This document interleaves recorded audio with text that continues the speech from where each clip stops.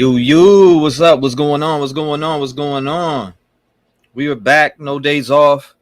You guys already know what time it is. We don't take days off around here, man. We don't take no days off around here. How's everybody doing? Let's see who we got in here right now. We got Skittles, Butterflies. Let's see, Paige. How you doing, Paige? HD, Melissa. Laughing Stock. Merry Christmas to you guys too, man. Thank you. I appreciate you. What up, Regina? Vita, how's it going?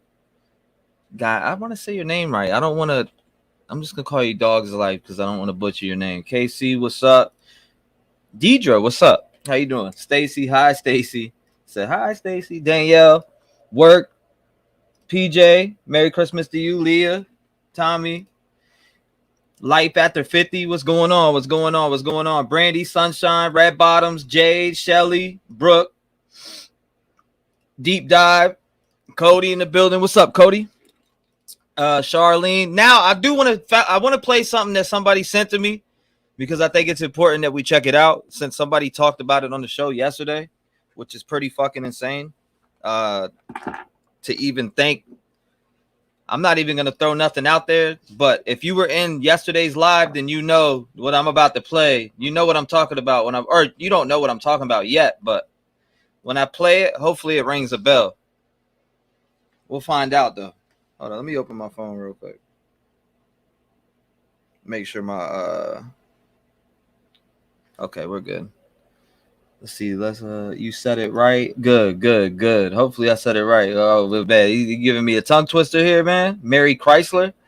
Hum. Yeah, that's Cicely. What's up, Cicely, New York? Aunt, Arlene, Lee. I'm sorry. Or Leia, maybe. I don't know. Hopefully I didn't say that right. Michelle, y'all are giving me tongue twisters. I'm about to call you the payer. Sandra, Mark, man, shout out to all of you, but I definitely got this video sent to me. Y'all need to check this out. Now, this is who somebody was talking about yesterday when they called up live. So hold up. And I'm going to be opening up the lines very soon. We're not going to waste time today. We're jumping straight into the live phone calls. There's no Detective John going to be sucking up an hour and a half. Today, we're going to get right to with the phone calls. People call in. And yeah. There we go. This is what we're going to do. Let's do it right now. Let's check this video out. You guys got to see this one. This was sent to me by Teresa. Oh, let me check. I'll tell you right now. I'll just say Teresa. I won't even say her last name. I don't want to throw her last name out there. But this was sent to me by Teresa. Merry Christmas to you, Heather. Merry Christmas to everybody in here. I hope everybody's going to have a good day. I'm chilling. I'm going to be live for a while. So, I personally don't care. I'm going to be live for a while. No days off. Hashtag no days off. We don't take no days off. Mind over matter. Big boy, Randy, Poppy, just for crafts and giggles. Karina. All right, let's get to it. Check this out. Are y'all ready to hear this shit? Wait till you hear this shit. In northern Idaho's dunes of grains and grass, a battle without bullets over the direction of a town. I believe that what's happening in Moscow is a microcosm of what's happening all across the country. That started here maybe 10 or 15 years earlier than what's happening across the country. And that is? Well, just a radical division. I don't think our nation has been this divided since 1859. It's divided and it's inflamed. And that whole process, I think, began to be visible here. All right, Crypto. A decade or a decade and a half before it became radically visible in the nation as a whole. Pastor Doug Wilson leads Christ Church in what he calls a Cold War civil war. Our rights come to us from God and not from the government. Fighting in, of all places, a college town. Moscow, home to University of Idaho and just 8 miles from Washington State University, exudes a live and let live vibe. One of the interesting things about Moscow is how these two entities live side by side. And I mean literally. Right behind me, that's the offices of the Christ Church. And right next door is the headquarters for the local Democratic Party. From this former art house movie theater, Wilson leads his campaign to make Moscow a Christian town. Idaho is a very red state. Moscow was historically a very blue dot in this red state. And so consequently, the fact that we've done this has been disruptive in the You minds gotta of watch some, this dude. This is but the dude old girl was talking about. the feasibility of evangelizing in Moscow had to do with the importance of the university and the size of the town. So in your version of a Christian town, would there be a place for non-believers? Oh, absolutely. Yeah. Would there be a place for same-sex couples? But you mean legally? Yes. You mean like marriage? Mhm. No marriage. But there'd be same-sex couples. No marriage, even though it's the law of the land in the United States? Just like Roe used to be, right? In my belief system, in our doctrinal stand and what we believe the Bible teaches, homosexuality is not only a choice, but a sinful one. Yes. It is a muscular, masculine-led vision of Christianity. Scripture tells the man to provide, protect, and love. Scripture tells the woman to honor, help, and submit. Expounded on his show Man Rampant. Men are going to be dominant no matter what you do.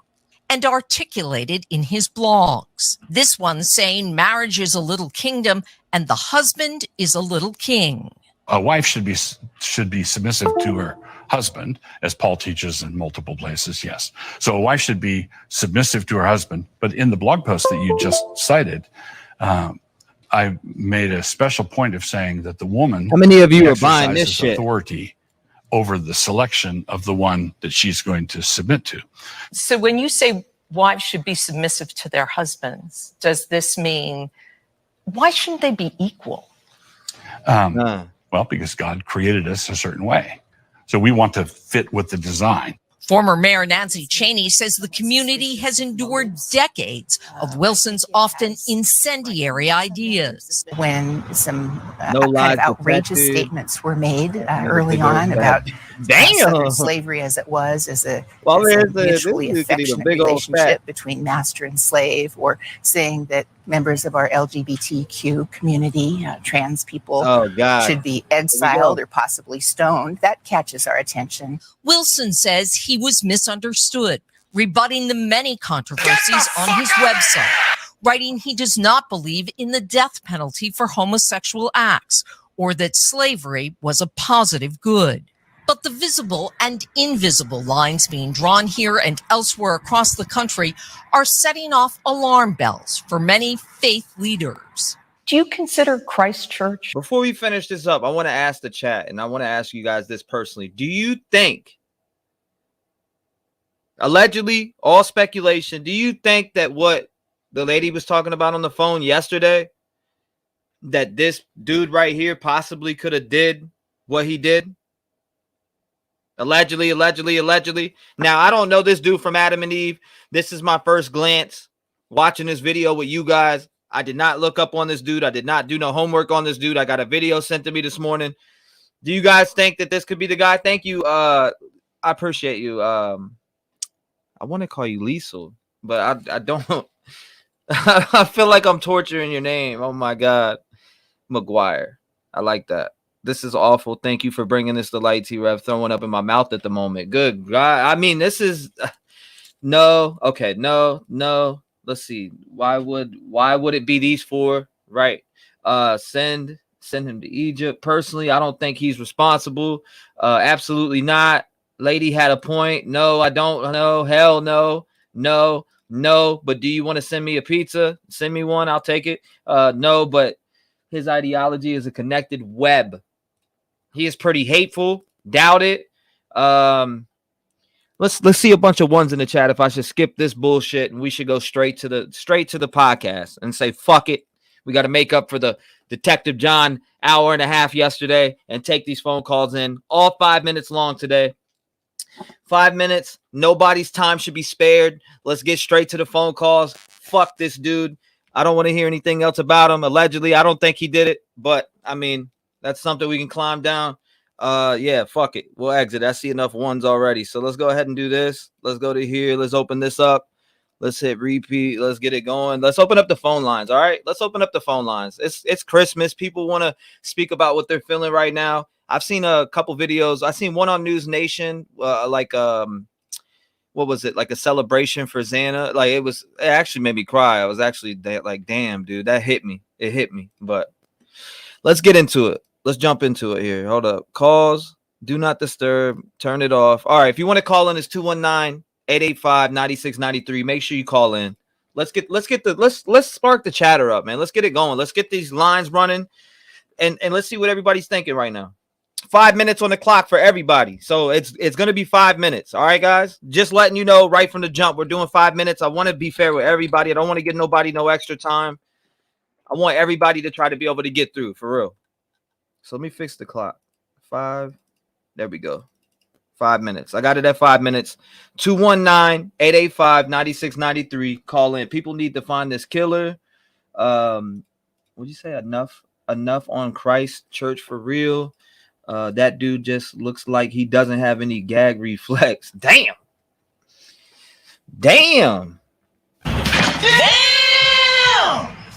You said Detective John was awesome yesterday. Yeah, Detective John's always awesome. Come on now.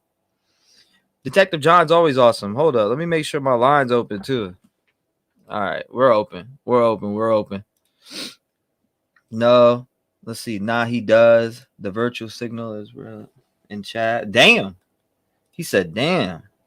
Wow, sus, Puff, Big Dog, Merry Christmas. T-REV is dedicated. Man, we got to stay dedicated. If you don't stay dedicated, no one else will. Every day. I mean, just go back. Look at the log history of how long we've been going live for and doing these podcasts. Just look at it. All right, so hold up. Let's see. One second. Let me grab this real quick. Pop this open. And we'll go to... Just make sure you smash the like button too when you come in here. Let's hit this. Nah, I went to the wrong thing. Make sure that's off. It says your browser might prevent calls from ringing. Change your browser settings to allow. It already is. So what the f are you talking about? Why is it lying to me like that?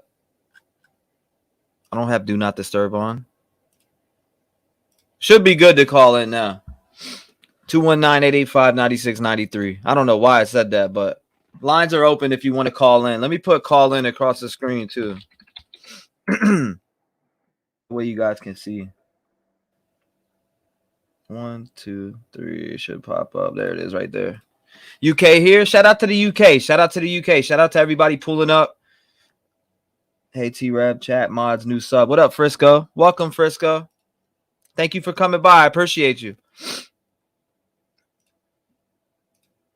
Okay, so if you want to call in, like I said, it's 219-885-9693. Make sure you call in, man. Make sure you call in. Let's hear about it. Let's hear them crazy theories. What do you got to say? What do you think about this case? What do you think about where it's at right now? Why does it say I'm missing phone calls? Hold up. Now it's got me tripping. Let's see if this fixes it. Hello. Please state your name after the tone. And all right, try to call again. Let me see. Let me close it and reopen it. Maybe that'll work because something's fucking up right now. Let me see. Go to here, pop it. Okay, I think I see what's fucking up right now. Let me see. I fucked my shit up there. Go to here. Bookmark. I don't know why my browser keeps resetting, but that's weird. Do they not want this to go on? Like, what's going on? All right, now try. Should be good. You should be good. Should be good. I'm looking too. I'm looking right at it just to see because that last one didn't. For some reason, it didn't go through. I don't know why it didn't go through, but it didn't. Like I could say, it said lighthouse on wheels. Whatever that is. Lighthouse on wheels. All right, so this is what we'll do while we're waiting. So hold up. Let me go to here. I do want to watch this again, actually, since some of you guys may not even have seen it. So another story today that was just so distressing. Finally, we knew it was coming. We imagined it would happen shortly, if not, already, and it did. Someone is being sued. All right, here we go. Boom. Call from BC. Hey, what's up? You're live. What's going on? Hey, T-REV. Hey, you ready for me to start the clock? 5 minutes for you. Oh, yeah. Yes, ma'am. Go ahead. First of all, happy Christmas Eve to you. Thank you so much. I have really been enjoying listening to your show the last couple of weeks. Thank you so much. You're very dedicated. I just wanted to say that my thoughts are that it is a serial killer. I don't believe that we have actually had, talked about who the killer is yet, because I don't believe it's any of the ones that we have thought of so far. I believe we've got a serial killer or a budding serial killer on our hands. Yeah. That's my theory. But anyway, and that's all I wanted. I just wanted to call in and say, happy Christmas Eve and Merry Christmas to you. And I think the world of you, man, Thank you so much. I appreciate you. You God bless you. Thank you. And let's just remember also that Jesus is the reason for the season, for right now. Absolutely. Celebration of Christ. Right? Exactly. Okay. Shout out to all your subs and followers and listeners, and hang in there, and we love you. Yes, ma'am. Thank you so much, and God bless you. And I appreciate you calling in just to say that. That was beautiful. Thank you. You're so welcome. Thank you, ma'am. God bless her. If you want to call in, it's 219-885-9693, man. I'm about to get fired up. I'm drinking my Frappuccino. I got my drink ready. I got my orange juice. I got everything. We're ready to go. Let's get it. Lighthouse on Wheels. Let's see if this is a Call troll. from Lighthouse on Wheels. I like the Lighthouse on Wheels. How you doing, man? What's going on? Hi. I'm a female, though. Thank you. Yes, ma'am. Yes, ma'am. You're on the clock. 5 minutes. It's your time. Okay, great.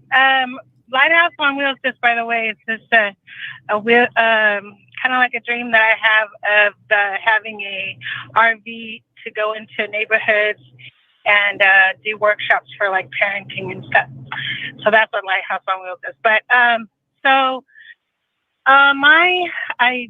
theories, I guess, have to do more with the psychology of the type of person that would have to be able to do something like this. Right. And some of the people just don't fit that kind of mind. And so the ones that are on my list, top of the list because of the obvious is the boyfriend, but the ex-boyfriend, but because of the family co-signing so hard for him, and that's what makes me not put him on there. But we know in other situations that have come up, that's usually somebody close to the person that does it. So outside of him, it's Jack S. for me because of my understanding is he has a family that has military background and surgery, like some doctors, and he loves hunting, and he has the profile of somebody who is very sensitive to criticism.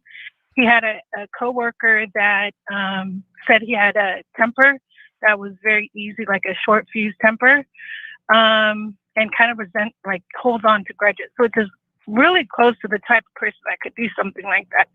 Another person that could do something like that is somebody that has mental health issues or drug issues.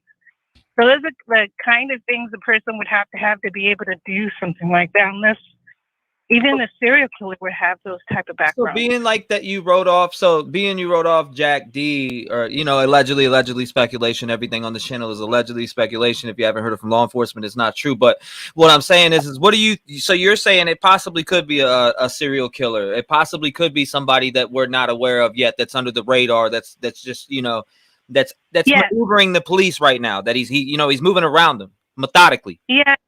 And the reason is because of the type of crime and the way it was done and the type of person it would take to be able to do it. But to give somebody the title of a serial killer, it happens after they've done it multiple times. And because this is the first time, they technically can't call him a serial killer because of the MO that he has doesn't fit a current serial killer. So they would just have to call him a mass killer because it was more than one person that he killed. So and then there was something else too that I wanted to say. Oh, the officer that called, or the ex-law enforcement that called, or retired, he had mentioned something about it couldn't be what was it, that it couldn't be somebody like one person, or I forget what he said, but I believe it could be a very small person, because when you get adrenaline, you get a lot of energy, and it could kill 4 people easily with leftover adrenaline. The thrill kill is the type of kill that it would be. They wouldn't have to have a sexual desire, because the thrill kill is like the sexual desire. And then the other thing that I don't understand is why people assume that there would be blood outside the rooms, because then that would make it very strange why the people called the person unconscious versus like bleeding to death. Right. So what I did yesterday for what you just said, and I wanted to touch up on it just a tad, baby, because you mentioned that blood everywhere. So if you go back and watch everything that they mentioned, is they were in their beds. And, and all these rumors have disappeared to, Ethan was in a chair, and Ethan was in the hallway, and Ethan was. Where are these rumors coming from? They said that exactly. All of them were in bed. You know exactly. I mean? And it would make sense that they would be in the bed, because if somebody went knocking on your door and you didn't answer, but they knew you were home, they would say maybe he's unconscious. Right. You know? But for them to see him in the hallway or something and just call him unconscious when there's a ton of blood, that wouldn't make any sense. So, yeah, I just wanted to clear those 2 things that it could be a small person, it could be one person. That person doesn't have to have killed before. They would just have experience with the knife.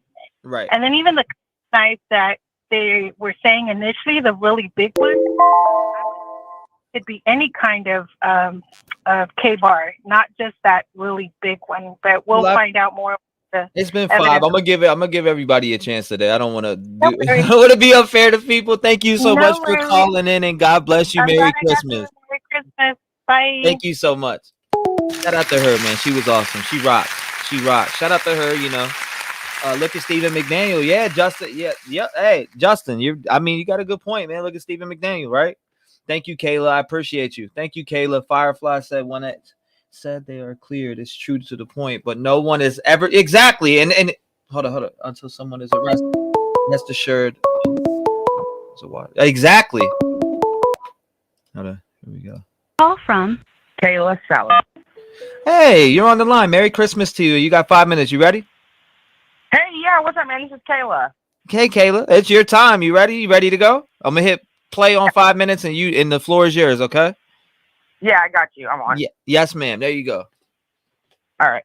Hey, so I've been watching up with you, man. I stayed up with you all night last night till like 3 a.m. Actually, was falling asleep listening to you, and you were like, "All right, I'm out."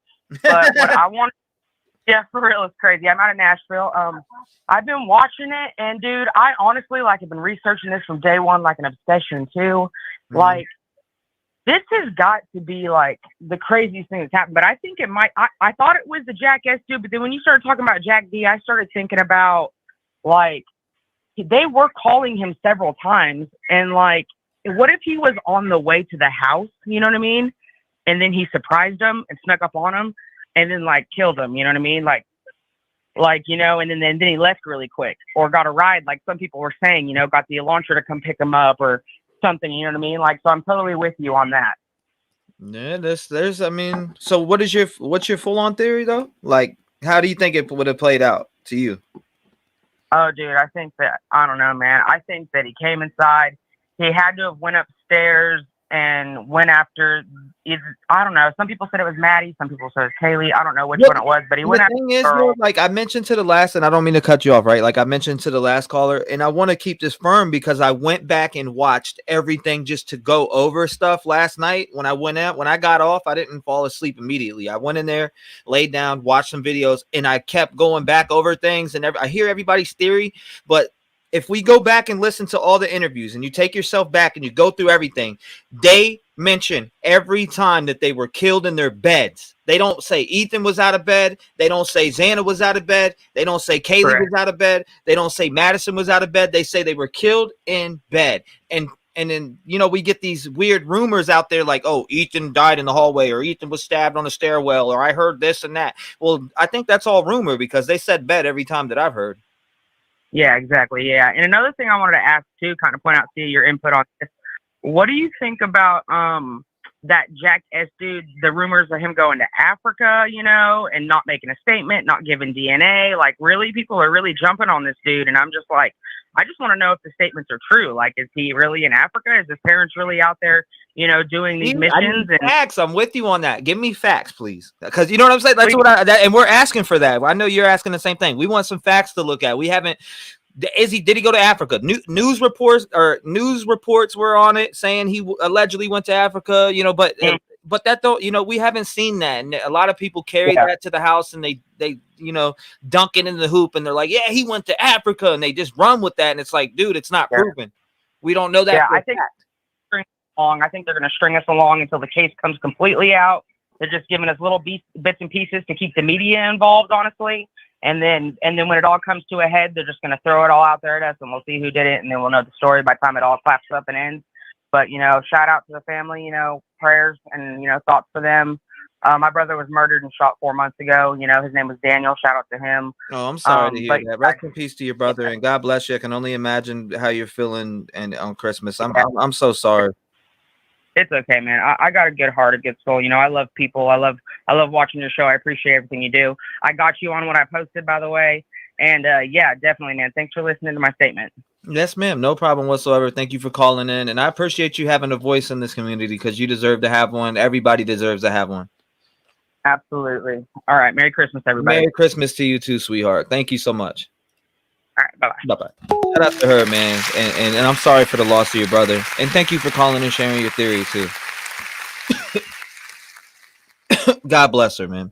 The number is 219-885-9693. Call up. When I have phone calls, guys, if you're new here, I do turn on do not disturb, so we're not hearing beep, beep, beep the whole time I'm on the phone. So I'm giving 5 minutes to everybody. 5 minutes. And then, you know, I'll cut. I feel bad cutting people off when in the middle of their talking, but I'm trying to keep it 5 minutes, and I want to keep everybody at 5 minutes so everybody gets a chance, because I know people have been wanting to get through. So let's see. Thank you, Callie. I appreciate you. But Corner came out and contradicted herself about them in bed. I know. See, that's the thing. Whoop, Explorer Wolf. I know that kills me. That's what I'm saying. Then you see shit like that, and it's like, what is it, right? But how could I don't know. Every clip you go back and watch, if you go back and watch every clip, they were killed in bed, right? Are we to believe that? I don't know. Should we believe that? I don't know. I really, you know, I'm lost with it. Who done it? Hold up. B Legend said, "Who done it?" My heart goes out to the caller. Hey, T-REV. Thank you, Sandy. Nice to see you today, Sandy. Mouthy Mama. Nice to see you too. Make sure. Hold up. Let me put the number on the screen so everybody who wants to call in can call in. If not, then I got to make you listen to Detective John. You know what I mean? I'm just playing. A lot of people were mad about that yesterday. Man, why'd you give that motherfucker Detective John a phone call, man? Like, yo, look.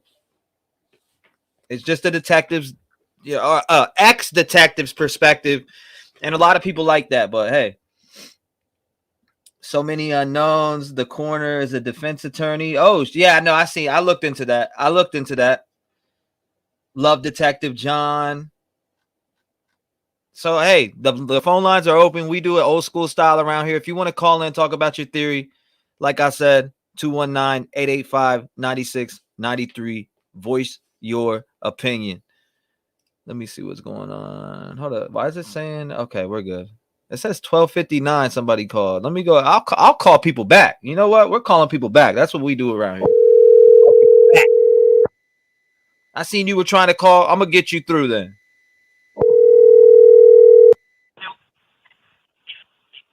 Hello? Hey, you called in? I did. Yes, ma'am. I'm calling you back. It's your time. Am I on the air? Yes, ma'am, you're on the air. I called you back. I was looking through. I don't know how your call didn't come through, but for some reason. Yeah, it hasn't been going through. Okay. So I called you back. I want you to get your time, and I want your voice to be heard. So you ready? How you doing, Mr. Handsome? I'm ready. I appreciate you, man. Okay. Michelle was on the air yesterday talking about the Wilsons. Yes, ma'am. Mr. Wilson runs the rival college. They do not like partiers. And I think that the Wilsons need to be investigated. And the black truck. Nobody's talking about the black truck. Wow. Yeah. You know what? I'm not gonna lie to you. I've had a few call in about that black truck, and I'm blowing it off. Maybe I should start looking at it. Everybody's talking about the white car. How about the black truck? You see when the police are out there with those boys, you see the black truck go by. And Mr. Wilson, he has a rival college. And then there was also a girl, February 22nd, committed suicide. She was a former roommate of those girls. Not all the girls. Hannah Clear, right? What's that? Hannah Clear? Yeah, she committed suicide because she'd been bullied unmercifully. Now her dad said that she overdosed on pain medication, and I just want to throw that out there to you, or not pain medication, but sleeping medication. From what I researched, but I don't know if it was she took that because of a bully. So I don't want to put out false information, but I want to say speculation.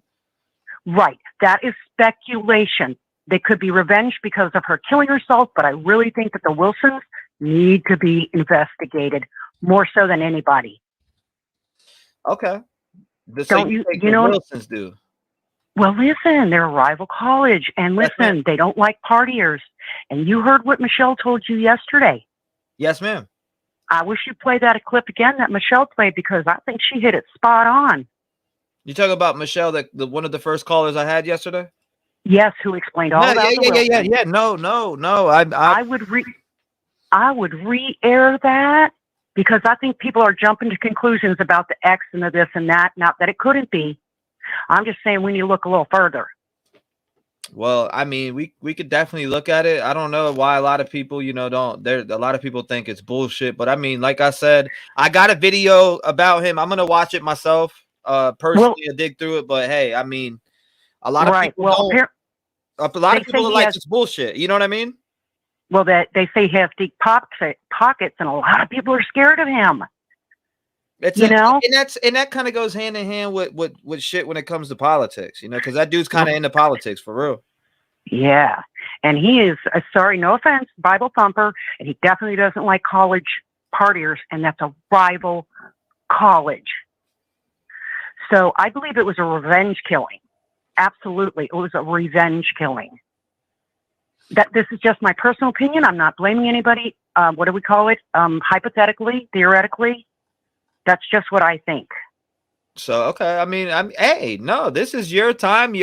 I'm listening to you. So I'm listening to what you think. Now, what about this guy stands out that he's done in the past that could allegedly, speculation that he could go and do this? What has he done in the past? I look at that video and I watch it, but I feel like I need an explanation behind it too on certain things. There's got to be a foot trail. Okay. You gotta play Michelle's thing again when she's talking about. This is not the first time they've been involved in stuff. They've never been caught. Now, hypothetically, theoretically, I'm not accusing. I'm just saying that this is something. The two things between the suicide of the one girl, somebody could still be angry about that, or perhaps the Wilsons, who are obviously totally different than a lot of these other. He's trying to make that a Christian college town. We're talking about college kids who like to party. Mm-hmm. So it's just an observation of mine. And I'm so glad you called me back. She was very emotional yesterday. I was kind of worried about her. I see her in chat, though. I know she's all right. So, yeah, well, she was pretty serious about what she was discussing. No, she called the FBI, too. There was passion behind that and real thought and time to look into that. So, yeah, I definitely. She was scared, and she called the FBI. So she wasn't playing. No, I felt it. When I talked to her, you could feel her emotion pouring through that phone. So, I mean. And that's why I've not been able to stop. I've been trying to call you. I said, how do I get a hold of this man? Well, I seen you called multiple. I'm like, I need to call some people back because I see there's a lot of people that call and they don't get to come through. So I'm trying to be fair here and go through. I know I have tons of people calling and it's like. I'm never going to get through. Yes, ma'am. I'm glad I got you through. Thank you for calling in, and we ended this right on time. Merry Christmas. Thank you. You're super handsome, man. We love what you're doing. Thank you. Thank you, ma'am. Thank you so much. Bye. God bless you. Bye. Shout out to her, man. Shout out to her. If you want to call in, 219-885-9693. Kayla said, yeah, let's check this dude up, bro. For real. Explain. If you go to the beginning, I was playing a video. Kayla, I'll send you the video. All right? I'll send you the video. You need to go watch it. Go watch it. I'll send it. Email me and I'll send it to you. Just let me know when you email me. I'll send you this video that I got this morning that Teresa sent that to me because it's crazy. It is crazy, but I don't know what to think about this guy, to be honest. Thank you guys for the Christmas stuff. I appreciate you guys. Thank you. Hold on 1 second. Let me get to this. Call from JJ. What up, JJ? What's going on, man? Hey, what's going on, Rev? Man, I just wanted to be. I'm gonna be quick with mine. Now you good? I'm starting you right now. You on the clock, my man? It's your time. I just wanted to let you know, man. You doing your thing on this thing. I'm not usually into the true crime thing, like long term, but like about 3 weeks ago, I've been turned on to your show, and I love your viewers. Like everybody's so kind in the chat, and like you just be so on point with like your bullet points. So like I just want to give my quick theory that I have, right? And I've been thinking about it, right? Yes, sir. And so I was thinking like maybe like on their way in the house before they even like got to the house, and you know they called the guy Jack, this, that, and the third. Maybe they might have met up with him before they even got through the door. All four of them, or whatever the case may be. They got into the house, whatever the case may be. And I think he might have somehow did his thing, and the two survivors were left alone because they didn't know he was there. They didn't know that extra head would even be there, and they didn't see his face upstairs. So like they didn't even know he was upstairs with them. So he did his thing, whatever. Like after Xana and Ethan might have fell asleep, he might have got them out the way first, and then went upstairs and did them, and left the others alone because, like, you know, they didn't see him. They didn't even know he would even be over, and so you know they're not really witnesses to anything.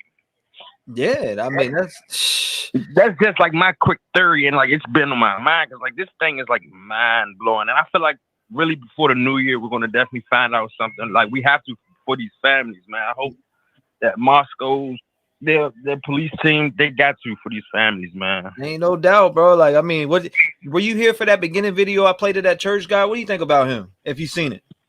I don't think I've seen the church guy. I'm not sure if I've seen the church guy. Okay, so you might have put up a little late. I played a little bit of it. Everybody was like, man, let's get to the cause. But in general, a lot of people keep talking about him now. I got a lot of emails about him. I don't know nothing about this dude. I'm really gonna have to deep dive on him when I'm, you know what I mean? When I got my full attention on it.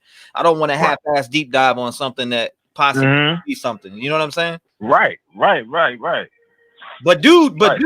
I mean, dude does look a little. You know what I mean? I gotta check him out. Allegedly, right?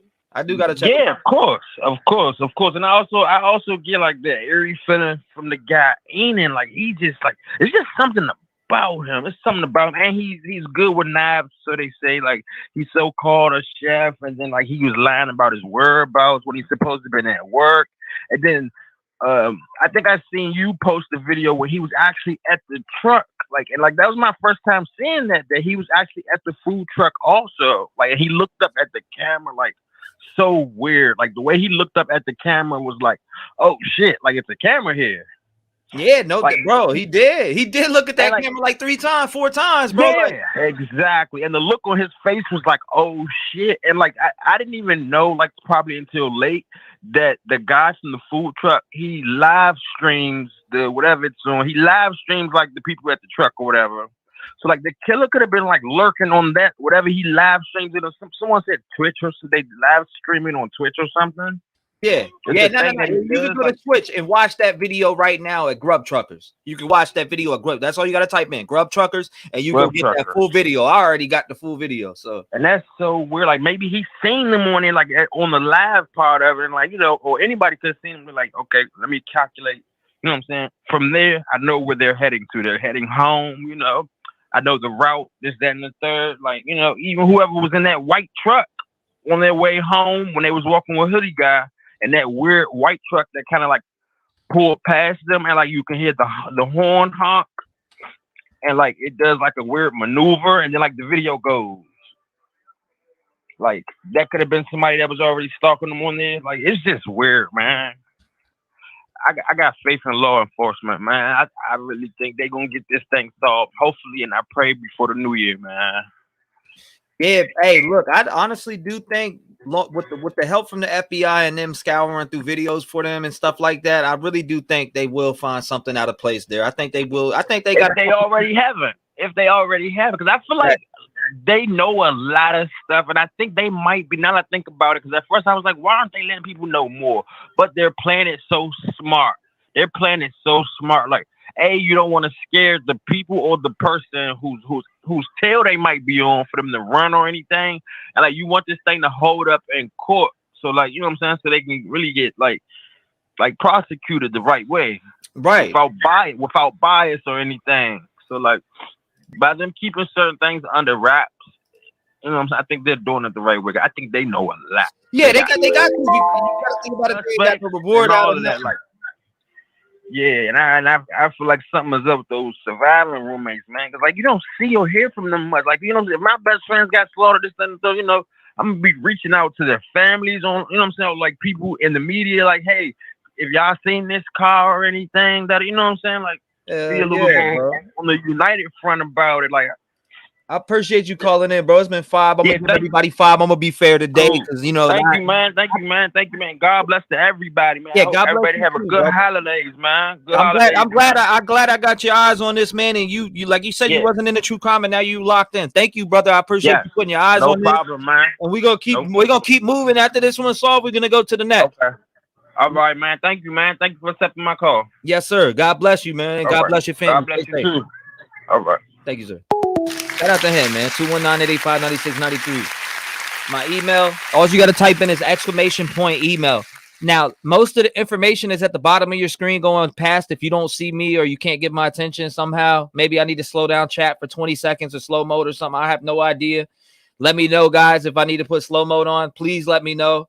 Shout out to that guy, though. Drake call 219-885-9693.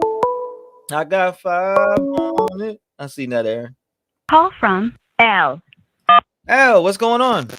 Hey, how are you? Hey, Merry Christmas. God bless you. How are you? You ready? You too.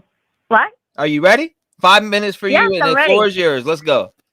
Okay. I was just wondering if you checked out the video of the interview on CNN with Kaylee's brother and father and sister.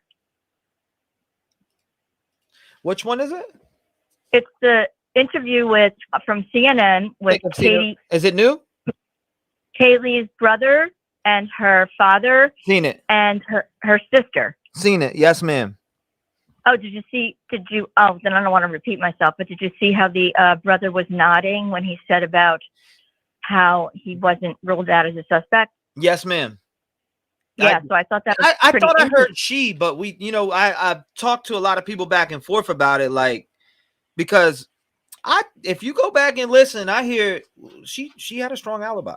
But that's the one with the mom in it, I think. So hold up. Maybe I'm talking about a different one. No. This is a new one from yesterday.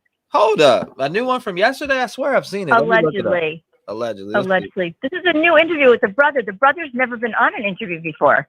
I thought I've seen him. I thought I've seen him on there before. Yeah, I've seen him on there before. Father and siblings. Yeah, it's the mom. Yeah, I've seen it. It's like a month old. No, the mother wasn't on it. No. I'm talking about the son, the daughter. The son, the daughter, and the dad.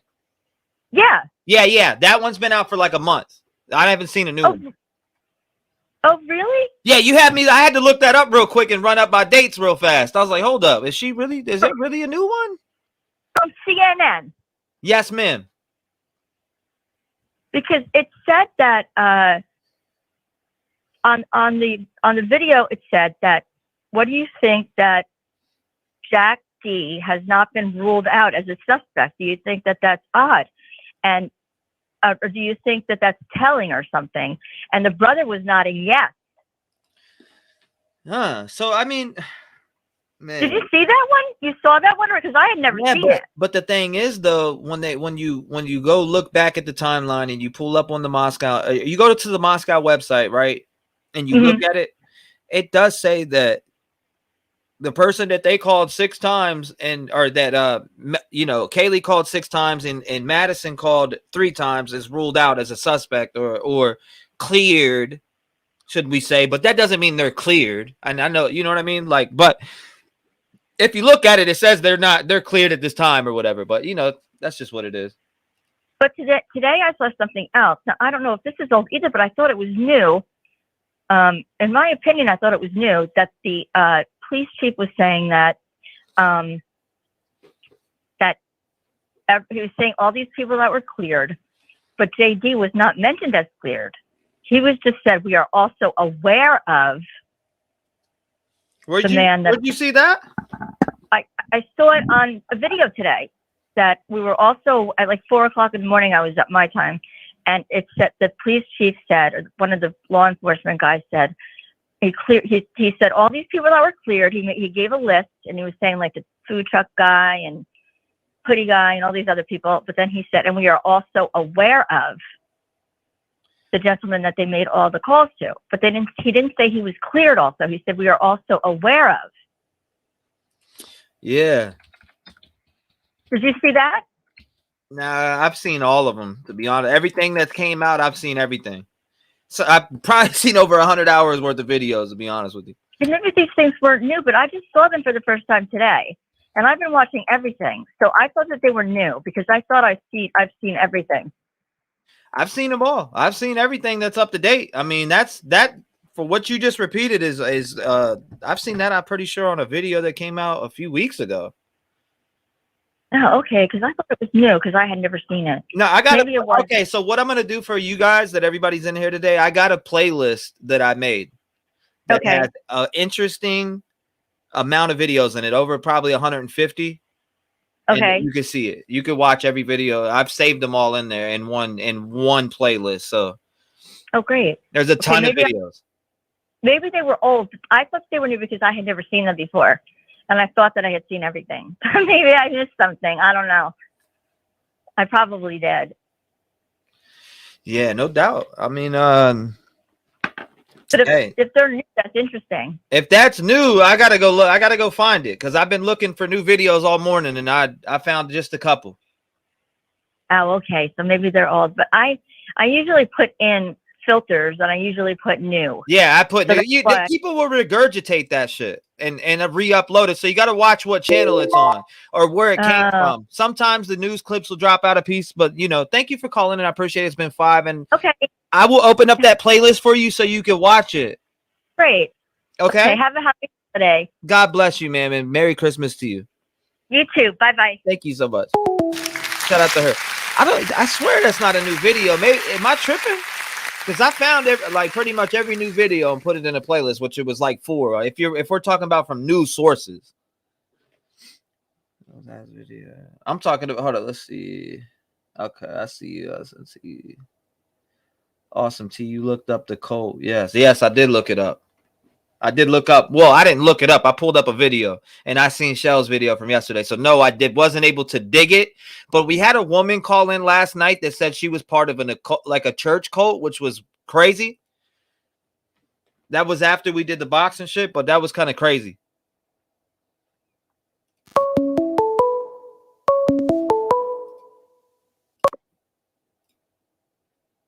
Call from Proud Ma. You say Proud Ma? I did. Okay, I was making sure I caught that. The floor is yours, ma'am. You ready? Yes. How are you? Merry Christmas to you. Thank you so much. Merry Christmas to you, too.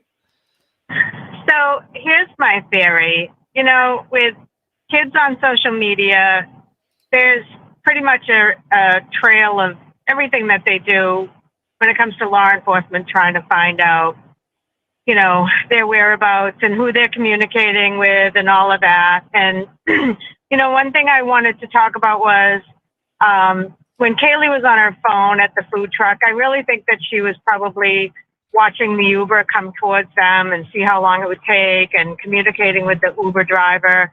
I don't think there's a lot of a backstory about her being on the phone because I think the detectives would have known, you know, if there was something shady about that. And then I also was thinking, you know, if you have a house full of people all the time and, you know, you got a house full of barking dogs and you got the cops coming over, and I would imagine that there's neighbors that are just aggravated with all the noise going on and that. And my theory is, I wonder if there's someone in the neighborhood that was planning to silence them, you know, just because they were, you know, upset about all the noise going on. And, you know, that maybe the rabbit hole of going down the rabbit hole with all of the, you know, people that they were affiliated with. I mean, if they wanted to attack one person, they could find time and a place to go after one person. They didn't have to go after 4 people. So that's why I was thinking on that terms of it being somebody local, but somebody that wasn't in the inner circle, more like somebody that was just looking to take out their rage, and just found an opportune time to do it and did it.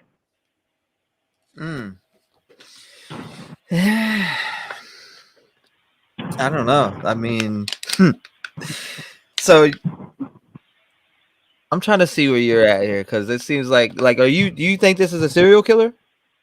I think serial killers usually only kill one person at a time, and they usually have the same method, you know, that I know of. So to methodically do this, you think it's rage or serial? Like, where I'm trying to see where you stand at. I think that somebody was like, I think somebody went in there and wanted to shut them up.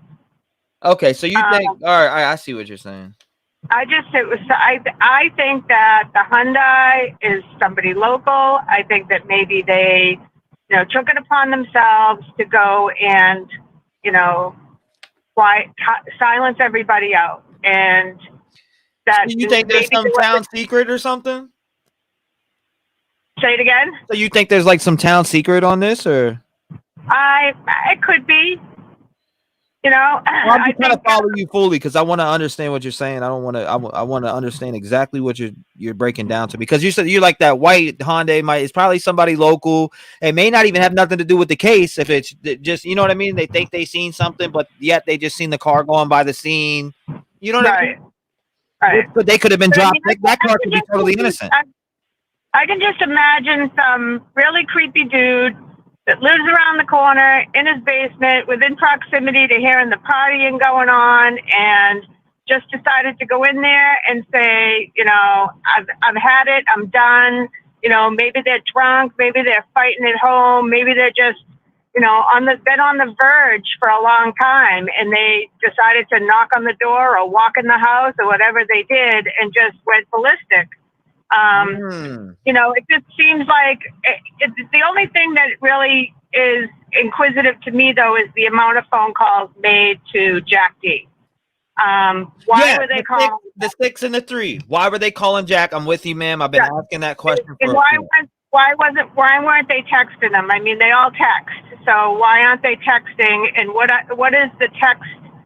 You know, what is the context of the texting? Related to it. That's the information that we don't have. But I also think that it may be, you know, just far-fetched that it was somebody in their inner circle, and it was more apt to be somebody that we completely have no clue about. So that's my theory. Thank you so much for sharing that. I do appreciate you. God bless you, and Merry Christmas. And if you think of anything else, call me back. I mean, I'm going to be live. I'll probably have Christmas tomorrow night. Honestly, tomorrow night I'll probably have a late live. I'll probably go live, you know, late when I get home. I know we go out. We pay this one guy every year to come over for the kids, the Santa Claus and stuff like that. So, you know, we'll be doing that tomorrow. But thank you so much for calling in, and I appreciate you. Close attention. Thanksgiving was kind of a bummer watching what was going on, and now, you know, they're in my heart for Christmas. My family's been watching what's been, you know, transpiring, and, you know, I've got young kids too, so it's just, you know, it's sad. So hopefully they can find you know, they have enough solid evidence where they can come. Most definitely. You know, arrest someone.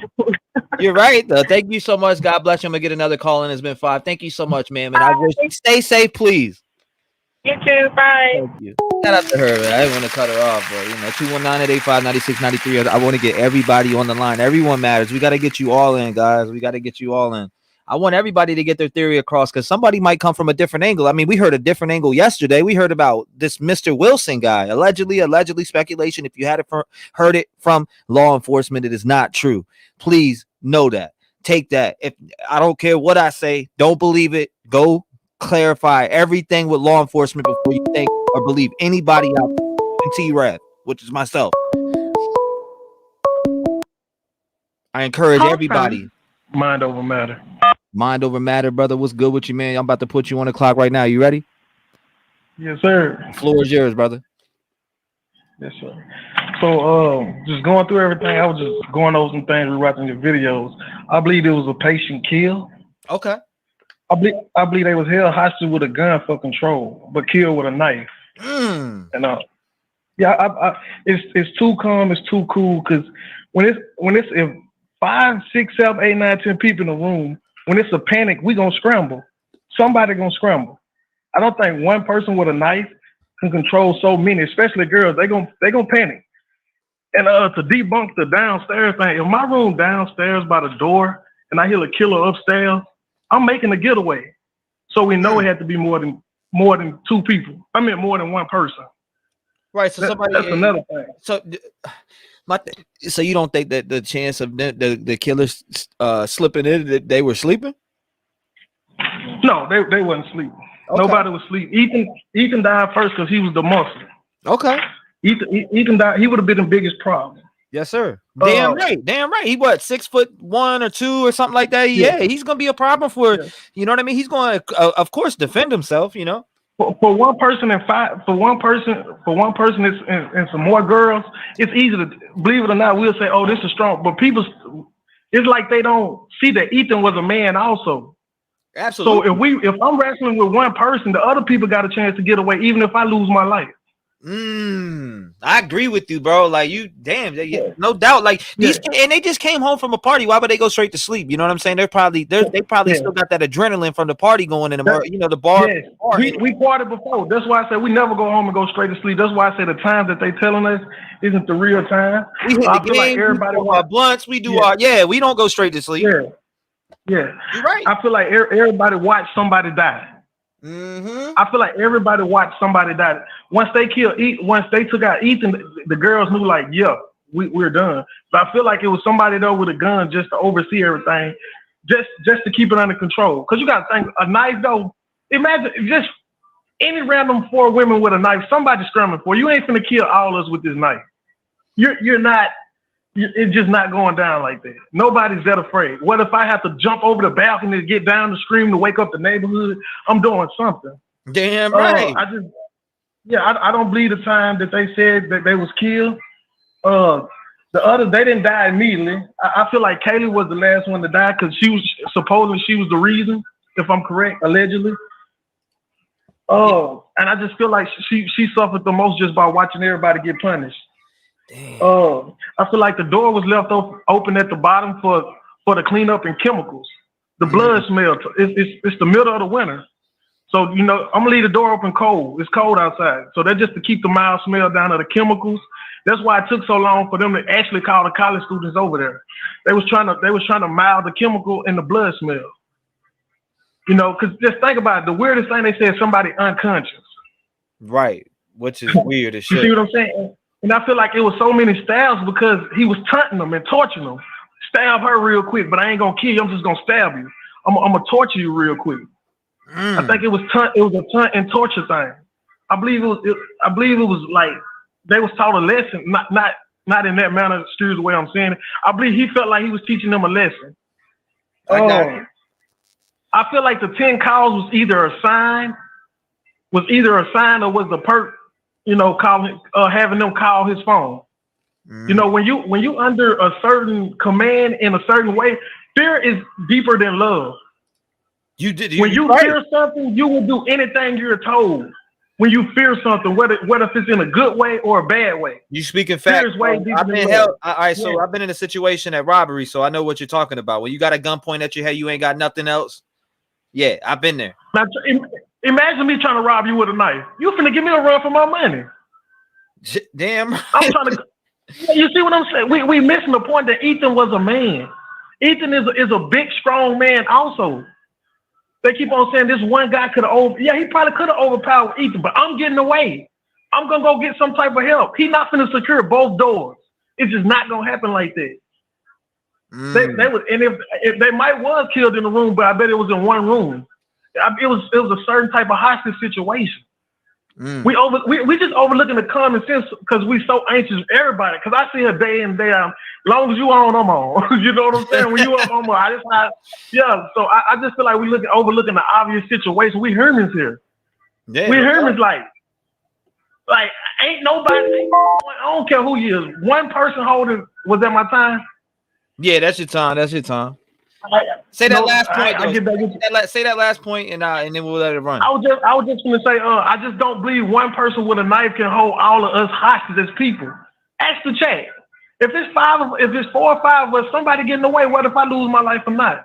And just for that, man, thank you for letting me call in, man. Hey, I appreciate you, bro. You got a good point. Who's gonna be, you know what I mean? Who brings a knife to a gunfight? Because you never know. If it was a serial killer, they would know there was a gun, or they wouldn't know there was a gun in there. But in general, that person that went there, I think they knew what was there, or the people who went there.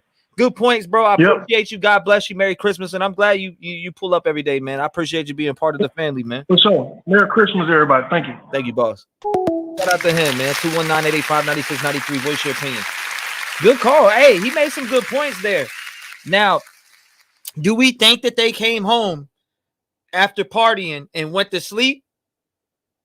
Or do we think that they, you know what I mean? Do we think that they came home and was chilling, maybe playing some PlayStation 5 or whatever it may be? All right, let's go. Call from J9. Hey, what's up? You're live. What's going on? Hey, T-REV, this is J9. How are you doing? I'm great. How about you? You ready for me to hit the timer? Yes, let's go. You're on. Okay, a couple thoughts I have. I've been really focused a lot on the video from the food truck and, body language of the hoodie guy. But the more I think about it, while that is probably, there's a lot of significance to that, I think there's also more to think about. Like, for example, there was an entire evening that happened prior to that food truck video. I think they were at the bar for a couple hours at least. I think that's what what we've been told, and then even looking further prior to that, there's a whole semester of school that's happened, and there could be a whole thing that was brewing or something that was building up with this, that potentially created this entire situation. But another thought that I had too is related to the dog. In my experience, I've always had dogs. In dogs, when they see somebody dressed in like weird clothing, like, the mailman or somebody in like a hazmat type suit, they typically will bark.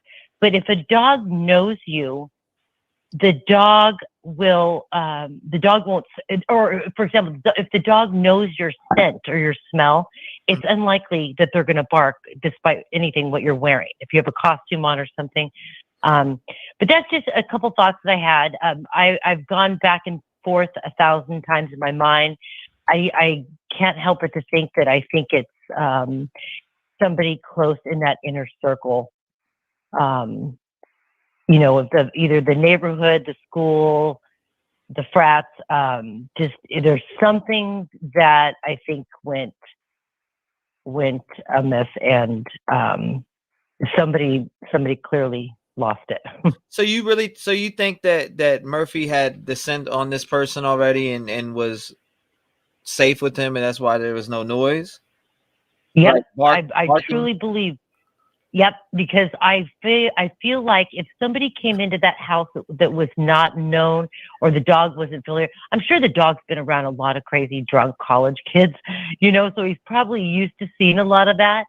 But I feel like the dog would have barked more if it was somebody that was unfamiliar to him. I feel like the dog knew the scent of the person, no matter how they were dressed, what type of clothing.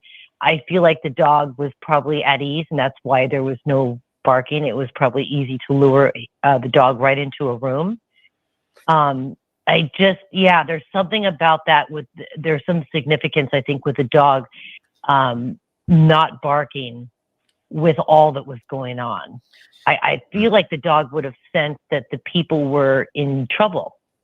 Dogs have a very, very strong sense if they're. Oh my God! Oh, my dog! I'm telling you this right now. He will pick up on that shit immediately. He picks up somebody walking to the door before they even knock, and this guy absolutely he can't even see. So my baby boy, I'm telling you, he's a beagle. Pit bull, and he's got a little bit of German Shepherd in him, and he knows before somebody knocks. So when he starts going crazy, I know there's somebody approaching my house.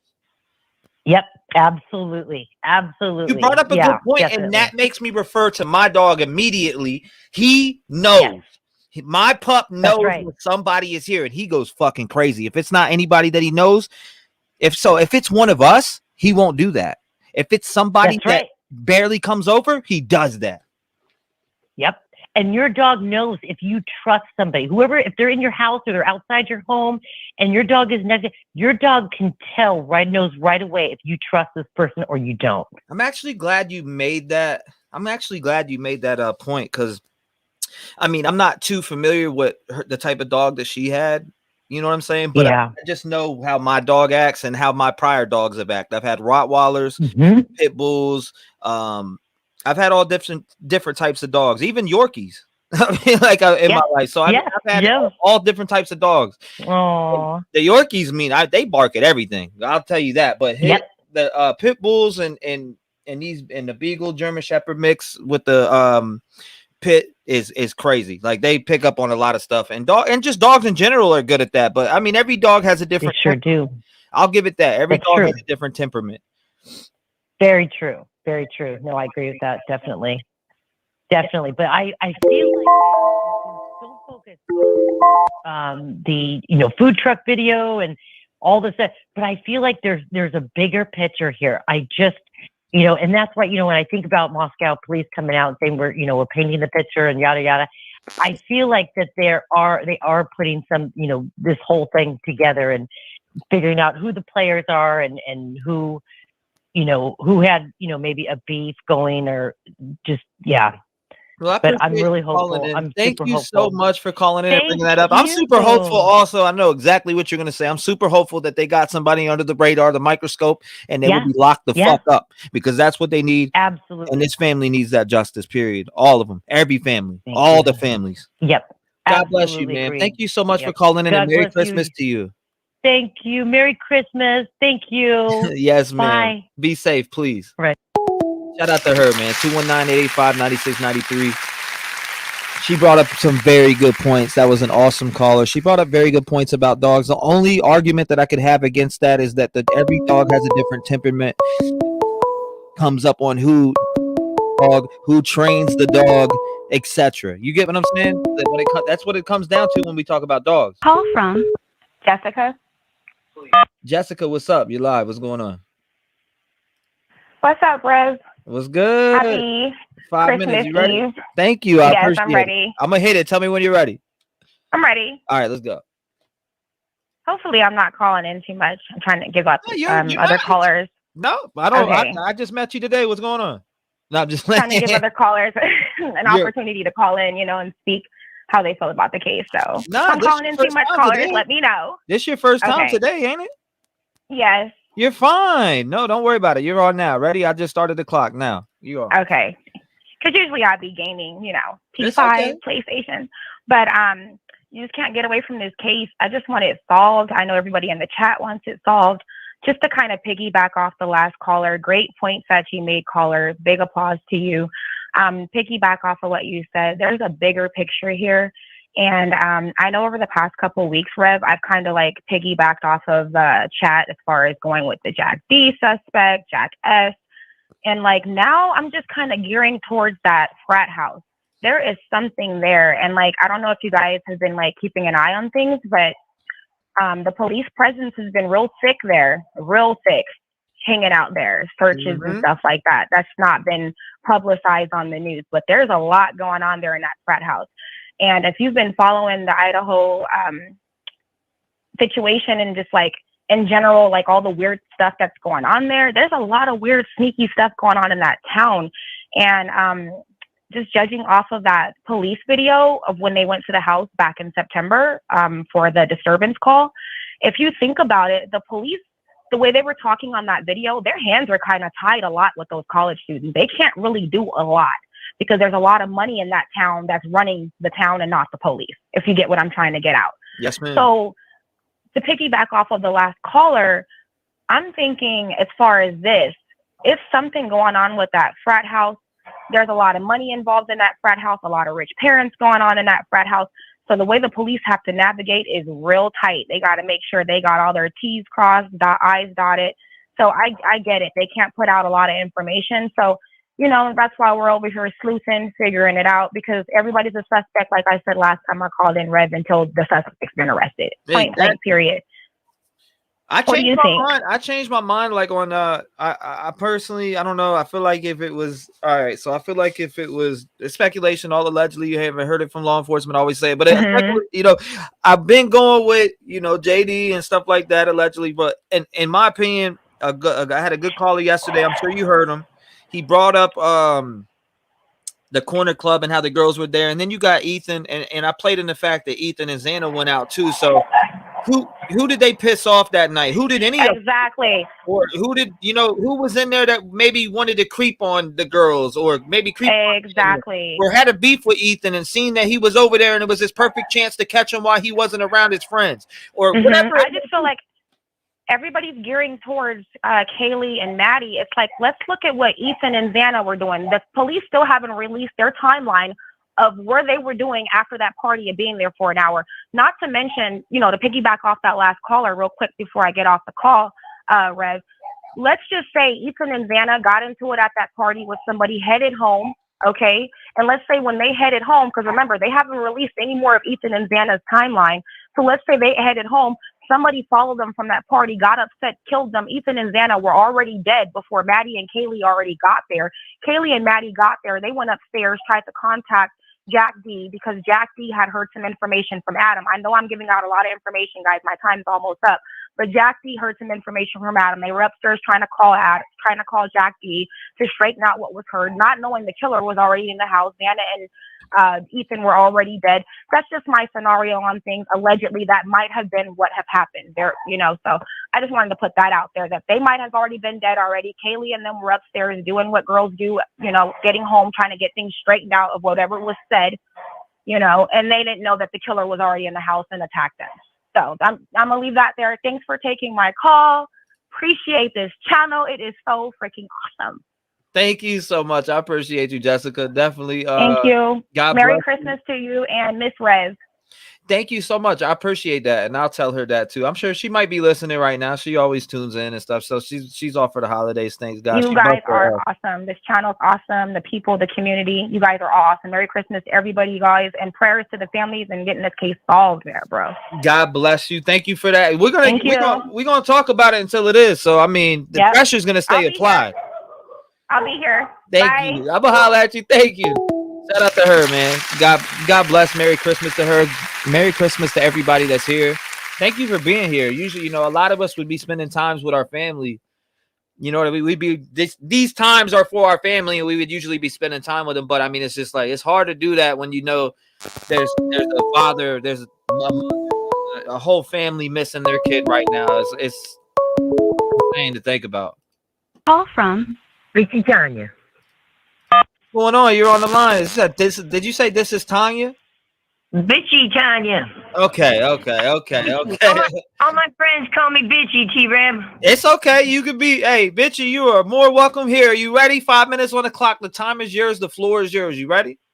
Right on. I'm going to piggyback off the last two callers, too. Okay, you're on. Because I think something's strange in the neighborhood. Right on.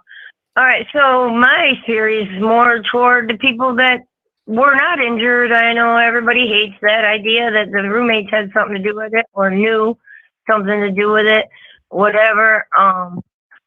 Oh man, somebody's trying to call me. Of course. There we go. Get rid of that. You there? Yes, ma'am. Okay. All right. So what if they did come home from wherever they were at, and all kinds of weird stuff happened? They got in a fight. Ethan and Vanna, or Ethan got in a fight with someone. That reminds me of all those skull movies. The skulls and all that private club stuff. So that's a whole nother route. But what if the roommates were, helping somebody else to that? They weren't as close as they all thought they were, and maybe somebody drugged them to get them to stay asleep while they were sleeping. You know what I'm saying? Now, what do you think the drug all right? So say they were drugged, right? Let's go with what you just said. Say they were drugged. How would that happen if they're okay? If they come home, they come home from wherever they've been. The two different groups, the two girls and the Ethan and Xana, and the roommate's already home, and they have punch or whatever cocktails made already, and let's have a cocktail. And you guys are home. I'm so glad. Here, let's have a drink together. Been waiting all night for you guys. I don't know. I'm just guessing. No. That's why I asked, because I was like, hold up. And, I don't know who did what to who or what happened, but it seems awful strange that they could overtake Ethan. He's a big guy. Even if he's not a football player or whatever, I don't know what his sports background might be or not. I know the boyfriend is a tennis player, which, they're strong people.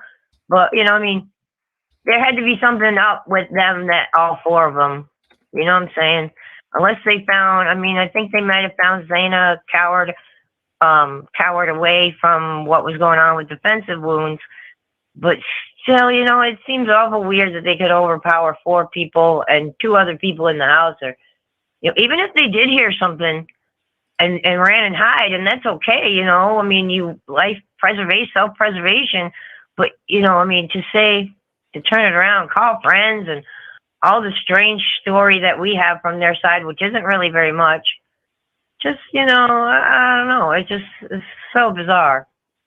So bizarre. It is bizarre. We don't know who the targets or what.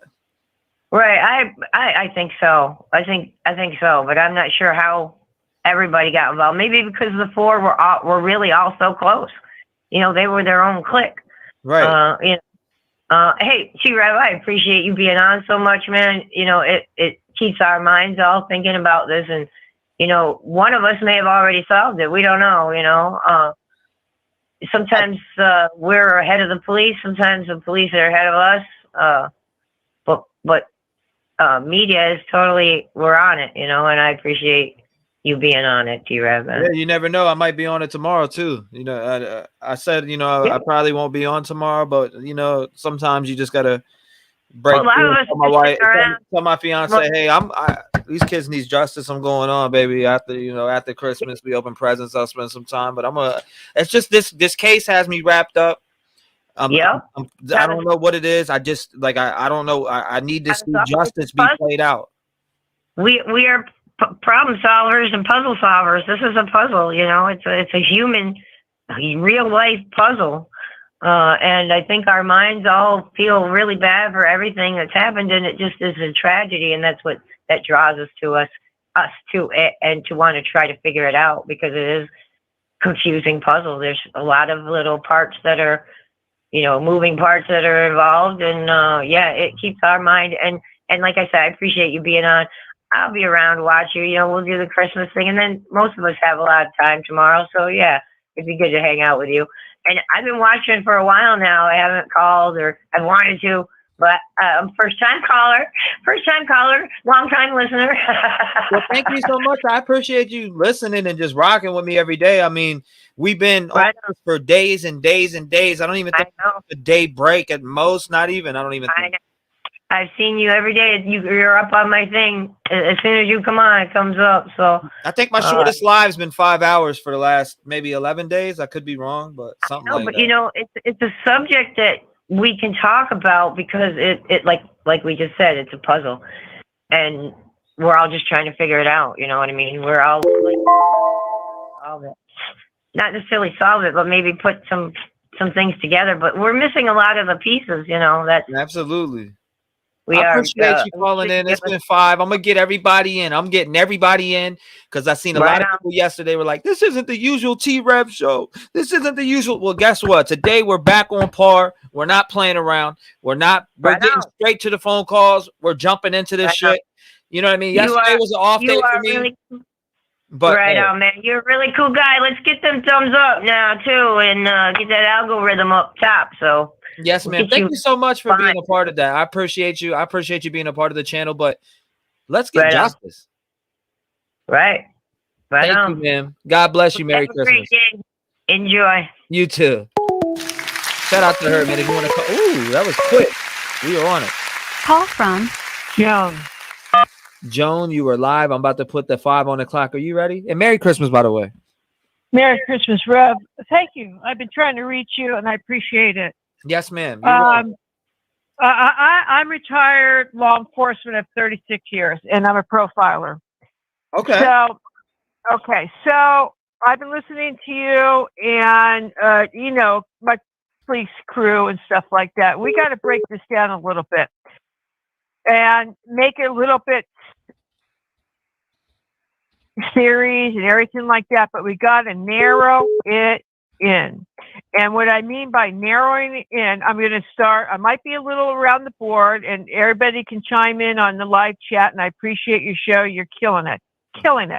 Thank you. So the dog knew everybody. The dog was put in the bathroom. He knew everybody. All you had to do is say, "Hey, baby, come here." And he went right into the bathroom off to the left of the top bedroom, where Maddie and Kaylee were taken out. He was shut in. He didn't give a shit. He's not going to bark. So the only thing that's outstanding here, really, in my mind and our fellow police officers, is who was killed first. We don't have that information. Did he go from the top to the bottom? It's almost, in our opinion, he went from the bottom to the top, took out Ethan and Xana, and then worked his way up. He's not going to clean up anything. That's 1. 2, if we go to the white Elantra, we believe that let's go back to the food truck and in the car. The white Elantra most likely belonged to what's his name? Jack D. We're going to go with Jack D for intents and purposes.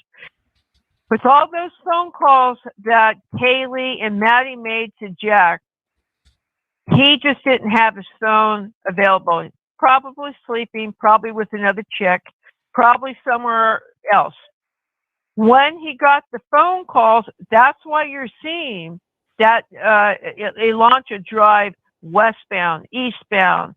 He had an oh fuck moment because he went to the scene, he walked in and he saw what happened. He knew he would be suspect number 1. With the prior relationship, Kaylee felt comfortable enough phoning him because she was uncomfortable. But when he got there and had that oh shit moment, he boogied and he didn't know what to do. And, his mind was racing. Anybody can think about this. His mind was racing. What do I do? What do I do? What do I do? I know I'm going to look guilty. She's leaving. Oh, shit.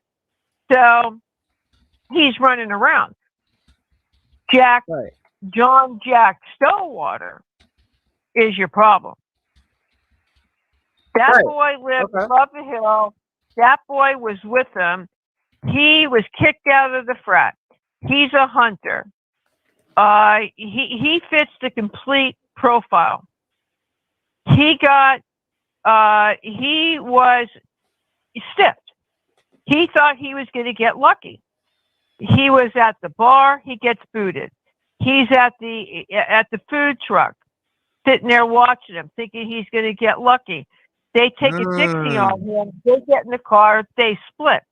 He doesn't have his car.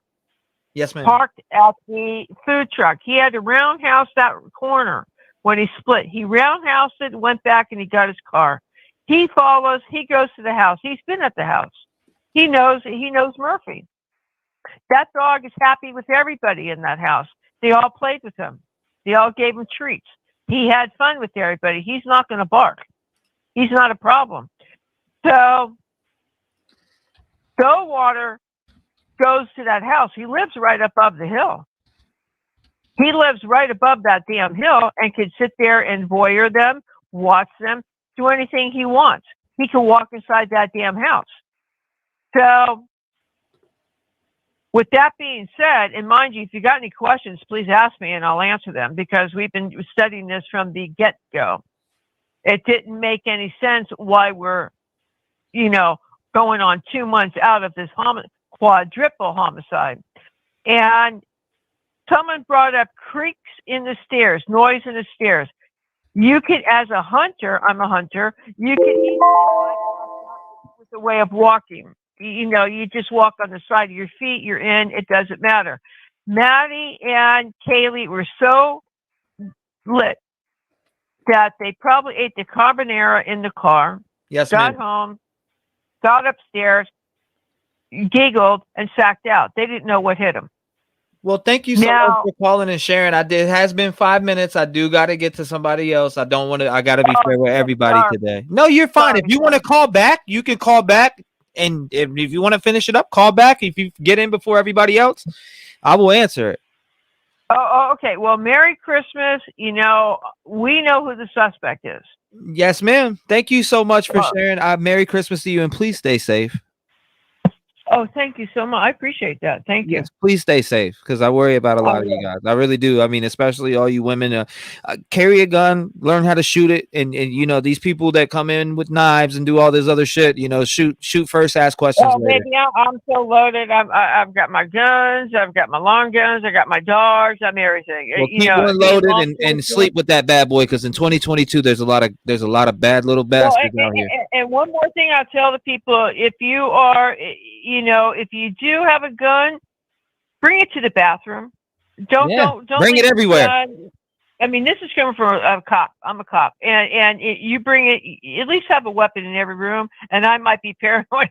No, you're not paranoid. You know what? This is how you got to be in 2022, because there's too many psycho, sadistic bastards out there. God bless you, ma'am, and thank you so much for calling in. And stay safe, please. Shout out to her, man. Shout out to her. Love that phone caller. Love that phone caller. All right, so we had somebody call in at 2. Let's give them a ring. I'm gonna give a couple callbacks here. Your call has been forwarded to. All right, let's try it again. I'm gonna give you another chance. Here we go. Here we go. Here we go. Here we go.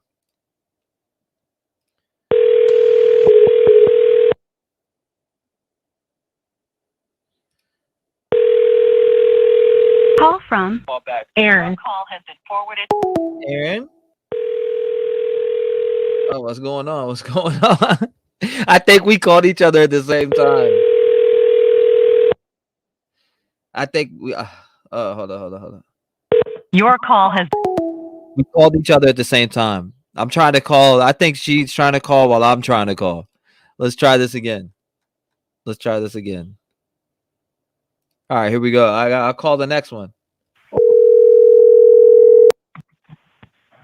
Hello.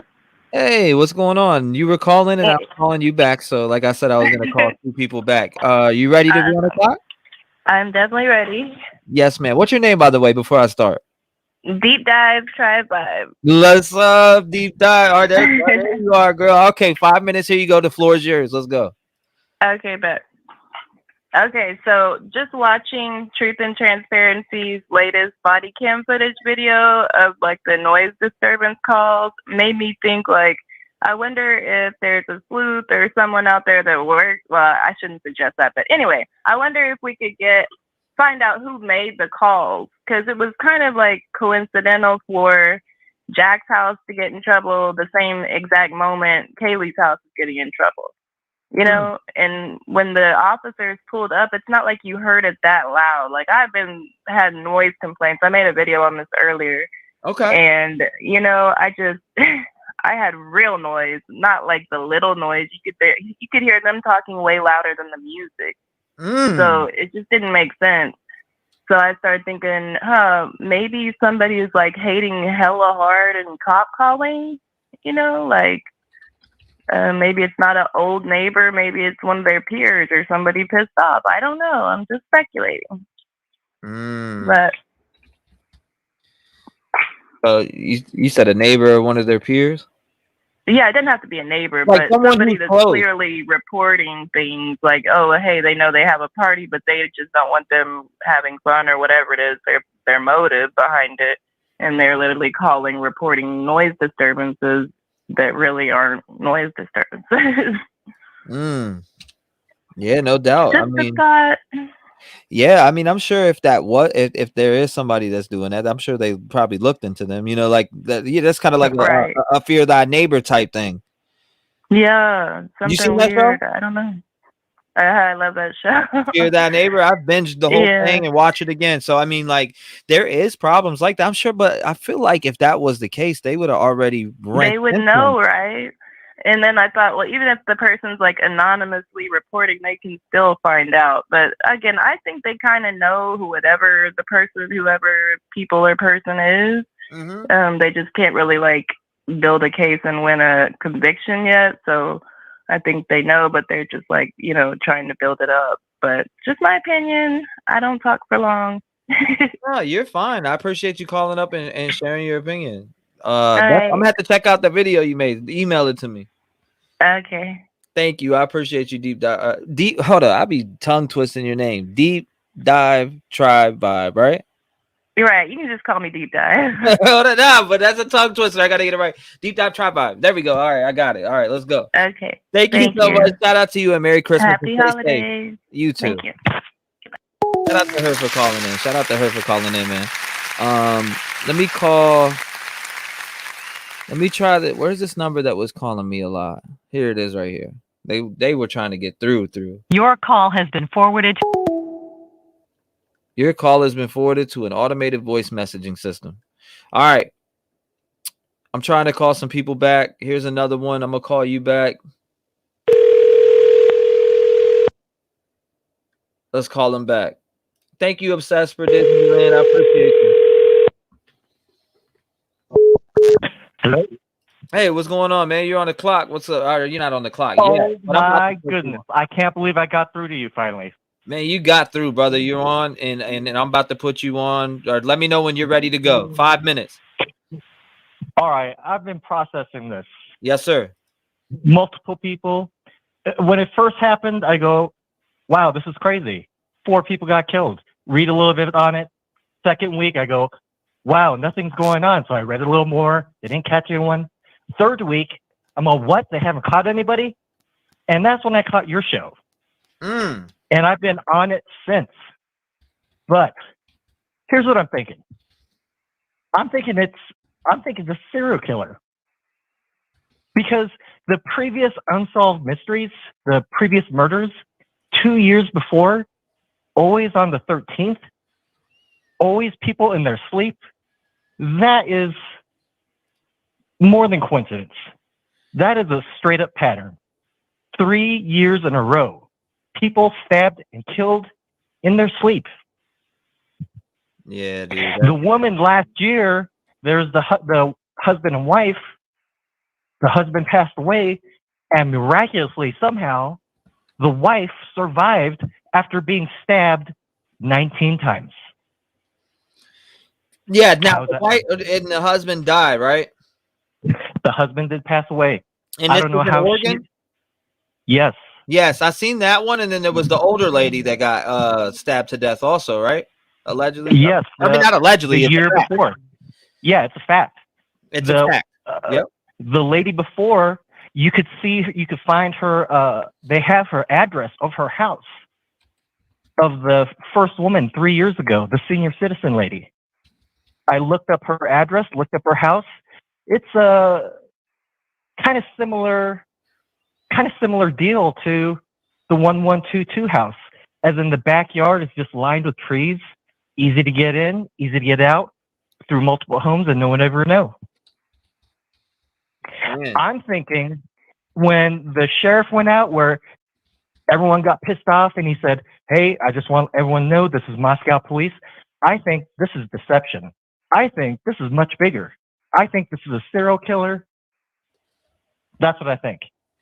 Hey, and I think that there has to be federal mine hunters working on this. There is no way. So what's this that is like? the biggest coincidence in the world. I have a question for you. So you said you think it's a serial killer. Now, if you like, what kind of person do you think would just go around doing this? I mean, we have our Richard Ramirez's, we got our Bundys, we got our Dahmers. Who do you like? What type of person would you think would be doing this and traveling, to these places? Well, I think of like Ed Kemper. He killed in multiples, I believe. Like he killed his grandparents and the next two people. I think there are two women, and I think he was just going so crazy. I think he had to turn himself in, his thoughts, and yeah, he was ready to go to mass killer level. I don't think. See, here's why I think it's a serial killer as well, because the weeks before, to all due respect to Officer or Detective John, but I think there's a lot to say, because these people in Idaho, they're used to animal predation. When that family, that older couple, when they lost their dog Buddy and it got filleted, that's what the husband described. He said, neck up, legs down, fur gone beyond that, and it was filleted, open, and ready to cook, ready to eat. Someone's trying to eat it. That's what the husband said. Right. And before they see the rabbit with its head sliced off the top of it, you know what that's telling me? I think that's telling me that they're saying the 13th is coming up, and they are just itching. They are just dying to kill their next person. And I'll tell you what, they're damn sure no one's going to survive this time. I'm sure that he stabbing that woman 19 times and her not dying, that must have bugged the fuck out of him. Yeah, dude. Damn. So do you think that Bunny in the dog Buddy, do you think that this is the person who, did these heinous crime? Absolutely, because to the official report, the pelt was never recovered. If you find the Buddy fur, you got your killer. I appreciate you calling in, brother. It's been 5. Thank you for calling in and sharing your thoughts. If you think of anything else, man, call me back. Seriously. Will do. Thank you for everything you do, my friend. Thank you so much, sir. I appreciate you, and Merry Christmas to your family, and stay safe, brother. Thank you, my friend. You stay safe, dude. Yeah, shout out to that guy right there, man. Shout out to that guy. If you want to call in, it's 219-885-9693. I'll take some calls, and then I'll do some callbacks, because I see there's a lot of people trying to get through, and I want to get everybody on the line today. I'm not letting nobody really go much over the 5 minutes period. I'm trying to keep it tight knit. I want to get everybody on here. I know there's a lot of people that want to talk and speak and say their theory and let that's what I want to hear. You might open up a rabbit hole I haven't heard of.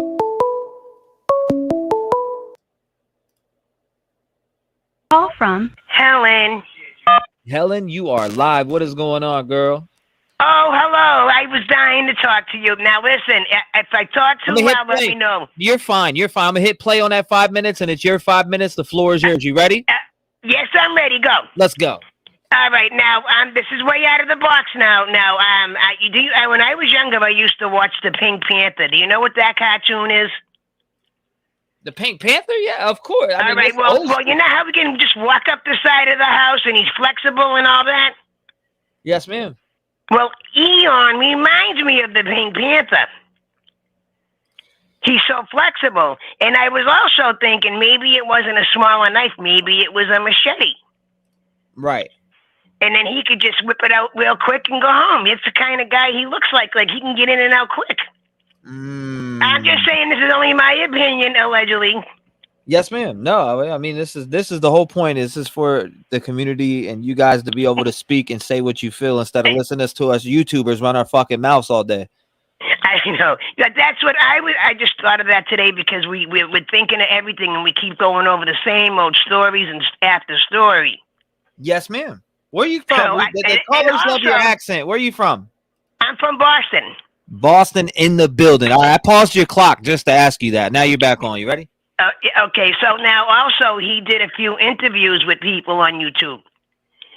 When he was sitting in his living room, he was talking about now it's going to be so much easier to park my car when I get out of work at night. There won't be any parties going on. So I'm just out of the box there because, like I said, we keep repeating ourselves with the same old Jack D, jackass, whatever, you know. I'm with you. I mean, that's all we hear about every single fucking day. I mean, we think at this point, 41 days in, them dudes are cleared, DNA given, all types. Right, and also I heard today, Eon left the state. I hear that. I heard that the other day. All right. So I just heard it today. Oregon or whatever, but supposedly he's back now. I don't know. That is weird. All right, but he just reminds me of the Pink Panther because the Pink Panther's flexible. Like he can climb up at the side of the house, get in the window, get out real quick.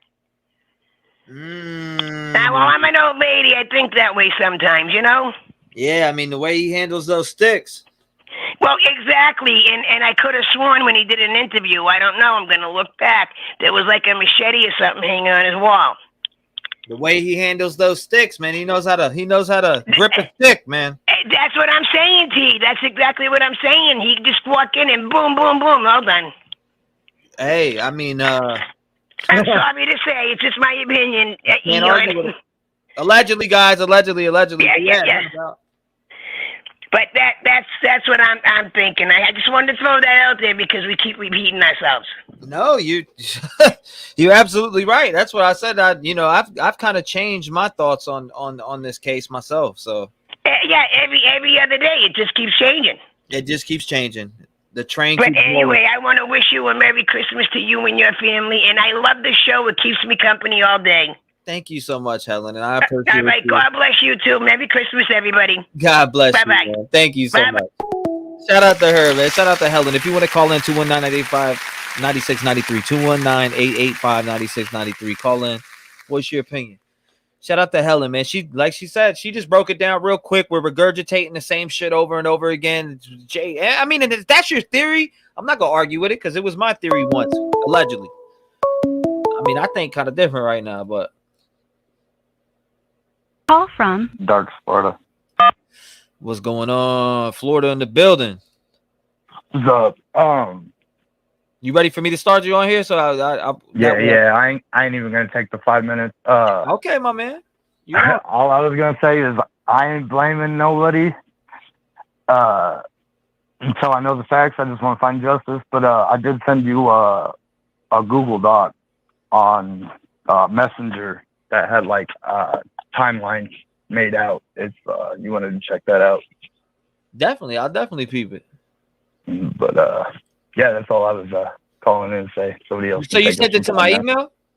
I sent it to your Facebook Messenger.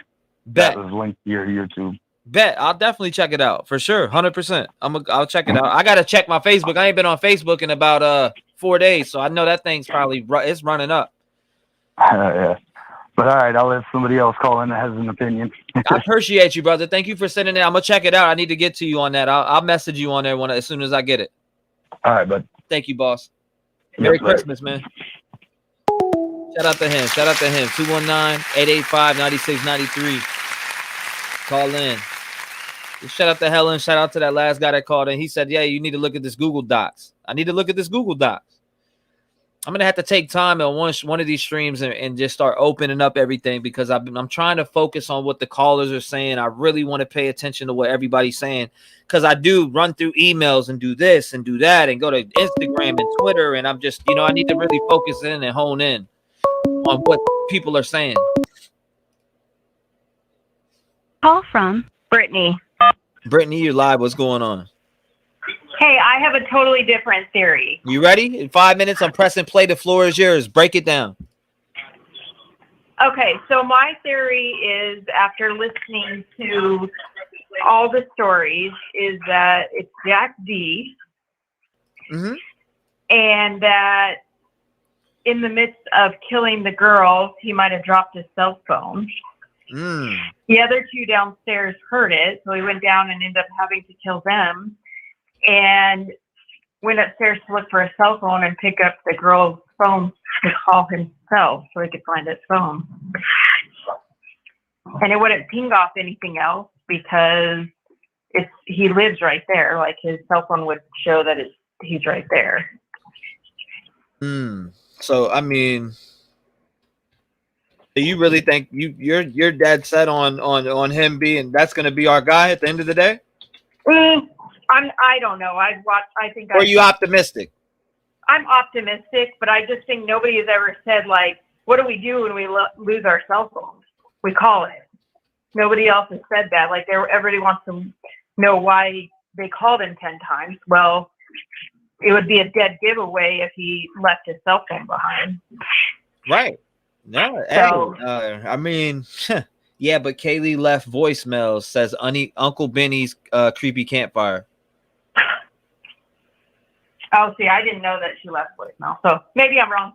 It was just no, like, I mean, hey, you have your right. What's your theory? A lot of people want to know what your theory is.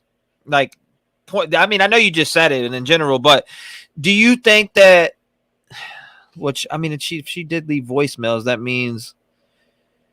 Well, I mean, I thought he was just like a disgruntled boyfriend. If he was pissed that she was leaving and broke up with him or whatever it may be. I mean, the dog didn't alarm anything, and he's obviously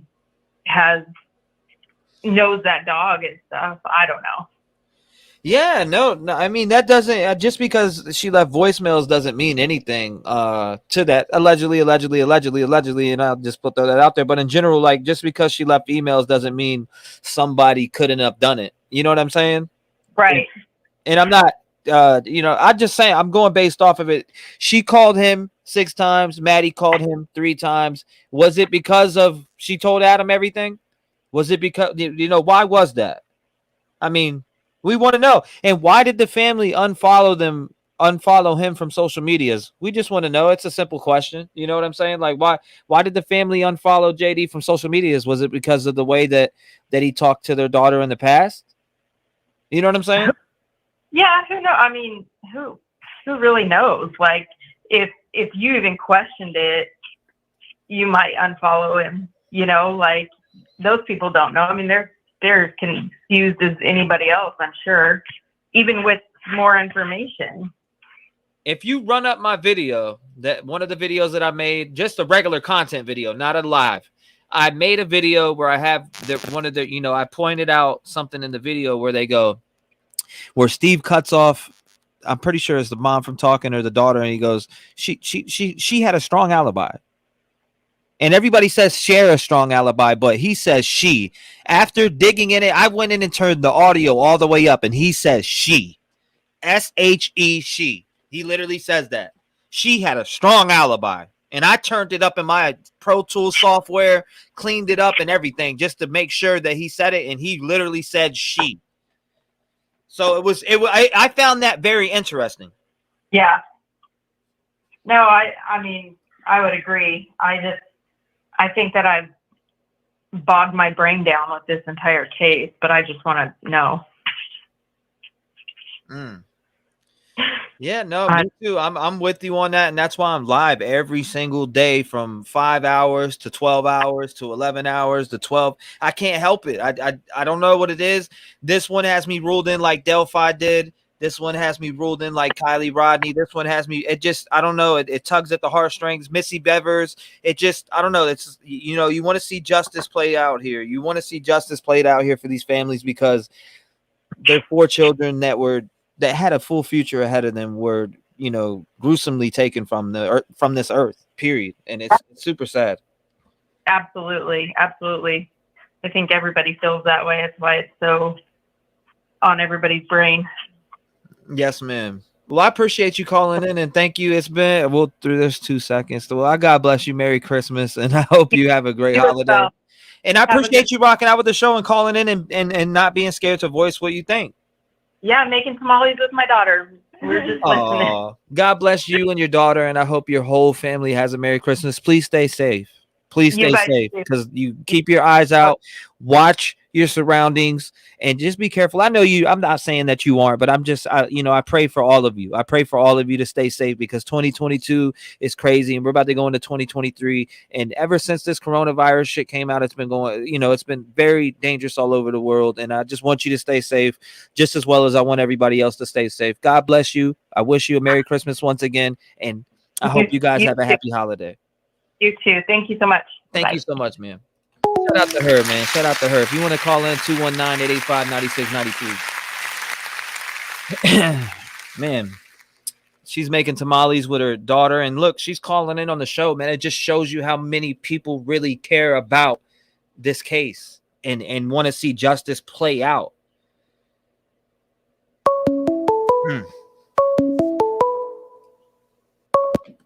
It's crazy, man. Call from. This is Erin. Erin, what's going on? And this is the real Erin, she says, right?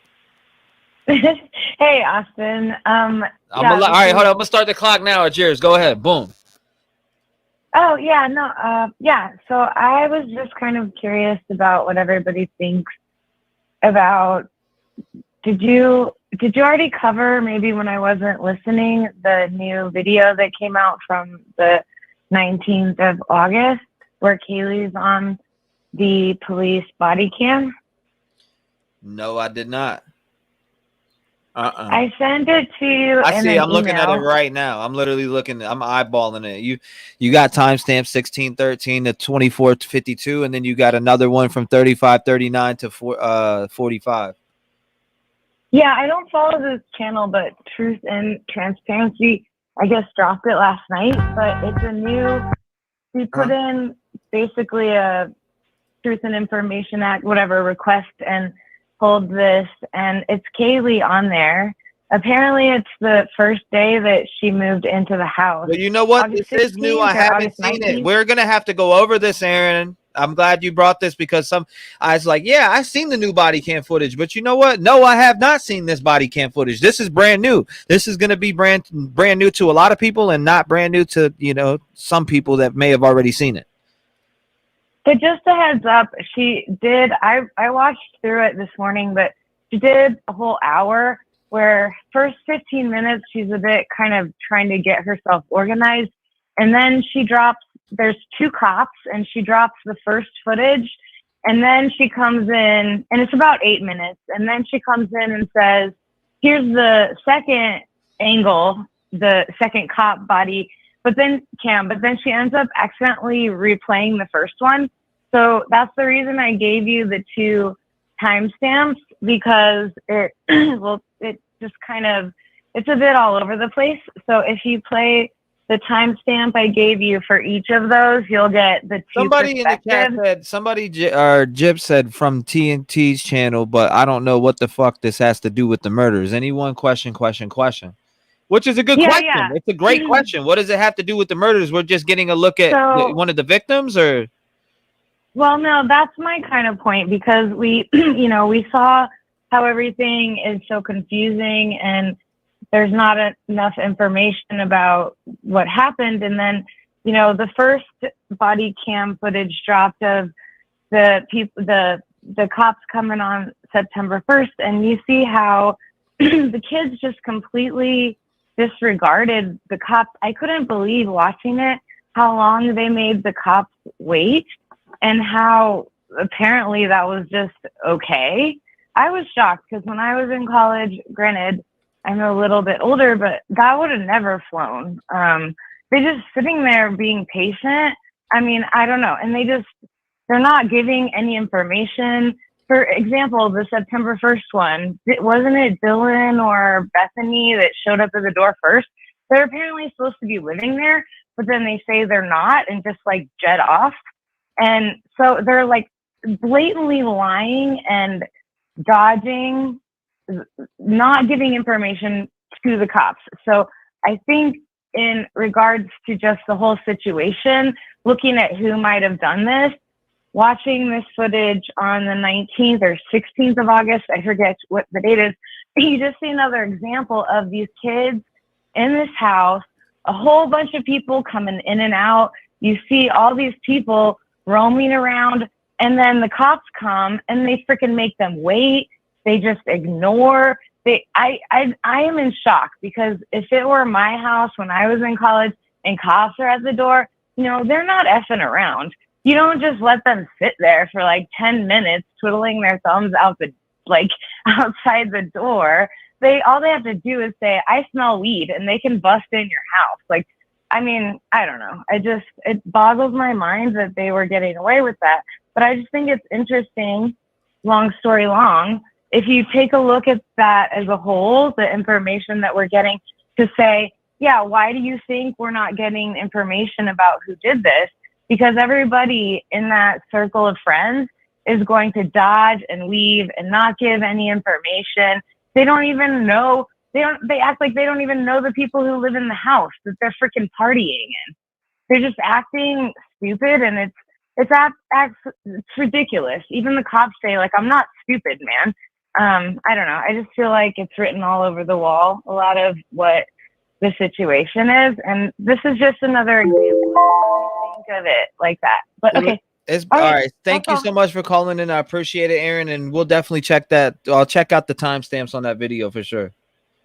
Sure. You have a good one. And You too. Merry Christmas, everybody. Bye. Thank you so much. Merry Christmas to you too, Aaron. And I appreciate you being a good mod. Thank you so much. God bless you. All right. So, guys, let's talk in the chat here. Do you guys want to go over this footage real quick? I'll tell you the timestamps of it. It's from 16 minutes to 24 minutes on the video, and then it's from 35 minutes to 45 minutes. Do we need to see it? Supposedly, it's the same Officer Payne. A lot of people keep mentioning it. It's Officer Payne. Now, should we go over it, or should we move to the calls, guys? Because some people want to go. I want to go with majority here. I'm looking at chat right now. I want to see yes, because I haven't watched it. Sure, yes. These cops around every day. They probably know them by now. Yes, yes, yes. Only show one. No, it is only one video, Farm Girl. It's only one video. Hold up 1 second, guys. Important phone call from the fiance. Yes, ma'am. Yes, baby.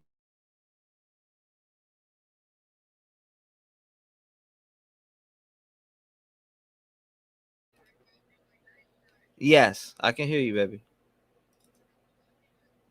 Because I was live on podcast with on the phone. You okay?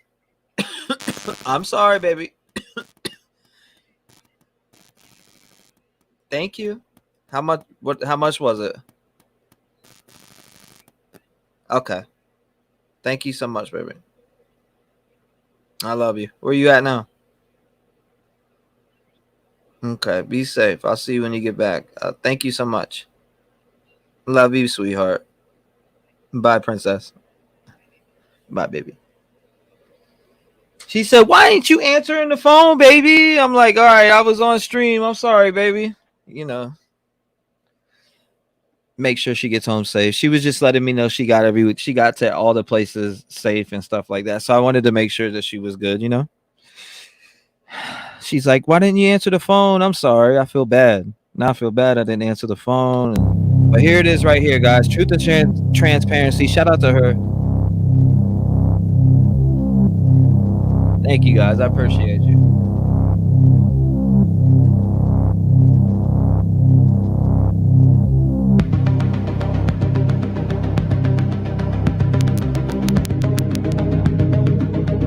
All right, so this is about this. We'll see what they're talking about. Big Boy says nothing to do with the murders. Thank you, Historic Wolf. I appreciate you. Thank you, Brittany. Thank you, Sheepo. Thank you, Debbie. Thank you, High Priestess. Thank you all.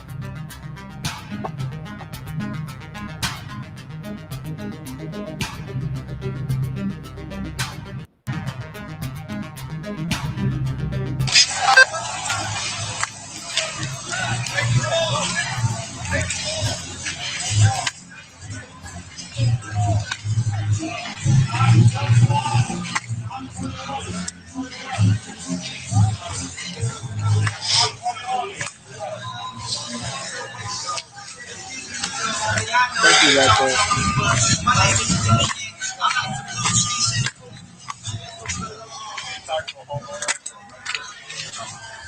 I'm one. You guys were last night, sounds like. When you guys were on the party last night. You weren't here last night. Last night we didn't do it. It's there Elaine Shepherd lives here. Who's Elaine Shepherd? The person that was born for the noise last night. Yeah. Okay. Well, one thing I will tell you is we didn't do anything last night. No worries. Neighbors are calling in again saying you guys do it. Sure. Sounds good. That being said, the tickets get expensive. We got to come back out here. You know, the music keeps coming up and neighbors keep calling. Understand that. Yeah, we'll definitely turn it down. I mean, probably off, maybe like very low volume, but we'll definitely. Yeah, you can have a party. You can have some music. Just not allow that for people to call. Sounds good. No. Yeah, we should have. What were we going to talk to? Yeah, maybe do a lap with your. Yeah, we should do that next time. That's a good idea. You live here? I'm one of them. Okay. My name is Elliott, ELLIOTT, and then Lund, LUNDH. I have two middle names. Yeah. So you said absolutely nothing. You said absolutely nothing to do with the murders, long and boring. Who else feels like that? Who else feels like that in chat?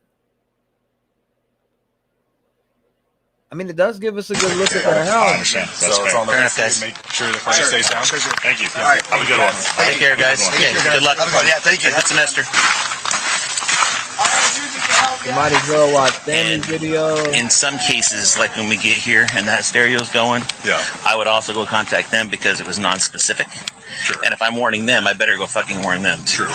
And that's the bottom row of the house there? Already. Which one? Well, here? That one? That one's up on, goes through that driveway. The guy's walking right there. Oh, yeah. That side there. Guarantee the stairs going to come right back on as soon as we leave.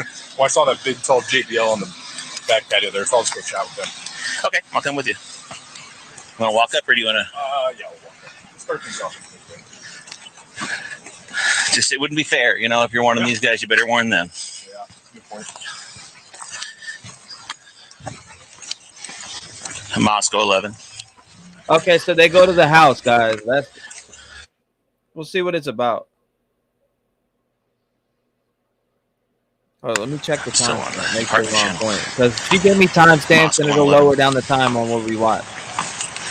So 16 to... We're clear of 1127 King Road. We're going to be out at 1122 Queen Road. Same problem.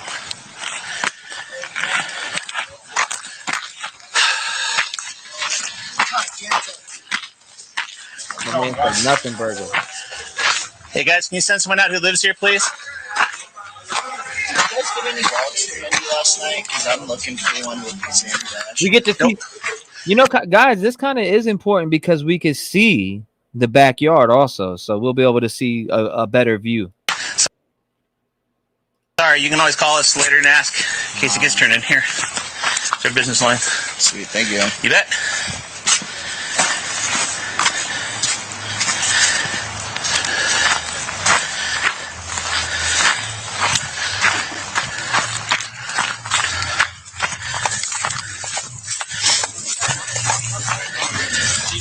No one's coming to the door.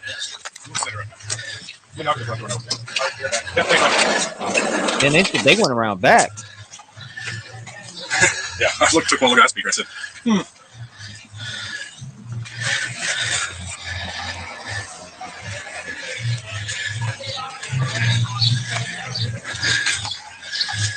You get a lot of guys trying to argue private property access. the way I've always done it, and correct me if I'm wrong, it was the way I did it there. Find one responsible, have everyone else hold them accountable. If I man's out of breath. You worked out enough? Because then it's on them to nip everyone else in the bud. Yeah, and if they don't come out, we just contact landlords. Or we come back the next day or the next time you work. Yeah. Just note that lack of cooperation does not go a long ways with us. Yeah. So do the police have a problem with them?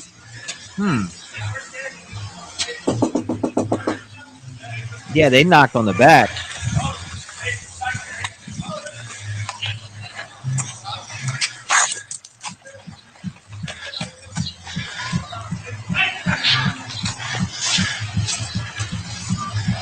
Huh, downstairs to the back deck. Interesting.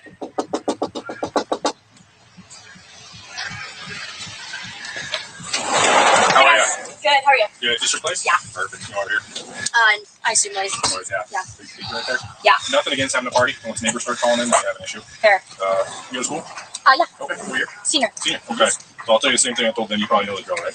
Actually, no. Oh, okay. So usually, at least for me, I'll give you a verbal warning. Okay. Once I have neighbors calling in, you're just too loud. You're disturbing the peace. Yeah. Nothing against having parties. Nothing against having people over who are overage to drink. Mhm. But again, once we start disturbing the So neighbors, Kaylee comes out. Yeah. always ticket is up to 300. Yeah, somewhere around 300, 400 bucks. Pretty expensive ticket. I don't want to give that to you. That being said, this is your place, so I'm going to hold you responsible. Make it more expensive the later it gets. Yeah. We already warned them too, so. And if I do have to come back here, $300 tickets. Okay. So it looks like that couch is that couch out back is a DNA Nation also. My man's just chilling on that thing. You see him? Yeah, that's right. Actually, what's your phone number for you? 208-640-4818. Really? Yeah. Okay. I'd much rather you spend that $300 on beer or something fun. Yeah, Nice yeah. ticket, right? Yeah, thank you. I appreciate it. Yeah. Stairs to back deck. That being said, warnings. Don't do it again. Yep. I'd hate to come back in a few hours. 8/16/2022, Any guys. questions for me? No. All right. Have a very good day. Take care.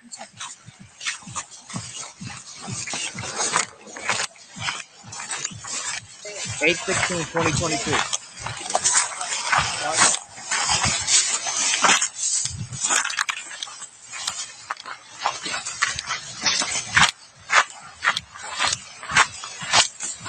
All right, guys, the next video is the same thing, but it's the other officer's body cam. So we're going to be transitioning here into the other officer's body cam. And it's the same run through. So that was the view that you. Okay, so there. All right, so there's a. All right, so Aaron had gave me the timestamp. So let's go up to 35, where Aaron said to go to here. She said go to 35. Later it gets. Yeah. We already warned them too, so. And if I do have to come back here, $300 tickets. Okay. And it'll get more expensive. Okay. Yeah, that's right. Actually, what's your phone number for you? 208-640. Again, this is Kaylee, and this is one of the guys that answered the door on September 1st. And here he is again with zip ties on his arms, wrists. And they're bound really tight.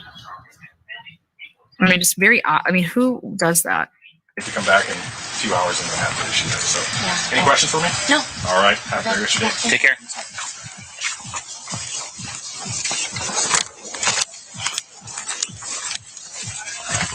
I didn't see this yesterday. Hunter. I don't know if I believe that, but you can email me. I just like to have receipts. The complainer might be big. You went to the end? You told me. No, I didn't go to the end. You said 35, 39 to 45. That's what you gave me on 10 on the second timestamp.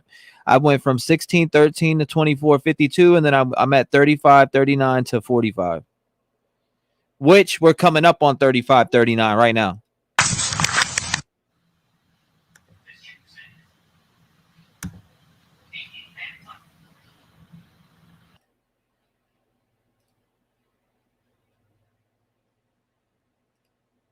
All right, so here we go. Let's check it out. We'll check it out. We're going to open the lines back up after this. You let me know if you think this has any significance.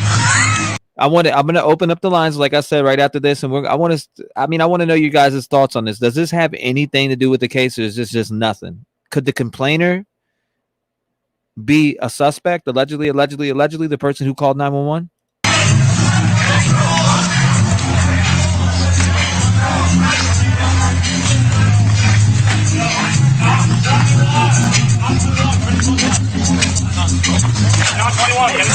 All right, who's responsible here? Who's responsible here? Whose house is this? You need to talk to a homeowner or a renter or whoever's house this is. I'm one of the people renting. Okay, gotcha. You guys are warned for the noise last night, sounds like. Same type of thing. You guys were having a party, cops came out. We weren't here last night. Last night we didn't do anything. Is there an Elena Shepherd that?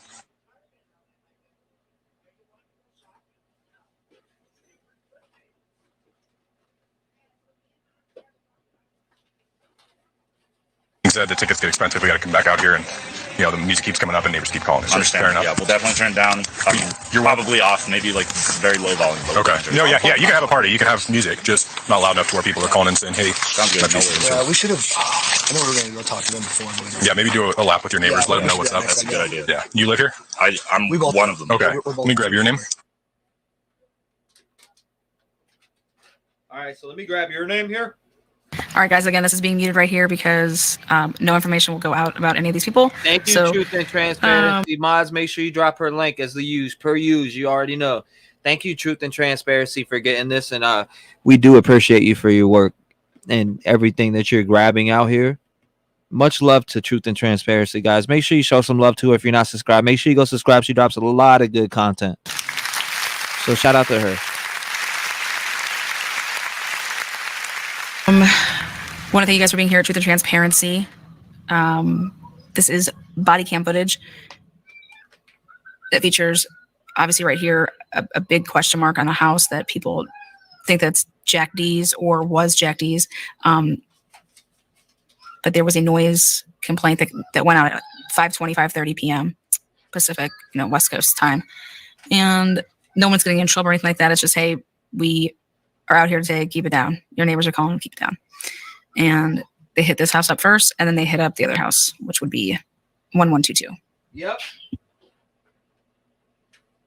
Would be. It definitely would My be. phone number is 208.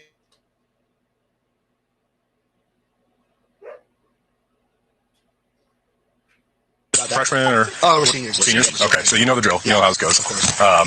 Since you guys live here, you're responsible for the music. So we have to come back out. What's a noise complaint ticket up to these days? Oh, God, it's like 350. Okay. Yeah, we don't want to pay that. Yeah. We don't want to pay that. Next time, we'll definitely check with the neighbors. Yeah. It gets the more expensive. Okay. So spend the money on beer instead, not on tickets. Yeah. Keep the music down. Have a good party. Make sure everyone's over 21. Yeah. If we do have to come back out here, you two guys are each getting tickets. You got it? I understand. So it's on the rest of you to make sure the party stays down. Thank you. Yeah. Have a good one. Thank you. Yeah. Take care, guys. Enjoy the party. Thank you. And in some cases, like when we get here and they're going, yeah, I would also go contact them because it's non-specific. Sure. And if I'm warning them, I better go fucking warn them. True. And that's the bottom row of the house there? Which one here? Yeah. That one's up on that walking right there. Oh, yeah. Again, this is the second view. So no one has seen this view yet. Here we go. This is going to be your officer. This is the second view. Where I said I did apologize that the one view got played twice. So this is the other guy's body cam. Here we go. Again, it is not Hunter that is at the house here. Okay, so anybody that's saying that in chat, you can just stop. If his name is Hunter and it's not Ethan's brother, but yeah, this is the guy from September 1st video, body cam. We're clear of 1127 King Road. Out at 1122 King Road. I know, it's pretty crazy. How's it going, guys?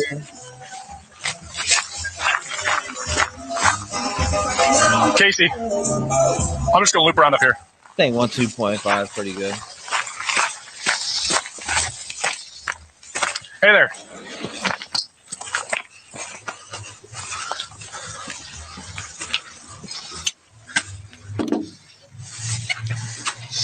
I'm looking at these updates too. Is this your place, man? Yes. Okay, would you mind going and getting somebody's place? Oh, she is? Yeah, she's up front. You want to send her up back here? I apologize. We knocked at the front door, no one came. Yep, thanks, man. I want to know for the people in chat, how interesting do you think that the last update was on 12/20?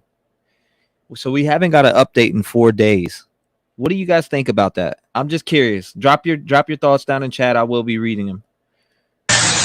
Yeah, I took one look at that speaker. I said,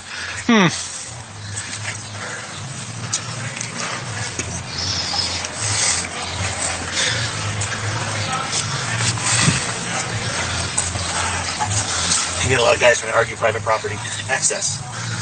The way I've always done it, and correct me if I'm wrong, was the way I did it there. Find one responsible, have everyone else hold them accountable. If I got to come back here, they're getting the ticket. Dang it. Again, this is the guy from September 1st. He was there talking on behalf of the house. Because then it's on them to And now he's nip here everyone else in the bud because they know. They don't come out, we just contact them. Haley, Yeah. I pray you're We're going to right. see Kaylee come out here in just a second. Or come back the next day or the next time you work. Yeah. It's no cooperation does not go a long ways with us. This is a beta house. Maddie lived in the house the longest. Truth and transparency on her shit.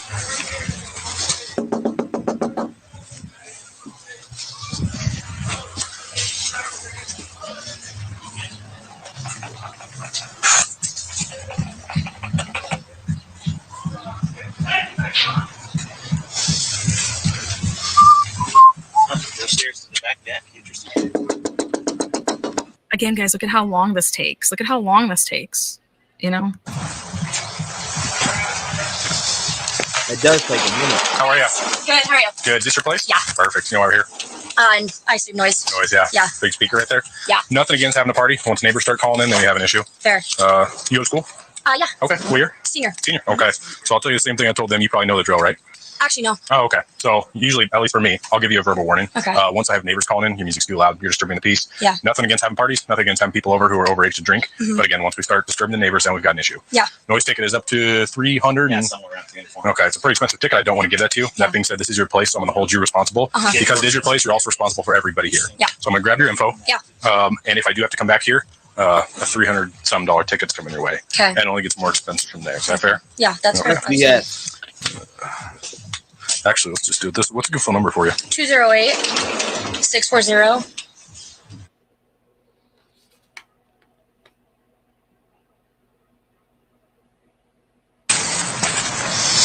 I'd much rather you spend that $300 on beer or something fun than Yeah. a noise yeah. ticket, right? Yeah, thank you. I appreciate it. Yeah.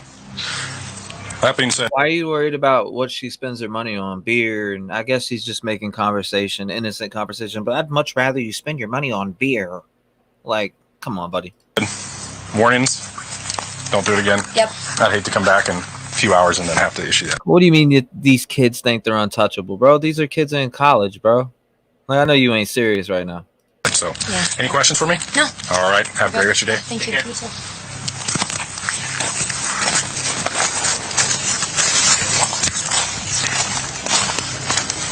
Thank you, Freckles. Love you.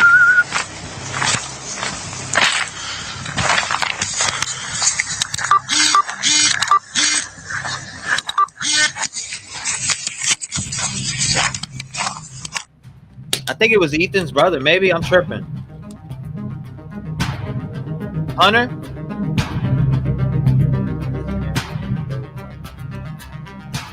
Her parents did.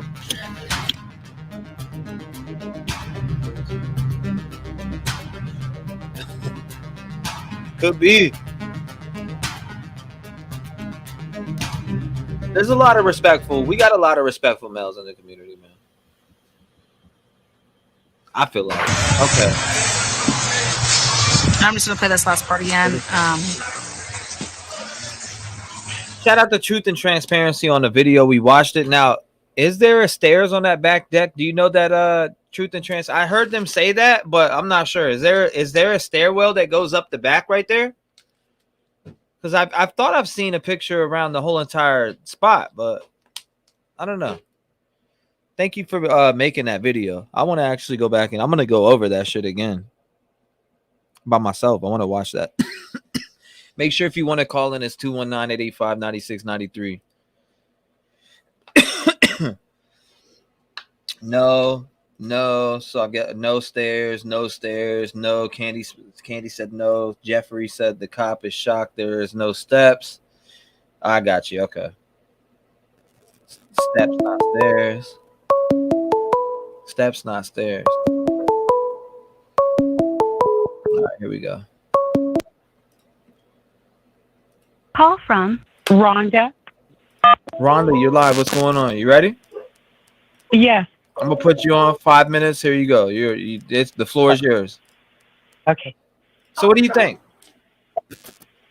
Rhonda, you're live. What's going on? You ready? Oh, I just wanted to say what a class act Kaylee was and how she handled herself so well. Absolutely. And also, I wanted to make one little comment about that when they were walking home from the corner bar and Kaylee says, "What did you tell Adam?" The way Maddie answered, it was like I told him everything. It seemed like it was not a serious situation. I just wanted to know your thoughts on that. Are you talking about the whole I told Adam everything? Yes, that's correct. First of all, now my thoughts on that, to be honest with you, is what was told to Adam, because it could be as simple as, I told Adam, you had a full crush on him and you wanted to date him, and it could be anything. I'm just giving and that's not. I'm just speculating, right? But I'm saying it could be as simple as, I told Adam you think he's hot and you want to date him and maybe you want to be his boyfriend, to I told Adam that, I know where to get some weed at, or I told Adam, that you want to party with him, or I told Adam. It could be anything. Literally, it could be the simplest thing. Absolutely. That was my point, is that it just, I think we're reading a little bit more into that. If you take what the taxi driver said, they were calm, they weren't fighting. You see them at the truck where they're buying their food, they're not fighting. Maddie's not mad, or Kaylee's not mad at Maddie for something that she opened her big mouth or something. It didn't seem like it was an issue. That's all. Right. And that's the thing that I think a lot, we do. I mean, and you have to look into it, but in general though, what she told Adam, oh, what did you tell Adam? I told Adam everything. Oh, damn, you blew up my crush on him. Or it could be something that simple. It really can. It can be. And I think, I think it really is something simple. And that's just my opinion, and everybody else may think a little bit different. But I was just thinking, who is this Adam guy? And maybe, take a look at him. But do I think he necessarily has anything to do with this? Maybe, maybe not. Allegedly. Well, allegedly, I agree with you. And boy, I've seen almost every theory on this. I hadn't seen the body cam, the new one you just showed. That's basically the only thing I haven't seen, because God bless Truth and Transparency. She went and got she went and got that herself. So shout out to her for putting in the footwork out here. We're on here getting our theories out and talking about things, and she's doing a great deed by grabbing things that could be detrimental to the case, like somebody complaining all the time about the partying. That could be enough to piss somebody off, allegedly.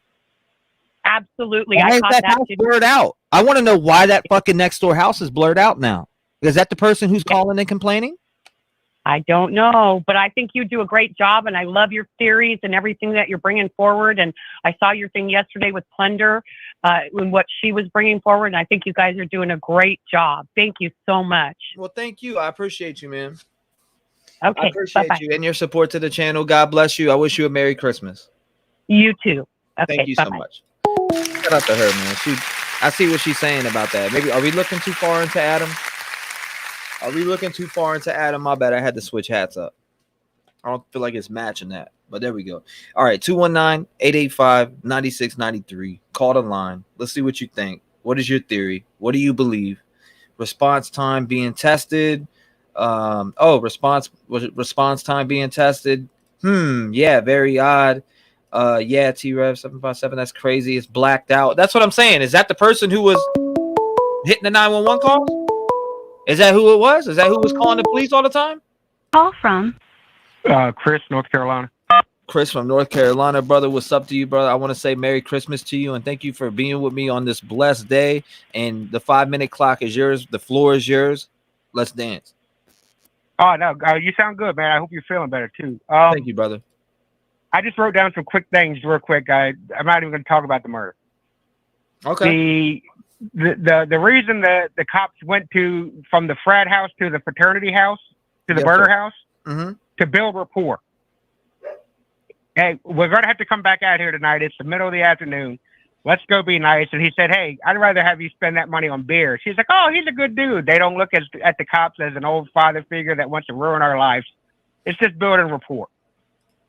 The steps to the deck, I guarantee you, it's a fire hazard. You can't have a deck without an escape route. I think you've called me before, and you had some very good points. Am I right? Yeah. Yes, my dad was a cop for 30 years. I was a criminal for 25. Okay. So I know both. The dog had to be put away, which is why I'm still stuck on Dylan going to jail. Whoever is the killer, Dylan's going with him.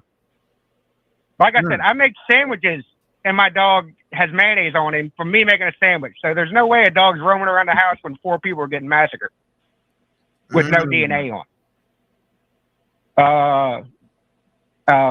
And when they're walking back from the bar, and she says, what did you tell Adam? I think her plan was to come in the last 2 or 3 days, hang out with her friends, take the dog, get the F out of town and hit Texas. And then Maddie told Adam, oh, yeah, she's going to come to town. We're going to come to the bar and hang out. And then Adam said, hey, you know your chick's in town. Like, Maddie, why would you tell him that? Shut the F up. And then the people weren't drugged in the house because the cops would have had to say, you know, the autopsy report showed that they had drugs in their system. None of the girls are pregnant because there would have been there'd be a murder of 5 people because they still have to claim the baby as a person. And my last thing is, and I hate to say this because it's going to come off wrong, because it is a very tragic thing that 4 people died that day. Yes, sir. But what everybody has to think about for a second, one of those 4 fucked up to bring that hell on the other 3. I'm not saying anybody deserved that hell, but one of them had to screw up royally to bring that much hell down on them. Because like I said, when I was a criminal for 25 years, I had people that owed me $20,000, $30,000, $40,000. They took horrendous beatings. Never had to kill anyone to get my money. So to go into a house and massacre 4 people that way, somebody did something bad. Somebody messed up big time. And I still, like I said, I don't know who did the killing actually, or if it was one person, if it was 86 people. Dylan's going down with the shit. So you think, allegedly, all speculation, like I said, but I'd say it to her. I'd say it to her face. Yeah, no. I believe he would. I mean, shit. There's a lot. And my thing is, so you think that Dylan is involved allegedly? Yeah, 100%. She was friends with the girl that supposedly, quote unquote, OD'd, that nobody believes she ever did drugs before. Right. Hannah Clear. Yes, sir. Yeah, bro. And like I don't. It's just nobody in the food truck has anything to do with this murder. None of the Jake or the anybody like Jakes, that. The Johnnies, the Johns, the Jacks, the Jack. Yeah, none of those guys. Okay. No, none of those guys. And the dog was the only thing I believe that the cop, quote unquote, no cop calls themselves a cop. Cop is like a slang term for police officers that cops don't like. So when the woman said that she's a cop, which kind of throws me off. But one thing she did say is, when she said the dog's in the bathroom, which I agree, the dog is somewhere. Because like I said, I'll make a sandwich or I'll get food and I'll come home and I'll look at my dog. I'm like, how do you have cheese on your nose? Like I just set my food down on the table to sit down and eat, and your nose has been into my food apparently. Like, so there's no way, and that nobody's taking a chance of walking around the house with, like, you know, just say he goes in the room and stabs the 2, as the lovely lady from Boston would say, bang, bang, or boom, boom. And then you turn around and you trip over the dog, or the dog's standing there wagging his tail with like a dog in his dog ball in his mouth. I'm like, the dog's not in this situation at all. And the fact that it had 0 DNA on it, again, also tells you have dogs, man. How many times does your dog get in stuff that he shouldn't be in? All the time. All the time. All the time. If I'm not there to correct him, he will. You could pour hydric acid or from the floor. Your dog's they're rolling around in it. Absolutely, brother. Well, I appreciate you calling in. It's been fun. Right, thank you for your insight, man. I like you got some interesting points that you bring to the table every time you call in. God bless you, brother, and I hope your family has a Merry Christmas. And I'm glad you graduated from being a criminal to being a good person. Yeah, definitely. Me too. Thank you. Man, stay on the right path, brother. God bless you. You too, sir. Yes, sir. Merry he was saying Merry Christmas. Merry Christmas to you, brother. I didn't mean to bang on you like that, but 219-885-9693. Get your opinion heard, guys. We are live right now. This is not a pre-recorded show. This is on right now. The phone number comes across at the bottom of your screen, 219-885-9693. Be heard. What's your theory? What's your opinion? What do you feel about everything that you've seen on the internet as far as, you know, as much truth, the closest to the truth that we're going to get to? And a lot of it is speculation and allegedly even the shit that news reports. So, you know, call in. Somebody said caller sus. Somebody said caller sus.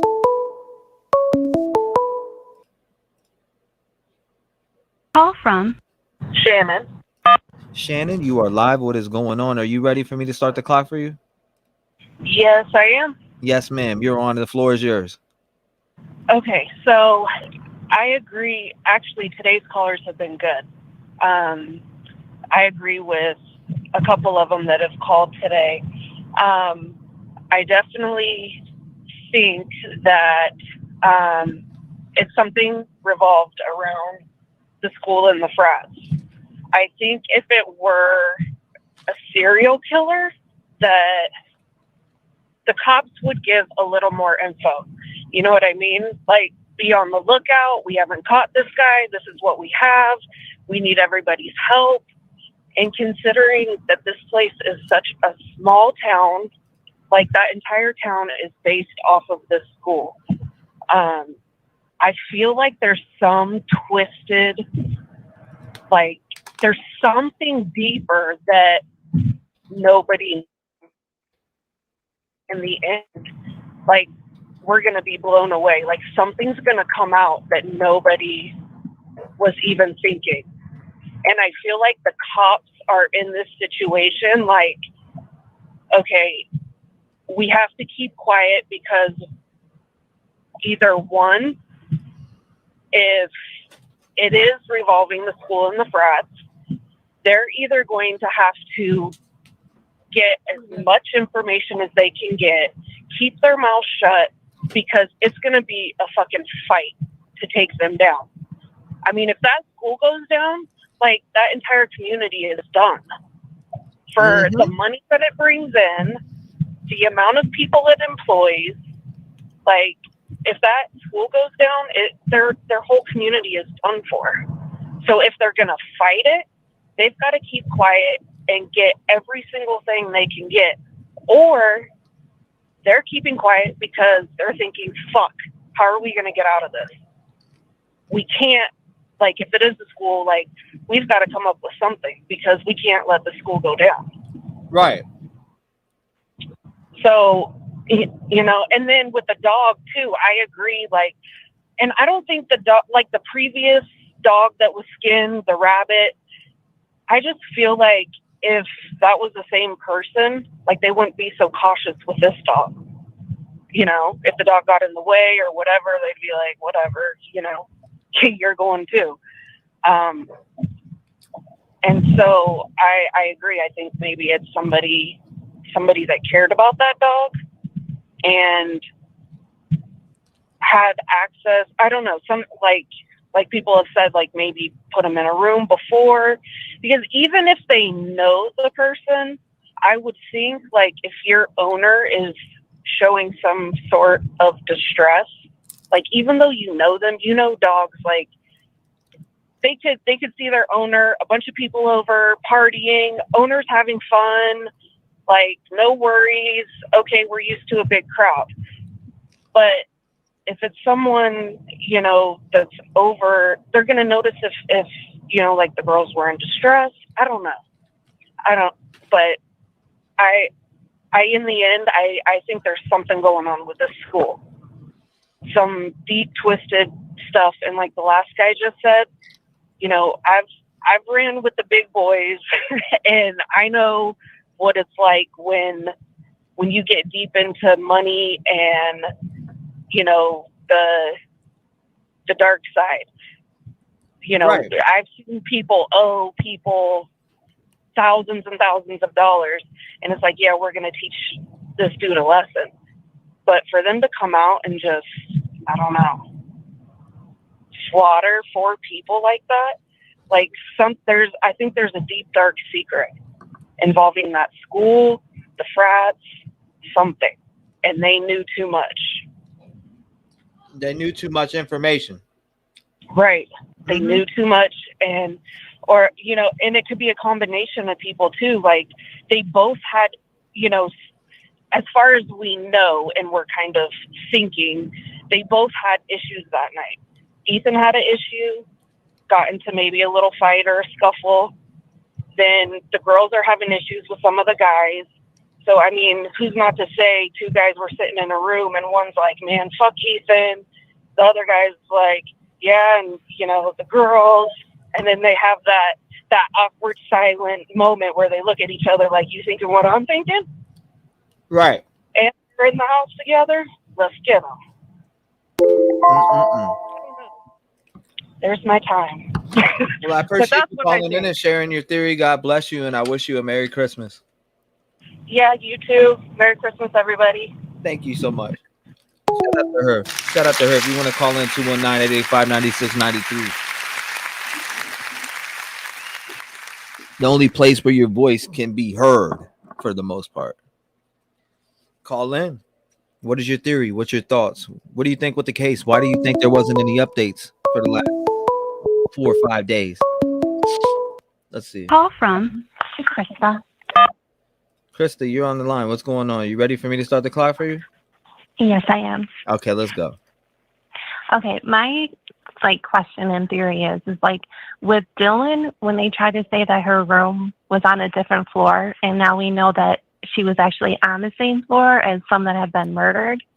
I want to know, how did she not hear anything? How did the other girl not hear anything? I lived in a house before with a lot of people, and I always knew what was going on. And I just think that it's kind of suspect that they didn't hear anything. They didn't try to call 911. They didn't get out of their room to see what was going on to make sure that everybody was okay.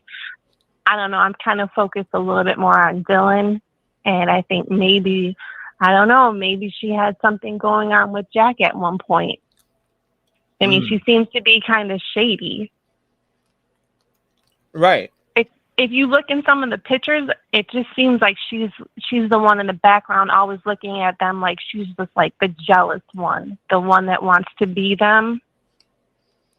I don't know. I feel like she has some kind of hidden agenda, hidden motive. Something about her, she's not telling the truth. I think she knows what happened that night. I think she might have even known who did it, but she's not saying anything because to me, it just seems a little suspect that these two girls had nothing happen to them. I mean, if I was a killer and I'm going into a house, I'm taking out everybody. Right. But no witness left behind. Right. And you literally have to go past her door to get upstairs. Why wouldn't the killer have tried to open that door first? You know what I mean? Which it seems like, okay, they had their mind set on where they were going to. Exactly. And I feel like if anything, Dylan and what's her name, Bethany, I think they actually know who did it or that they knew possibly that it was going to happen that night. I get a very bad vibe from her. And if you look at the pictures, it just seems like it just reads like jealousy, like she was that secret hater. I mean, I could be wrong, but that's just where my theory is taking me. Mm-hmm. Because I don't know. I don't know. As a killer, I would go in and I would take out everybody. I'm not leaving any witnesses. I'm making sure everybody in the house is done with, so nobody can pinpoint me and be like, "Oh, she's the one that did it." It just doesn't make any sense. How do you not hear somebody thumping around or screaming? I mean, it had to have been noisy. I don't believe that they were all asleep in their beds. I'm not buying that either. I believe that they were awake. I believe that they were defending themselves. I believe that there was a lot of noise, and I think that they just sat in the bedroom, if not help participate. I don't know. Just throwing it out there. Well, I mean, how do you hear water running, but you don't hear people being slaughtered?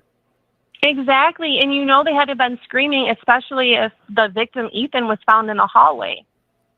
And you're supposed to be on the same floor, but you didn't hear anything. You didn't hear his body hit the floor. You didn't hear him struggle. It just doesn't make sense. It's not adding up to me. Yeah, it doesn't add up at all. So that was just my little 2 cents. I just wanted to call and say I appreciate everything that you're doing.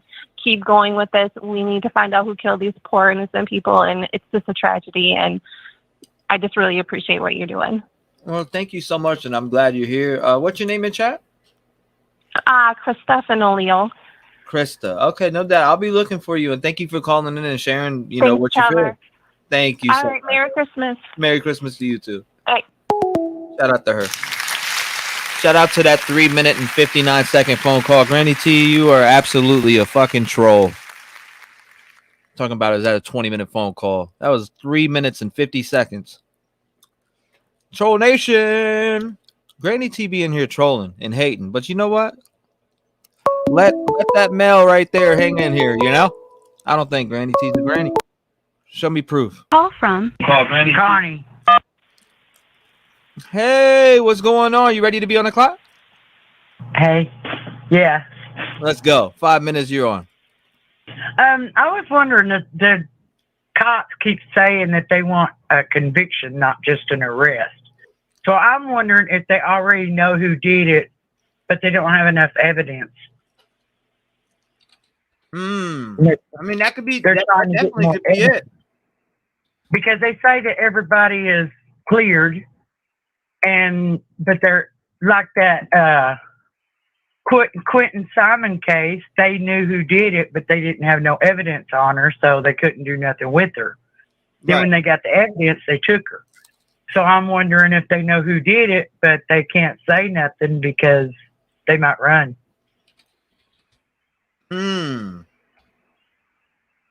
Now, I mean, who's your theory? Like, when I say who's your theory, like who do you think? Who do I think did it? I don't know. I was listening to the Psychic Sleuth again, and she says that she thinks that it's Hannah's brother.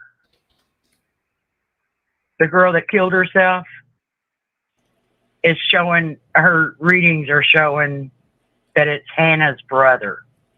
Because he's a junior. It came up that there was a junior and there was a Kate, and their sister's name is Kate. And, yeah. But I don't know. She didn't say what his name was, or I didn't catch his name or something. I don't know. But that's my theory. Well, thank you for calling and sharing, and God bless you, and I wish you a Merry Christmas. Merry Christmas to you. Thank you. Where are you calling from? I'm calling from Nebraska. Is it cold? This is smiles are beautiful and contagious. I bet you it's cold as hell out there right now. Oh, it is cold. Well, God bless. It's always cold. God bless you and Merry Christmas, and thank you for calling in. I appreciate it. God bless you. Shout out to her. If you want to call in, 219-885-9693. 9693. Lines are wide open. We got that. I think Adam. She said, I think Adam could be in protective custody. Allegedly. Cops saying he is cooperating and he no longer works there. Cops could put him in danger, saying he is cooperating, even though he is. Allegedly. Hashtag Granny T's a man. Prove it. Call from Just playing. Marcus, what is going on, my brother? How you doing, man? I'm doing great. Amazing. I'm about to put you on the clock. You ready? 5 minutes, man. It's your time. Okay. Let's go. I'm going to just state this right quick, and I'm going to call back another time. But right now, I want to jump to the call before when the lady was like, she thinks it's the roommates. There's no evidence pointing towards the roommates. I don't think a girl roommate would be able to slaughter and manhandle a guy too. And I mean, I'm not saying it's impossible, but it's just not in the realm of possibilities as far as this case goes. You know what I'm saying? And personally, me, and I know there probably might be somebody out there that think the same thing. I don't think that anybody we claim suspects I think it's just, it's other, like, you know, you post on the little forum thing and you ask, like, who you believe killed. I think it's somebody we don't even know. It's always just like the Delphi case. Completely a person, nobody had any clue. It's always that kind of person. I think it's somebody we don't even know. We don't even have on our radar. I'm just putting that out there. People don't have to agree, but I stand by that. I'm going to say that it's somebody we don't even have as a suspect right now. What do I have to back that up? I have nothing to back that up, obviously. I can't really. I'm just going off intuition. But yeah, man, I like your show. Thank you. I just wanted to say that. I appreciate you calling in, brother, and sharing that. And a lot of people, you know, rock with that too. A lot of people, you know, think the same thing. But in general, allegedly they could have set this up allegedly, you know what I'm saying? Like they could have set it up, but maybe carry it out. I don't know. I have seen some crazy shit, but I mean, the only way they're carrying it out allegedly is if they're sleeping and they just go in there and they both take out one at a time. They both take out one at the same time. Allegedly, when somebody you're right, allegedly, and when somebody said, they can't hear it, like me personally, and I know other people like this. Like it depends on what kind of sleeper you are. Like, I was in college. Like, I'm young right now. Like I'm 25, but just a few years ago, I was in college. Like when I get drunk and stuff like that, I can't hear nothing. Like I'm a deep sleep. Some people are deep sleepers, you know. I don't think people understand that. Like, and especially depending on like the levels of the floors. Like, I forget what level they were specifically on, but like I can't hear anything. I don't know. Some people just sleep like a mouse, and some people sleep like a lion. Like that's not an argument to me. Allegedly. That's a fact. Allegedly. But yeah, man. Hey, thank you, bro. I'm gonna let you go, and I'll call back another time when I have more of my theory put together. I just wanted to call in and say I appreciate it. Hey, man, I appreciate you calling in and sharing your theory, my man. God bless you. Stay up. Stay safe. You know what time it is. It's dangerous out here right now, so you gotta stay safe, man. Facts. Hey, and I'm in Wisconsin, man. It's so cold out here, man. Like Jesus Christ, it's -3.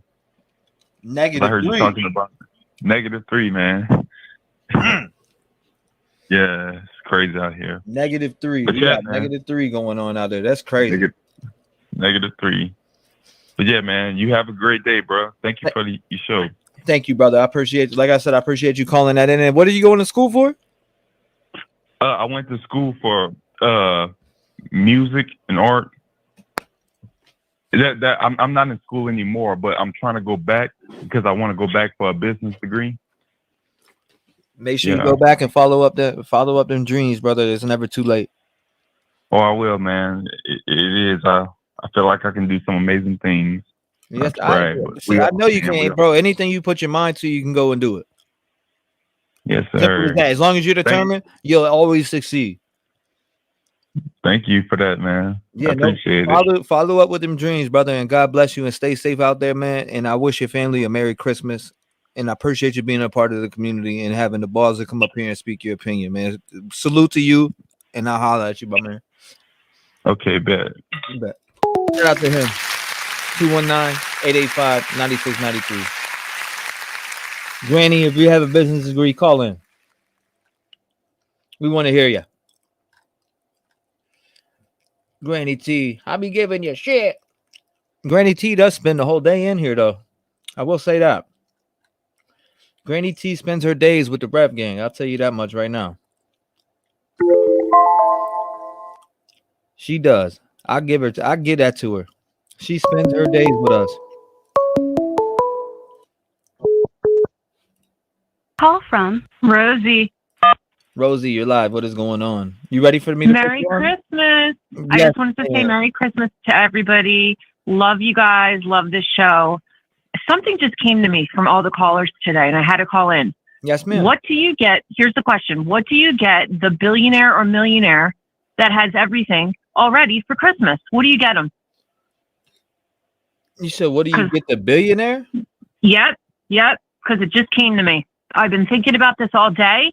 What do you buy a person, a man, very wealthy, kind of like a Doug Wilson type? Not saying it's him. What do you get that guy for Christmas? That's the theme of the day. Because you know what I'm thinking? I'm thinking somebody was paid to go in there looking like a serial killer with a GoPro. With a GoPro to film this, like a snuff film.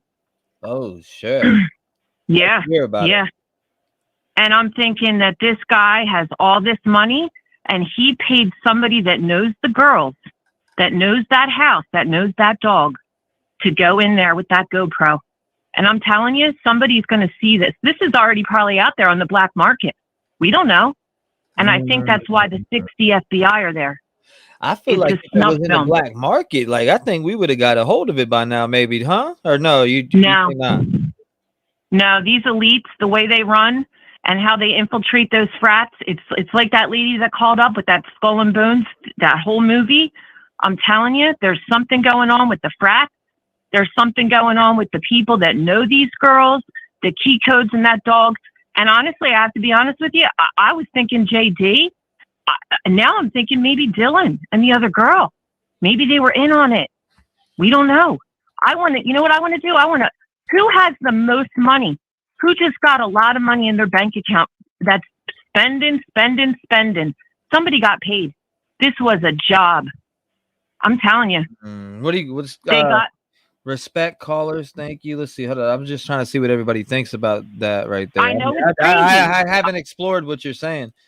It's crazy, but if I found out that that's what happened, it would blow us all away, but I wouldn't be surprised. This day and age with these billionaires, these crypto kings, these Doug Wilson types, they could be like, you know what I want for Christmas? I want a horror film in real life. Somebody, here you go. Here's $1 million. Go film it. I'm telling you, it could be something that crazy. We don't know. 60 FBI agents. Why? Why for one college guy? Why would you have 60 agents on this?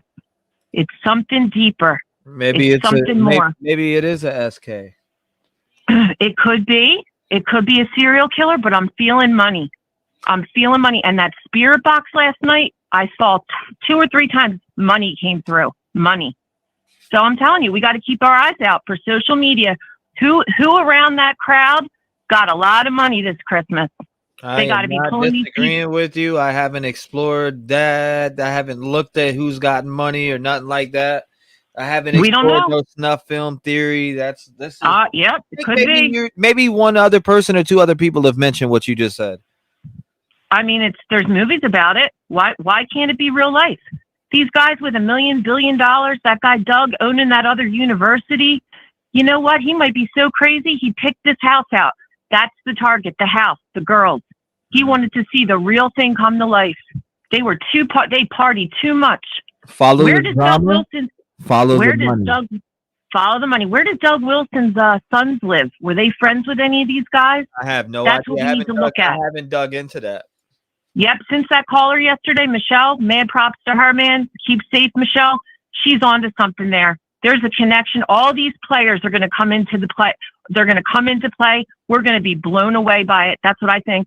Imagine how big that would be if it did come out to that. That'd be it'd even add more to this. This would be a movie. Exactly. This would turn into a movie. And their parents. Yep. I mean, I'd hate to see, people, producers showing up. Can we use your daughter in this film? Like, I'd tell them to go fuck themselves sideways. Exactly. Sorry. Yeah. But just wanted to throw that out there. Merry Christmas, guys. Just had to, give it a little. Man, keep it up. If somebody came there and said that shit to me, can I? Do you mind if I pay you to use your daughter and everybody in this movie that we made? No, yeah, go fuck yourself sideways. You couldn't offer me enough money to put my kid in a film. Exactly. Murdered. I'm sorry. Go fuck yourself. Exactly. But they're sick fucks, and you know it. They're sick fucks, and they're around that town. No We're doubt. uncovering that whole town. Yes, ma'am. Thank you for calling in, and I appreciate you. And God bless you, and I wish you a Merry Christmas. You too, to your family. Have a good one. Yes, ma'am. Thank you so much. Shout out for her for calling in, man. If you want to call in, it's 219-885-9693. 219-885-9693. Shit's crazy, man. It's disgusting. I don't know. Snuff films? Do you guys believe that? Please call. See if she's okay. Cassie says. I mean, all right. So in comments, I'm asking. I'm gonna know I'm about to have a caller in a minute. But what do you guys think about that? Do you guys agree with that at all? You can say yes or you can say no. Thank you, Patricia. I appreciate you. Thank you, Cassie. Call from Shane. Hey, what's going on, brother? You are on the clock. Or you're not on the clock yet, but I'm about to put you on the clock. You ready? Yeah. Yes, sir. This is your floor. Let's go. All right. What up, T-REV? This is Shane. I just wanted to kind of elaborate on some of the surviving roommates theories. Yes, sir. what if, say, hypothetically, they were in on it, you know? Mm-hmm. So say they're home while everybody's out, and then everybody comes home, and you know everybody knows they before anything even happened, like they predetermined that they want to make it look like it happened in their sleep. So everybody comes home, and you know the killer was let in because say they knew who they were, because with Dylan was the one that survived. Say she knew, you know, say she knew that who the killer was, and everybody else knew who the killer was. Everybody comes home, and they go up to bed. So they wait till they go up to bed, and then everything's done. See, this is what. Sorry, man, just a little nervous. No, you're fine. But you're fine. Don't worry about it. But so they want to make it look like that it was done in their sleep. So, and that would give the surviving, you know, Dylan and the other roommate almost kind of an alibi. Like, you know, well, I was at home. Where else would I be? Like, because it was in the daytime, that they could have been, you know, it would have been harder for them to prove their alibi. Because where else are they going to be at 2:30 in the morning or 3 o'clock in the morning? Right. Than at home in bed. So it kind of like it would give them an alibi. Like, well, I was at home, and that was it. And the people that came over. I mean, the people that come home, you know, they would see the killer on, you know, they were just sitting there on the couch waiting for him, but they wouldn't think anything of it because they knew who they were. So, you know what I'm saying? Like, I don't know.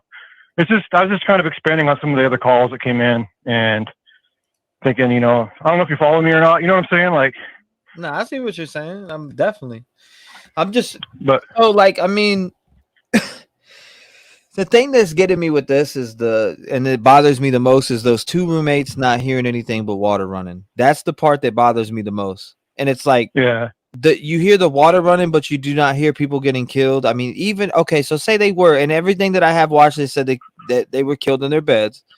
But how do you not hear the commotion of that? I mean, there's got to be, so, you know, there's movement involved with you swinging a knife around. Right, but I guess what I'm trying to say is like say just hypothetically Dylan was in on it, right? So and she knows somebody that would do it, and say that person that she calls knows everybody else in the house, and everybody knows who they are. Say it's a mutual friend or whatever, you know, or somebody that knows them. Right. So she's like, hey man, you want to do this? And they're like, yeah, I'll do this for you, or whatever the reason is, I don't know. But so she's like, okay, well everybody's out, come on over. So he comes over. Or they come over, whoever the killers are, while everybody else is out. And then everybody who went to the bars comes home. And they even see everybody kind of hanging out in the living room or whatever, and they don't think anything of it because they know that person or whatever. And so they go upstairs to crash. And then so they wait on purpose for them to go to bed to make it look like everything happened in their sleep. Because they want to make it look like, you know, everybody was asleep when the killer came home. Right. So that would be easy for the surviving girls to say, well, I was at home in bed, rather than, you know, I was off somewhere else or was with this person or whatever. So like it was almost staged to make it look like it happened while everybody was asleep, when it was really planned to make it look like it happened while everybody was asleep. I guess that's what I'm trying to say, but I don't know. I don't want to take up any more of your time, man. But you're good, brother. That's why I do this, is for so you guys can have a voice, man. Because, like I said, you guys watch us YouTubers all day long, and you know, I feel like a lot of comments are overlooked, and even right now, there's a lot of comments flying by that I may not see, or I catch, or I keep going, and I'm trying to really hone in on what you're saying, and I like to listen to everybody else, because, man, I've been up on here for weeks talking, and there's always new information that's going to come out. But when we find out that information, we'll go over it together on the channel. That's kind of where I'm heading, you know, having my channel. Like, I will have different, you know, programs that I will run on this channel that'll be different from the phone calls. But I think I like the phone call basis of the phone call podcast call in, because it brings more of that old school feeling back to the table, where we're not all mainstream media jumping and watching everything mainstream media, where, you know, everybody comes in and everybody has different sources that they look through and everybody has a different perspective, and that's what I feel like makes this community stand out different than a lot of the other ones that are out there. And I love a lot of different other communities out there, like Grizzly and Harsh Reality and Up Church that does true crime from time to time, and Captain Kurtz, and there's a bunch of different people that I watch personally. Truth and Transparency. There's been some that I've added to the list recently that I really appreciate, and that they do a lot of hard work when it comes to these cases, just by checking whatever they possibly can dig into, and it gives it a twist. But that's what makes us stand out from the most, is because I don't just accept calls; I accept anybody's call. So whoever wants to call in and give a theory, shout out to them, man, and God bless you for calling in. Merry Christmas to you and your family, and I appreciate you even having the cojones to call in and share your theory, brother. Absolutely, thank you, T-REV. I appreciate you too, and have a Merry Christmas, man. God bless you, man. Thank you. You too. Shout out to him, man. That's what it's about. That's what it's about. That's what it's about. Thank you. I appreciate that, Noel. It's just, I don't know, man. That's why I like the way that we're doing things right now. I love it. I love it. I see. Oh man, these comments are rolling in. We're almost at 20K. If I hit 20K, that'd be crazy. Call from the other Aaron. The other Aaron, and she phrased it. She said, "This is the other Aaron." You ready? Up 5 minutes on the clock. Yeah. Put me on Yes, timer. man. You're going. Let's go. Okay, so allegedly, the Maddie and Kaylee called JC, right? 9 times that night. Yes, ma'am. Now, did they call or did they text? Called 6 times. Okay. Kaylee's phone 3 times. Maddie's. So, was Murphy staying with JC? And then he was like, I'm sick of these girls calling, grabs the dog, gives them the reason to walk over there and check things out. Murphy was staying with Murphy was at the house that night. For sure. Absolutely. 1000%. Okay. 1000%. No, nothing else. I read it myself. I went and I deep dove on it. Moscow on their Facebook website. If anybody doesn't believe me, you can go dig through their website and you will find an actual post about Murphy being in a separate bedroom that nobody was in, was 0 part of the crime scene. Well, I'm saying before they even entered, JC did that. Took the dog for a walk over there, went to see if it was dark. Thought, okay, here's the dog. Let's take it in, put it in the bedroom. Because I think 2 of them went in. Okay. And one was in the car. And that's why they blur it out when in the motion picture of it going by the gas station, because you can see into the windshield. But they're covering that up with the phone. Absolutely. So I think they know it's more than one. And, to hold people, My thing with the more than one theory is like somebody's going to talk sooner or later. Well, yeah. In case they kill one off before they can. Or the person does himself in, which I don't think that's going to be, but I don't think SK. I don't at all. I think weird stuff's going on in that town for sure. And there's a triangle involved. And a couple people got stuck into it. But I thought that they were asking for Murphy when they were calling and texting. But I know she was taking the dog, so. I mean, there was voicemails left in there, and I don't know what the voicemail says. And will we ever hear that? Maybe it may not be part of the case at all whatsoever. You get what I'm saying? Right. So, I mean, who knows? Right. It's weird. The longer this goes on, the more that every Jack that was in this case disappears from my radar. Yeah. Allegedly. Well, and Adam, bye-bye, Adam. Where'd you go? Exactly. But exactly. Somebody's talking. It's just taking them a while with all that. I mean, they took 3,000 pictures. You'd have to go back for something. You couldn't have collected 3,000 pieces of evidence in that short time they were there. Well, they're saying Unless, somebody you just know. said update from Moscow, but every time I go to this, hold on, let's look. They're saying there was an update from Moscow today. I don't see absolutely shit on a Moscow update. The last update I see, updated information, was at 12/20/2022. So Yeah, for me, if they update, it better be good news for right now. somebody just said they dropped an update, but I'm looking at the update right now. The last one was literally 12/20. So I'm like, damn, Yeah. where's this update at? Maybe they're on a different time zone because you are all over. I'm on the same time zone as them. I'm almost, maybe they might be, I know I'm on, right now for me, it's 3:36. Yeah. I'm on the daylight savings time. Does anybody know what time it is right now in Moscow? I'm serious. It might be, I don't know if they're on West Coast time or not. I'm not 100% sure. I don't know. But let's all stay warm and safe and try to have a happy holiday. Yes, ma'am. Thank you so much, and I appreciate you Peace out calling in. to And you. you're right on, Thank perfect you. on time with your call. Thank you so much. God bless you, and I wish you a Merry Christmas and stay safe, please. Right back at you. Thank you.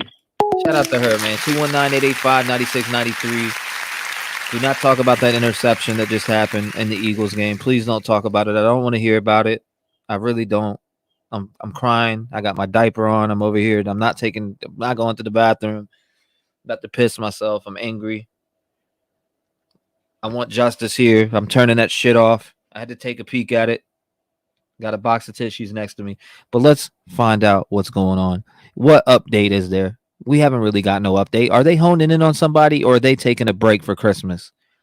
Are they taking a break for Christmas? Please let me know. Do you guys think they're taking a break for Christmas and that's why we're really not getting any updates? I mean, like I said, 12/20 is the most updated one on the Moscow website. It is. It's the most. It is. It's the most updated one. I got a man diaper on right now. I'm shitting and pissing myself. I'm mad. I'm angry. And then it's not. It's at this case, but it's at a lot of other things too. You know. But hey, man, call in. Voice your opinion. 219-885-9693. Let's hear it. You deserve your own TV show with Detective John Best Moss. Thank you, Bonnie. I appreciate you. Thank you, Bonnie. Thank you. Shout out to everybody who's been showing love today. And people that are here. I mean, to have 1,700 people in here with me today, and everybody wants justice for these kids, it just shows how many people care. And there's people all over. I'm guaranteed there's other shows going on right now, or panels going on right now, but a lot of you decided to be here with me. God bless you. Phone ain't ringing. I am surprised about that. Good grief. I'm surprised the phone ain't rung yet. Well, I'm waiting. So we'll be chopping it up. They are working. Hold up. They are working through Christmas. That's what I'm thinking. I think they're working. They're quiet right now. So what is going on? Are they on somebody's ass? Not a break, but definitely going to slow down until after the New Year's. I definitely sense it's a professional. People losing hair over their. Yeah, no doubt, bro. You ain't lying. Fact. Call from. Hi, my name's Katya. Hey, you're live. What's going on? Are you ready for me to put the timer on for you? Sure. I can't believe I actually got you. You got right through immediately. I did. All right, here you go. You ready? 1, 2, 3. You're on. Okay, hi. I've been listening to your channel, and you're doing such a wonderful job of explaining everything and like having all the facts in one place. It's really nice to listen to. I just wanted to say, in my opinion, the one I'm looking at is Jack D. The reason for that, how Kaylee, she's going to be moving, and how she's taking the dog. And if he's anything like me, that's right up there with taking my child, Right. So I can see why that would completely piss him off. And I'm sure you saw, where it shows the two girls, they're walking down the sidewalk with hoodie guy. And Kaylee says to Maddie, what did you say to Adam? And she sounds irritated, right? Well, I was thinking that could be one or two things. One, the nicer way would be because clearly she had been at her parents' house. She only came up to show off her car to Maddie and to party with everybody, you know, for like 4 or 5 days, whatever. But guess who wasn't invited? JD wasn't.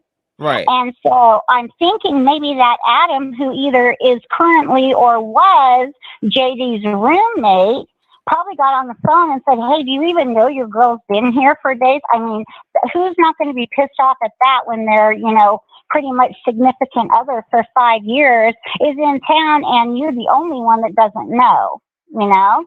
Yes, and I think that could have pissed him off enough not to answer the phone when those two were trying to call to maybe try to smooth it over, you know? Or who knows, maybe what she told Adam, you know, maybe Maddie said, hey, I'm going to go with her or something.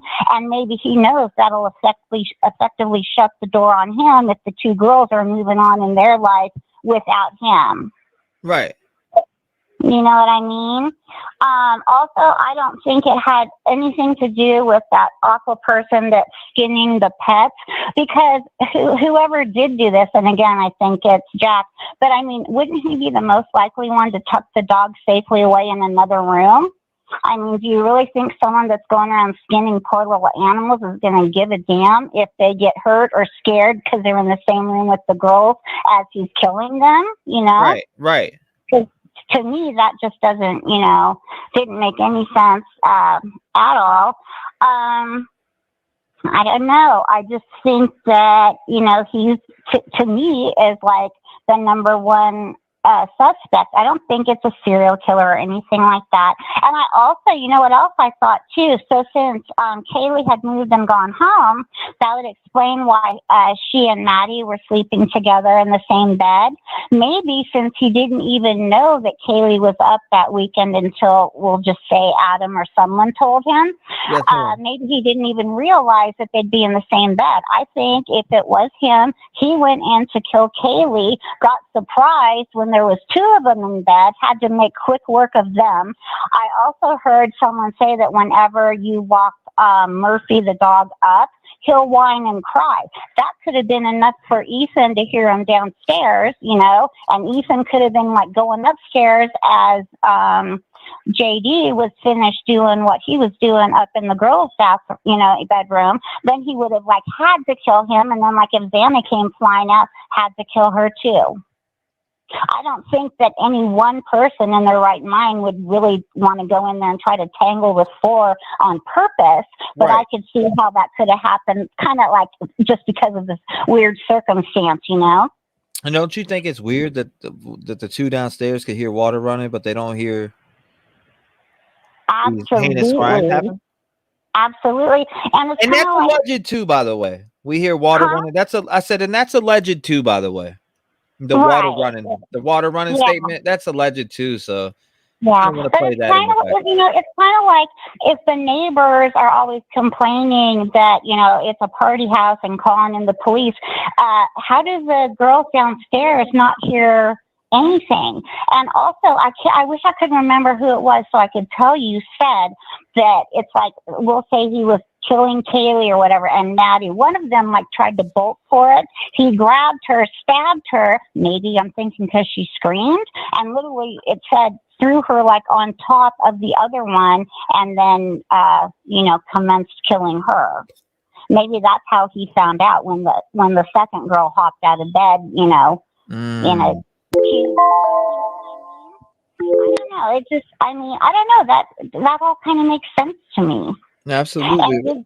Did you also catch how Kaylee's dad at their celebration of life looked at Jack? Yeah. I mean, I played that here multiple times. I thought I'd seen my daddy look at my boyfriends like that when I was younger. It's like, oh shit.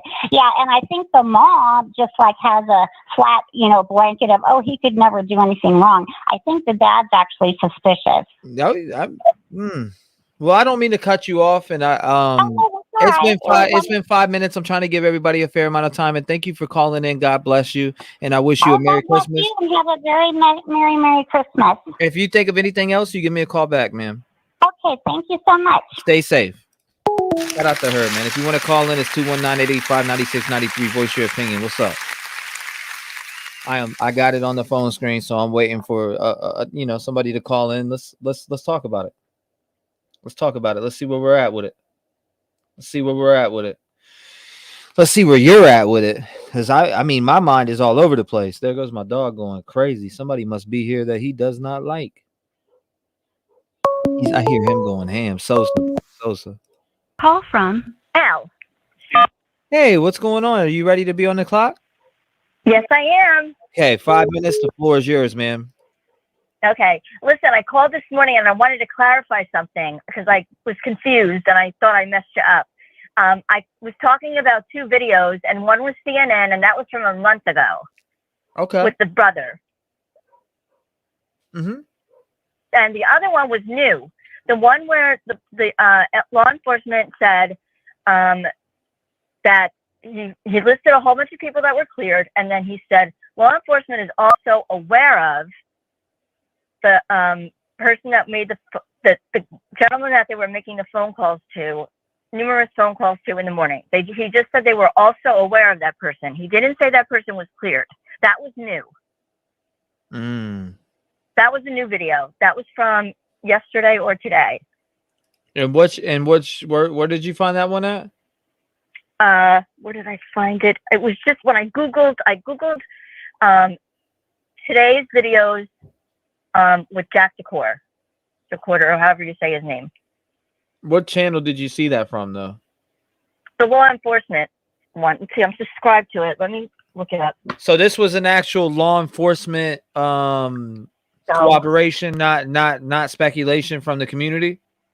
Let me see. But again, I want to make sure, because a lot of people put out things that are said, but it's never corroborated by families and stuff like that. And I don't want to, I don't want to misguide the crowd on anything. I really inform everybody in here to, listen to law enforcement. USA tragedy 12 hours ago. USA tragedy 12 hours ago. Let me pull that up. USA tragedy. Oh, the tragedy. You said Idaho 12 hours ago. I can't. As soon as I pick it up, as soon as I search it, I don't see anything. Let me put for today on the filter. All caps. USA tragedy. Idaho 4, Moscow proof. Jack was not cleared. And what's the name of the channel? USA tragedy. It's not popping up for me. For some reason. USA tragedy. Now, is that a what kind of channel is that? I don't know. It came to me when I Googled. Okay. Hashtag Idaho 4, hashtag shorts, hashtag Moscow, hashtag Idaho, hashtag crime. Laura B says the police chief has not said Jack D has been cleared. They said they are aware of the man the girls was calling, never said that the man was cleared. You want to hear it? Do I? It says it's from 12 hours ago. I mean, I can find it, or you can email it to me. Email it to me, please. Email. What's your email? Where's your email? Yeah, you ready to write it down? Let's see. Or you can look at it in chat. I don't know if you're good with chat, but if you put ! lowercase email, my email will show up every time. Okay, I'll do that and I'll send it to you. Yes, ma'am. Please send it to me and let me know. What's your name in chat? My name is L Cassie. Yes, ma'am. I'm going to be looking for it. Okay. Okay. Great. Mods, let me know if you see her. So I want to make sure I'm going to be checking my email periodically. I want to check that video out that you're talking about. Thank you so much for bringing it to my attention. Exclamation point. Now what? Exclamation point email. All lowercase. Okay. Bye-bye. Yes, ma'am. Thank you so much. You're welcome. God bless you. You too. Shout out to her, man. If you want to call in 219-885-9693, the Cowboys just scored a touchdown, so get off my ass. Damn! Oh my God! Let's go. We don't take breaks. We don't get off to take breaks around here. We stay going. We stay motivated. We stay rolling. I don't care if my favorite team is playing football right now. I am motivated to find out. This is Christmas Eve, and we want to know what happened to these 4 innocent kids that 2 20-year-olds and 2 21-year-olds. Yeah, we definitely want to know. I want to hear everybody's theories. What's motive? Break it down. Everything is alleged and speculation. If you haven't heard it from law enforcement, it is not true. It is not true. Lines are open. Everybody's getting a fair amount of time today. I just opened the line. My bad. It was on Do Not Disturb. Call now, 219-885-9693. Let's get it. Yeah, the dedication is here, man. You can't stop. You can't stop me. Call from Danny Van Sickles. Danny Van Sickles, a legend. What is going on, my brother? I'm about to put you on for 5 minutes, and the floor is yours, man. You ready to take it? Yeah, bro. Yes, sir. You run it. You own it. Hey, did you get that email? Did you see that video I sent you this morning? It was at 10:31 my time, 9:31 your time. Yeah, I see it right now. Where it makes it shows these facial expressions. You can tell that the dad is not cool with Jack D and the brother. Okay, so we're talking about the facial expressions, the normal facial expressions that we've been watching on my channel for days, or what? No. This is during an interview. The sister's defending Jack D, but you can see it. I mean, it's titled something about Jack boyfriend or something. Well, you see the video. Play it for everybody. It is very interesting. How long is it? Well, it's like 9 minutes, something like that. You can start like halfway even, but yeah, man, it's very interesting. I mean, we could definitely check it out. I just want to make sure everybody wants to rock with that because we've been doing a lot of call-ins. If you guys want to check this video out that Danny's talking about, tell them what it's about again, Danny. Drop it to him. What it is, when they're doing this interview, she starts defending Jack D, but then the brother and the dad, when she starts talking, the brother's like, shaking his head one way. The dad gives a real mean smirk. I mean, you can tell that those guys do not think he's innocent. Yes, sir. I got your video right here, Danny, and I always see your support in chat, brother. And I just want to thank you from the bottom of my heart. I really appreciate you being here every day and supporting the fact that the justice that we want for these kids and supporting the channel on top of that. But what is more important? This justice. We need this justice. Exactly. It's important to keep our voices going. It's important to keep pressure on law enforcement because we got to set our faith in law enforcement at the end of the day. We can't go out and make the arrest for them, right? We need to stand behind them, even though we think some of these people are shady characters. I do think there is some good people within, helping them right now that will be able to get to the bottom of this. Yeah, I think they've already got their suspect, and I swear I think it's Jack D. And just like Detective John said, they're building the puzzle and painting the picture. Yes, sir. And if you play that video, everybody's saying yes. So yeah, I'm gonna play it. I got it right here. I'm gonna crack it open, and we're gonna give it a run, man. Since you brought it to my attention, and then right after that, I'll open the lines right back up. Good deal, brother. Thank you, brother. Hey, have a great Christmas, man. Yeah, Merry Christmas to you and yours, Danny. And I appreciate you being here with me on Christmas Eve, brother. I really do. I appreciate you being here. You too, my friend. God bless you, my brother. You too, brother. All right, brother. We'll check it out. Let's check it out, guys. We'll check that video out real quick. Let's pause the one we got on screen. Let's see. Where's our... Okay, I need to drag over a new browser here. All right, so this is the one Danny's talking about. Let's pop it up. If you've been following the Idaho 4 case, you know that Katie Gonsalves's family, her parents, and her dad, Steve, especially, have been outspoken in media outlets talking about their experience of dealing with the aftermath of this crime and their communication with investigators. They've talked about really all aspects of this crime that I can think of, really, that they know about. And that includes how they feel about people that would be likely suspects or people that have been named suspects. And in that group, we can include Kaylee's ex-boyfriend, Jack D.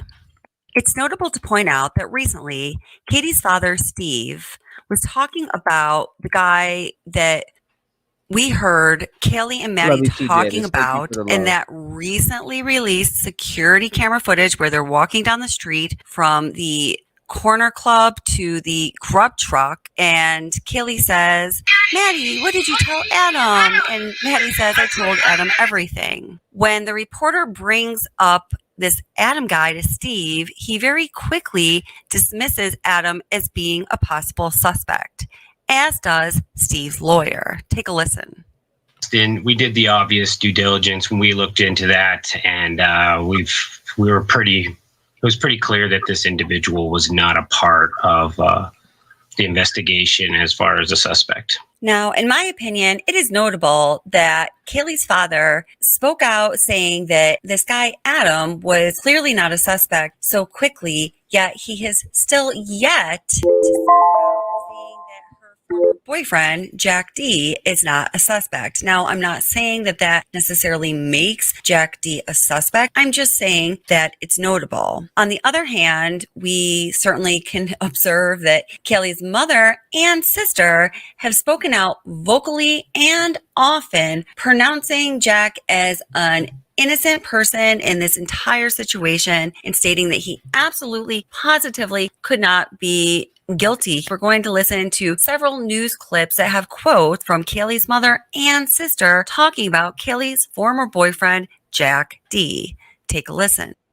The first time we hear Kaylee's mother and sister reference Jack D, they don't name him specifically, but it's their first sit-down interview that I'm aware of, at least, and they are talking about the calls that Katie made after she got home from being out at the corner club and the grub truck. Thank you, Miss to G. a person Love you that they back. had not named yet. Here's what they have to say. So she was on my mom's cell plan. So on Sunday, I was able to pull those cell records. And you could see that she was calling somebody out. Does it seem like they may have been involved, or does it seem like No, not at all. Kaylee had no shame in kind of power calling. So it fits Kaylee. Yeah, and we know who she was calling, and this person is, and this person was asleep, unfortunately, was not getting the calls. And it was, I don't know, a few calls for half an hour. She called him a couple times, but no. It was not, we do not believe she was calling him for help. We believe that she was just calling him to come over. If Kaylee was in imminent danger, her or your Maddie, they would have called 911. They would not have been calling this person. Yeah. And that was so around 2. Yeah. So at that time, we started believe around 2:30. Yeah. We believe that the girls were just fine. So from those phone records, it looks like the girls may have been alive around 2:30. 2:30 is what, the last call? No. The last call is shortly before 3 a.m. Short. Yeah, that's right. 2:50 something. 2:52. Yeah. Okay, so as you heard there, and this interview was very early on, Kelly's mother and sister both maintained that Jack had absolutely nothing to do with this tragedy, although he wasn't named. It's clear that they were talking about Jack. The next clip we're going to listen to is a telephone interview with Kelly's parents, and, well, here's what they have to say. We keep hearing this name, Jack, and phone calls going back and forth. Can you tell us anything about that? We love Jack. Absolutely love Jack. We stand behind Jack 1,000%. Jack was Kaylee's boyfriend for many years. They just recently broke up. There was no animosity at all. It was a breakup on Kaylee's point. It was not, they still talked every single day. Kaylee just thought that she needed a little break. They were on the mend of getting back together. Kaylee talked to Jack the whole time she was here for that week and a half.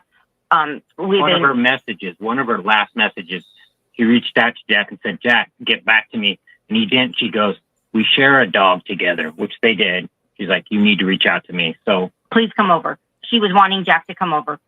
Jack is not, they're wasting their time with Jack. And Jack is just as distraught as we are. Jack is our family. Jack is 100%, 2,000% our family. And Jack is with us. And we stand behind him 100%. We're supporting him. And we know in our hearts and our minds and our souls, in the depths of our souls, Jack is hurting. And Kaylee and Jack would have eventually been married. They would have eventually been married, and they would have eventually had children together. So to say ex-boyfriend, it was Kaylee just being a brat, being like, I just need a break. But Jack was in her heart, and they were close to getting back together. And that was just Kaylee being Kaylee. So as you heard there in that interview, Kelly's mother was strongly defending Jack. She said that they stand behind him 1,000%. And, she was very animated and emphatic in her defense of Jack. An interesting point one of the channel subscribers and panel participants brought up last night, and that would be Sis Vicious, was when Kaylee's mom says in this interview they're wasting their time with Jack, it made her wonder, who is the mother referring to when she says they? Did they, meaning the parents, know something more than we did? Was Jack being scrutinized, being looked at intensely for a period of time that we did not know about? We really, of course, couldn't be sure about that, but I thought it was a very interesting point.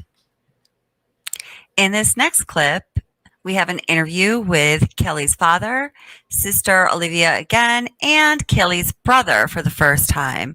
So I think it's really interesting to hear what Kelly's brother has to say and to watch his mannerisms and his nonverbal indicators. All right, so this is she's bringing up some very good points, and we do need to pay attention to it, even though a lot of us have seen this over and over again, which I've watched a lot of these over and over again. Let's look at it again, and it may change the perspective on our phone calls today. So let's take a listen and look at what's going on in this interview, specifically when the family is asked about their support for Jack. Your family has been very outspoken in support of Jack. He's Kaylee's ex-boyfriend. And on the Moscow police website, he is not listed, notably, as someone who has been cleared in the investigation. To your knowledge, is that significant? No, I don't personally think so, because I think that there's the entire rest of the world that's also not on that list of people who have been cleared, right? Including Maddie's boyfriend, including any associates of Xana or Ethan that might not be involved. I don't find that significant at all. And there were a number of phone calls to him that night, and you say that would have been typical behavior for Kaylee, that she often would call friends, folks, for a whole bunch of things. At any time, yeah. Multiple times until I would pick up at 3 a.m. and be like, Kaylee, what? Yeah. And some of the last footage of her at that food court, she's on her phone 24/7 filming the whole thing. So she lived on that phone. So, yeah. In case you didn't catch it, I want you to notice how each of these family members responds when the interviewer asks the initial question about Jack not being cleared officially on the Moscow Police Department website. I'm going to zoom in so you can take a really careful look at this. Look at dad, look at brother, look at sister. It's very interesting. So I want to ask you guys one thing before we finish up the rest of this interview and open the lines up. What do you guys think about Nancy Grace coming out and saying there was no DNA match? Do you think that Nancy Grace does not bullshit? I think she has connections and found out they do have DNA. But let me know your thoughts in the comments. Moscow police website, he is not listed, notably, as someone who has been cleared in the investigation. To your knowledge, is that significant? No, I don't personally think so, because I think that there's the entire rest of the world that's also not on that list of people who have been cleared, right? Including Maddie's boyfriend, including any associates of Xana or Ethan that might not be involved. I don't find that significant at all.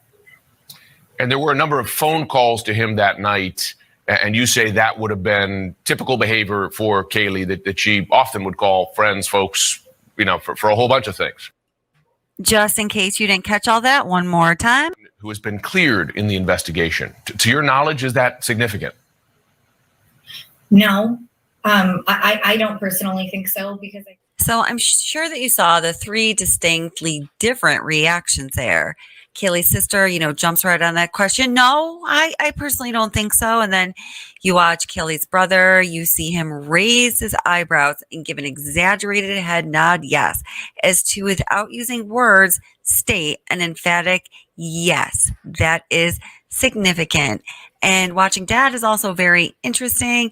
He purses his lips. He looks very pensive. And I personally think he really struggles with that question. I'm sure he does not want to believe that Jack had anything to do with it. And once again, guys, I'm not saying that he did. Well, before we finish this also, I do want to point this out, right? Let's go here and point this out. This is what Dad thinks. I think this tells us all. This is what Dad thinks about Jack. Allegedly. This is what Dad thinks about Jack. You ready? Here's what Dad thinks about Jack right here. Yeah, okay, Bubba. Yep. All right. See you later. What are you doing here? Just my opinion. I think he understands that his family members are a little split on how they feel about the topic. And I think he's been pensive and he's thinking through this question with intensity. He has been from the beginning and he still is, in my opinion. One of the points of speculation is that Kaylee had an ex-boyfriend. Phone logs show she made 7 calls to the ex that night. The police say it's a non-issue. What's your take? Yeah, I completely agree. I could not be any happier to see that they have cleared him. From the beginning, I knew that it wasn't him, and I'm happy that they're focusing their attention somewhere else now.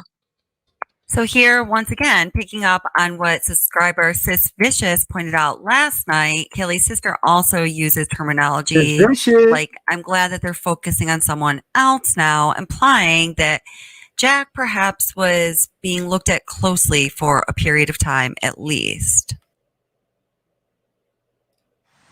Can you elaborate at all? I don't know. You don't have to give a name, but I mean, is it someone that she knew, or? I have something to say about that. I just feel like there's been a couple individuals that were cleared very fast. That may not right here. be Shinobi. Guys, I broke this down. Okay.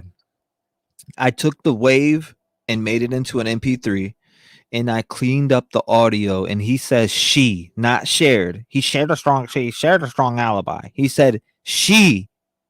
Watch. Yeah. Share the strong alibi. Just really fast. If you can dismiss. An hour later, maybe Shinobi. And yeah.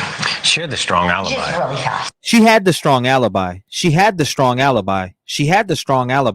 Is exactly what he says. If you can dismiss. An hour later, and we're like, what? And I don't know. I don't know anything about those individuals. I just know they were people that, definitely should have been looked at. And yeah. I don't know what would prevent you from sharing somebody's alibi. Yeah, I think that's what we're struggling with. So it's like, we know what we know. We've, fought for Jack, Kaylee's boyfriend, and, we still stand that way. So I did just kind of want to clear that up while we're talking through this ambiguity that, that's not what we're honing in on here. We don't want to make more victims out of innocent people. Exactly. Yeah, they don't want to do that. So please leave a comment letting us know what you think. We all want to know. Okay, so good video. Thank you for sending that in, Danny. I'm going to open the lines back up. We are going to get back into we're going to get back into everything that we got here. Let's go ahead and open the lines back up. What do you guys think about the friction between JD and maybe the family? I know the sister doesn't have any friction, but the lines are open. It's 219-885-9693. Make sure you call in your theory, your opinion, your voice matters, especially in this community. Like I said, a lot of you guys watch panels and you're in the chat and you're talking and you're commenting, but this is more, the whole community is going to be able to hear you when this is replayed. So call in. Here we go right here. Let's answer. Call from Mac, what's going on, brother? I just want to say Merry Christmas before I put you on a timer. And are you ready? Yeah, Merry Christmas, man. Thank you, brother. Ready? 5 minutes, you're on. Yeah, I just watched that, and yeah, I mean that was very interesting. He did say she, and she said she had a strong alibi. So it is interesting that they are looking at a girl, and I don't put it past the woman. We got to remember Jodi Arias, what she did to her boyfriend, who was fully awake, who couldn't defend himself against a girl who was smaller than him with a knife. We got to take that into consideration, a female. Right. Now, a lot of people think that he said shared, and I promise you, I put it into my Pro Tools program. I am an audio engineer. I mix and master music all the time. I deal with vocals all the time. I clean up vocals all the time. And a lot of people wanted to tell me that said shared, but he said she. Now, I put it into my program. I cleaned it up with EQ. I cleaned it up with some normalization. I added a bunch of different things to it, reverb, etc. And I played around with it so much to the point where you could clearly hear that he says she had, that she shared a strong alibi. She had a strong alibi. Yeah, I heard she. We kind of fumbled, and then you'll hear it when I'll drop the clip so everybody can hear it. Because people need to hear it. It's either she had a strong alibi or she shared a strong alibi. Yeah, I heard she, and I believe at one point the police did say they were looking. What's important about this case was looking into where the whereabouts of the downstairs roommates were, where they were at the times of the murders. Police, I remember in the beginning, police mentioned that. So I mean. Yeah, I mean, I don't put it past the females at all. I mean, how they called the police and the next day was suspicious. And I don't put it past them. I mean, a girl, just look at the Jodi Arias case. Right, a girl ran up on her boyfriend and stabbed the shit out of him. He had he couldn't do anything about it. And he was stronger than her and everything. So that's pretty much all I had to say about that. And the white Elantra, they still haven't got it. So I mean, they still haven't said anything about it. I'm going with that's the killer, and I'm going with the murder weapon was an axe, not a knife. I'm going with that. So I mean, they have put out that they think it's a K-bar. Now, is it true? I mean, I would have to be able to see the actual facts sitting in front of me, which we're not going to get that because police are going to hold everything tight to the cuff. But I mean, a bunch of experts have came out and said K-bar, K-bar, K-bar, K-bar, K-bar. So you're going to go against that and say axe? I'm just, and I'm not judging you for that at all. I just want to hear you out. And that's why I give people the time to come up here and speak their theories.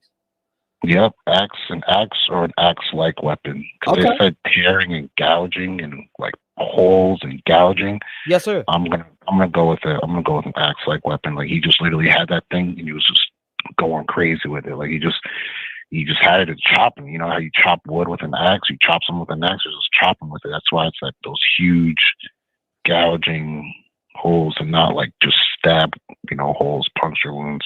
They're saying it's like huge tears and stuff like that. So I'm gonna go with an axe.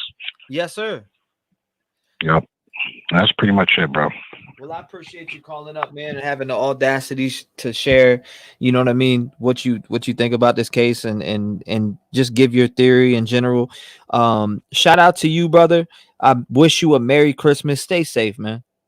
You too, bro. Happy holidays. Happy holidays to you too, my man. Shout out to him. If you want to call in, it's 219-885-9693. Make sure you call in. Make sure you call in 219-885-9693. What do you think? What's your theory? What's your breakdown?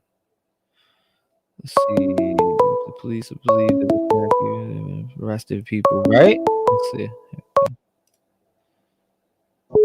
Call from Diane. Diane, you're live. I'm about to set the timer for you. Are you ready? Yes. Yes, ma'am. You're on. Okay. So I do have a theory when it comes to the brother of Kaylee. I noticed in that video with the dad, when the dad looks over at Jack D, it looks like he's kind of like, he also is trying to push the brother away. The brother looks like he's not happy about that at all. Right. And so I feel like he's kind of just like the brother the brother can't keep it cool. The sister might be taking on the reins of holding the family together, trying to figure this out and keeping everybody cool, but the brother just may be about to lose it. That's just, I just feel that was my theory on that. But I also thought it was a little weird. I haven't heard this mentioned.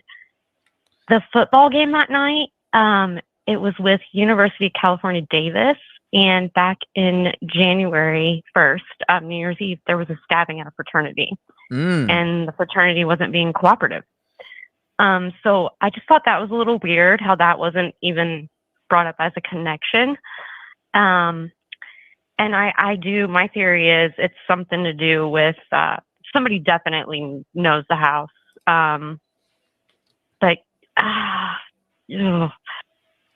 Fraternity or something really close to the school. Or, I mean, well, Jack D. I mean, everything kind of just lines up with him.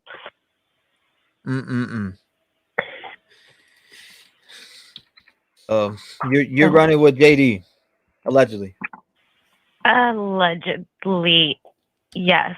If it's inner circle, JD. Okay. Yeah. Yep, but that's all. I just noticed that was one big thing I noticed with the brother, and it just stuck with me for a while now. So I just wanted to bring that up.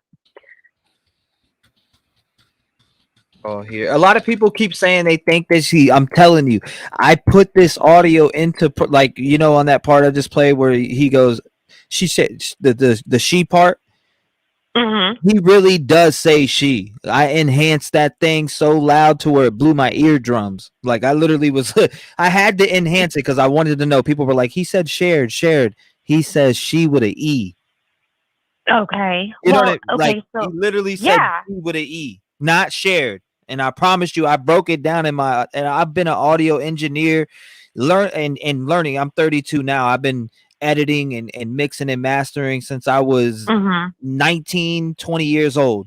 And I've gotten better and better and better and better at it. And I can't wait to break down the audio analysis on that because a lot of people have opinions on it. And I want to just show them, you know what I'm saying? Look at this. Look what I was able to do with this. Look what I was able to, I'm going to show them that she had a strong alibi. She shared a strong alibi.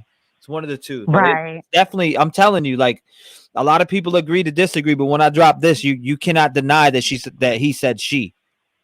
Yeah.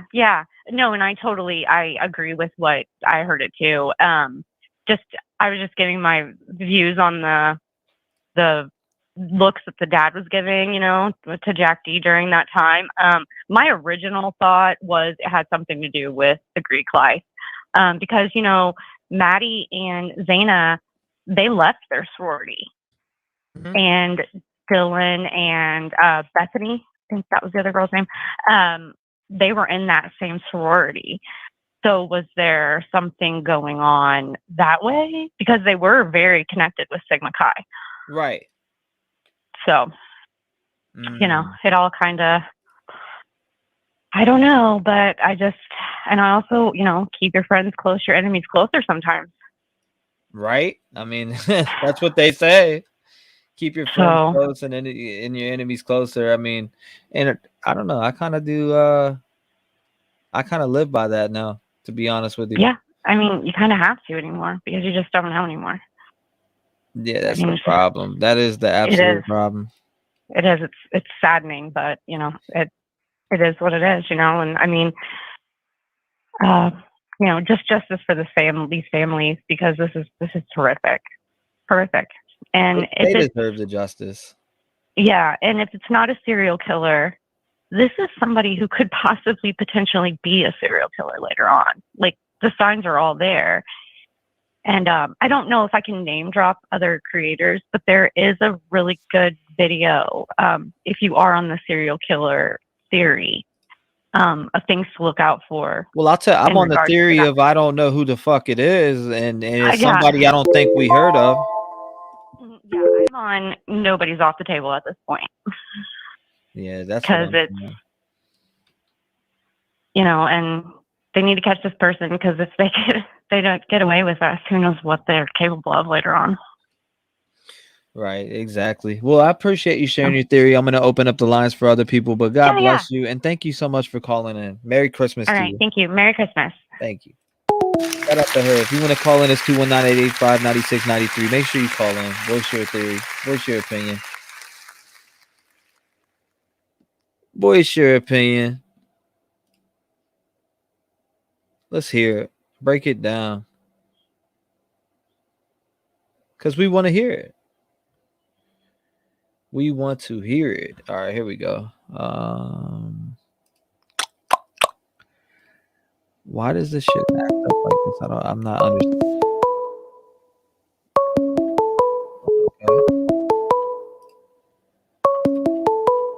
Here we go. Call from. Yeah.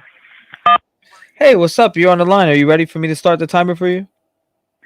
I am. Yes, ma'am. Merry Christmas to you, by the way. Merry Christmas. You are on. Here we go. So, I have two different perspectives for you. Yes, so my ma'am. husband's a sheriff, and I've been into true crime for a long time. And his perspective is it is a serial killer, somebody who's been down for years, and that's why they can't figure this out. He could strike me again. So, like they lay low for years and they strike again, and then they're gone. Yes, and ma'am. nobody knows who it is. And everybody thinks, oh, it's this person, it's this person, it's this person. It's got to be this person. Right. But what if it is that? What if it is a serial killer? For me personally, do I think it's a serial killer? No. Do I think it's somebody that they knew? Absolutely. Because nobody knows that anything about a house unless you know them. They knew exactly where to go. And having a basement down there, they could have killed those two down there too. But they didn't need to because they didn't see anything. They didn't see anything. So whoever killed didn't have a reason to kill him, but they had a reason to kill somebody upstairs. And I don't remember which one was it, the one that was going to leave, the one that was going to leave the next day. What was her name? Kaylee. Kaylee, her. I feel like it was all about her. Like somebody did it. It was more of that. If I can't have you, then nobody can. Yeah, like it was somebody who was obsessed, and this was the last time that they could strike and know where she is because she was leaving the next day. So they didn't know she wasn't going to be in her bed. So more of a do it. If you don't do it now, you ain't gonna get it done. Yep. That's exactly what I think. And then she happened to not be in the room that he went in, and then go straight to went to find her. Oh, not in this one. Oh my gosh, they woke up. Had to kill them. Well, next room. Oh, she's in here, but there's someone in here with her. Have to kill them both. Kind of like he knew exactly where to go and what to do. You ain't lying about that one. I just feel like there's everybody has these theories, and about the family, kind of picking at them. It's just I feel like it's something right in front of us, and we just don't see it. And it's because everybody speculates so much, it turns everybody's, I guess, opinion in a different direction. And like you say, you change your opinion a lot when you have a caller who makes you think one thing and then another thing. It's like that goes on around the world. And that's the beautiful thing about listening and letting the community chime in, is because there is a lot of people out there with good perspectives on this, and some people can really make me think outside the box of shit that I haven't thought of before. And the reason being, like, I feel like, okay, so at this point you got JD, JS, roommates, you got all these people, and it's been 41 days. You feel like it'd be an open and shut case. Like normally the cases would be open and shut if any of these people were involved. Yeah, exactly. Allegedly, right? Allegedly, yes. But I'm saying in general, though, like you feel like it'd be a slam dunk case if it was any of these people that we're talking about. So day 41, what's going on? That's exactly, and that's why my husband says it's a serial killer. He goes, they didn't leave anything behind. He goes, they knew what they were doing. He goes, I see it all the time. He goes, I talk to killers all the time because he works in the jails. He goes, I talk to killers all the time. He goes, it's just something that they do. They lay low. They strike out of nowhere. sometimes at random, and sometimes they just see somebody and go, okay, this is the person. You know, I decided I'm going to get this person. He's talked to somebody in the jail. I'm going to get this person, and just kind of stakes it out, watches them, sees where they go, and gets fixated on that one person, and that's why they were chosen. It's probably chosen at random, but he talks to killers all the time, and that's what they say, is that put blankets over them, Right. gashes, whatever. You know, they put blankets down. He goes, if they're in bed, pull the blankets off. There'll be no blood on the floors because they're all over the blankets. There's no traces. There'll be no blood on the boots because he's stepping on the blanket. So there's nothing that's gonna, you know, he can walk out. You know, there's a lot of different ways that you can make it, you know, to where you don't leave a trace. This person knew what they were doing and knew how to do it. People keep saying it's, you know, it's the hunter, or it's like, you know, everybody hunts. You know, it doesn't you know, they're killers. Right. Just because they know how to fillet something, it doesn't mean they're a killer. Yeah, it really doesn't. But you never know. Like you say, that's the beautiful thing about your channel. You never know. Exactly. You never know who it could be. You never know what one person can bring to the table that another person can't. And letting them speak their opinion and see different sides is like a whole. As a whole, is a great view on things. No other channel really does that, and that's why I really was like, you know what, I'm gonna call it on this one because, you know, I have my husband who's a sheriff and me who kind of clash on who this is, and he's pretty there, straight there, like, no, that's a serial killer, I guarantee. Well, That's why they're not gonna find anything. Yes, ma'am. I appreciate you calling in. It's been 5 minutes. I'm gonna give other people some chances because yesterday it was a shit show. So I want to make this one memorable. Yesterday was a shit show, but thank you for calling in, and Merry Christmas to you and your husband and your whole entire family. And please keep stay safe.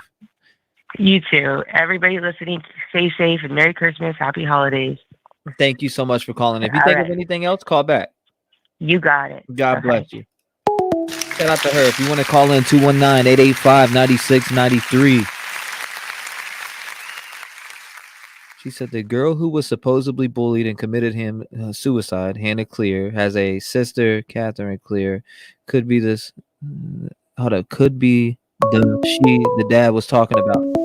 Her dad came out and said that it wasn't suicide and that she had just overdosed on sleeping medication. Call from Hey, what's going on? You're live. You ready for me to put you on the clock? Yes. Okay, ready? 1, 2, 3, you're on. All right. Hey, shout out to everybody. Just wanted to go back to the body language of the women of the family of Kaylee versus the men of the family of Kaylee. It could be like they've been coached behind scenes. I don't know if they do this or not, but good cop, bad cop type of situation. So the woman, you know, we're going to be more caring, compassionate to keep that person like comfortable and feel safe if they are suspects, so they don't sleep, so they don't hurt themselves or whatever. And then the man or the daddy just, you know, he has his suspicions that he's going to go with it. He's going to feel the way he feels. And then the brother, he looks like he's kind of like in the middle trying to play coy. But that was kind of like what I got from that.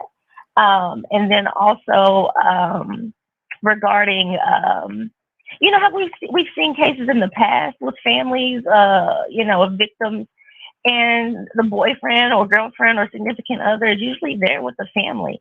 So I think that's kind of telling also that he's not there supporting them or in interviews, even if he's quiet. I wouldn't care if people looked at me like she's guilty, and if I know I'm not, you know what I'm saying? I'm going to be there to support because like that was my person, my love. So I think those are some telling clues as well. But that was all I had to contribute. Well, no, yeah. I mean, I thank you. I appreciate you calling in. A lot of people don't have the guts to call in and share their theory. So, I I appreciate you calling in. Thank you. Where are you calling in from? Nashville. Nashville. Shout out to you in Nashville. God bless you. And I wish, just stay safe. And I wish your family a Merry Christmas.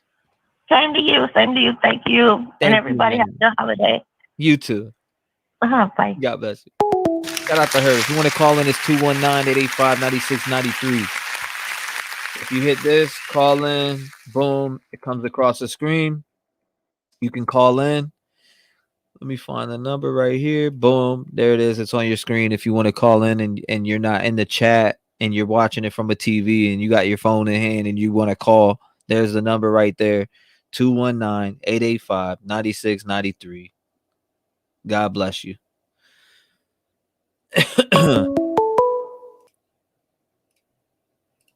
Call from Owen.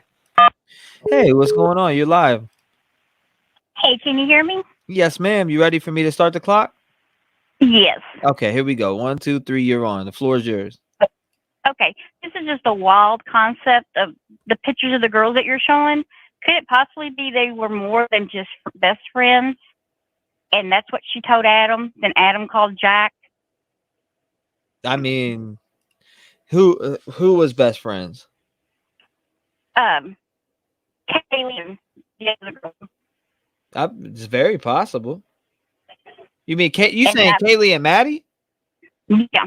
Yeah, I'm pretty sure that I thought they were best friends. That's my impression. Well, I mean, I think they're best friends, but maybe they were more than best friends, and that's what she told Oh, Adam. you mean like together?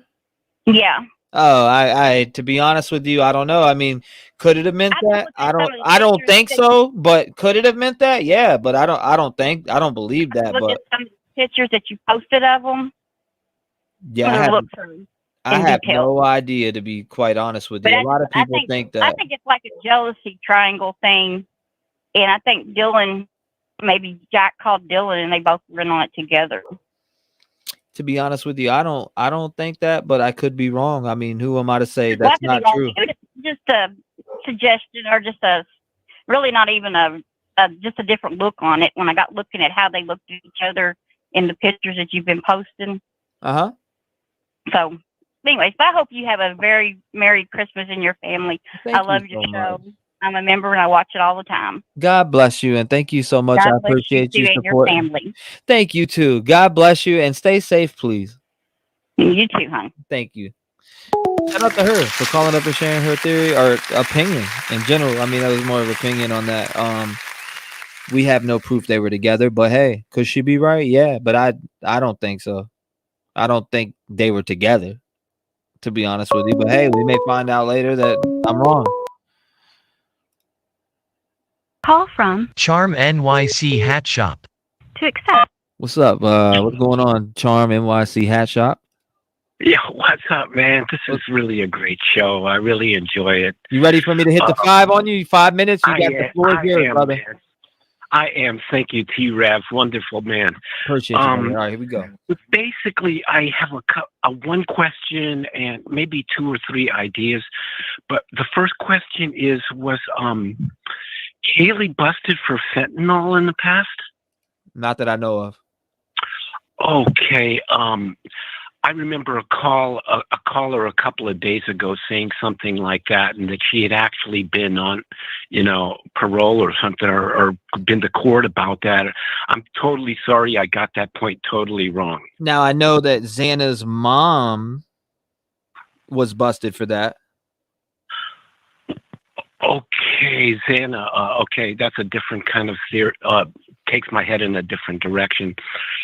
Yeah, Xana's mom was, for a fact. I don't Okay. know about. I don't think about. I don't think Kaylee was, but that's me. Okay. You had a caller on a few days ago that said he was a drug dealer in Washington or something like that, and he said that people have been killed for much less things and whatever. Oh yeah, Like yeah. what- I know. I remember. I think I remember that call you're talking about. Yeah. And I was wondering if, cartel or fentanyl, it all just sounds pretty corrupt to me. So I was shocked to hear that wasn't being talked about more. But now you say it probably wasn't Kaylee that was involved in this. So the other thing that I wanted to mention was my prime suspect is Jack D, but I want to proclaim everybody's innocence until proven guilty. Allegedly, yes, sir. Allegedly, yes. What if I've said this in your chat a few times? What if he laid in wait for them, and then he was the one that forced them, or maybe he made the calls on their phone. This is just a sort of like a sub-tangent idea that I had. You know, in other words, to say he's you know, his alibi is probably that he's at home sleeping. But if he did it, and then if he's in that room, he can call his own number. You know, the ping's going to be in the local area because that's where he was. But it's also part of his alibi too. And yeah, you know, I just like to thank you very much. That's just like a sub-tangent point that, like, maybe he called himself on their phones after he did his dirty work. I'm really impressed with your show. I listen to it very much every day the last few days, and I want to thank you very much and have a happy holidays. Just wanted to say my points there, my friend. Thank you, sir. I appreciate you calling in. Shout out to you and the big NYC, man. And I hope you, you know what I mean, got them fire hats on deck. I might have to hit you up. Okay, thank you very much, my friend. Peace and love through the holidays, and I will continue to listen and be observant about this and chat if I need to. Yes, sir. Thank you so much, man. God bless you. Thank you, T-REV. Wonderful man. Thank you. Thank you, brother. God bless him. Merry Christmas to them. 219-885-9693. Voice your opinion. What's up? Yes, cell phone tower pings. Absolutely. 219-885-9693. The lines are wide open. Let's get it. There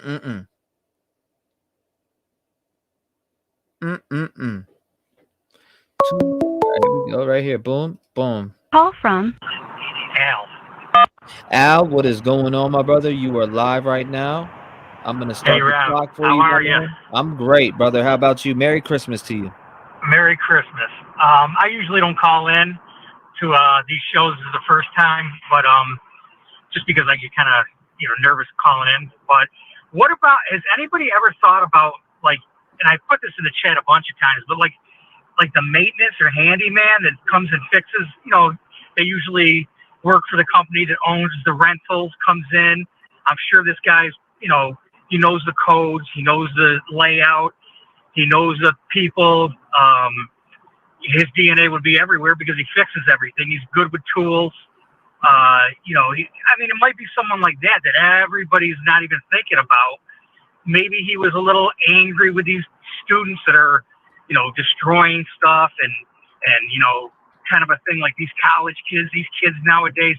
I don't know. It's something to throw out there because usually it's not the people that everybody thinks it is. A lot of times, like you said, if it was one of the suspects that they would think, it probably would have been solved by now. So it's probably someone that's obvious but not mentioned. And that's really all I had to say, because I'm sure this person would obviously be familiar with codes and the layout. And, if he went after the first two upstairs and then came down and Ethan came out because of hearing something and killed Ethan and then killed the other girl and then ran right out.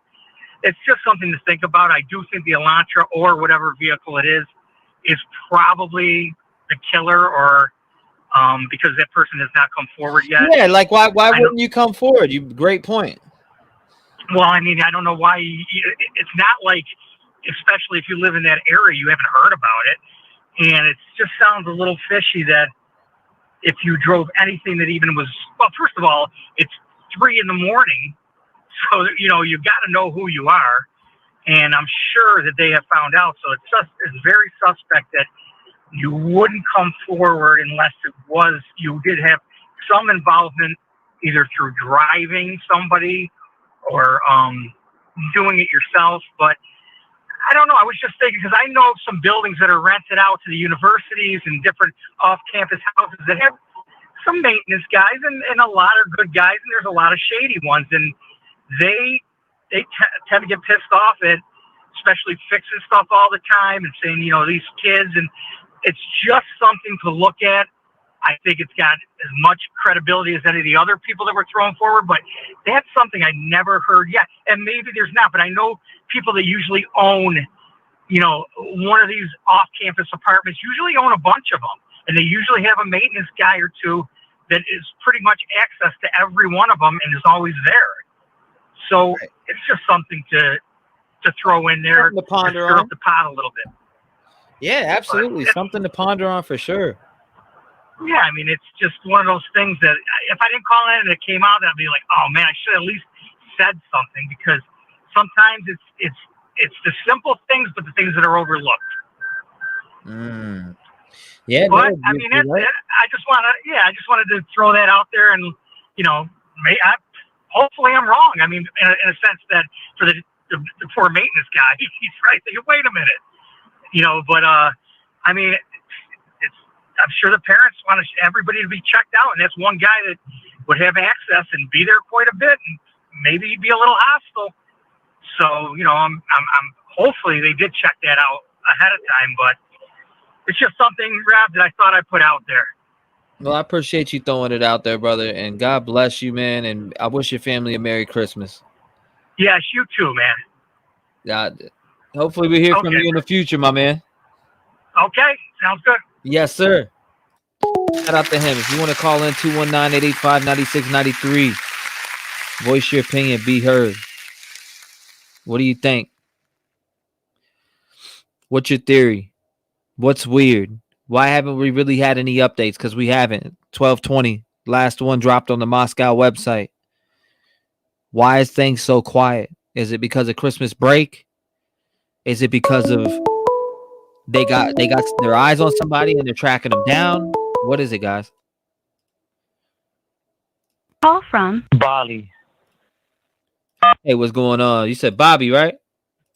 Bali. Bobby, you were on the line, man. 5 minutes. The time is yours. The floor is here. Here it goes. Boom. Hold on. Before you start, bro, I really wanna. I forgot what stream it was, but you put your music at the very end, and I was. No, I'm not gonna lie. I was very, very impressed, bro. I think the message that you bring out in your message was very, very impressive, bro. And I'm a fan, bro. I think you should drop an album or something, because I'll support you. I'll back that stuff all day. I got 3. Oh, really? Okay, man. Yeah, I might have to check you out, man, because I was very impressed.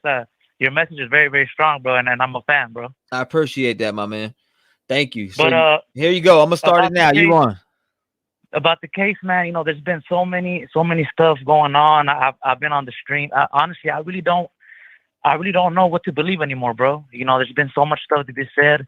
But what I do know is that this murder now it's going global, bro. I mean, there's people now that are all around the world that are knowing about this, so it's gonna be solved, bro. It's gonna be solved. I think that if it was the ex-boyfriend, I think that they would have got him already. There should have been DNA on him already. So I honestly feel like it could be anybody, but I definitely think it's gonna be a student.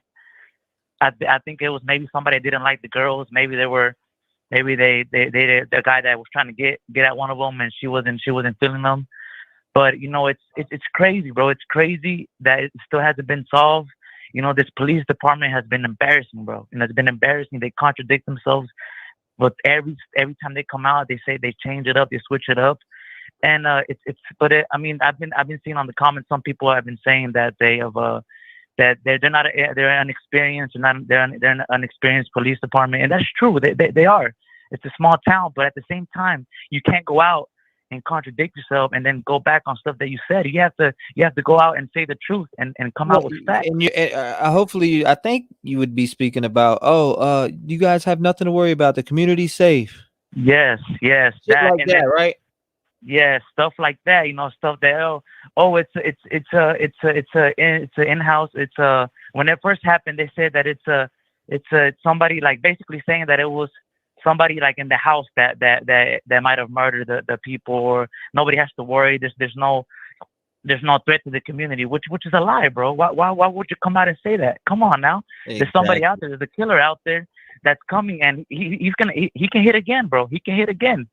And what I'm worried about is that we gave this person, whoever it is, we gave this guy a month. It's been a month. This guy can kill himself. And there you go. There's your investigation. There's your suspect. Who's going to pay for this? Somebody has to pay for this, bro. Somebody needs to go to prison. Somebody needs to go on trial for this. And you're giving this guy a month now for him to do what? He can leave the country. He can go kill himself. And there you go. It's over. Nobody pays for this. So that's what I'm worried about. But I mean, there's been a lot of stuff that have been said. You know, I heard some lady said about I forgot what she said about the black web, the dark web, something about the dark web, about a body cam, stuff like that. You know, there's been a lot of stuff that have been said, but you know, honestly, I really don't know what to believe, man. Like, I honestly don't know who it could be anymore because, you know, it's all the investigation is all over the place, bro. But man, you know, I think I subscribed to you like last week or something because I've been seeing you go live for 9 hours. Like, bro, that is dedication, man, and I salute you to that, bro. Giving the people a voice, and bro, I'll be on the lives and I'll keep commenting on your lives, bro. You're doing a great job, man. For real, I appreciate you, man. What we did 11 hours yesterday, I think 15 maybe the day before. You know, the least amount I do is 5 hours, and that to me is considered a small stream. Like right now we've been live for 4 hours. I plan on being live for a lot longer. Tonight I'll probably be live till maybe 2 in the morning. You never know, maybe 3. You just never know. Maybe till the reindeers are on the roof climbing down the chimney and all that shit. You know, we yeah. We're gonna be here. God bless you. I thank you for calling in. I appreciate your support, brother. God bless you, bro. Hopefully I hear easy, from you Keep again. going, bro. Thank you, man. God bless you. Stay safe, man. You too. Merry Christmas. Shout out to him, man. Shout out to him. 219-885-9693. Voice your opinion. Voice your opinion. Let's go. Hold on. Let's see. Thank you, Jenna. I appreciate you. Appreciate you. All right, here we Call go. from D. D, what's up? You're live. What's going on? Hey, I am so sorry I keep calling, but I've been with you on your You're all not night. annoying. Love your music too. I woke up vibing to it. I was like, hey, but anyway, I'm gonna put you on. Ready? 3, 2, 1. The floor is yours. All right. So, again, not pointing fingers at anybody, but for people that have been in, you know, uncomfortable situations with an ex and you've kind of grown, whatever, I keep harping on that theory. You know, with the animal killings, the car break-in and nothing was really taken. I've had a person do that to me to try to keep me afraid so that hopefully I would run back to them. So just little things like that, I guess, is why I keep feeling like this was like a spoiled, soured relationship. And that person was doing any and everything that they could to bring this person back to them. He felt jaded, out of the crew, pushed out of the clique. So he's mad at them. You know what I'm saying? So anybody could get it at that point. And I think the two roommates at the bottom hadn't been there as long. So that's kind of my perspective on it. And that's where I'm looking at this from. Because like I said, I've had a guy do that to me, try to scare me so that I need him when he saw me get my confidence back or, you know, getting a better job. And, you know, so just something to throw out. Right.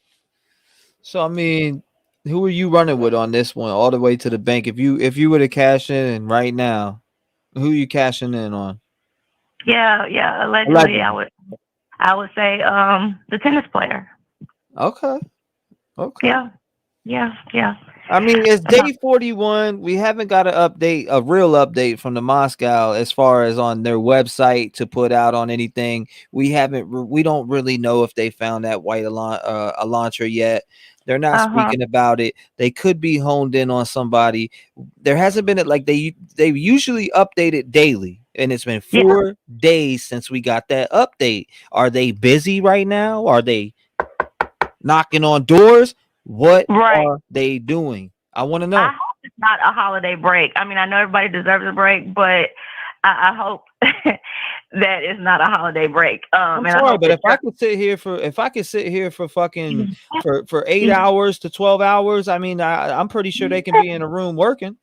Exactly. And maybe they're quiet now because they're tying up loose ends and, you know, getting everything, dotting the I's, crossing the T's before they, you know, serve whatever they need to serve so that there's no mistakes. Yes, ma'am. Yep. But thank you for letting me call. And I'll be watching, and I love watching and hearing everybody's point of view. I think this is great. And I hope you do it for a lot of cases going forward. Thank you for calling in, and I appreciate you. And God bless you. I wish you a Merry Christmas. Stay safe, please.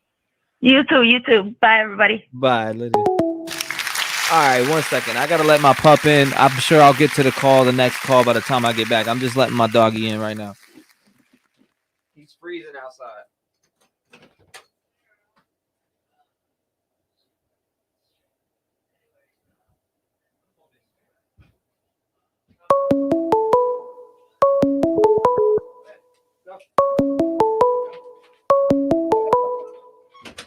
Good baby. Good boy. Good boy. Call from Charlene. Charlene, you are live. What's going on? Are you ready for me to start the clock? Yes. Okay, let's go. You're on the line. This floor is yours. I want to start by telling you how much I appreciate you. And I'm an older lady and wasn't going to call till I could afford to be a member, but I decided I needed to do this. It's okay. You ain't got to be a member to call in. Anybody can join the channel and call in. Well, I'm quite a chatterbox on your chatter site. But anyways, it's fine. That's what it's for. We need to get down to the bottom of this. I mean, I'm sure law enforcement's going to get down to the bottom of it. I'm sure we're going to find some clues somewhere. And we have seen a bunch of clues, but are they right? We don't know. But that's why I made this line, is so people can call in. And maybe you've heard something that the rest of us haven't. There's a lot of different rabbit holes on this case, and it's baffling, but there's going to be an ending to it. Absolutely. I believe it was just allegedly that possibly the two girls downstairs were not home at 1 o'clock. Possibly they were in on planning with the guy who supposedly was caught with another gentleman. And the girls then came back. I believe they were up on the hill behind the house, all 4 of them, talking about how they were going to do this, because there's a white car up there. It shows a white car up there. And then the girls went back. The young men came in, did their deed. And then they left, went home and got cleaned up, and then the girls called them back. Yes, ma'am. And I think that some of the other theories, although I respect them greatly, if it was a serial killer, why would he just do the 4 people and not the 2 girls downstairs? I.e., maybe because the 2 girls weren't there. Same as with some of the other thoughts. Well, why didn't they do all of them? Well, maybe the 2 girls weren't there downstairs. God bless all their souls, their families. I pray for a closure to this, but that's just my opinion, and it's just allegedly. But it's a little turn on some of the thoughts that's been going around that I just thought I'd just throw in there, because I listen to you 24/7, 365, and I enjoy you and all your chat people. I feel like family. And thank you. God bless you, Charlene. God bless you and your family. And I hope you have a very Merry Christmas, Happy New Year, and let's all pray for the families and justice for these children. God bless you, ma'am. You're such a sweetheart. Thank you for the kind words, and I appreciate you having the courage to call up. I love you. And we'll talk again maybe sometime. Yes, ma'am. Merry Christmas to you, and Merry please Christmas, stay safe. my friend. Oh, yes, I do try and stay very safe. Washington State has had their share of warnings about all this too, so I do. I stay safe. Yes, ma'am. Okay. Oh, I hope to hear from you again. I hope to hear your voice live again. Thank you, ma'am. You will. Absolutely. Bye-bye now. Bye-bye. God bless you. What a sweetheart. What a sweetheart. Make sure you call in 219-885-9693. What's your theory? Bring it to the table. Let's see what everybody thinks. Do they agree? Do they not agree? Where we at with this? A lot of shit is allegedly and speculation, and stuff that we aren't able to verify, stuff that law enforcement guarantee verified, if not are verifying. There's just a lot out there. There's a lot that we don't know about, and we can pick through things and find things all day long. Hold on, let me put I need to put this on the screen here. Let's see. Boom. B said roommates are sus.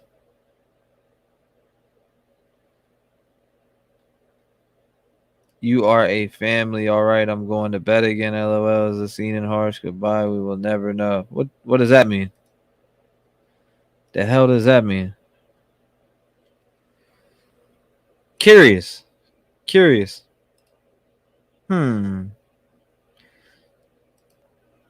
Damn, lines are dead. Must be opening up gifts. He said it's not letting me join membership. Piece of shit. Marlene said, piece of shit. Melly is his name. Jack. Well, it's really not letting some calls go through. I'm seeing it right now. I'm looking at one right now that didn't come through. I didn't get it. That's weird.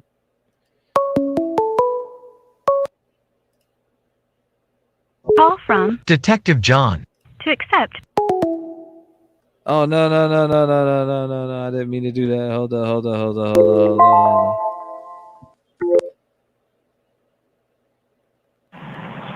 Hello, unfortunately. Hold up. We got to give it, he called in. Let's see what he's talking about. Hello, unfortunately, I cannot get. Detective John. Hold on. He was calling in. I accidentally hung up on him. Hello, unfortunately, I cannot get to. There we go. Call from Detective John. to accept. Press. Detective John, you were on the line live. How's it going? Everybody was waiting for you. Merry Christmas, brother. How's it going, man? What's up? Merry Christmas, everyone.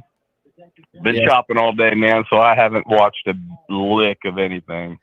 Yeah, the only thing you've missed is the footage that came out of there's a neighbor between where allegedly JD lived in 1122 King Road. It came out. It was on 8/26, I believe, or 8/16/2022. There was a noise complaint, and it shows Kaylee comes out and talk and stuff. I mean, that's really all you missed. I mean, That was at JD's house? Yeah. Okay. It allegedly JD's the spot that they show with the dude on the roof and shit getting all crunk. Yeah, isn't that him on the roof? I don't know. I'm thinking that was.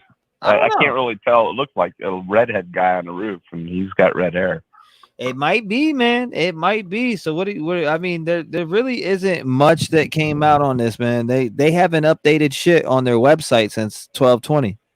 I did see the PIO just a minute ago while I was going through. I saw the public information officer for the Idaho State Police had a press conference. I guess he's the liaison for Moscow too for public information, and he mentioned the same thing, painting a picture.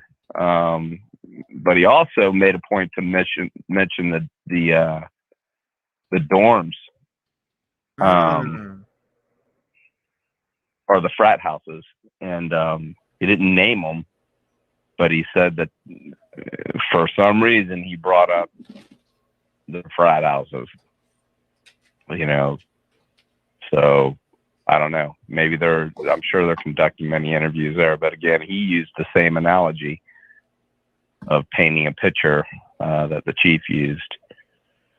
So, and he did say that they're getting daily, they're getting, DNA evidence back from the crime lab. So they're putting it together. So just like we've all speculated that it's going to come down to that and what the interviews yield on a suspect, and they can put everything together and say, hey, you did it. I just heard the nice lady talking about that she didn't think the girls were there. Hey, she might be right. The girls might not have been there. I'm assuming she's talking about the I hadn't heard any of this. I just heard it from you. You know, two guys were together or something, and somebody walked in on them. Dave and Dave is her name. I don't know much about that. Yeah, that's a 4chan theory. Right.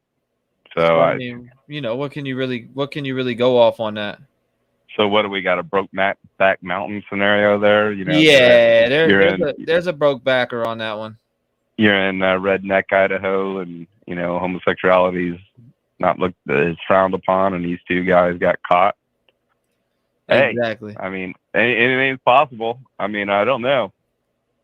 You know, but that's all I got to say. You know, I just wanted to wish everybody Merry Christmas. Hopefully we'll have a resolution in 2023. I mean, hey, man, no, but I do want to ask you a question before I let you off the line, and this is just for everybody who's listening. You know, being from an ex-detective standpoint and being you have, you know, experience in the field, when they haven't put in an update on their website since 12/20 and they've been quiet, why do you think they've been quiet? Why would they not? They updated it every day up to 12/20 on the website and just completely stopped. Because there's nothing that they want to share, and no news is benefiting them because they can't be criticized on anything. So they're not gonna divulge anything. They don't want us out there, you know, doing what we're doing. They hate it, you know. But at the same time, I can assure you they're watching. They're watching every little bit of this chat and everybody else's chat. They're learning. They want to know what we think. They don't want to admit it, but they want to know.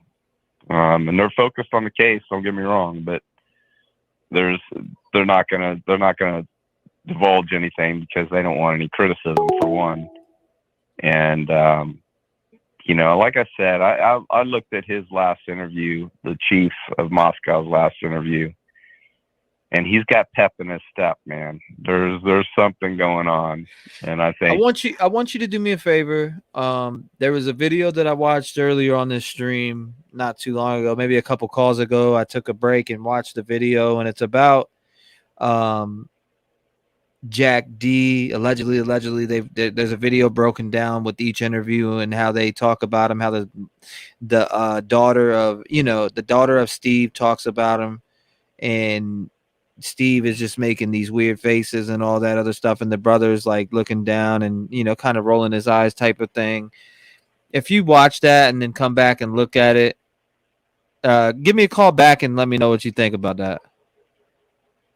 All right, where do I find it? It's on. I played it on this live. Okay, so I'll just back up and watch it. Yeah, it's in there. I played it, and I'd like to know what you think about it. Well, you know, people in the chat want to know what you think about it, but yeah, I was just wondering what your thoughts would be on them not fucking dropping any new updates. Is there just nothing to drop, or are they honed in on somebody, or could it be both? Well, it could be both. I mean, I think, like I said, I honestly think that you know, just watching his body language, I've been around these people for many years, and I know how cocky they can be. He's the chief of police. He's not going to come out there and say anything unless he can look good, and he damn sure had some significant indicators when I watched him. The smirk was number one to me. The smirk he had on his face is like, yeah, you guys, we got this. So I think that something's coming down the pipe soon. They're just waiting on a little more evidence to drive those nails in the coffin and get an indictment, you know, because again, this is a high profile case, and you know, they're not going to be able to just walk in there with a little bit of evidence and get someone to sign off on it. They're going to need to put the case together, because this is going to be a defense attorney's dream, based on just the crime scene. I mean, the amount of people in and out of there. You know, if I did this and I was if I was Jack D and I'm the one that did this, I'm screaming all day long, hell yeah, my DNA's in there. It's in there. You know, it's my girlfriend's house. I slept in there. I got up, walked through the house in my underwear in there. Well, they're asking me to replay it. A lot of them want me to replay it. Let me see. I don't know if you want to rewatch it real quick and then call back and give your thoughts on it immediately. Whatever you want me to do. Hey, is it at the beginning of the show? You've been on for over 4 hours. I've been on for a while. It ain't at the beginning. That's for damn sure. Hold up. Let me grab it here. I got it right here. So I guess I could put it back on and we could watch it once again and analyze it. Right. It'll be fresh in everyone's mind, man. Yeah, no problem. We'll watch it again. Yeah, I'm gonna put it on right now. I got it over here. If you've been following. Okay, so we'll put it on. Here we go. All right. Replay show. Give us. Yeah. So they're all asking. They want your thoughts after this. So. All right. You want me to hang up and call back? Yeah, hang up, call, or I'll phone you right after. All right, you got it. So you lock in. I'm about to play it right now. Right on. All right, here we go. All right, there we go. I'll put it on Do Not Disturb for a minute. We'll phone Detective John back. Let's see what he thinks, guys. Let's see what he thinks. I'm gonna play it again. Let's break down Detective John. I'll be taking calls here in a minute. Everybody wants Detective John's take on this, so let's get it. In the Idaho 4 case, you know that Katie Gonsalves's family, her parents, and her dad, Steve, especially, have been outspoken in media outlets talking about their experience of dealing with the aftermath of this crime and their communication with investigators. They've talked about really all aspects of this crime that I can think of, really, that they know about. And that includes how they feel about people that would be likely suspects or people that have been named suspects.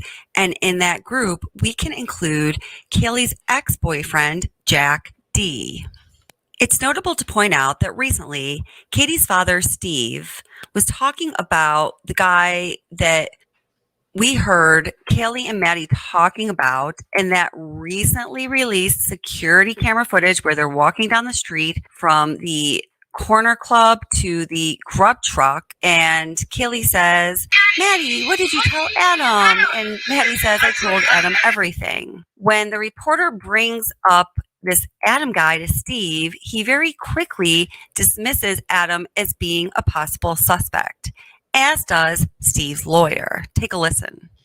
Then we did the obvious due diligence when we looked into that, and it was pretty clear that this individual was not a part of the investigation as far as a suspect. Now, in my opinion, it is notable that Kaylee's father spoke out saying that this guy, Adam, was clearly not a suspect so quickly, yet he has still yet to speak out, saying that her former boyfriend, Jack D, is not a suspect. Now, I'm not saying that that necessarily makes Jack D a suspect. I'm just saying that it's notable. On the other hand, we certainly can observe that Kaylee's mother and sister have spoken out vocally and often, pronouncing Jack as an innocent person in this entire situation and stating that he absolutely, positively could not be guilty. We're going to listen to several news clips that have quotes from Kaylee's mother and sister talking about Kaylee's former boyfriend,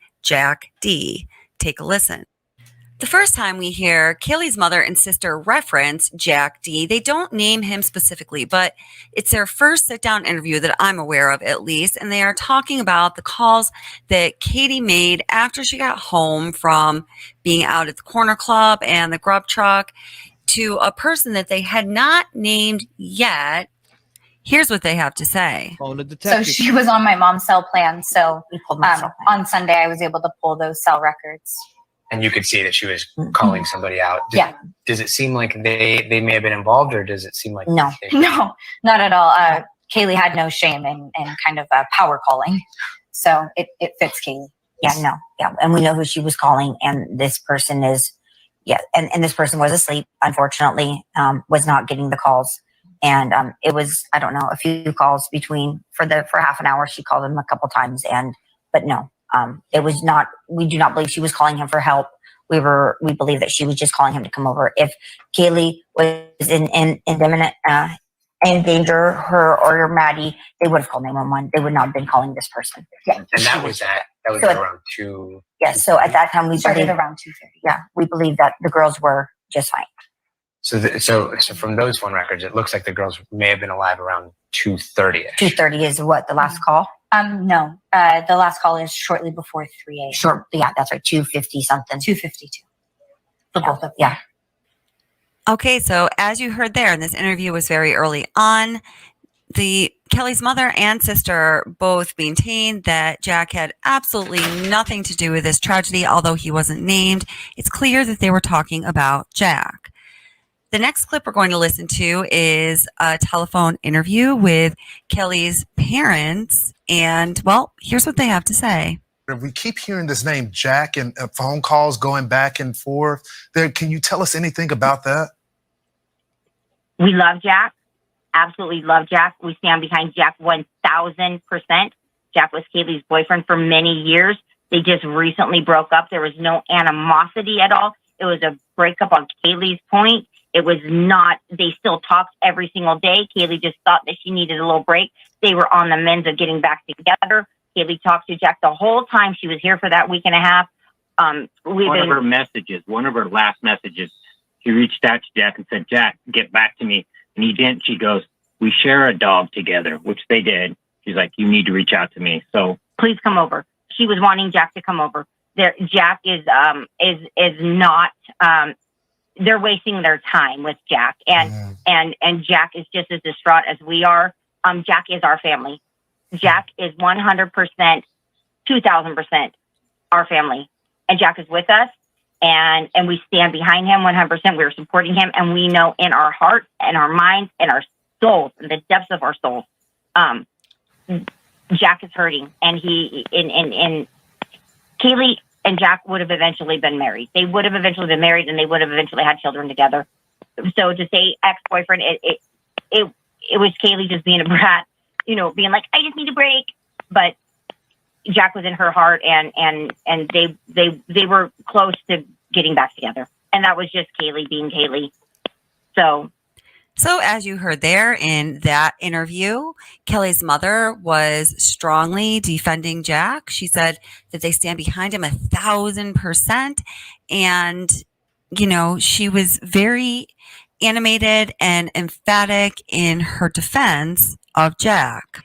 An interesting point one of the channel subscribers and panel participants brought up last night, and that would be Sis Vicious, was when Kaylee's mom says in this interview they're wasting their time with Jack, it made her wonder, who is the mother referring to when she says they? Did they, meaning the parents, know something more than we did? Was Jack being scrutinized, being looked at intensely for a period of time that we did not know about? We really, of course, couldn't be sure about that, but I thought it was a very interesting point.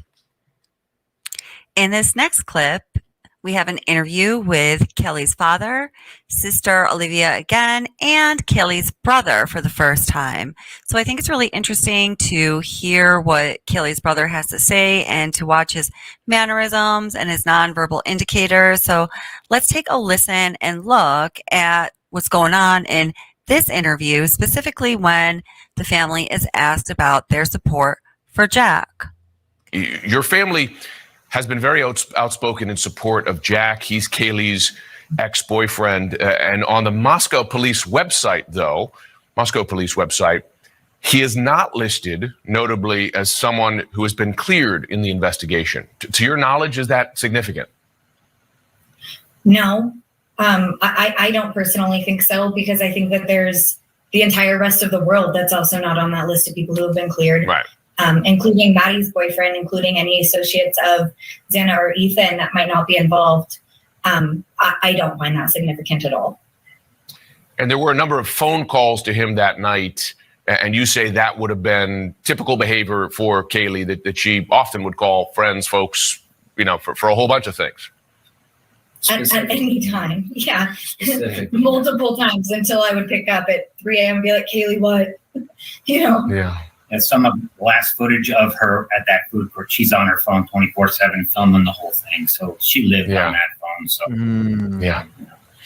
In case you didn't catch it, I want you to notice how each of these family members responds when the interviewer asks the initial question about Jack not being cleared officially on the Moscow Police Department website. I'm going to zoom in so you can take a really careful look at this. Look at dad, look at brother, look at sister. It's very interesting. Moscow police website, though, Moscow police website, he is not listed, notably, as someone who has been cleared in the investigation. To your knowledge, is that significant? No, I don't personally think so, because I think that there's the entire rest of the world that's also not on that list of people who have been cleared. Right. Including Maddie's boyfriend, including any associates of Xana or Ethan that might not be involved. I don't find that significant at all. And there were a number of phone calls to him that night, and you say that would have been typical behavior for Kaylee, that she often would call friends, folks, for a whole bunch of things. Just in case you didn't catch all that, one more time. Who has been cleared in the investigation. To your knowledge, is that significant? No, I don't personally think so, because So I'm sure that you saw the three distinctly different reactions there. Kaylee's sister, jumps right on that question. No, I personally don't think so. And then you watch Kaylee's brother, you see him raise his eyebrows and give an exaggerated head nod, yes, as to, without using words, state an emphatic yes. That is significant. And watching dad is also very interesting. He purses his lips. He looks very pensive. And I personally think he really struggles with that question. I'm sure he does not want to believe that Jack had anything to do with it. And once again, guys, I'm not saying that he did. I think he understands that his family members are a little split on how they feel about the topic. And I think he's been pensive, and he's, thinking through this question with intensity.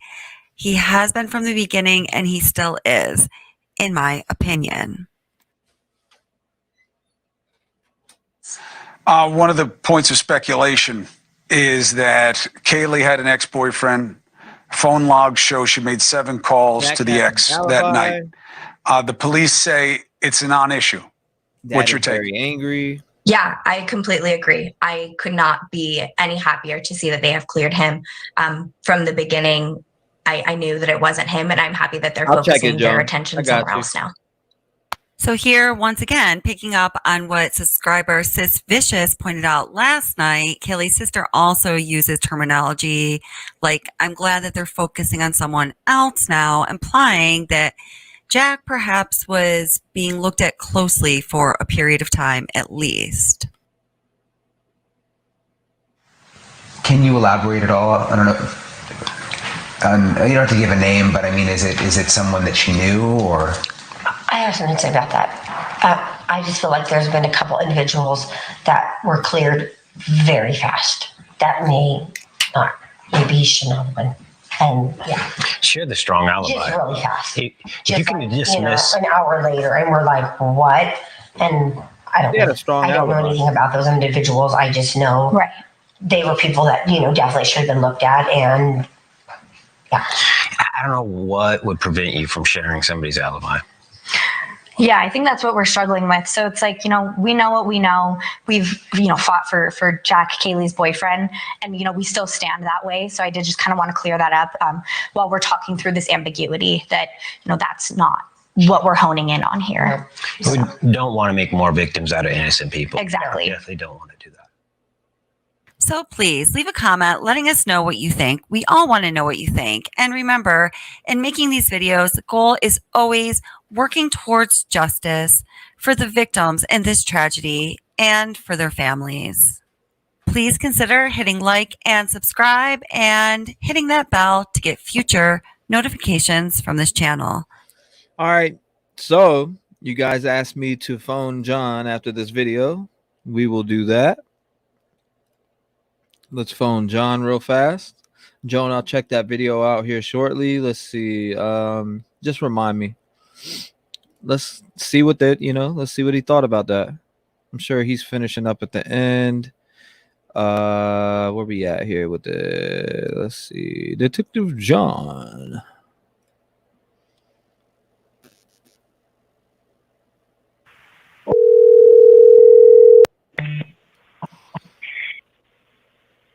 Detective John. Hey, buddy. What do you think? What's going on with that? What did the people want your thoughts? They said phone a detective. So, well, we've seen most of those though, correct? I think only one of those I hadn't seen. Yeah, we've seen, dude. I've seen all of those before. I seen that, but it was a breakdown, basically, like on key and point. I'm assuming. Her brother looked. He looked surprised when they said that. He was like, yeah, he hasn't been cleared. He's not on that list. That's what I got. His facial expression, his body language was, he was surprised.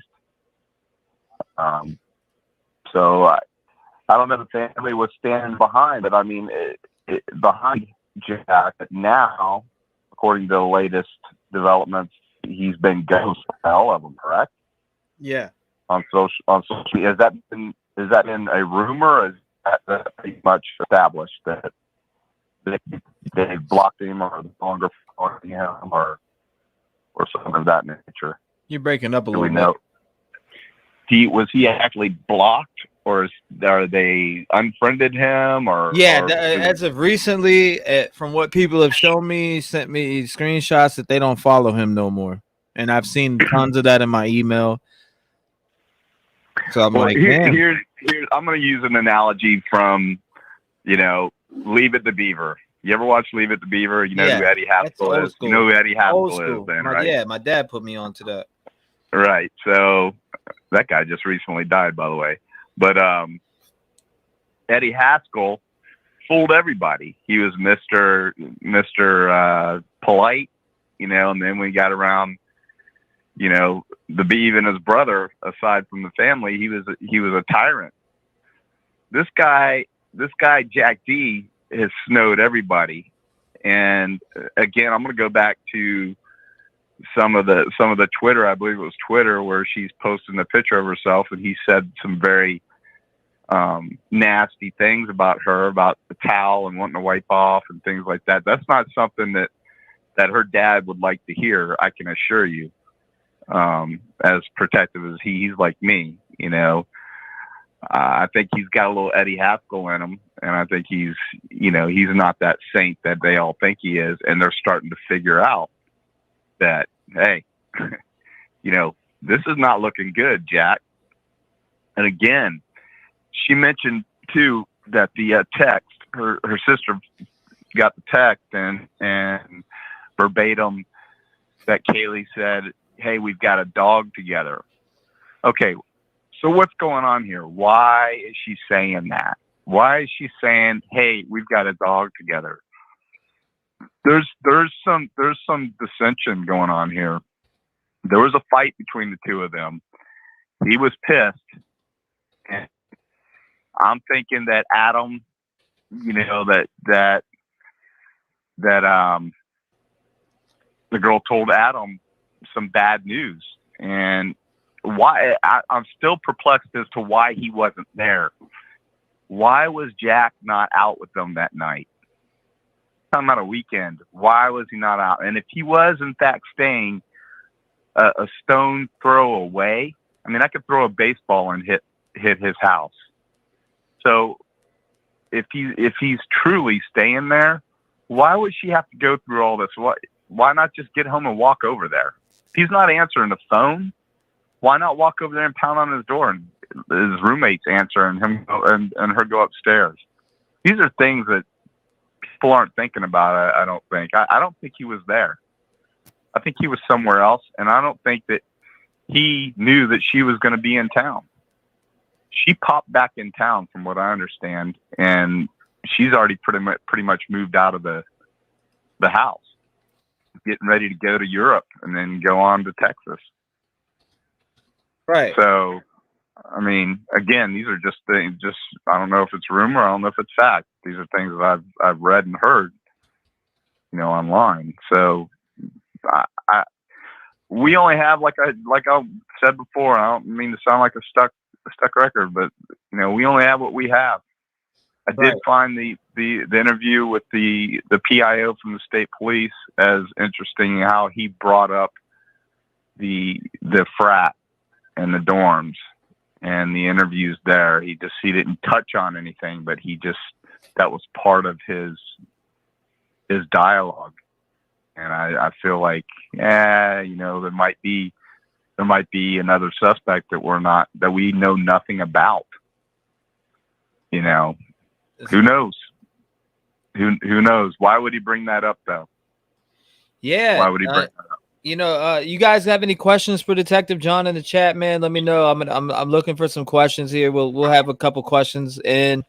We'll make sure it ain't as long as yesterday, so everybody can get in. We might have to pull Detective John up on. I don't know what he's got going on today, but we might have to pull him up on panel. Like the only takeaway that would be if I pull him up on panel, he'll be able to hear the callers, but the callers will not be able to hear him. I think. Right. Yeah. No. You're right. Because my phone line would be connected to them directly. You'll be able to hear them though. This is fine. The way we do it's fine. I mean, people might get sick of hearing me, man. They want to call in and give their opinions, and I get it. I certainly get it. The aunt's interview. Which one? Hold on. The aunt's interview? What did the aunt say? Send that to me, Lisa. I don't. Lisa, I don't know anything about an aunt's interview. I think I missed that one. Yeah, me too. I don't know anything about an aunt's video. Thank you for. Give us in a nutshell, if you could, type real quick. What is she saying? Does she believe Jack did it, or she believes someone else did it? Yeah. Is that what the aunt's saying? That's what I'm trying to see. What she's referring to. Never sick of Detective John. Bonnie said. Hey, that picture right there, the blood. I keep going back. You see the detective standing to the side? That's telling me it's definitely blood. When that picture initially came out, it was just of the foundation. This picture that you're flashing now actually shows an investigator standing at the corner of that building looking directly at what's running down the side of that foundation. So I'm telling you, that's blood. Now, somebody hit me up today and said they said that it was part of I forget what they said it was. It wasn't blood that they said, though. They brought it up. They were like, they said it was not blood whatsoever. I forget who it was, but I mean, where's that confirmed at? Who said that? I forget who it was. Are they saying that the police said that? Somebody in chat. Yeah, they're saying that they said it was part of the furnace. I forget what it was. Something in that manner. I forget exactly what it was. I really do. Well, that's not below the furnace. That's in the kitchen right there. That's either the bedroom or the kitchen right there. Somebody said that. Somebody said that. Shout out to everybody who got me to 20K though. I appreciate it. We hit 20K subs. Shout out to y'all, man. Y'all true MVPs, man.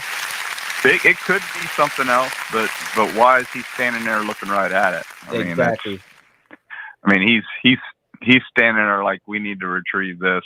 He's looking right at it. So it's telling me that it's blood. I mean, it's, again, for people who don't know anything about blood, it's like oil. You might as well take a quart of oil and dump it there. It's going to do this almost the same exact thing, except for blood coagulates. It's very viscous like oil, but it'll seep to the lowest area and it'll run until it coagulates.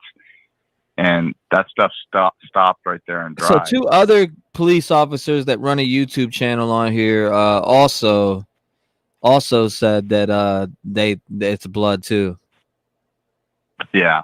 Maybe we I don't know what you got going on during the weeks or anything like that. But maybe we should do a segment where we have a Detective John and T-REV segment, a panel night. Maybe, 3 hours out of the night, 4 hours. Man. I don't know your time, or I'm going to have to get with you on text message. Maybe we can talk on the phone. outside of the YouTube world and see what your schedule's like on certain days, and we can have a pick segment? a time. Nighttime's good for me. It's 6:30 here now. What is it? Is it 7:30 there? What time is it there? It right now for me it's 5:30. Oh, it's 5:30. Okay, so you're an hour behind. We're an hour ahead. So, what do you guys absolutely, think man. about that, chat? Do you think that me and Detective John should have a segment? You know, maybe 2-3 times a week. What do you guys think about that? What do you guys think about that, man? I'll put that on the community. I'm sure people will want. I see a lot of people who love you. You know, it'd be a great. I think it'd be a great thing. You know, you got me from Adam and Eve that don't know shit. I mean, all I know is, you know, I've been like in my family on my mom's side. Like I said, my grandfather was a homicide detective, and on my dad's side, my uncle Mike, he was a police officer for 10 years, and you know, there's law enforcement in my family, but there was a lot of other shit in my family too. But I mean, I've seen it all.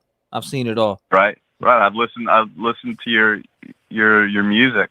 You share in your music. Yeah, bro. I've seen a lot. I hear it. Yeah, you do, man. I love your hooks. They're awesome. I appreciate it, man. I appreciate it. I mean, not like, you know, that's my music is a shell of who I used to be. A lot of stuff that I talk in my music is a shell of who I used to be. That's not who I am no more. I just like to share, you know, things that I've been through, things that I lived through, things that you know, what made me who I am today. And that, you know, a lot of those we all grow from experience, man. We all grow from experience, and that's how we handle the experiences we've had in life. Defines us. You know, you could have gone down the wrong path. You know, that path that you've run from your whole life, and you're finally away from, and you're happy and you're secure and you're confident in your future. You know, that you could have went a different direction very easily. Oh my God, I could be sitting in prison right now. Yeah, man. I mean, exactly. You know, but there's a lot to be told in your music. I could sit and listen to it all night.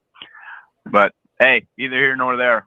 We're trying to figure this out. So let's figure it out. And I can do a segment anytime, but Tuesdays and Thursdays I play competitive softball. So I love competitive softball, dude. I used to bat with the Synergy all day long before they banned that bitch. Oh yeah, I played for Team Synergy. I actually play for a bat manufacturer now. We're sponsored, and we this is league night Tuesdays and Thursdays, and then I play in tournaments over in Tampa on the weekends. Yeah, dude, you might have played with my uncle Mike Sweet. He's a big dude. Sweet. Yeah, my uncle Mike Sweet's been in the softball field for years, dude. Over 20. Right. Yeah, we were just in Vegas a couple months ago for World Championships out there. But, he lives in Florida right now. Times. Yeah, right on. How old is he? Dude, he's 55, 56. Oh. Tell him I play for Suncoast. I'll tell him, dude, he's a beast. He's a big ass, jacked up Brock Lesnar looking motherfucker that hits home runs for outs. I'm sure I probably know him. I mean, ask him if he knows Johnny Dykes. I play with Johnny Dykes, who Suncoast, you know, he's got a bat named after him. And, no doubt, bro. Yeah. Well, shit, man. We'll talk about it. We'll talk about it. I'm gonna get these callers in and get everybody voicing, man. I appreciate you. I might have to phone you in a little bit. Thank you, brother. I appreciate you for calling. Right on. Everybody have a Merry Christmas, and you know, follow the drama. Follow the drama. Follow the money. The drama is going to lead us to the end here. I'm telling you. All right. Last thing. What do you think about the follow the money? Follow the money. Well, you know, you talking about the, you know, where they're Venmoing each other money and stuff like that. Now I need to send you this thing on this one guy, and I want your opinion on it. Supposedly, allegedly, he's involved in a church cult, but he speaks on Moscow. He speaks down on Moscow. Let's just put it that way. You're talking about the guy that owns the college, David Carter or whatever his name is. Bro, he speaks down on Moscow. Wilson. He speaks down on Moscow like yeah, I'm gonna take this shit over. Well, that caller you had yesterday was she was petrified of that guy. She's got firsthand knowledge about him. I don't remember her name, but she was crying. Yep. You know, she called the FBI. She was crying her eyes out, bro. Like she definitely was. But is there a connection with the girls, with his son and the girls or something that we don't know about? That's what I'm saying. They're possibly, you never know. There may well be. This is what I don't get. I mean, this is a small community. It's not huge. Why are there not boots on the ground reporters out there interviewing people and finding out? Hey, the simple question: What's Jack drive? I heard he drives a truck. This other guy's saying that he has a brown truck. Well, that truck that went by during the body cam footage, that was a blue truck. Somebody else zoomed in on that. It's high metallic. It looks blue to me, like a dark blue, high metallic. It's not a brown truck. So there's all this speculation on the truck. But you know, what does Jack drive? Does he drive a truck? Does he drive a Hyundai? Does he drive a Honda? Does he drive a Ford? Who knows? What's he drive? What's all the friends drive? Does somebody in the area drive an Elantra? Why is nobody out asking these questions? Blows me away. Do reporting. Be a journalist. The only one that's been doing that is Brian. There's been a few people. No, I'm talking about outside of that YouTube community. There's been people doing that shit. JLR, BHB, a few different people that been out there journalizing, man. And then I want to make my way out there. What's up, Detective John? Me and you roll up out there. What's going on? Yeah, hell yeah. Are you down? I think you should go. Hey, I might be down. I'm saying a little 2-3 day vacation. I'll bring the GoPros and we get out there and fucking boots the ground and talk to a few people. I was almost my oldest son played college baseball, and they have in Lewiston, Idaho. They have the NAIA World Series. It's like the College World Series, but for the NAIA. It's a big event. My son was out there. He loved it out there. It's beautiful. I don't know about this cold weather, though. You're talking about a boy that hates cold weather. I don't even own a coat. Yeah, no doubt, bro. But yeah, man, we'll definitely do. We could do, like I said, any day but Tuesdays and Thursdays. We can set up a time and everybody will know, and they can have a bunch of questions ready for me, and I'll take them on. Let's see what I think, and I think about the detective John. Think how legendary that'd be. Detective John T-REV trip to fucking Moscow, boots on ground, see who we can interview. And we get out there and we solve the case. Yeah, what do you think about that shit? I'm dead ass serious too. I don't know. I might be able to do it. I own my own business. I can pretty much do what I want. So, I mean, I can fucking fly in, meet you there. We can fucking hit the ground, bro. Like I seen JLR walking around. He walked right by, bro, when he was out there. You heard of that dude, Pico. The Jed Pico dude, the alleged, he's a SO. No, I've never heard of him. He's a SO that lives out there. He walked right, and he was brought up in this case by several YouTubers. And fucking JLR walks down this alleyway and ends up walking right by the dude on the right hand side of him. Wow. By spear, I don't know how that town must be that small, but he walked straight down, and the dude was on his right. I was like, what the fuck? But when JLR was there, bro, he had dudes follow him in trucks and shit, pulling up on him. Well, yeah, and they were listening to his live while he was live and shit. Follow the drama, baby. That dude was following JLR. He was on that drama. Following the drama, man.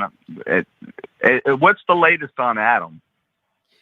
Exactly. What is the latest on Adam? When I called that corner club, bro, they told me there is no Adam that works here.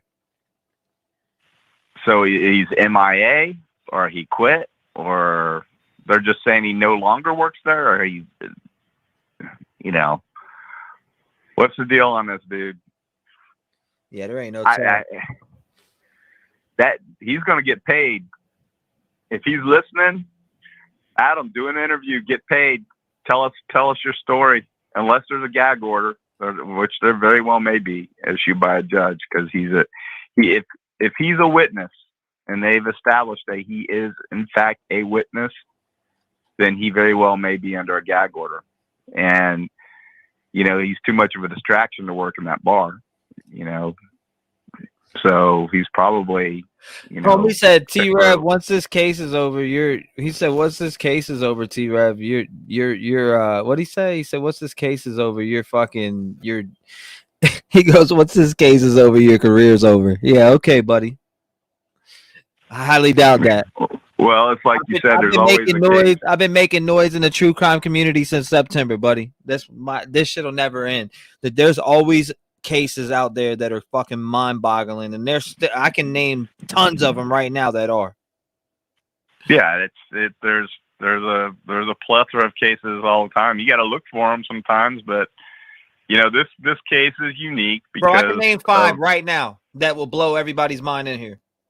Yeah, there you go. See, right now, like them. That aren't solved, that people aren't even looking at, bro. That people are writing off. Right. 5 right now, alone. Right.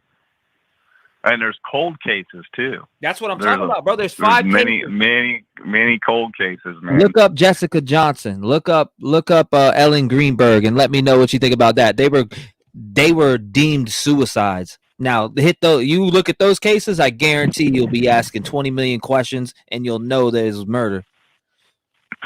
There's so many suicides that have been ruled suicides that aren't suicides. It's insane, man. There's many cases like that.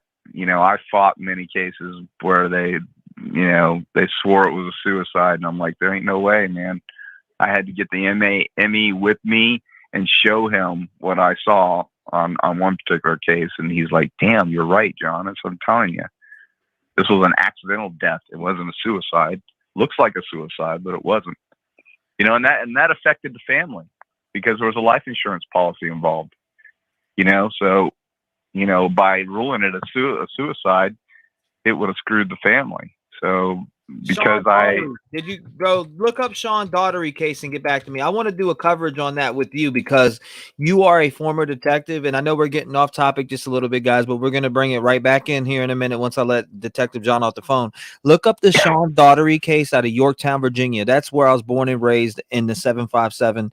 Look up that case, and I guarantee you, you'll be messaging me all types of crazy shit. Right on. Yeah, I'll take a look at it. Take a look at, bro. There's tons of them that me and you are going to cover. It's crazy. But yeah, most definitely, bro. I appreciate you calling in. If I need to phone a detective, I'm going to hit you up. All right, man. Everybody have a Merry Christmas. Yes, sir. I'll talk to you, brother. Bye. Later. Merry Christmas, Detective John, man. We'll be doing some work here. But if you want to call in 219-885-9693, let's get back on topic. Let's bring it back around. Look, man, this case is crazy. That case, there's a lot of cases that need help, and I got them written down. People have brought them to my detention. Listen to me. People brought them to my attention. There's just so many crazy circumstances with every single case I just named. Look them up if you don't believe me. All right, here we go. Call from Cassie Roku. Cassie Roku in the building. What's going on? Hi, Merry Christmas. Merry Christmas to you too. I'm so happy that it's Christmas, but I'm sad that we don't have an answer. But you can start my clock. I wanted to call about number 1 with Jack D and the celebration of life. It just irks me how he walks on that stage with that paper in his hand like he's going to deliver a speech or something. Well, Maddie's boyfriend talked, but why didn't Jack? I wonder if the parents decided on him not talking, because even though the dads, they're playing, they were nice to him. You know how the dad kept saying, I don't want the killer showing up at my daughter's funeral. I just don't think the dad could tolerate him speaking. But something happened that he didn't talk. Also, when it came to Dylan, when they read that letter from Dylan, she talked about everybody, and she didn't even really know Ethan, but she talked about everybody. But when she talked about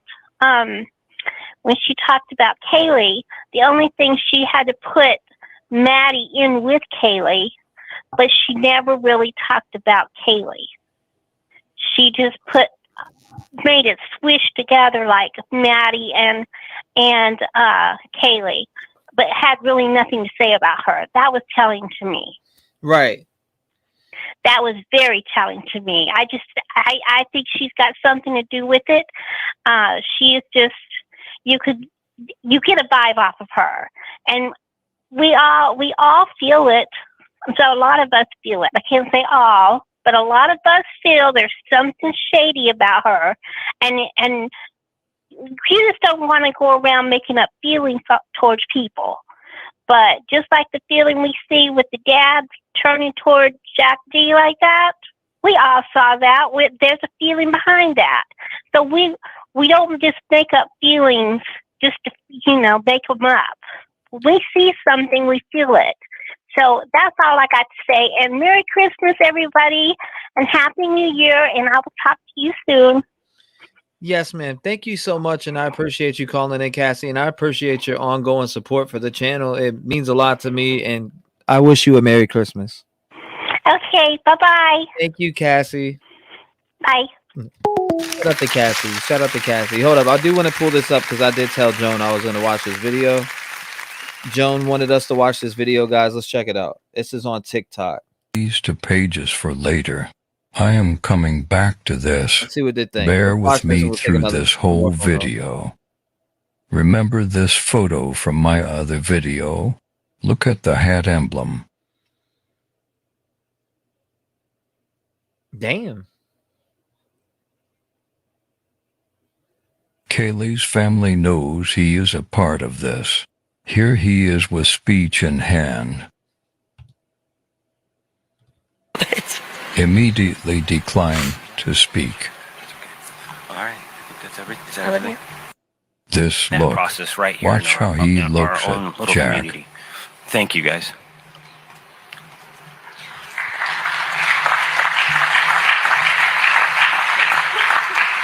But more importantly, how Jack looks at him. For real, though.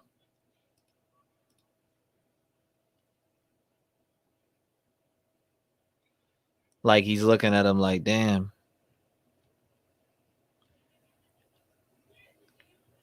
I mean, it is. I mean, but we played that on the channel multiple times on here. Right?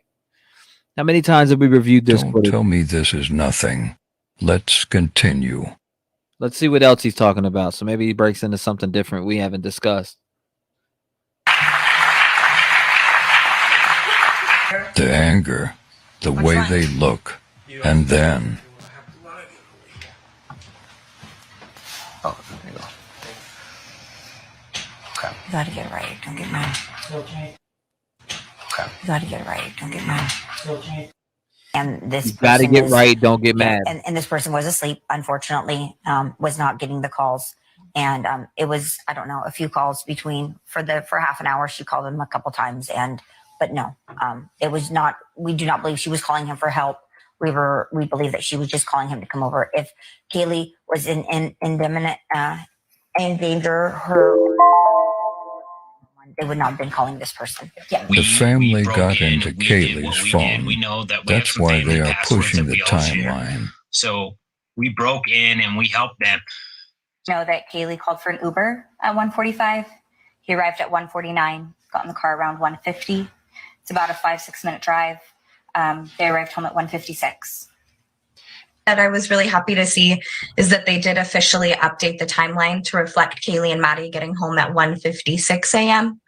I've been pushing that from the very beginning, and it was, I guess, a step in the right direction to see that was taken seriously and that was verified on their end as well. Why? So I think it's important that law enforcement understands who they were as well.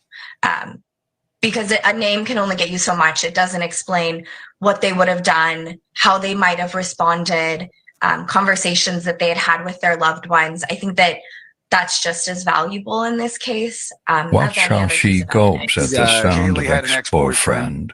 Phone logs show she made 7 calls to the ex that night. The police say it's a non-issue. What's your take? Yeah, I completely agree. This is over the top for a reason. Cleared him from the beginning.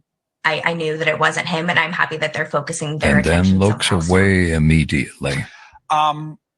It's really difficult. Hardly any eye contact law and enforcement catches is kind of herself throwing at around this the term end. targeted. They know this was Jack. But we don't know what that means. What is and that it almost voice? makes it feel alienating because we don't have any more information on that.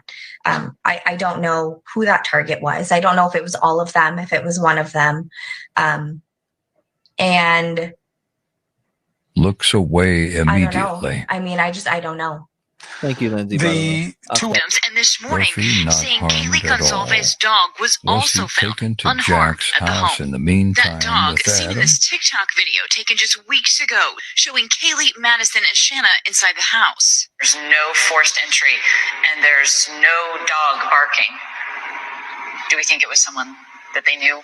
We don't know if the dog was barking or not, so it's part of the ongoing investigation to figure out kind of what occurred. The only thing that makes sense why Murphy was untouched.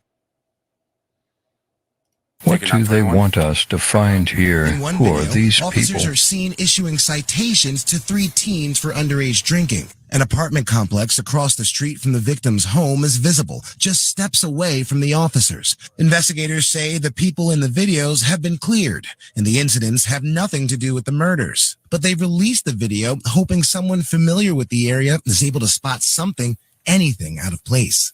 Why release this to us when everything is pitch black besides these individuals and this? Right.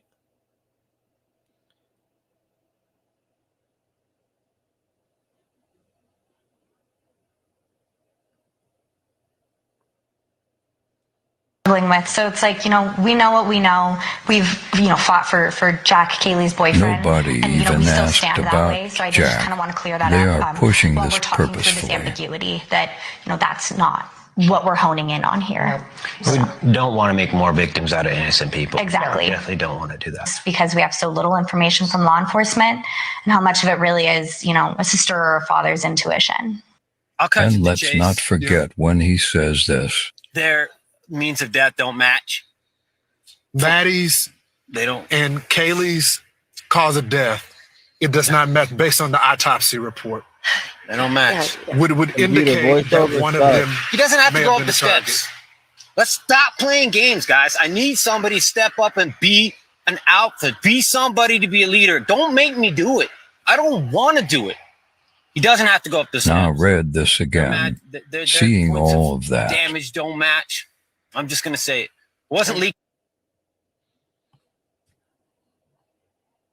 He didn't have to go up the steps. That's a And fact. anger at Maddie. It wasn't him alone, but him they know. All right, that's over. All right, hold on. Let's minimize that down. All right, if you want to call in, make sure you call in. I didn't get that thing that you sent to me, Lindsay. But if you want to call in, make sure you call in 219-885-9693. 219-885-9693. Make sure you call in. Voice your opinion. How do you feel? Great pass. Great catch. We love it. First down. 40-yard throw. We love it. Call from Charlie. Charlie, what is going on, my brother? You are on the clock. The floor is yours for 5 minutes. Merry Christmas to you, brother. Hey, T-REV. How you doing, man? Brian Enton did an interview with the chief of police spokesman Yes, for sir. the police department, and Okay. they said they're taking a break. No kidding. She said we'd rather have our officers refocused and refreshed, so they're taking a break. There's your answer to that one. God. Are you So serious? that's on brother? News Nation. I don't know if someone can find the video or whatever. I don't know where to find it. I am But looking I heard it right. loud and clear. They're taking a break.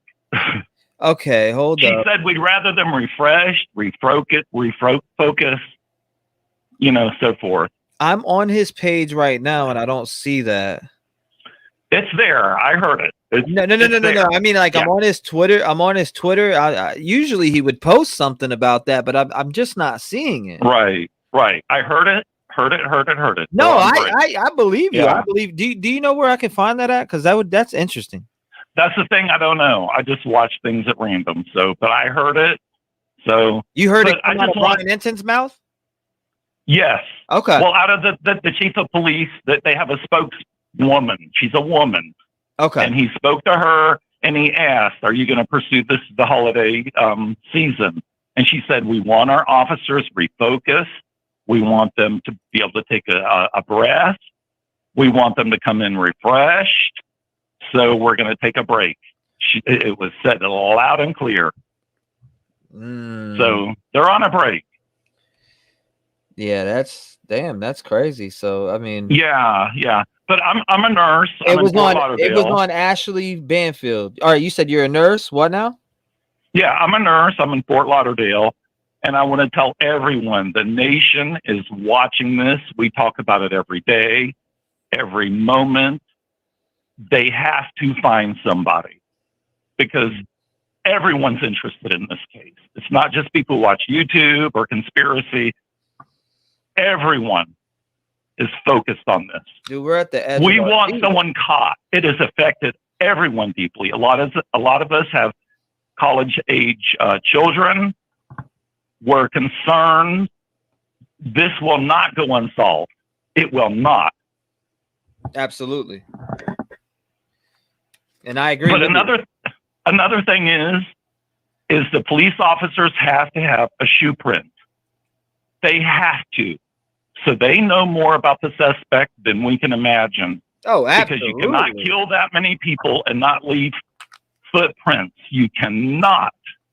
So either the killer wiped the footprints away, and if they did, that means this was premeditated, or it means it was professional. Right. But this is the thing. Usually, in cases like this, they would add that to the profile of who we're looking for. They do not hide that.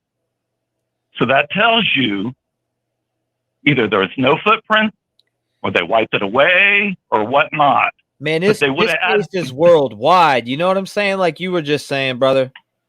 Oh, yeah.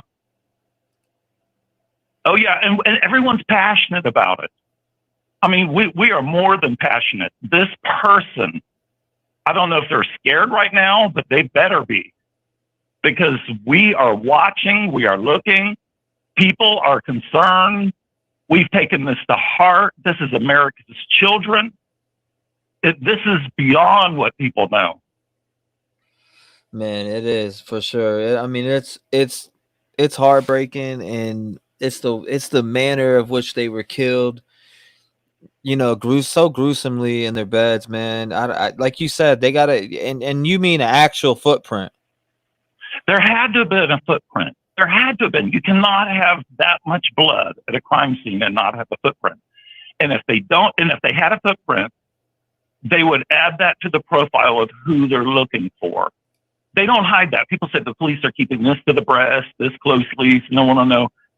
But they always add that to who they're looking for. They wouldn't keep that personal into the breast. They would add that to the profile of who they're looking for. That they put public. So it shows you either the person wiped the footprint away, there was, or there's no footprint, which shows you that it was premeditated. Man, and how long have you been into the field? Like as far as the medical field? Oh, 8 years. 8 years. So I mean, you've obviously studied medical and there was blood pumping all over the place. It's on the walls. And there were definitely two people where the blood spilled down on the wall. Mm-hmm. They were in the corner of the room.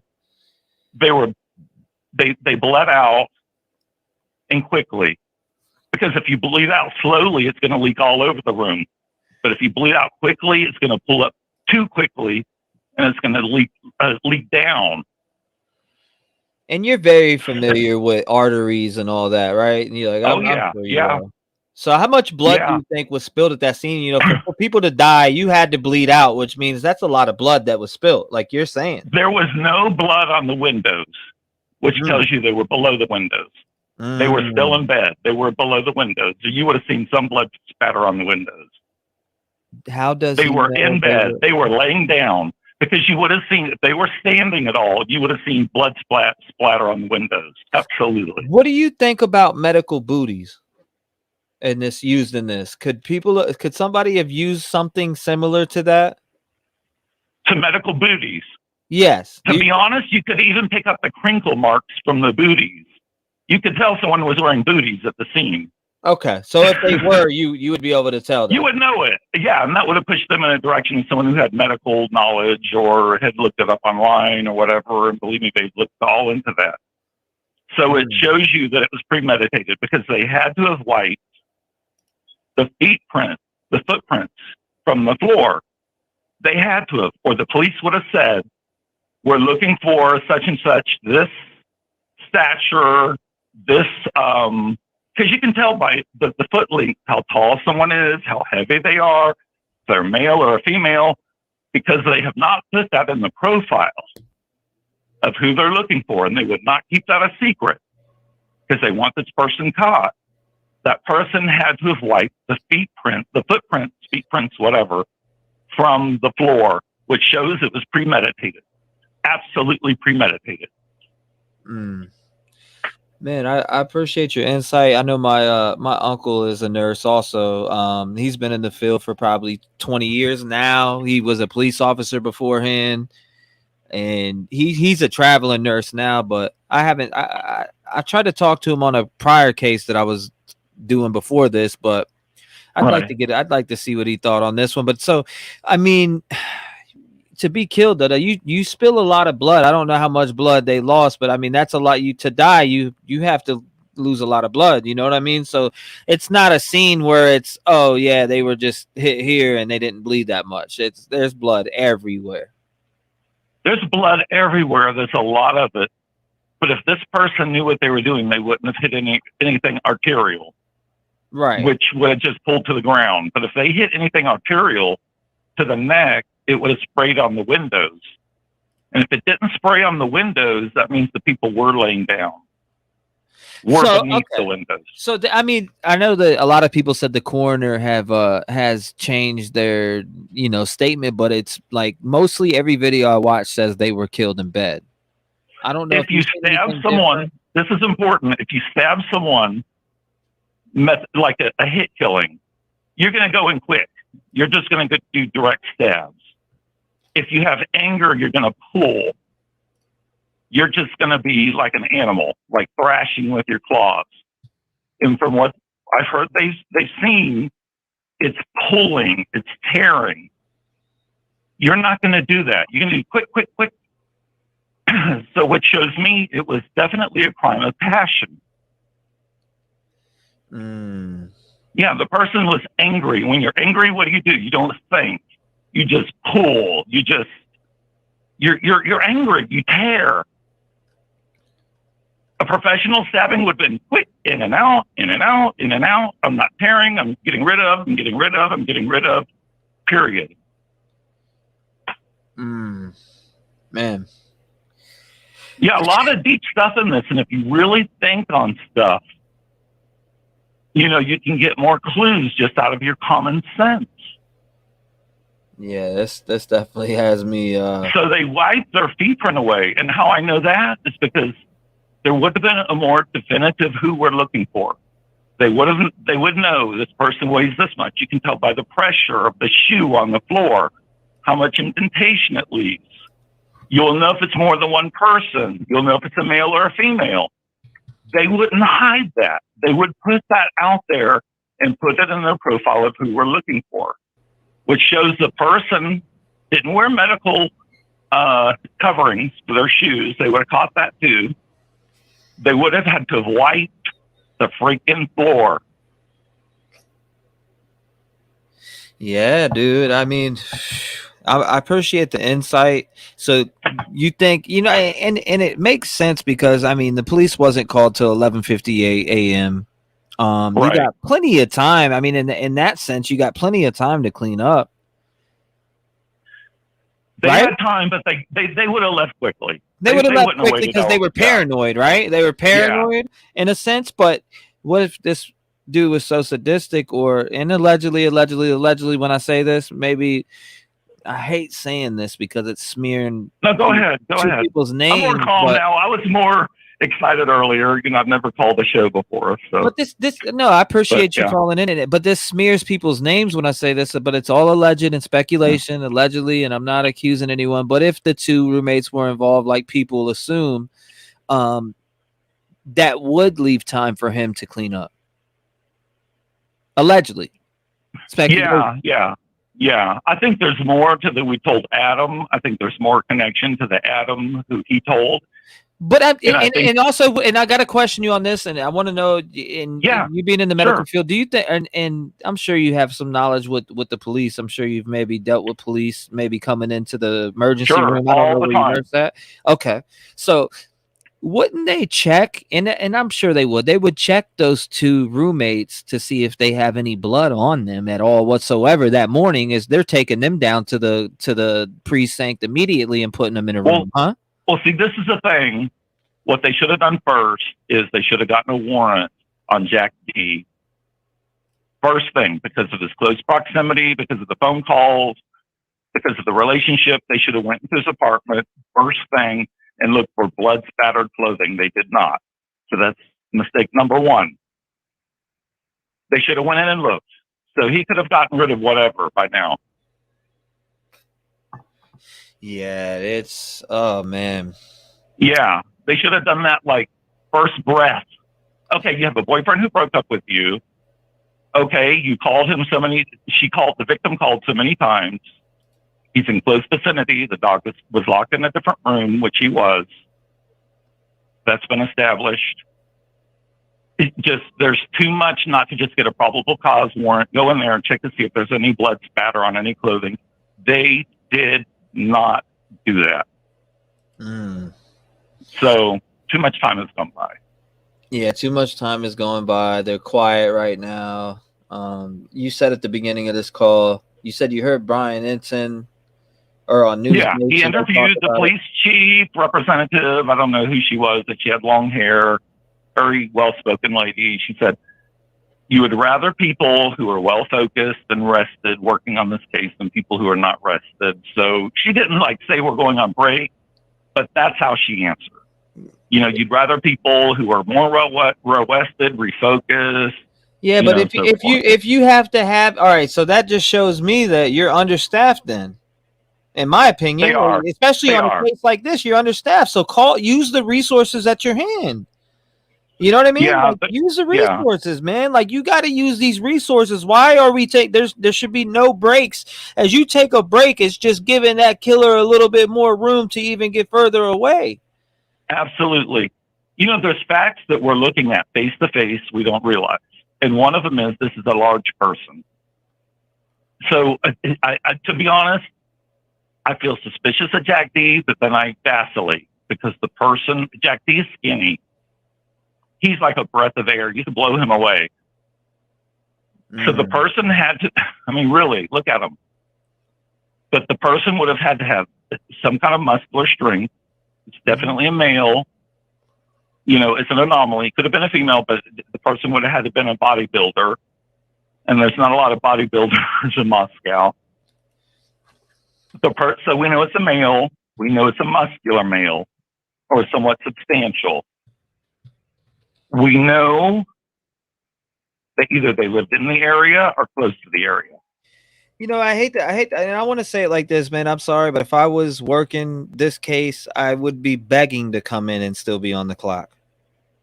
Absolutely. That's just me. Yeah. That's my heart of hearts, and I'm not a detective. I'm just a YouTuber. I'm not a detective. And I'm up for you and the detective going in there and interviewing people, to be honest. And you can do that. That's reality. If no one will talk to you, no one will talk to you. But, sometimes people leak things after, the heat is off the fire, oh, I did notice, oh, I did realize. Yeah. Well, I appreciate you calling in and giving us the insight on that, man. It means a lot. I appreciate you, boss. Where are you calling in from? Fort Lauderdale, Florida. It is under 49, and we're freaking out because we don't get cold here. That's you said you're in Fort Lauderdale. That's where my uncle's a nurse right now, travel nurse. Yeah. Oh wow. Yeah. Traveling's too hard because you have to go in and figure out new environments all the time and be like pushed in, like you don't know the protocol or the people who you can trust or not, and it's a hard field. But I believe this person's going to get caught. America's heart and soul. This is America's children right now. And I can tell you what I hear, what people are talking about at work and outside of work. And everyone, everyone is talking about this case. And we feel unsatisfied and we feel passionate. And This person's got to get caught. It's got to happen. So they need to quit taking breaks. They need to do whatever they need to do. They need to release more information. Like, we don't have more to add to the profile of who we're looking for because they wiped their prints, which shows you it's more premeditated. They need to give us more. So I hope they hear this because, they do review YouTube videos and TikTok and whatnot. They do have a section that reviews videos. Right. That goes over social media. So I hope they hear this. Yeah, no, definitely. They need to give us more. Yeah, no doubt. They definitely need to give us more. But then again, we don't want them obviously to blow the integrity of the case. But but they got to tell us who to be on the lookout for. Right, and no just doubt.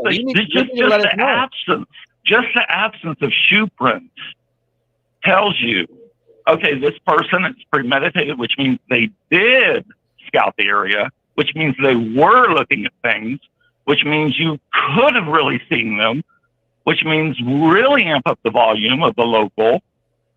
That really means really tell if you saw something, even if you think it's insignificant, because it makes a difference. Someone who walks in there quickly from miles away, they're not going to come in there with gloves and wipe away their feet prints and stuff. That means it's premeditated and they've been watching. There's big distinctions that are made on little information, and they're not giving us enough.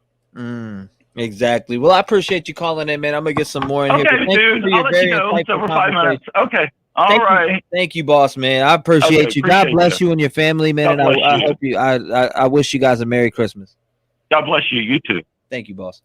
Shout out to him, man. If you want to call in, it's 219-885-9693. Voice your opinion right now. The phone number should be on the screen.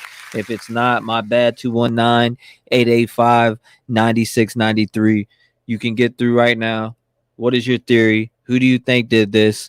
Are the police really taking time off, or is that just I'm gonna call it a play. Call from Sherry. Sherry, you are live. What is going on? Hey, T-REV. I called the other day. I'm from West Virginia.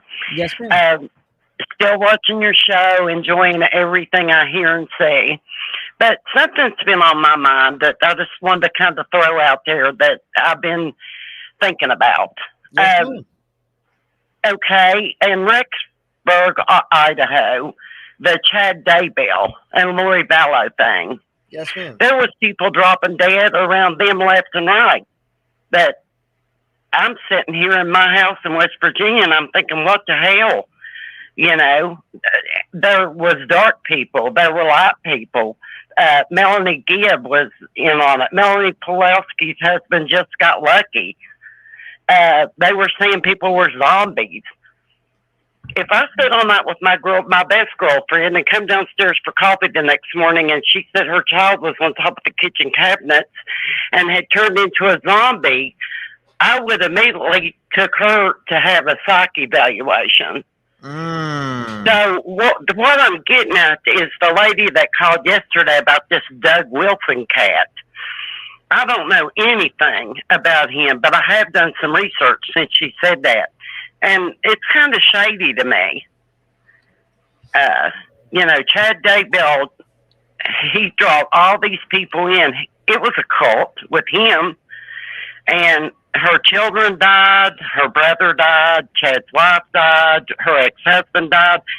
You know, all these people are dying left and right, and it took forever for them to do anything. So the only reason I'm calling is this Doug Wilson guy. Just kind of seems a little shady to me. So he's just outright shady to you. He's outright shady. Jack D was my first. I had him nailed from the very beginning, but I don't know. Cults kind of. I don't know. These girls could have been into something, maybe, you know, that they wasn't even aware of what they were around or whatever. I mean, they're young college kids out in the prime of their life, not knowing, you know, maybe they were in danger some way, some shape, some form.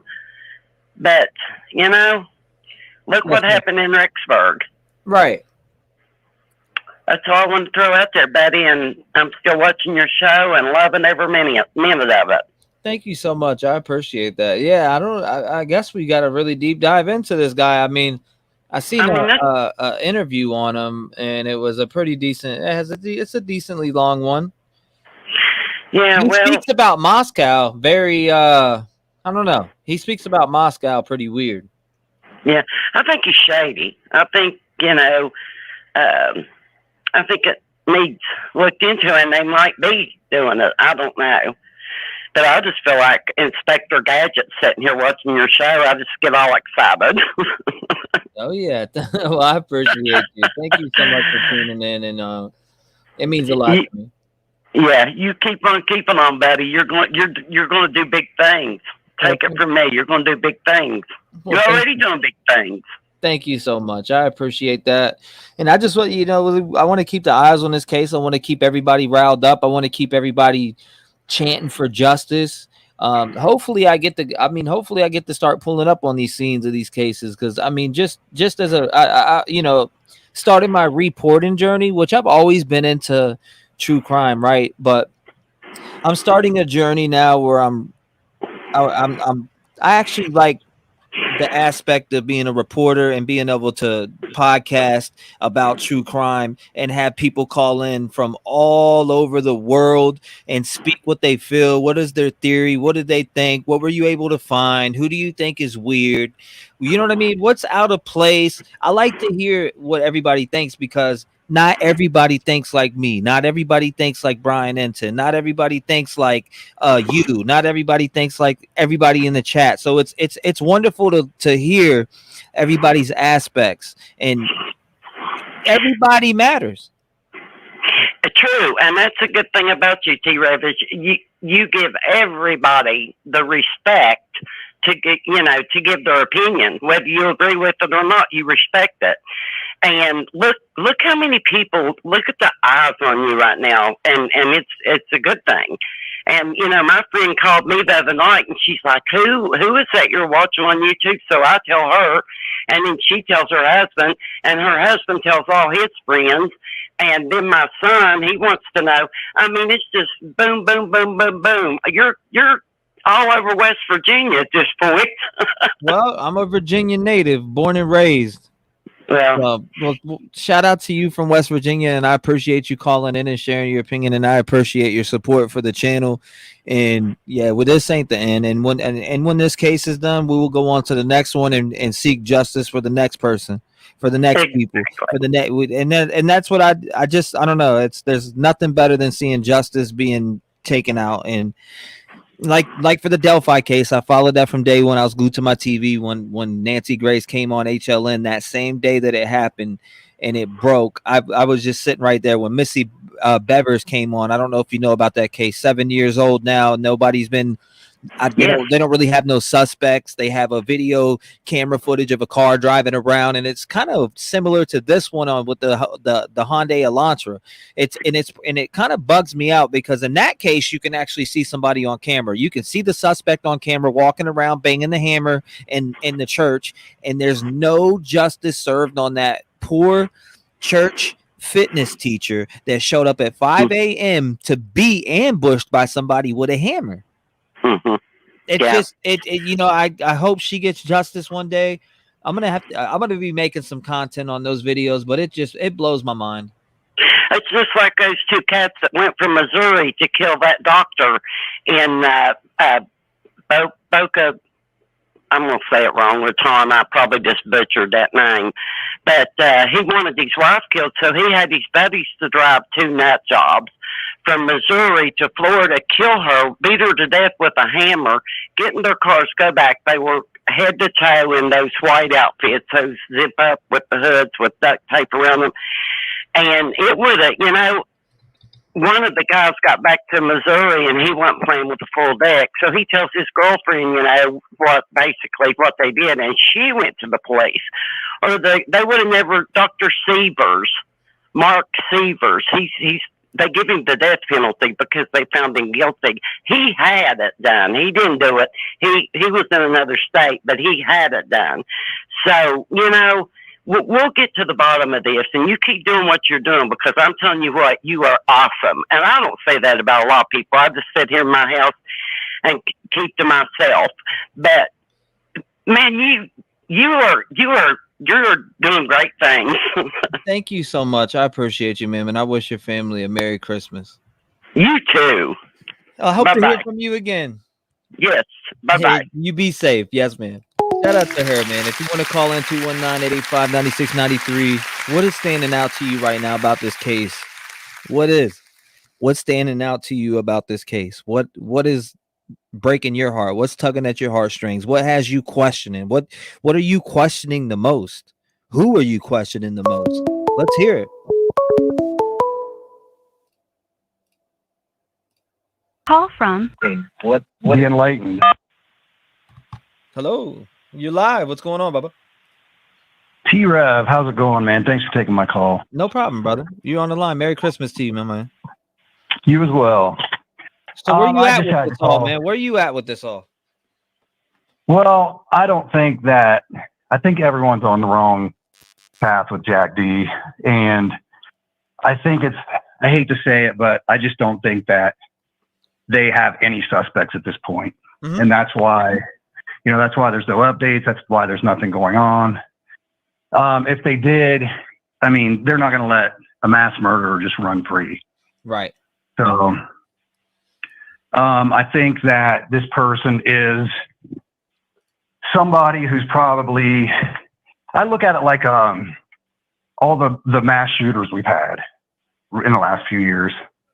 Somebody, probably a young adult, hates a certain type of person. Maybe he's a current student or former student, recently dropped out, kicked out, something, probably awkward person who can't have, sees pretty girls as something that he can't have. That's just my thoughts. Mm-hmm. I don't know, obviously, but I think that personally, I think that Jack D probably broke up with Kaylee. First off, I don't mean to be mean, but she put on some weight recently. He may be seeing someone else. I think that Kaylee probably was calling him for a booty call that night over and over again. He was maybe out with someone else, another girl, whatever. So I personally think everyone's going down the wrong path on that. I can see why that would be the first person that everyone looked at, but he obviously would have been cleared right away. Even the parents don't think he did it. The whole thing with Steve on that video. When you put something in super slow motion, it looks like he's smirking. But if you look at that video in real time, he's not smirking. You can look at any person, any video of any person out there and put it in super slow-mo, and they're going to look differently than what they, intended to look or what they did look like. So yeah, everybody's kind of hung up on that. And I know it's because everybody wants so badly to find who did this, and I agree. But I think that law enforcement, they brought in all the FBI. They are asking for help. They are, I don't think it's that they're taking a break. I just think that they're just exhausted all their leads at this point. I think because the person who went in there. I'm sure they left DNA, but if you don't have DNA in the system because you've never committed a crime before, then there's nothing to match it up to. So they may have tons of DNA from the killer, but they don't have anything to match it up to. And probably everybody that they checked who knows Kaylee and Maddie and all of the victims, and, you know, they probably did get DNA samples from all those people. But this is, I think, somebody who was angry, but not necessarily had a personal vendetta against one of the victims. Just my personal belief. Yeah, no, okay. So yeah, I don't know, man. I don't know about the Jack D Kaylee relationship and the breakup and all that. I don't know if weight would necessarily cause a breakup, but I mean, well, put it this way: these are 21-year-old kids, 20-year-old kids, and you know, from being that age, especially a male, I mean, a lot of it's just sex. I'm not saying he didn't love her or whatever. I have no idea. I don't know the people. I don't know what happened with their breakup. I'm just saying that's another way to look at it. Right. You know, she was calling him over and over again. It wasn't him calling her. Right.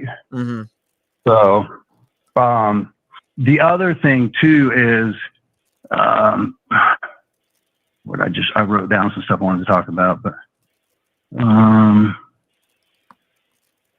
the other thing too is the reason why I think that it was a knife and went in at night and stuff like that was because I think if you look at all the mass shooters, what happened? They either get killed by the police, they kill themselves, or they get caught, right? This may be somebody who wanted to do this, but also wanted to get away with it. So it was probably well planned out. Like I said, it's probably someone that lives in the town, but not necessarily someone who is close to the victims in any way. If that makes sense. Yeah, no, I hear you, man. Well, I appreciate you calling in, boss man. Thank you for sharing, you know, what you think, your theory. Where are you calling in from? South of Denver. Well, shout out to you, south of Denver, man. Hopefully the Broncos get a little better here in the future, you know. Send Russell Wilson somewhere else. You know what I mean? I'm watching this, man. I'm hoping for your sake the Eagles don't score right here, but they're on a 20. We already won. Game over. Oh, is it? Yeah, we won 40. Oh, there it was. Okay, you know? see, I'm on streaming. That's why I'm a little bit behind. I appreciate you, boss man. God bless you, man. Forth, I appreciate you supporting the channel, and thank you for calling in, man. You have a good Christmas. Merry Christmas to you and yours. You as well. Thank you. You're doing good things, man. I hate to be a bummer with everything, but that's just my it's your personal belief, and I respect it, man. God bless you, and I hopefully we see you around some more. All right, sounds good. Thank you. All right, brother. Hey, man, I wasn't feeling him on the Kaylee gain weight comment or nothing like that, but hey, it is what it is. That's his opinion. It is what it is. Call from Ray.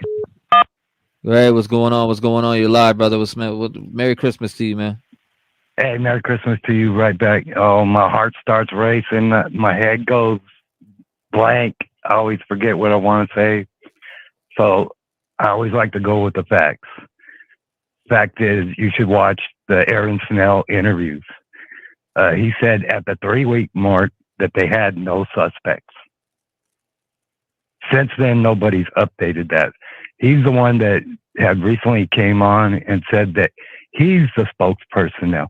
So now they've had 3 spokespersons, the chief, the lady, I can't remember her name, and now Aaron Snell, as of 3 weeks ago, or 3 weeks after the murder, said he was the spokesperson. He has a second interview, a long interview. I just like to go with the facts. The fact is, as of 3 weeks, they had no suspects, 0. And I really believe they have to get actual credible evidence to be able to get a warrant to tap somebody's phone, to get their stuff. They have to have evidence. Somebody being around is not enough evidence for a judge to give you that warrant to go into that person's digital data. So there's information that they can't get legally without the proper evidence. So currently they can't check these types of information. The only information they can really check is all the people that were victims and all the people that actually volunteered their information. Other than that, without a warrant, they can't check any of that other information. And circumstantial evidence will not affect a warrant from a judge. Yeah, so I mean, where are you at with this? Like, what out of everything you've seen so far in the 41 days, are you just completely mind fucked like everybody else, or are you? Yeah, exactly. Mind boggled. I still have my initial idea. You know, Kaylee, the dog. I believe someone had said, and again, it's all rumors, speculation, that the dog was with Kaylee. Kaylee wasn't supposed to come down that weekend. Okay, if there was a creeper, peeper, whatever, watching for the last week and a half, she wasn't there for a week and a half. Ethan wasn't supposed to be there. He didn't live there. He was just spending the night with his girlfriend. And somebody had been watching for 10 days and only noticed 4 girls in the house and was creeping up on Madison. And it ended up finding 2 girls in one bed. Now he's flipping out. He's holding one girl's mouth while he's stabbing her. The other girl's waking up screaming. Ethan hears something. Maybe that Ethan and Xana was being conjugal at the time. I believe Xana hid under the bed. When they showed the pictures of her room, her bed was right up against the wall by that window where the concrete is, where the foundation is, where it showed what looked like blood was dripping. I believe she was possibly hiding under the bed. She was butt naked. Her boyfriend just got up. Now he's getting in a fight with a guy, and she just ducked under the bed. She might have had the phone in hand. And then the person just bounced. As soon as, you know, all the commotion ended, he got out. He was gone. And he could have came in with a biosuit, head to toe. He's not leaving 0 DNA. Yeah, dude. This, I mean, you gotta think about it like this. That house is a DNA fucking party right there. I mean, there's a DNA fest in that house. There's DNA. You haven't heard the FBI say anything, and the technology that they have will boggle your mind. You know what I mean? So any type of touch DNA on top of blood is going to be DNA that they really want to check. Right. Or touch DNA on the bodies. You really want to check that. All the hair and other stuff, it's going to be hard to prove anything. You can't point at a certain person because 100 people. I think about the party stuff. Okay, they have at least 3 separate body cam footages of parties in that area. And the guy that they say is the same guy that is in 2 of those body cam footages, the September 1st one that came out, when he pretended that he didn't know anybody that actually lived in the house. Well, this recent one that came out was August 16th, which is before September 1st. And he went inside from the backyard and went and got Kaylee. So he knew the fuck who lived there, but straight up lied to the police and then played it off and went back in. Before I let you go and I go to another caller, who do you think, who do you have in mind? Do you find it weird that the 2 roommates allegedly heard water running but couldn't hear nothing else going on upstairs? I try not to speculate on that because it's hearsay. It is, exactly. I go by all the different. Best thing I've heard all day. Thank you. It is hearsay. And that, I'm glad you answered that right. You answered that right. Yeah. It's hearsay. It's all hearsay. It's fucking hearsay until we see it down said by law enforcement. It's all hearsay, speculation, allegedly, until it's said by law enforcement. Thank you. Watch all LE interviews. Watch the chiefs. Watch the ladies. Watch them over and over again because you hear things that they say, verbiage that points to things. Best thing I've heard said all day, brother. Like, I mean, not I say best thing as far as like, you know, I asked you a question and you say all hearsay. I don't want to speculate on that. And it is all hearsay. It is hearsay. It's until it's proved, until it comes out from law enforcement's mouth. That is a speculation aspect and a rumor aspect. It was same shit. Alleged. You know what I mean? Like, period, straight up. But I appreciate you. I appreciate you coming up and calling up, man. God bless you, man. And I wish your family a Merry Christmas. Yeah, happy holidays to you as well. And thank you for taking my call. You in Canada? Call in again. All right, brother. You in Canada? No, Cali, the Bay Area. You sounded like you had a little Canada accent, but damn, you baffled me with that one. The Bay Area? I've been blowing the drove. I hear you, my boy. Shout out to you, man. Stay healthy out there. God bless you, man, and keep everybody. We got to keep the eyes on this case and keep it rolling, man, for real, because these families. And start with facts. Start with facts. Go through the facts before you speculate, because it'll help you point in more of the correct direction. Absolutely, brother. God bless you. Instead of pointing fingers at people. All right, thank you. God bless you, man, and wish your family a Merry Christmas, bro. Shout out to him, man. If you want to call in, it's 219-885-9693, man. Make sure you call in. What's your theory? What do you think? Where you at with this case? What do you? People keep asking, is Dylan a trans? Allegedly, I don't know. I have no idea. I think people are just saying that. I honestly don't know. I personally couldn't answer that. Maybe somebody in chat, maybe they know that. I have the trans or not, or she or he or whatever. Call from Lisa. You are live. What is going on?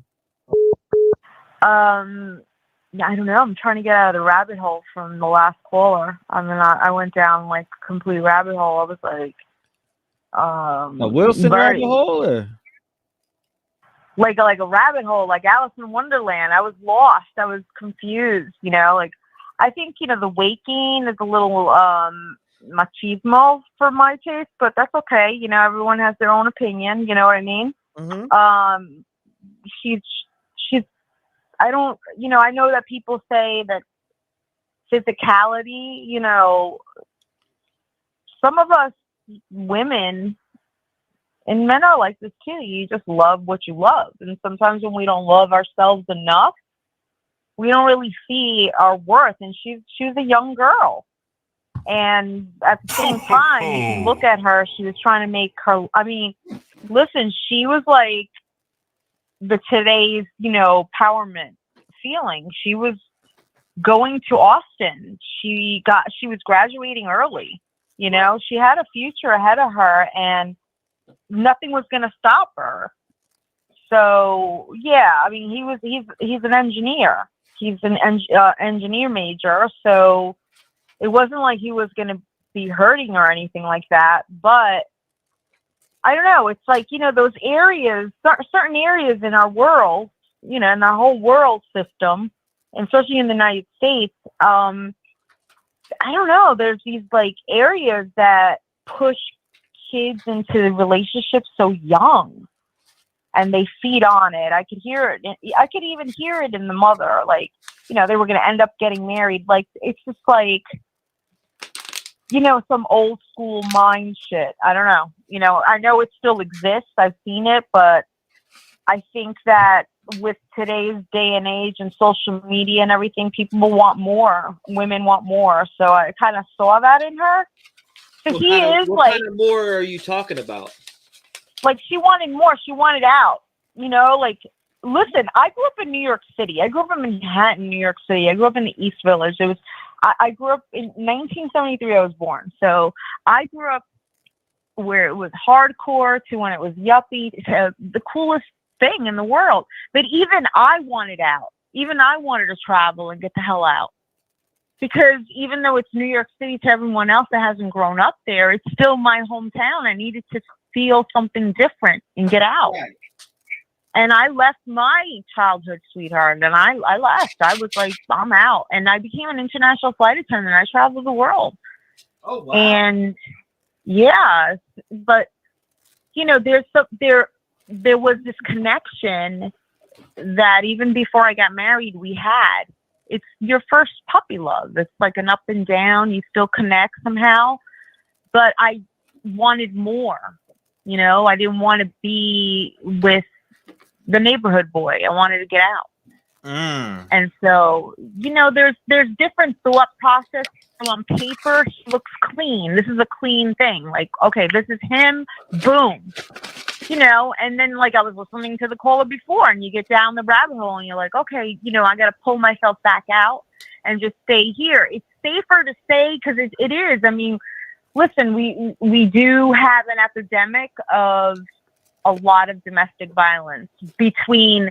It doesn't matter what gender. It's just we're just having an enormous amount of domestic violence. I mean, look at that fam-only girl that stabbed the shit out of that guy in Miami. And like the rage, the shit. I'm like, is she coked up? Is she on fucking meth? What the fuck? Like, I personally think it would have. There is maybe some drugs that would give you the adrenaline and not be sloppy, but I feel this was a natural hatred of adrenaline, and that was the only thing I agreed with the caller before, and I think that he was the one that said this, and also I think John, the anger and the anger in that it's that boom, it's like deep cut. If this was like meticulous and this was like a professional, it would have just been clean. Boom, boom, out. The only thing that's like common with this and the professional is they go out, you don't know, there's nothing. But we also don't really, really know what they have. I mean, they have a lot of people going in and out of there. That's for sure. They do have a lot of people going in and out of there. We don't know. And, you know, John earlier when he called in, something that was interesting to me. And it was like, you know, the smirk.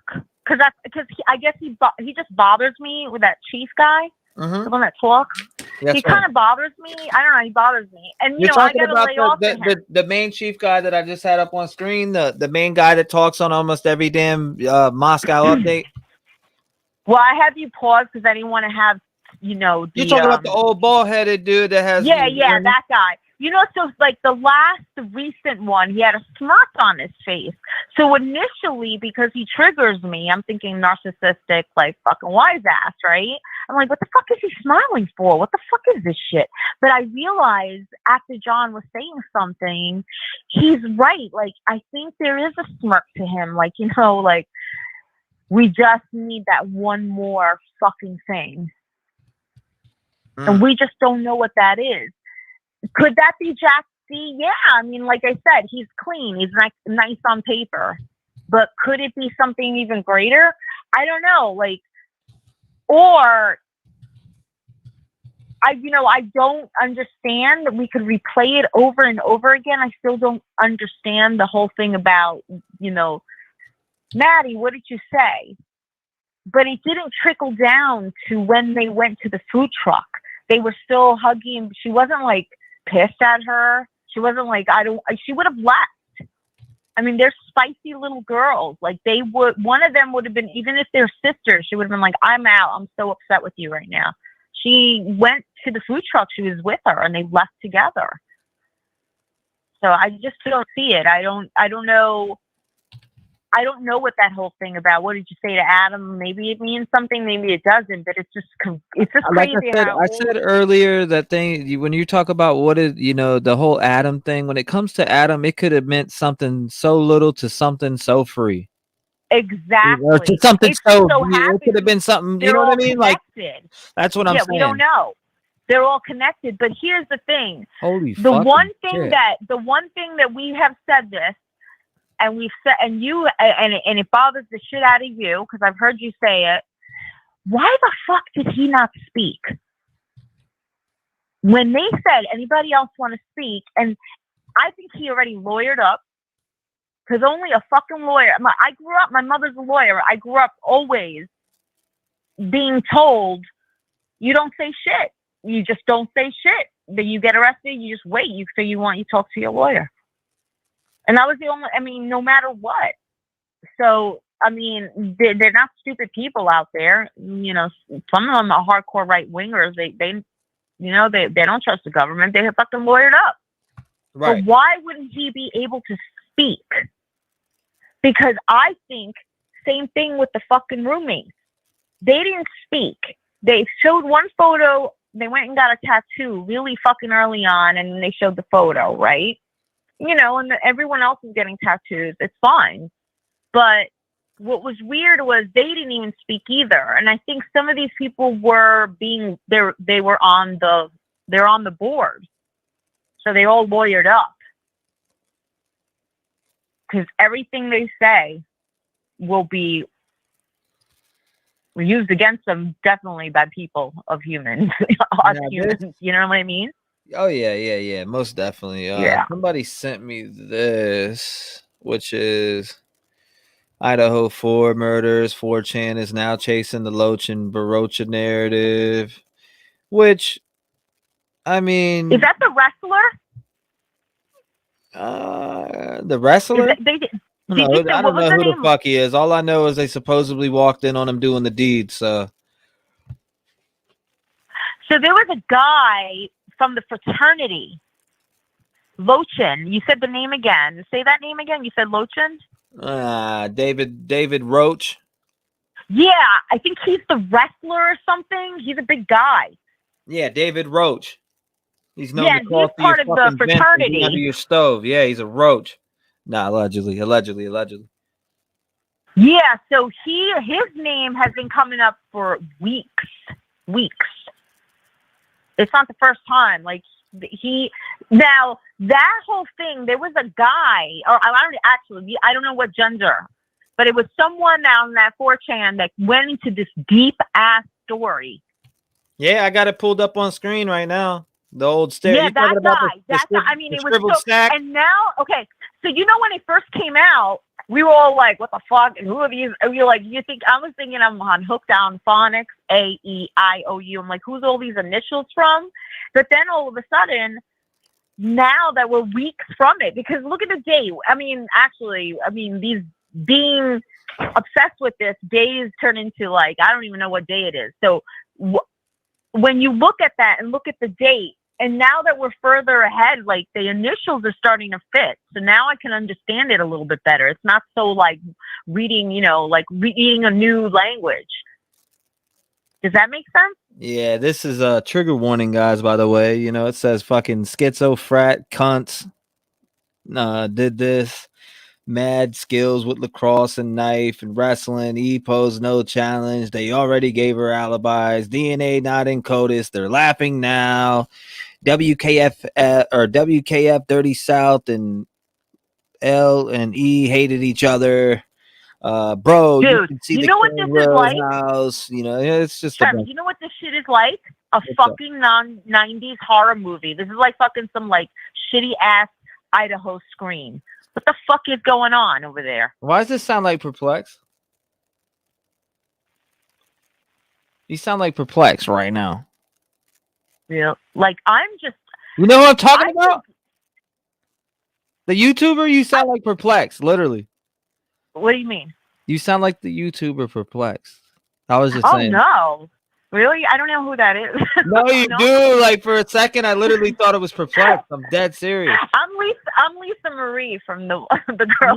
No. I get that, but for a minute, like you sounded like Perplex, and I was like, hold up, let me. Oh, I thought you meant like I sound like the word meaning, the definition of it. No. There's a YouTuber named Perplex. I was like, yo, she kind of sounds like Perplex for a minute. Really? Yeah. Oh, I gotta listen to her. Then I have to I'm gonna go check it out because I'm like, huh? Like you got in your bag for a minute, and I was like, yo, that I was like, no, but I mean, seriously, think about it. Okay, so let's go outside the box. Let's leave Jack D alone for a little while. Let him eat some fucking porridge for a little bit. But right here, like if you really think about that bone shit, like those, what do they call them? Like fucking those, like these kids party, dude. Yeah, they definitely party. Yeah, no doubt. I mean, go back to all the body cam footages of where they were, how long they were called there. I mean, they were definitely getting their party on from, I mean, the summer all the way up. There must be nothing to do in that fucking town. Nothing. And it's just like, do you notice they're all white? Right. There's no black people. There are no fucking Asian. Have you seen anything other? It's like the children of the fucking corn out there. What the fuck is going on? Yeah, there's some wild shit going on out there for sure. I mean, I'm sorry, but every time I'm like, children of the corn.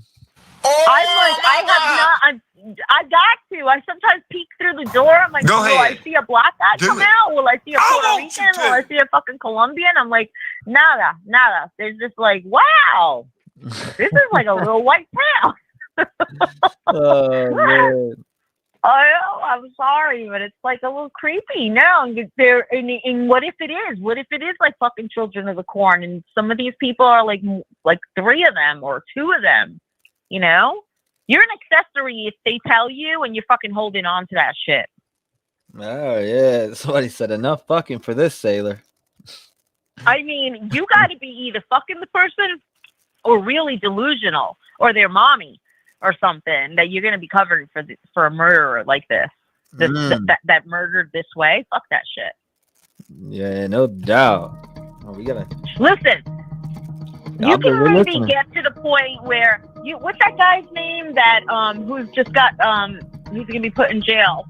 He got guilty for shooting what's her name? Her foot. Which one? Stallion, Meg Stallion. Oh yeah, you talk about Tory Lanez, Meg Stallion, shot her foot. Right? Yeah. So, like, you know, his parents, his dad and his stepmom, they're going buck wild, you know? They're having, like, a feature shutting it down, right? All this stuff. So, but I'm wondering if he didn't just shoot her foot and he stabbed 4 people and slashed their asses.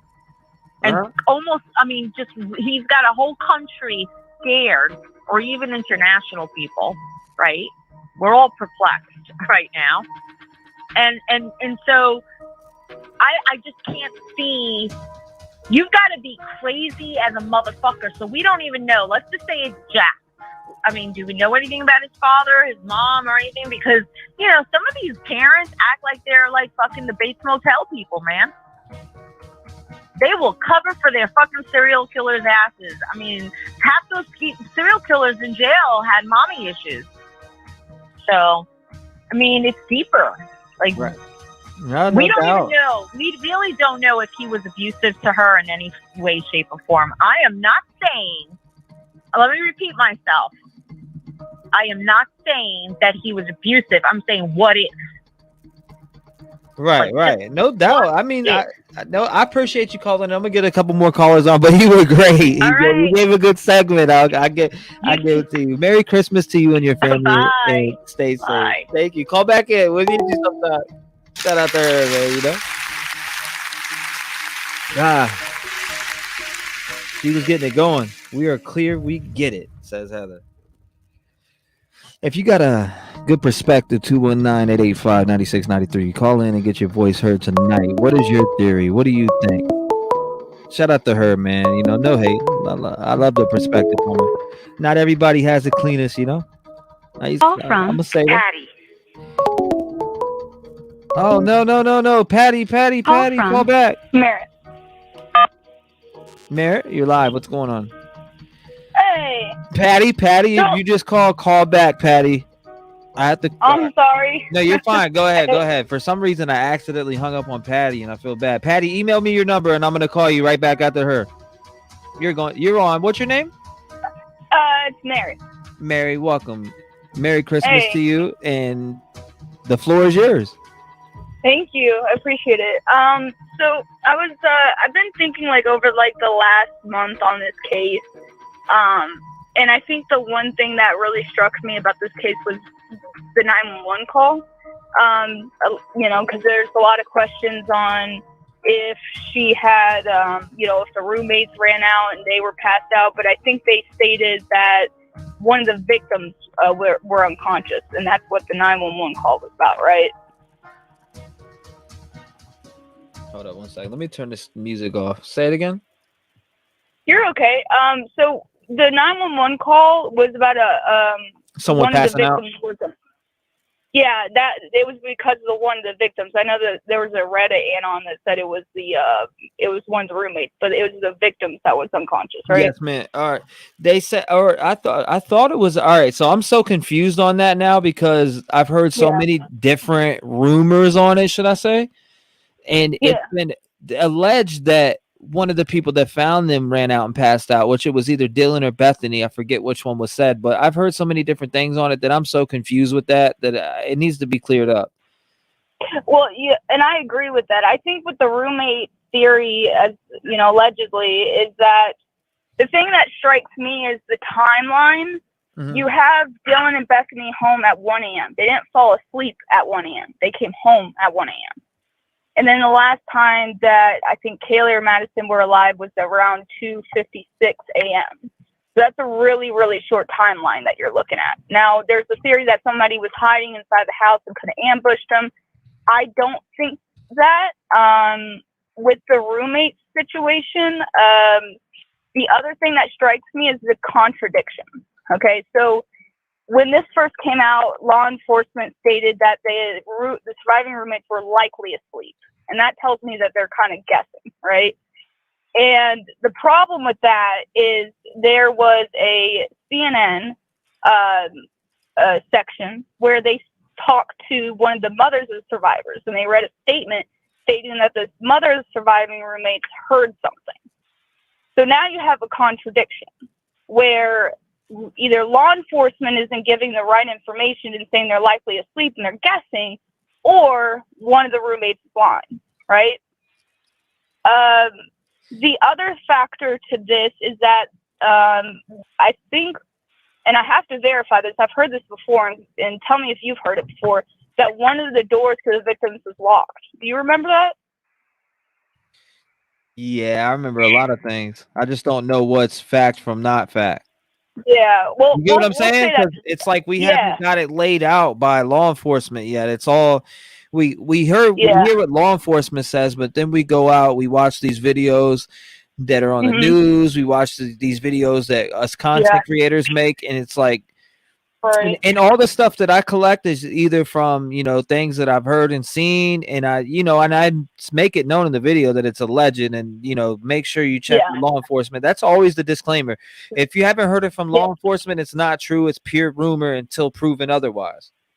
Yeah, law enforcement officially in their statement stated that they were likely asleep. So I know that to be factual from law enforcement.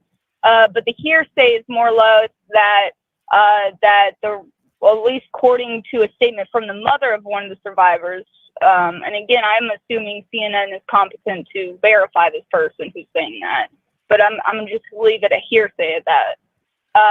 But in my opinion, if it was the roommates, right, and if the hearsay is correct, that ends up being true, that the door was locked and that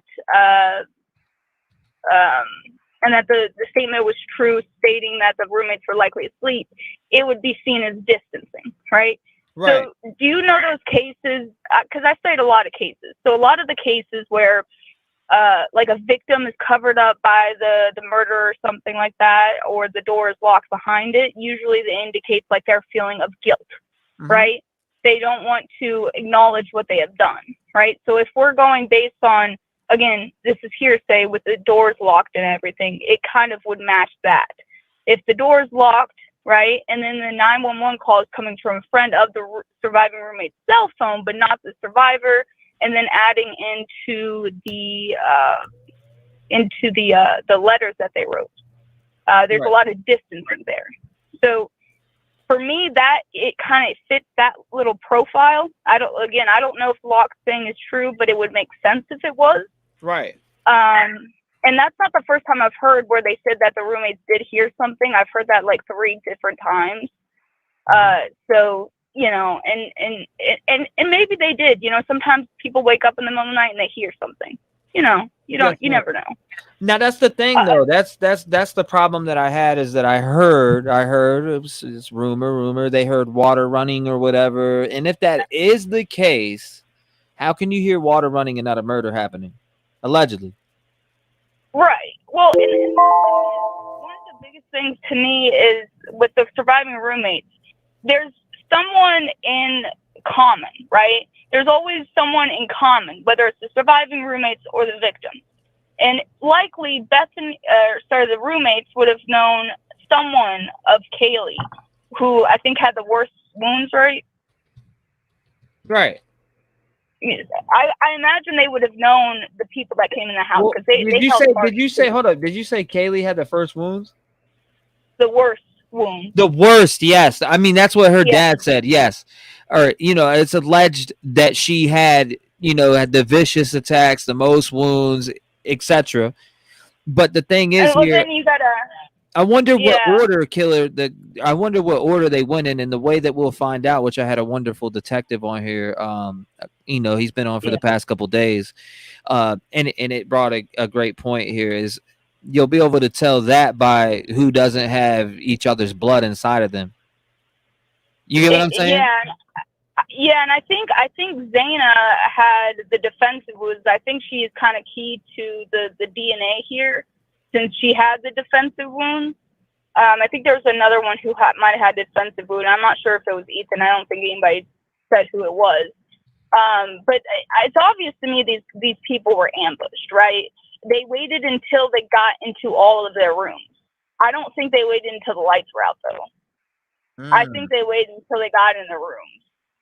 And I think that the roommates may have known someone at one of these parties who may have done it. So I think that if they are not involved, they may have crucial information of who would have done it. And a lot of these small towns, I see this all the time, where they say, oh, this doesn't happen in a small town. But there's always one person, if not more than one person, that is holding crucial information from law enforcement.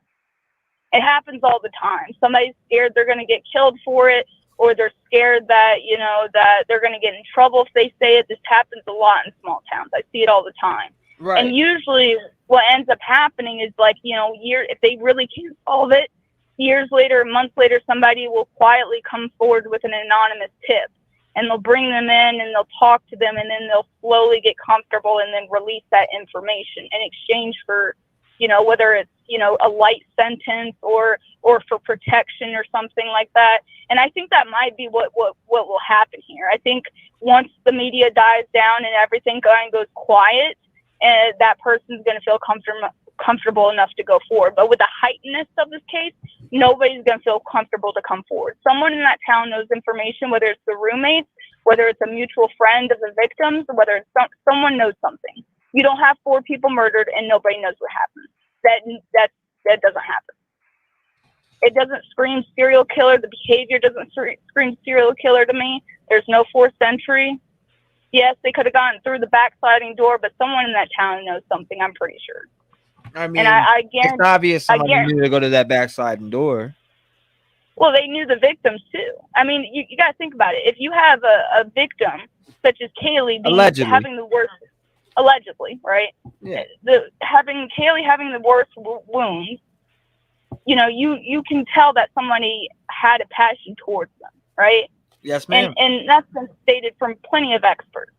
So someone in that town knows something, whether it's a mutual friend or something, but I think the case is so heightened that they don't feel comfortable enough coming forward. It's going to take a little bit of quietness and calmness, and when they get comfortable, come to law enforcement. And I think what law enforcement should do is not just urge the public to talk and say, hey, if you're scared, if you're worried something might happen, if you have crucial information, you can do this anonymously. Because I don't think that's practiced enough by law enforcement, where they try to get people comfortable enough to bring the information. They don't leave it at like, we'll make sure you're okay. We want that information. We want to help you. I think they should do that, because I think that's the right thing to do. I don't think law enforcement practices that enough in trying to make, people feel comfortable enough to come with information. You get what I'm saying? Mm-hmm. So that's really all I had to say. I just think I was following the drama in the chat. Somebody claims they're I mean, I don't know if they are or not, but somebody claims they know a lot and that they're a student there, and so I'm trying to figure out if I was just following the drama in chat, seeing what they were talking about. Yeah, I'm sorry. I don't have my YouTube up. I just called from my phone, but I just, I and then they say, and then they're like, all right, peace. So it's like, obviously not. So it's like, no, you know what I mean? Like people come in and they're like, yeah, I know this. I'm a student here. I'm this and that. Well, give me a call. Let me know more about it. Right. You know what I mean? I feel for the students there because, when you don't have this happen, you don't know. They just made the count August 23rd, 2022. I'll take a screenshot of it, send it into LE, let them know that they said they knew information on the case and maybe they can track the IP address and we'll see. You know what I mean? Maybe they can track them down and find them and ask them some questions. I just screenshot it now. I went to their channel and checked it. So, I mean, if they're claiming that I don't know what information. I have to go back up and look, but I see people tagging me saying she knows things or something. I don't know. Maybe she needs to go talk to police. I have no idea. I don't even know what was said. It was just a catching commenter chat. in the chat? Huh? It was a commenter in the chat? Yeah, I didn't catch what she said, so I have no idea what's going on. She's saying seriously, y'all can fuck off, but I have no idea what she even said in the first place. So yeah, maybe have one of your viewers maybe screenshot if they haven't, send it to you so that way you can send it to law enforcement. I mean, something simple as that might seem like, just a hearsay, but if it's relevant, it can help law enforcement. So definitely. And I think that if that person is still watching, if you do know something, please provide it to the law enforcement. Please do that. She said we could all fuck off. Yeah, that's no. Yeah, I don't. I mean, that's cool. And I just think that someone has to know something. I just don't see how 4 people are gruesomely murdered and nobody has an idea of anything. I caught the screenshot. Well, you can delete it from chat, but you can't delete it from StreamYard. So I'm gonna go up here and actually, I'm hunting down that comment right now. What comment was it, guys? Hold up, I'm reading chat from my phone. Tell me what the comment was, guys. Tell me what the comment was. I'm gonna find it right now, screenshot it, and pull it up on screen right now. Hold up, crazy. That's happened. No worries, take time. Yeah, I want to see this because they're telling me she said something in here, and I'm really looking for it right now because it doesn't. When somebody deletes from chat, it disappears on YouTube, but on StreamYard it does not disappear. Thank God. It says, all right. She said, "I'm a junior, University of Idaho. I would love to respond. I know how I know a dealer killed them and who they are, but the mod put my account in timeout. Asses." Huh. So they said drug dealer. Yeah, hold up. As the chat moves, I don't know why it keeps moving, but that's another theory I've heard of going around. Like there was like a drug there you go. dealer Screenshot that, guys. Screenshot that. Yeah, I've heard that theory before, like a drug dealer gone wrong or something like that. I have heard that before. But I don't. What I don't understand is we don't have any idea that any of the 4 did any drugs. Mm-hmm. So we don't have any confirmation of that, right? She said I re-listened to my live chat and I should have let T-REV talk a little more. Oh, you're all right. Don't worry about it, Kayla. You're fine. Is that what she said right there? So it goes, okay, so here it is. Shannon Lee, I'm a junior, University of Idaho. I would love to respond how I know a dealer killed them and who they are, but the mod put my account in timeout. Asses. All right, so screenshot that, guys, and make sure you send it in as a tip to the FBI. Fuck it. I mean, I got the account screenshot too. If I'll screenshot it myself. So, I mean, for somebody to come out and make a statement like that, I mean, even if it's nothing, it's better sent into law enforcement, right? Yeah, I mean, even if it's a crumble, I've seen cold cases have been cracked with just what seems like nothing, and it ends up turning into something bigger than they imagined. Look, So- they thought that they could delete the comment and that it disappeared on my end, but on StreamYard, it doesn't disappear. So you could delete comments all you want on YouTube and it disappears, but guess what? On StreamYard, guess what? That motherfucker's there forever. Until I shut the stream down. When I shut the stream down, then it disappears. But I have it right here, and it's across the screen, and I'm going to let it lay there for about another 10 minutes. So take a beautiful screenshot of it, and, you know. Yeah. Yeah, I'm glad that it's recorded. I mean, like I said, you know, if someone has information that can really help break this case, something crucial, I think they should come forward. I mean, you got families that are, you know, having a Christmas without their loved ones, you know, and just imagine, like, if that's your child, you know, that's hard. And nobody deserves to have this happen to them, and it needs to be solved. And I'm sure it's hard on law enforcement, you know, being in a small town and having to deal with just regular college student calls, right? But then having a quadruple homicide less than 6 hours later, you know, that's hard. And I think that as a community, if you live in the community, it's good to come together in a time like that, because I can't even imagine what those families are going through. So I urge people, if you have information and you're scared, you know, send in an anonymous tip, you know. I think law enforcement should do that as well, because not enough is said about people who speak up that can really solve this crime. You know what I'm saying? Yeah, I just don't understand why somebody would come in and I feel like maybe it's a troll, but what if it's not? Yeah, I mean, like I said, any information that can be imperative to the investigation needs to be sent in. And I think that there is somebody who has information, even if it's never been confirmed that any of these 4 victims did any drugs anyway, but it could be somebody who did drugs in the house at a party and they didn't know, you know, it could be something like that. A lot of these parties went on. We don't know anything about what happened at these parties. It seemed to be centered around, you know, drinking, but there could have been drugs involved. We just don't know. And so I think anything that's relevant to the investigation, you know, should be sent in.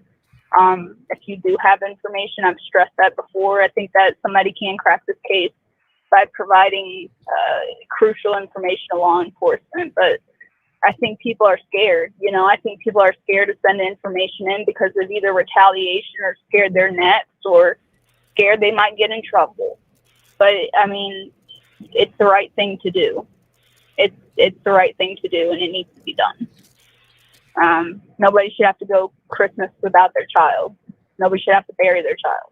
You know, it's senseless. It is senseless. And what I mean, when you see Steve and he gets up there, you can just see the emotion pouring out of that man. He's tired, man. He's literally stretched out his body to the max to try to figure out who may have done this and trying to get, you know, wait for information from law enforcement. And I know it's hard on law enforcement. Even with the FBI, it's still hard, you know, because you have 4 people murdered. You see how many people came in and out of that house. You have to examine the evidence, the DNA, and exonerate people, right? You have to go, you know, cross them off your list, get their alibis, stuff like that. It takes and for a small town, that's going to take 6 months to a year. I don't think this case can go cold. I don't. But I think it can go cold if you know, the evidence doesn't match to anyone and it's all on one person who has information. And that's why I stress that, you know, if the evidence comes back and it leads to no one and they're waiting on a tip or a lead, then they need to start stressing to people that they need to come forward, you know, and make them feel comfortable enough to come forward. Because that is something I think is going to crack this case, as well as, of course, DNA. But I think people coming forward is going to break it first, in my opinion. But I think that with the popularity of this case going around and the heightness in the media, people are just not comfortable right now. They're just not. Especially for a small town of 25,000 people. You know, they're not used to people having eyes on them like that. Yeah, I was looking back up at their comments because Keister said, look. No, you're fine. Comments. I'm looking at them. I'm like trying to find all of them. I think that's where it started, but maybe I'm going up just to make sure. She said, none of you have no clue, or he or she or whatever it is. I don't know who it is. I don't know if it's a girl or a man or what, but that's like I said, that's the second time I've heard that drug thing, that drug dealer theory, allegedly. Like, I don't know the relevantness of it. I know a lot of people are centered around this Range Rover that she bought, but that was like a $20,000 car. You know, I don't know why people act like it's a lot of money. It's not like a Lambo or a 2020 Acura or something like that. You know, I'm sure some people already reported that to the FBI. All right, let me see. I'm gonna get a few more callers in here. I would do appreciate you calling. I didn't realize it was 21 minutes. Good. I appreciate you. Fine. I appreciate you, and I wish you a Merry Christmas. You too. Thank you. Have a God good night. bless you. You too. Shout out to her, man. Shout out to her. 219-885-9693, man. Make sure you call in. Not drug related, in my opinion. I agree, caller. Yeah, it was a good caller for sure. I was looking back up on those. I got them all. I seen where it started. I don't know if somebody would come in here and say that, though. You know what I mean? Call from Jim. Jim, what's going on, brother? You are live. I'm live. Hey, you're doing a great job. I just want to say that up front. Appreciate you, boss. I just want to touch on a few things. Just my opinion. All alleged. What do I know? All that kind of stuff up front. The dog. I want to touch upon the dog real quick. I didn't read this in a chat or anything, and I can't remember where I heard it. It was either on the news or it was one of the parents that said the dog was in another room. Spare bedroom. Yeah. So I don't know if it was put there because maybe they were eating at the time. You know, they went into the bedroom to eat and they didn't want the dog there. And they never got a chance to take the dog back out of the room. So a lot of people are wondering, did it bark? One thing I could tell you, man, the dog is innocent. Yeah, right? You know what I mean? And there wouldn't be any DNA on it or wouldn't have barked. No, okay, so if you and this is important, and I'd like to lead everybody who calls that and mentions the dog, like if you go to I don't know if you have Facebook or not, but if you go to the Moscow police website or police Facebook page and dig down, they have a post about the dog, and they state that the dog was in a spare bedroom and he was no part of the crime scene. Cool. Okay, good. I encourage everybody who has a question about the dog to make sure they go read that and they thoroughly have a breakdown on the dog, because that was a big question for a lot of people, and they literally made like a separate post all about Murphy. And they're still doing it, and it's I'm kind of surprised. I need to screenshot it and post it in my community is what I need to do. Yeah, that would help. And you know, another thing it's kind of interesting, I don't hear much about, but I heard Kaylee's dad say that he said the points, I think he said the points of damage, which is an odd way of putting it, weren't the same as far as the wounds go. But he also said in a more recent interview, he said this was no knife.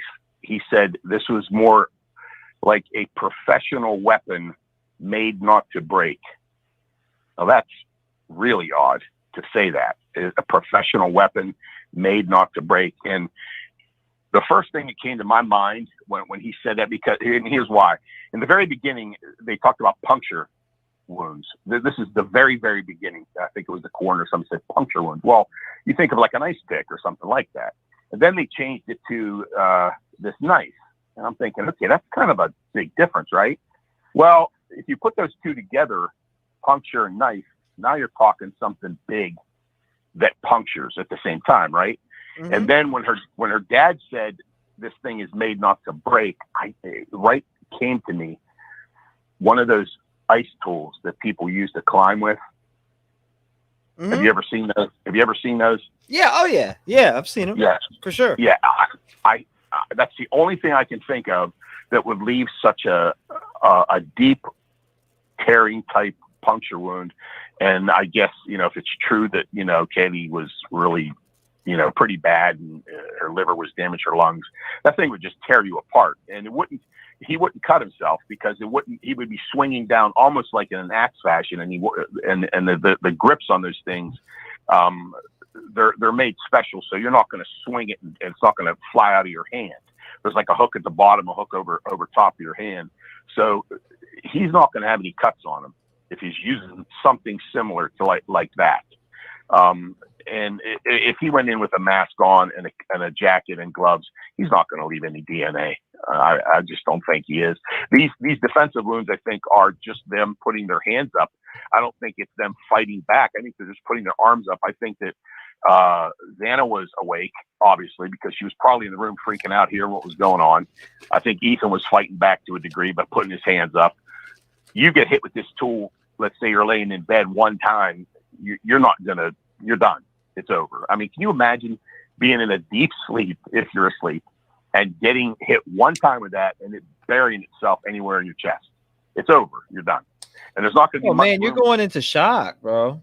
Yeah, absolutely. You're not even going to know what happened to you. Sadly, you're going to die not even knowing what happened. You're just, you're not going to know who did it, why, or what. And so the other person might have a chance to scream one time, and maybe that's one of the girls. Maybe Ethan heard that and he said, "Hey, I'll go look." And he went out and met the killer. And then, like I said, he came back and that's the weapon thing. Another thing I want to touch upon is the car. This might sound far fetched, but they're not able to find this car. That car didn't have to be white. Whoever did this planned this out. My man said a ice pick. Yeah, like an ice tool. If you look up ice tool, like if you just like search that on Amazon or anywhere, you'll see these things. I've seen them. Yeah, they're wicked. But the color of the car, they're looking for a white car. What if that guy wrapped that car white before he did this? What if he wrapped it? You never know. I mean, it would take less than 2 hours to wrap it. You could do it crappy. It wouldn't even take long. It's simple to do. You could buy that vinyl anywhere, throw it on there just to do it, and then when you're done, rip it off, and then the car's back to its original color. And then that's it. They're looking for a white car, and this car could be anywhere. Man, exactly. And the guy that did this, it was planned out. And when I say planned, it could be just planned, in a quick fashion or over time. And somebody, if it was Kaylee they were going after, then he thought, "Hey, she's in town. Now's my chance." I didn't know it. He's seen her out that night. Maybe, The other thing I want to say was that when they were walking down in the video, and I guess Jackass and Kaylee and Maddie, I enhanced as much as I could. And I can't say this is exact, but in my opinion, that I heard Jack say, "They're going to get you for this, Maddie."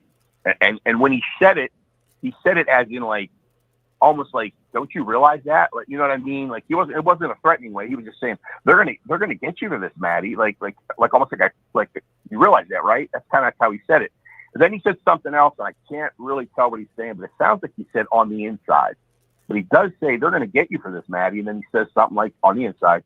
And that prompted Katie to say, "Maddie, what did you say to Adam?" And she with emphasis on Adam. It wasn't like she was mad or anything, but she wanted to know, like, what did you say?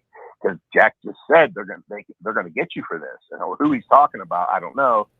And everybody's saying that, her dad said, "Well, it was just talk and this and that." Well, right. But here's the thing: if it wasn't, he's not going to say. He's not going to say, "Yeah, this Adam guy, he's involved, and they were going to get mad." He's just going to just blow it off, and just he's being questioned about it, so he's going to have to say something. And we can't say. I'll just say it's nothing for now, because if you're going to stir up all kinds of stuff if you say that this Adam guy's involved, or somebody that Adam knows involved. So I don't think necessarily that that conversation can be dismissed so easy. No doubt, brother. I appreciate you coming up here and sharing it, man. I'm gonna get some more callers in. Thank you, man. I appreciate you coming up and giving your perspective, and God bless you. And I wish your family a Merry Christmas, brother. You too, man. Merry Christmas, and take care, man. You're doing a great job.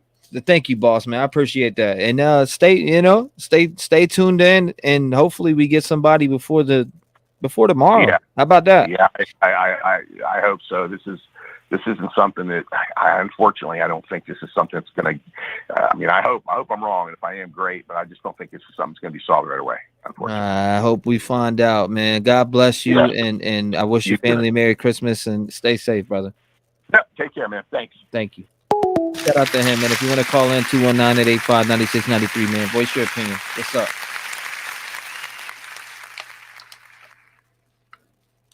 Chat's flying by so fast. It's like 5 miles an hour, or 5 miles. Listen to me, like 500 miles an hour. Every time I go to scroll up to read something I missed, it takes me all the way back down to the bottom. It used to never do that. Fix that shit.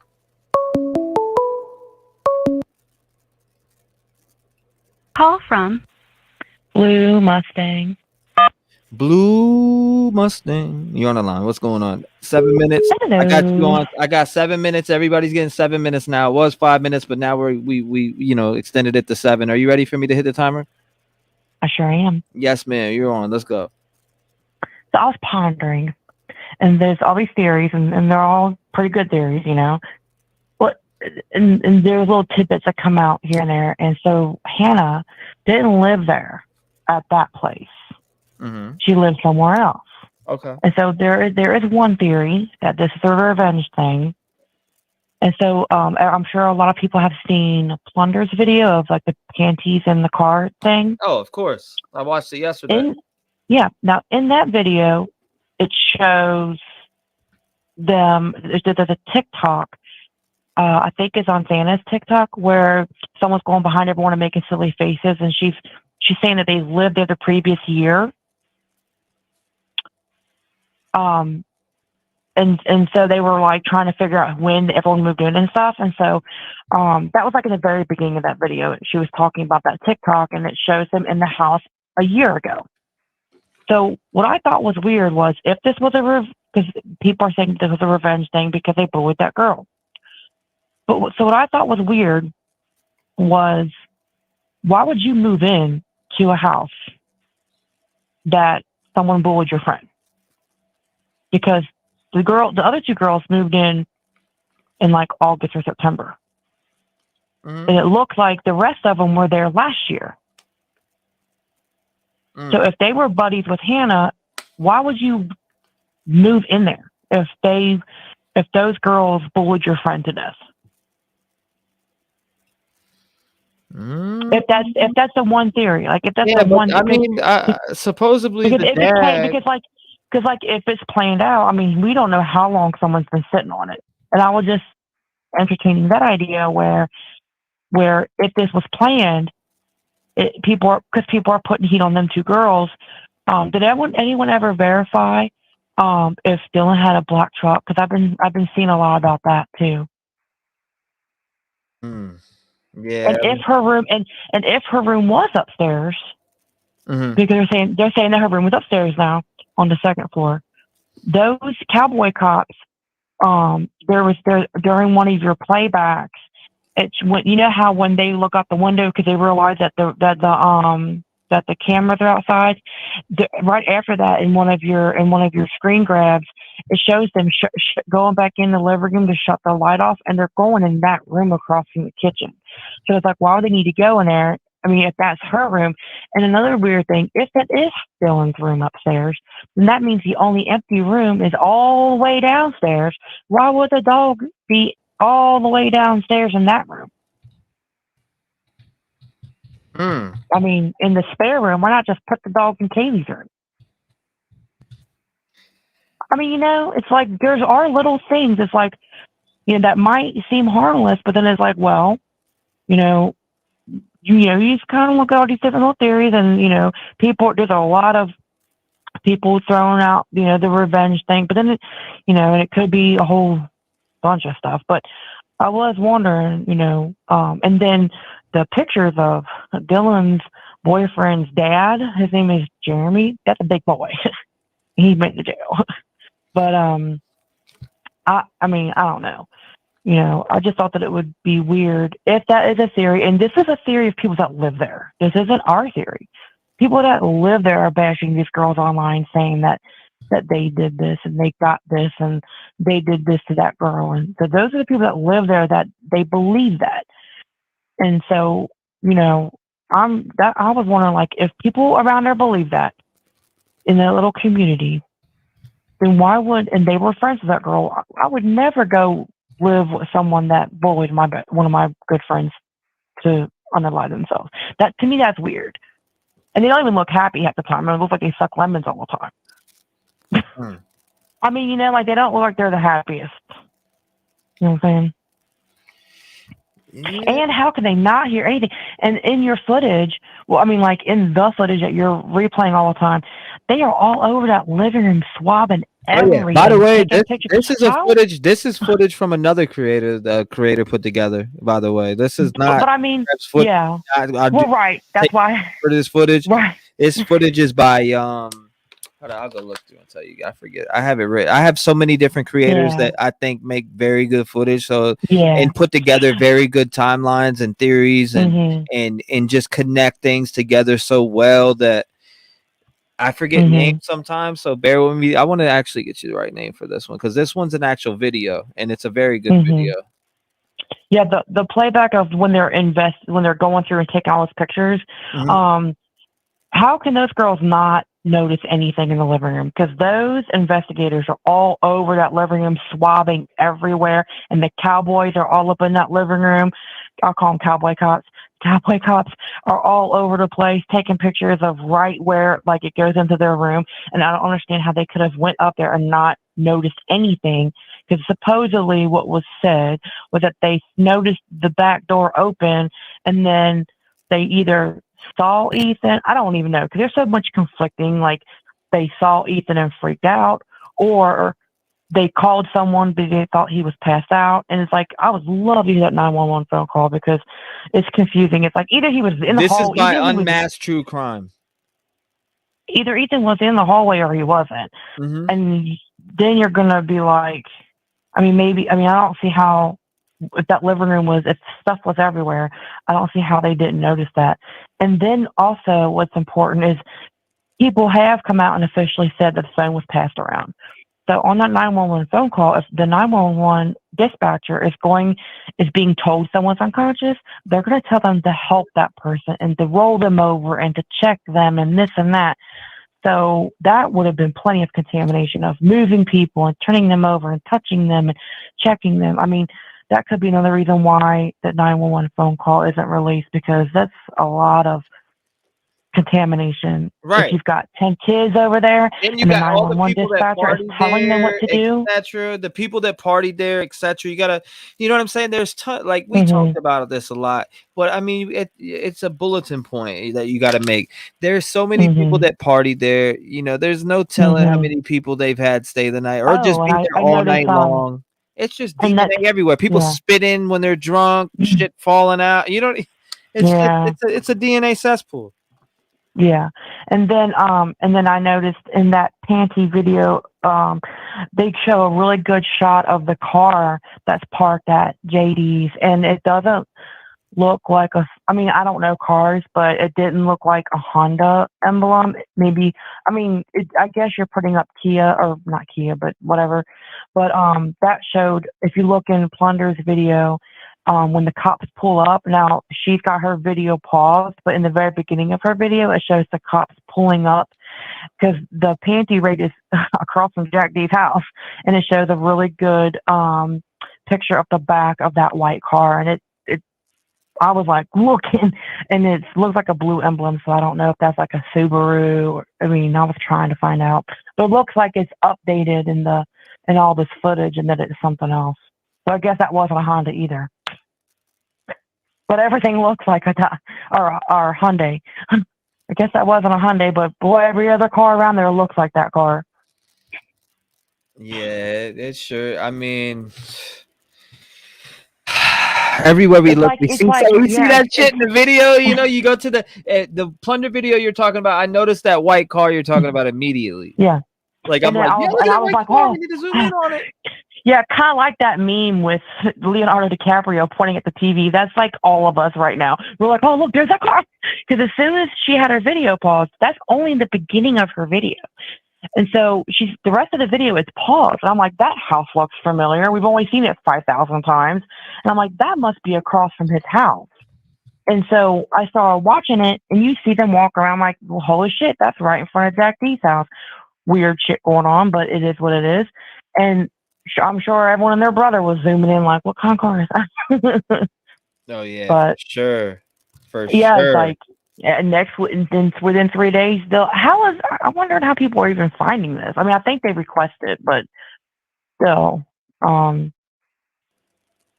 you know, bedroom, is that bedroom the one that's, I want to. What is your theory on this before I let you go and get on to another? I bounce back and forth, but there's so much crap. We don't know their lives. It's like, yeah, it looks like Jack D, but that's because I think it's weird that, I don't know. I think it's weird that someone saying that he didn't know she was there, but she talked to him the whole week that before she went there. And then the parents even said, oh, she was wanting him to come over that night, but then it's like, he didn't answer. And she's like, oh, just like the one guy said, we have a dog together, answer the phone. So that sounds like, I don't want to say desperate, but it's like, please answer. I don't know. It could be a lot because we weren't around him. We weren't there. And so, right. There's a lot of drugs with the parents apparently, and there's bullying and there's frat stuff. I mean, people die for less than people die for less. And so there's so much, like, there's like multiple reasons, that's not cool. I mean, it's not a good reason, but there's like so much shit. This is not easy. Nah, you're right. It definitely ain't easy. That's for damn sure. And, it's like, I wonder who all showed up. Maybe someone. How come he didn't? If he was right there, how come he wasn't there? That's another weird thing, is they call Ethan's brother over, but how come Jack wasn't called over? Like, there's no one saying that he ran over and freaked out. And he lived 2 doors down. I don't know, man. People were called, like people were called, and family members were called, but no one said anything about him being called and him showing up and him freaking out. Like, everyone is quiet as fuck. I mean, like, and that's creepy on top of everything else. Like, and then when people say stuff, they're 4chan people making shit up. So it's like, it's very difficult. They want us to help, but they want the public to help. But then it's like there's this hoo-ha of a mix of bullshit online that we have to picture. So then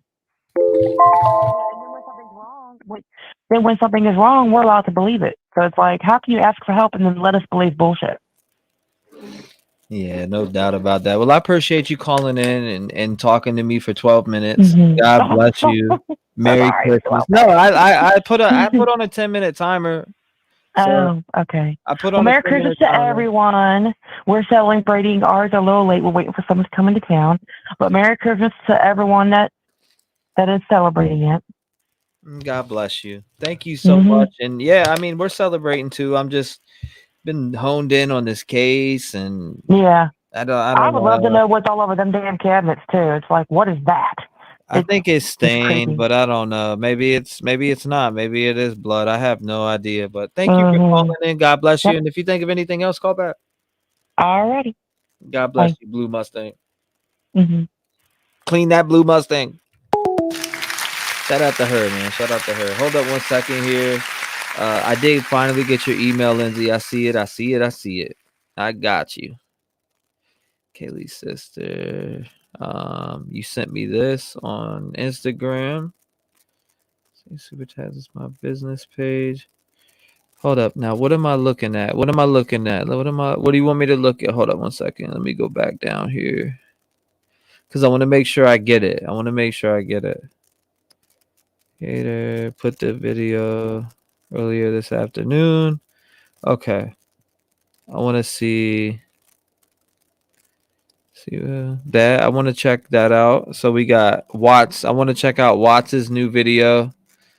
And I want to check out Lindsay's. Hold up. So let's check out. Lindsay's been trying to get me this for a while. She says here, she says Kaylee's sister, but Kaylee did not follow this. Hold up, what am I need to look at? Hold up. I tried to look up the license plate number, but maybe I don't have the right resources.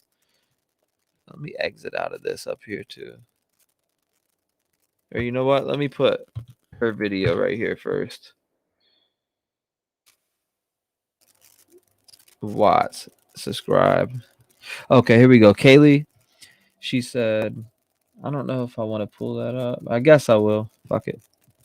All right, so this is what she said. Here you go, Lindsay. This is what you sent me. Kaylee's sister, but Kaylee did not follow it. I guess it'd be better for me to pull up the message, but also they are from the same city and both went to the University of Idaho. I tried to look up the license plate number, but maybe I don't have the right resources to look it up. Just seemed weird to me that she had speculated that she had a stalker, and this girl had posted someone had been following them, taking pics of them and their homes.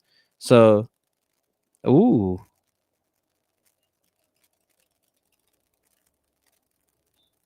Yeah, let's see. I can't really read. I'll have to go to that message directly, but there is the deets and there is the, license plate that you can see on that expedition. I have no idea if this has any relevance to the case, but hey, thanks for sending it in, Lindsay. I want to check in more with it. I'll message you back on Instagram.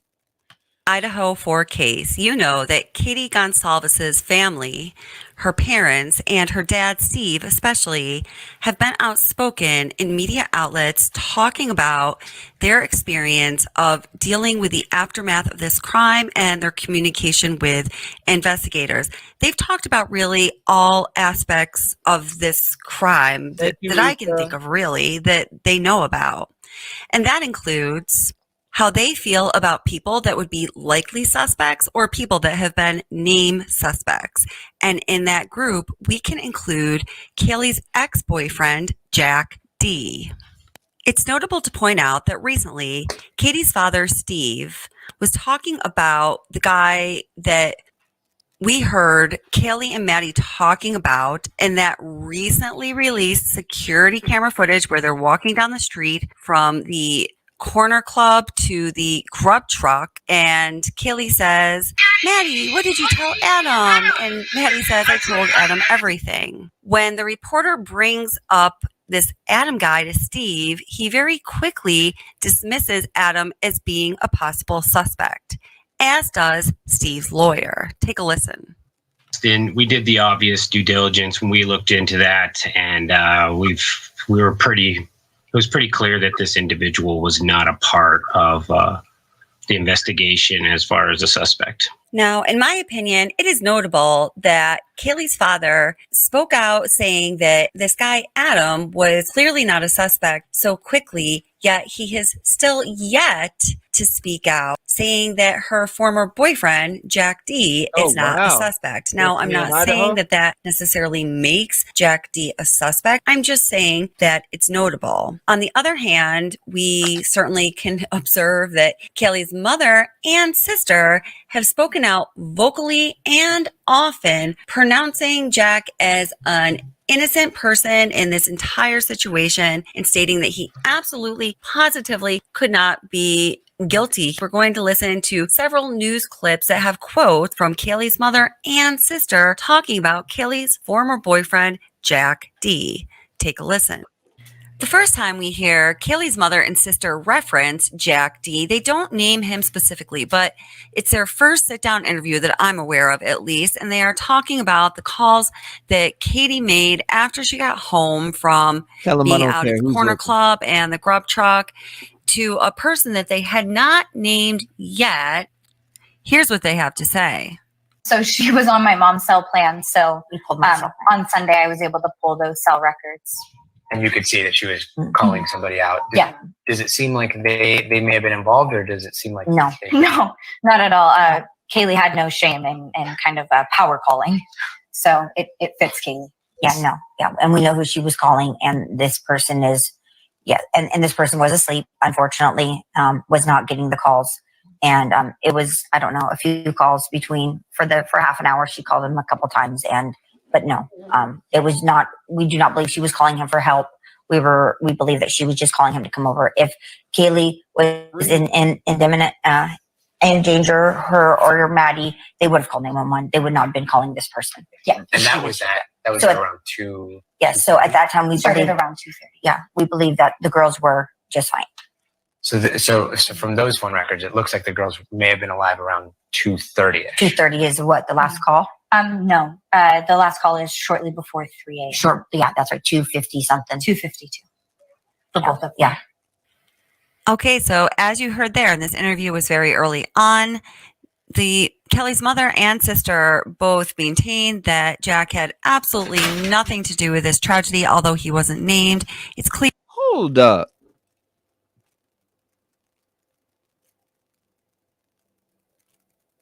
I thought we watched this earlier.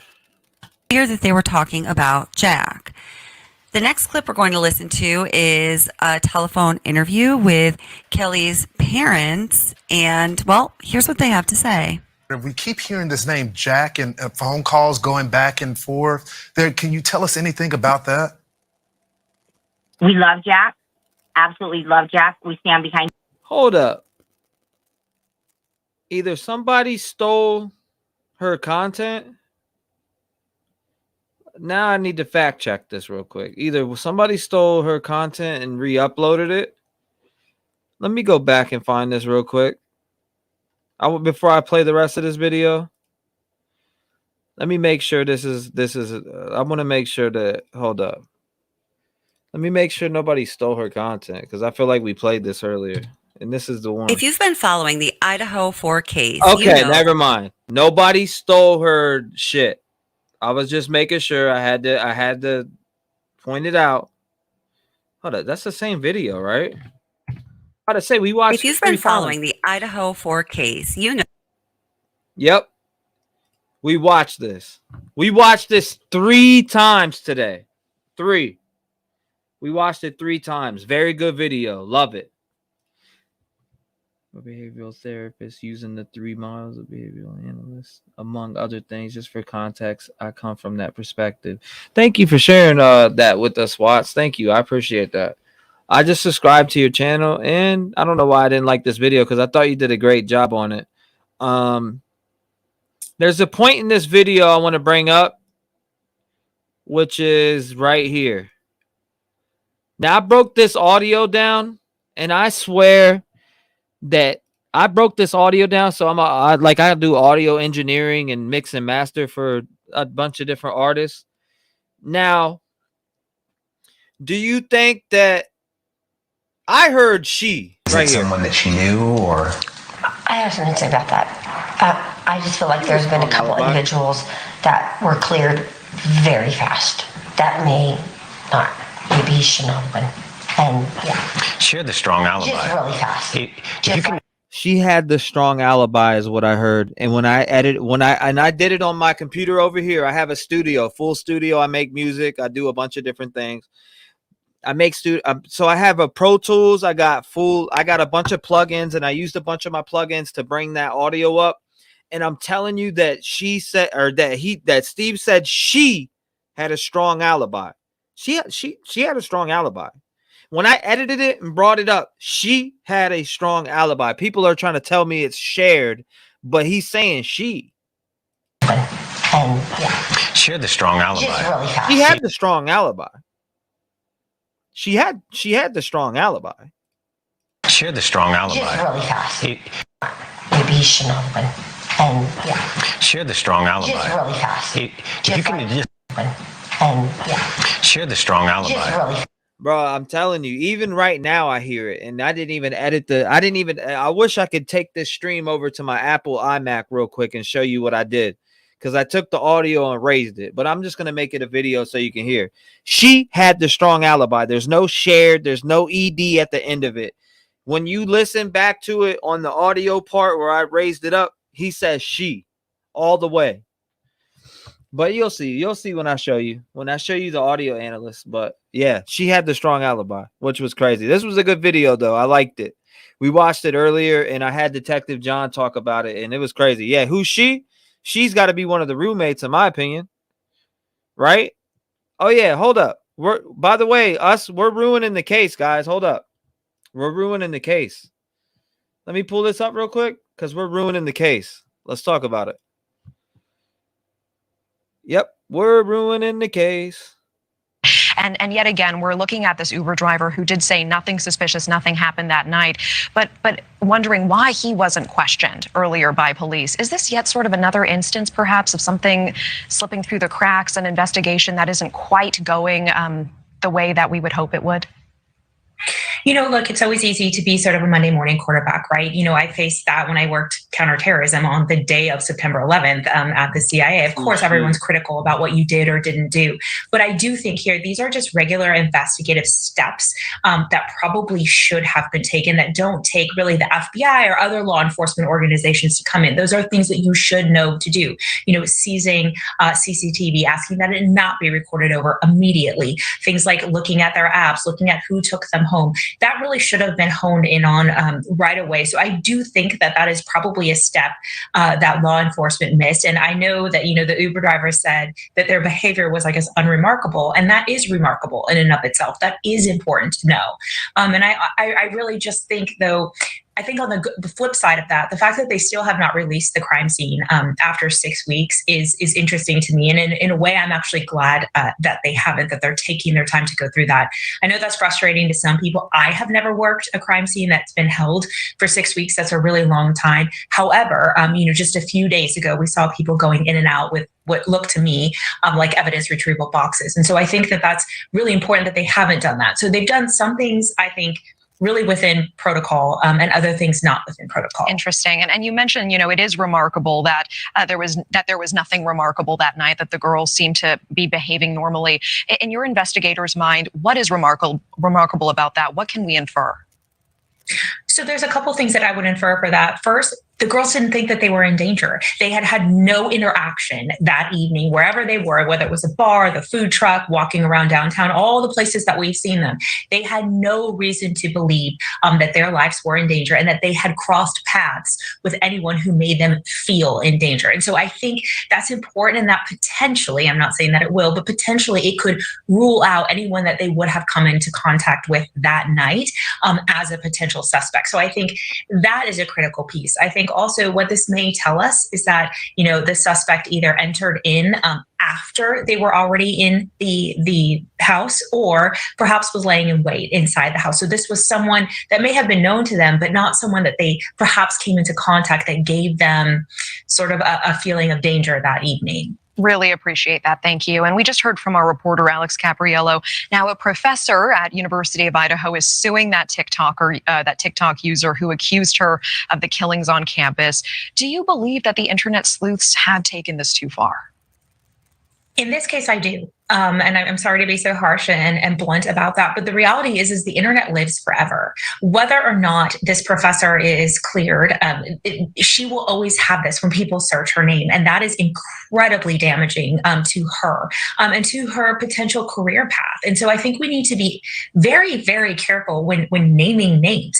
And I think also this takes police focus perhaps off of this investigation. Right now, it looks to me like this is a civil lawsuit, but if they decide to go forward with criminal charges, you are now asking Moscow PD to investigate this as well as the murders of these 4 victims. And so I think really you're tying the hands of law enforcement in doing this, and you are potentially damaging this person's career forever. You may have feelings about who you think the murderer may be, and that's okay. But we can't put that out there without evidence, without an indictment, in a space that will live on forever. I appreciate that. And it's true, the internet has such a long memory. Is there anything officials or law enforcement can do about the spread of Okay, what about the media all throughout the early 2000s or before the internet really even became big? It was media and fucking big groups of media running around and just, you know what I mean? That's what it is. I mean, beforehand, I mean, what was it? Now it's internet sleuths. Before then, it was media chasing them around, saying, chasing certain people around, saying that they did it. It's just It's always going to be something with these people that they point the finger at. Oh, well, we can't do this without evidence. Duh, we ain't fucking stupid. That's why everything is alleged and speculation. I don't understand why. I don't know. I'm sure she has a strong opinion too, but she's just playing professional on top of the board. But it is what it is. She had a strong alibi. Misinformation or accusations online, or is it incumbent upon people like this professor to defend their own reputation? That is an excellent question. I think it's really hard. To me, the internet is like this leaky sieve of data, right? You know, it's really, really. I do not share the StreamYard link in chats no more. Not after the shit that people have been coming in here bugging my shit out. I'll email it, but I don't share it on in chat no more. I just don't. Just for the fact that the weirdos that are waiting in here to click on the button. Hard to warn internet sleuths, and you know, one of the things that they can do to make it be taken more seriously is press criminal charges against this person who is basically naming this professor by name. But again, you run the risk of now you are deflecting from this active murder investigation to pursue these criminal charges. So criminal charges are one thing that you can do to deter this type of behavior. However, I do think that the onus is upon people to not be engaging in this type of very specific behavior. It's okay to think about what you think could have been missed or what you think could have happened, but it's not okay to name names without any kind of criminal indictment. Thank you for watching. Go to newsnationnow.com to find News Nation on your television provider. And don't forget to click the red subscribe button below to get more of News Nation's fact-driven, unbiased coverage. Yeah, Watts, if you want to come up, I'm more than welcome to have you up here. Just let me or send me an email if you can. I won't put my StreamYard link in chats no more. I just don't. Because the weirdos come in here and just the shit that I've seen, and the people come in here and do weird shit. It's super weird. Like, look, when I had some weirdos come back here and literally show a video of them cutting their you know what off. It's the sickest shit I've ever seen in my life. Like, literally, dude on the table cutting his joint off. You know what I mean? I'll leave it at that. Go ahead and add the picture in your head on that one. People are sick, disgusting. I don't understand how, you got these type of people in the world, but they are around. Yeah. Couple of silver bullets. Yeah. Yeah. Most definitely. Exactly what I just said. To the T. Anyone who knew Kaylee would tell you the same thing. To know her was to love her. Her love for life and everyone in it.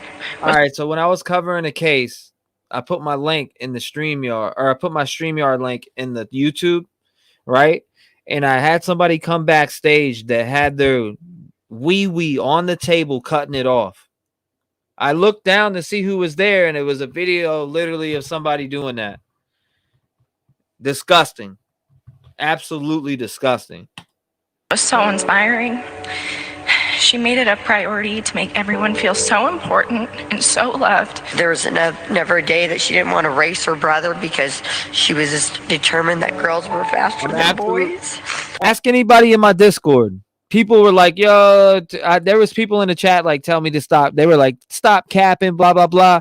I took a video of it like this, sent it into the Discord, and was like, you think I'm lying? Look at this shit.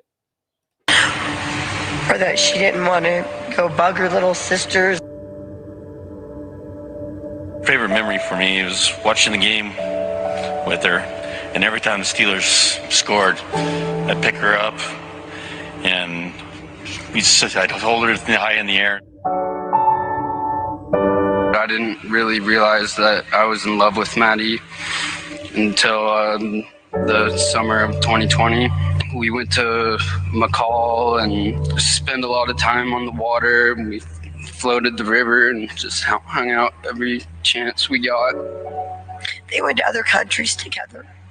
Karen took them to Hawaii together. We took them to Mexico together. They went to college together. They went to high school together. They lived in their own apartment together. They were sisters. She was so positive and lighthearted and understood the gift of life more than anyone I know. I remember her getting so mad at me for caring about the little things that didn't matter. She would always tell me she wouldn't know what to do without me, and now I have to live this life without her. And she taught me a lot of stuff. She taught me how to be a dad. And I didn't know that until she was gone, you know? Santa, you will not be forgotten. You have impacted so many lives and have given people so much love. I hope I can make you proud and try to leave an impact on this world and on people like you did. He had such an infectious smile and a charismatic personality. And if you knew anything about Xana as well, they were very similar in how they acted together. They were always so happy, and the way she would talk and smile about him was something I've never seen her do before. She truly loved him so much, and I know he had so much love for her. We are eternally grateful that we spent so much time with him. And I want to remind you that that's the most important message that we have for you and your families, is to make sure that you spend as much time as possible with those people, because time is precious and it's something you can't get back. Thank you for watching. Go to News Nation now. And then she comes on so nonchalantly. That was sad.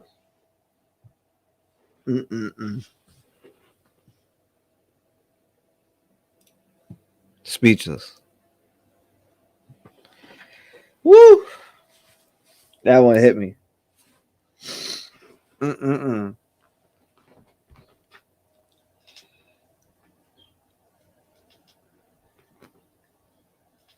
Super sad. That shit's sad. Play it before this words. That shit's crazy. It's super sad.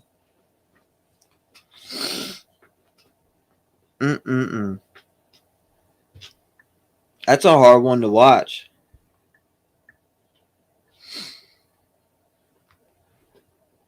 That's a hard one to watch. I'll give you that one. Seriously, that's a hard one to watch. Oh.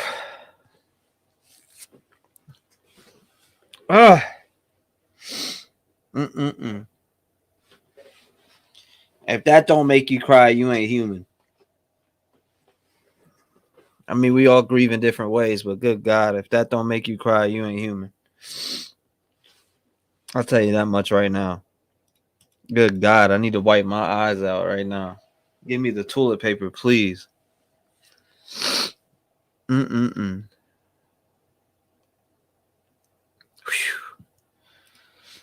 Let me see. Hold up. Thanks a lot.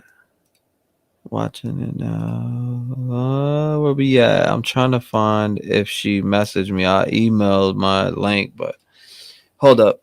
Let me see. How do I see it?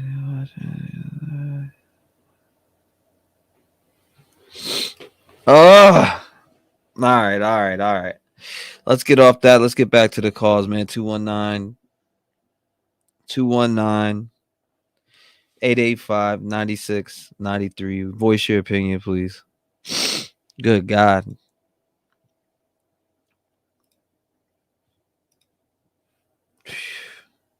Moment of silence.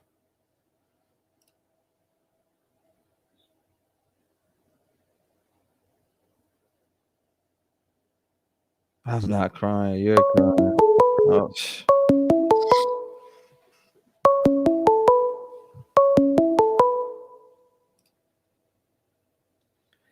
Call from Patty.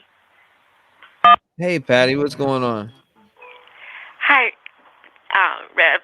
Listen, I wanted to call in because I feel so bad for those parents and the way they lost their children. 7 years ago, I lost one of my daughters Oh, I'm to sorry to hear that, man. to an aneurysm, and then 2 years ago, I lost my 21-year-old grandson to a drunk driver. Oh, I'm so And then sorry, man. a week and a half ago, I lost my 95-year-old mother. But these parents and the way they lost their children, I consider myself a very strong person, but I don't know that I could come back from something like that. And then to hear the families talk, it breaks my heart. And I just wanted to say that, and I still believe that JD did something, and I was 99.9. Now I'm 95. It could be somebody else. I don't know.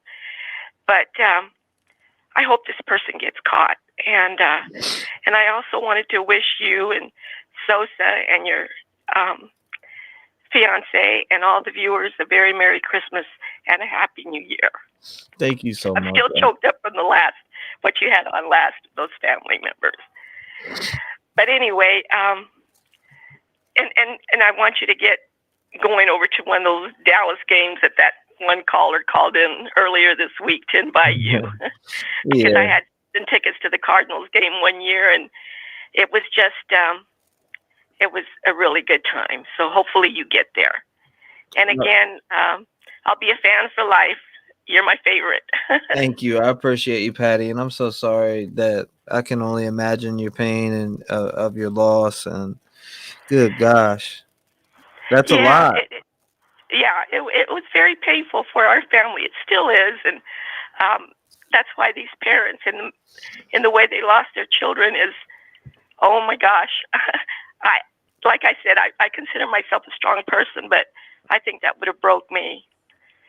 But anyway, listen, you have a wonderful Christmas and a Happy New Year. You too. And all Thank your you viewers. so much, Patty. I appreciate you, and God bless your soul. And I hope that you can continue to heal every single day. Thank you very much, and God bless you. I know that I know that it's hard to heal, but I know that every single day you'll get stronger and stronger and stronger and stronger and stronger as each day goes by, and it'll never go away. But you'll always gain more strength, and you'll know that your loved one is there with you in spirit. Yes, for sure. Yes, ma'am. God bless your soul, and I'm sorry about that. Okay, and I'm God here bless for you if you ever need anybody. Just send me an email or find me on Instagram or. The reason I can't do that is now because I call from a landline. I'm still not in the 21st century, I guess. I don't know. Yes, so, you'll get it. She said I call from a landline. Hey, there's nothing wrong with that, ma'am. There's nothing wrong with that. God bless you. Okay, thank you for calling in. Care. Merry Christmas to you. Same to you. And stay Bye-bye. safe, Patty, please. Okay, thank you. Bye-bye. No problem. Shout out to Patty,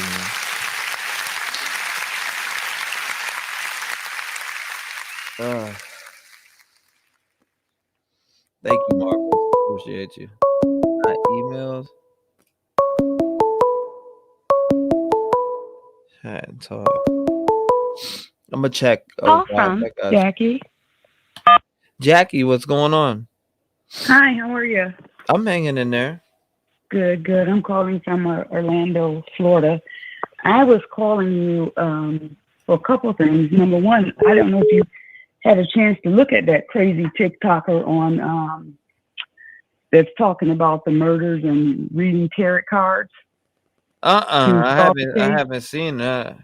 Oh, you got to pull it up. She is she's accusing one of the professors, the history professor, of supposedly going with one of the girls and then using Jack, collaborating with Jack to kill the and they're two getting girls. sued right now, right? Really crazy. Her name is what is this girl's name? Let me see if I can pull it up. But she is now being sued by the professor at the school there. But it's a big mess, and she's saying that they're trying to sue her for $75,000, and she's saying no, she's not going to. She's going to owe me the $75,000, and I'm not stopping.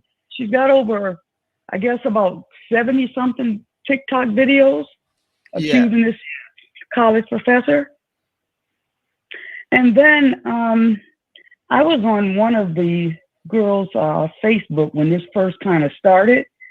And I don't know if you guys had a chance to discuss it. There was a crazy post on one of their Facebook page from a guy that literally said that he had warned them on November 3rd that the 4 of those students were going to get killed and they were going to be stabbed.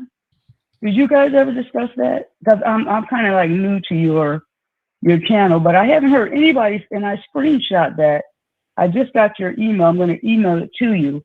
But it's kind of crazy the way this guy literally detailed out before the 13th on one of the girls, and it was a trail of people like arguing back with him, saying he's crazy and he needs to stop. But he was literally detailed, and he had announced. She messed up by not saying allegedly. I'll tell you that much.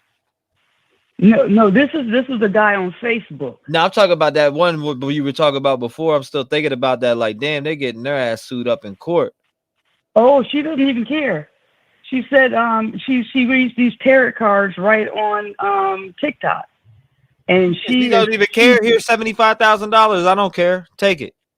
Yeah, you got to look at it. It's crazy. I mean, she almost sounds believable, and I the devil shows his people things too. You know what I mean? And the way she details out that murder is bizarre.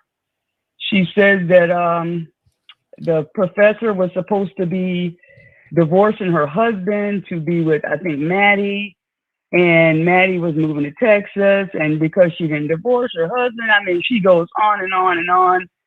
That Maddie got upset and got, the professor got into a rage. The professor's name is Rebecca Schofield, and it's all over the internet. That's why I'm calling her name. It's all over the news now. In fact, News Nation had it on earlier, and this other news outlet had it on. But I'm going to email you this guy because I literally screenshot him from Facebook, and I haven't heard anybody say anything about this. He literally detailed out the murders before it happened. And I wasn't sure if you guys had already discussed it, but I haven't heard it in the last couple of weeks that I've been listening to your YouTube channel, of course, around work and everything. Right. I want to see the video if you could send it to me. Well, this is a screenshot of the Facebook page, but I'll send you in a few minutes the YouTube link to the girl's Facebook. And I was on one YouTube channel, and the guy was kind of like going through playing different segments of it. And you should I'm telling you, the girl is sick, but the way she lays out that scenario, she says Jack D was paid, and then she says now Jack D was paid by the professor to come kill her. And Jack D doesn't want to do it. He knows that he's soon to be arrested. And this professor has 3 attorneys now. The lawsuit and everything it's all over the internet. Yeah. So I'm not going to keep you. I'm going to give someone else time. I have your email address. I'm going to send it to you in about both of those links in about 10-minute descriptive, and you can pull them up and just love to hear everyone's feedback on this craziness that's going on. Yeah, that's doing a great job. Yeah, thank you so much. I appreciate you calling in too. Where are you calling in from? I'm in Orlando. You were in Orlando. What's it? You been to Busch Gardens out there? How is it? Oh, we've been to everything out here. It's awesome. And the weather, it was 33 degrees earlier today, and then it went up to 47, and we still was crying. Damn. I mean, that was cold for us. Yeah, that's probably the coldest y'all felt in a long time, huh? Right. What are you feeling about this case? I actually want to tap into you real quick and see what you think about this case. Like, where's your head at with it? Allegedly speculation from a speculation standpoint. Like, who stands out to you? Who doesn't? Who would you, if you were an investigator, you put yourself in the investigator's shoes, who would you be looking at closely? Well, the reason I would be looking at Jack D, and the reason why is because that dog. One thing about dogs are not, I don't care how many people you have in your home, you have to be very familiar with a dog to come in that home at a certain time. And not only that, dogs have a sixth sense, so to speak. They sense danger. The dogs, you know how a dog doesn't like certain people? It can be the nicest, friendliest dog, but certain people draw back from it. So that dog had to have known whoever came in that home, and it had to be familiar with whoever was there. And then I can't imagine, I think it was Maddie, I can't imagine anybody really putting the dog in an empty room and closing the door, even if they were out. And one of the things that when the police first gave this story, they said that it was the girls that came home, and the 2 roommates on the first floor said that they had went to bed early because the rest of them were partying upstairs in the living room. And they said that they did not want to party. So they went in their rooms down on the first floor, and they locked their doors and they went to bed. That whole story right there, I heard the officer say it myself with my own ears. That whole narrative went off the table. However, the fact that they were calling this Jack D, and I heard on the news today that they had told Jack D, they had texted him. One of the texts, they said there was calls, but then there was one text, and the text, I was like, oh, what was the text? What was the text? And then the news reporter said that the text was that she had said, Jack D, why are you not answering our calls? She said, please come to the house. And then the commentator was saying, well, maybe they wanted him to come to the house because, you know, she was hot in the pants, you know, that kind of stuff. One of the guys was saying, but I always thought it was him because of the situation with the dog. It just doesn't make sense for a dog to be in a home when such a hideous crime is taking place and he's hidden in another room and there's no reaction. Who put him in there? Whoever put him in there. I mean, a dog is not even going to follow you unless you know, they're familiar with you. And so I always thought it was Jack D. I would be very sad if, you know, and ask for forgiveness if it's not him. But all roads lead to him or Jack S., to be honest with you. The two of them either together, and maybe it was a sorority thing. You know, I don't know. All kinds of things have been going through my head since I first heard about this thing. And the reason why I sort of alluded at one point to the sorority narrative is because a lot of sororities do things like this. They get on those drugs and they all plot and they do things like that. So it just seemed to be so much secretiveness going on around the sorority. There's not enough information. Mm-hmm. But if I had to hang one of them, it would be Jack D, so to speak. Right. If you had to grab one to one of them, it'd be him. Now, yeah, would you ever consider thinking outside the box, like outside of everybody that in the spectrum? But the thing that the people that the two that stand out me the most, allegedly speculation, right, is those two roommates downstairs. It's like you hear nothing, you hear no commotion, but yet you retract a statement and say you hear some water running. Allegedly, that's rumor, right? But I mean, if that's true, that's crazy as fuck. Yeah, they're hosting it. Their whole alibi is crazy anyway. Just to say I went downstairs, closed the doors, locked the doors, and all of that commotion. And then you heard the guy on earlier today. He's on the news and he used to live in that house. He says there's no way you can be in that house and not hear like the creaking, you know, the cracking of the steps. He said every part of that house cracks. You're right. I know exactly what you're talking about. That was emailed to me. Mm-hmm. So how did they not hear anything? 4 people get killed, and then they say defensive wounds. That means they never said there was tape over anybody's mouth. So that means if you got defensive wounds, you're being active and trying to get out of that situation. Therefore, your vocals are going to play a role in that. Yes, there's going to be some screaming. There's going to be some yelling. There's going to be something. Absolutely. You know, and even if Ethan was found in the hallway, which is another scenario. They say he was found in the hallway. That one of the roommates got up in the morning around 11, went upstairs, saw Ethan laying in the hallway. And then they claim she ran downstairs, got the other one. They took off running outside. The first one passed out, which the second one called 911. The story's just not adding up because the first thing you're going to do if you see somebody passed out, you're going to go try to help them. Now, if you've seen blood everywhere, you're still going to do something. It just doesn't, none of it adds up to me. It's just like, and at one point, I hate to say, it's almost like, you know, could there be a cover up because, you know, the people involved, they have very wealthy parents. And it's almost like the longer the time lingers, it just allows for all kinds of scenarios to be painted. And then eventually it's going to have to go cold. I mean, what can you do? You know, after a year, after, 2 years, I mean, all the evidence is gone. All the people are gone. The kids are graduating. They're leaving. Even Jack D will be leaving soon. Jack S., the school will be empty. So what are you going to do? Grab them 5 years from now and say, okay. No, I don't know. It's just a sad case. But this girl on TikTok, she's got a mental problem or something, but her narrative is almost like a storyline that's almost believable. You know? Yeah, there ain't no doubt about that. That shit is. I agree with a lot of what you just said. I really do, because it's like how are you not hearing those creaks?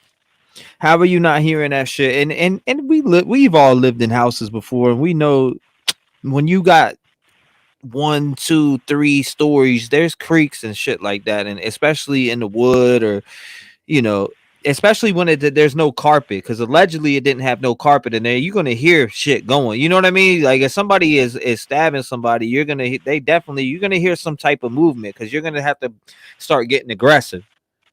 Yeah, I mean, you're gonna hear something falling over. You're gonna hear a ruckus going on. You're gonna hear them feet cramping. You know what I mean? Somebody, you don't just start stabbing somebody and there's no movement, no nothing going on the floor. Period. I don't care who you are. And then the other thing is, how can one person kill 4 people with one knife, and nobody's trying to fight back? I mean, even if you got Ethan first, looked like the girls would have used something to go after the one person. It's just too many stories, and like I said, I hate to think that it would be some unethical things going on, but the truth of the matter is, all the involved, or let's say this, the possible suspects, if you look into their parents, they're very rich. You got one that's a doctor, one that's a lawyer, and one home. They just got all kinds of money. So, what is really going on?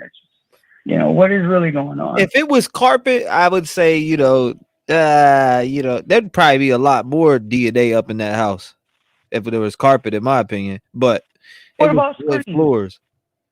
You think about it. The neighborhood is dead silence. That's the only house live.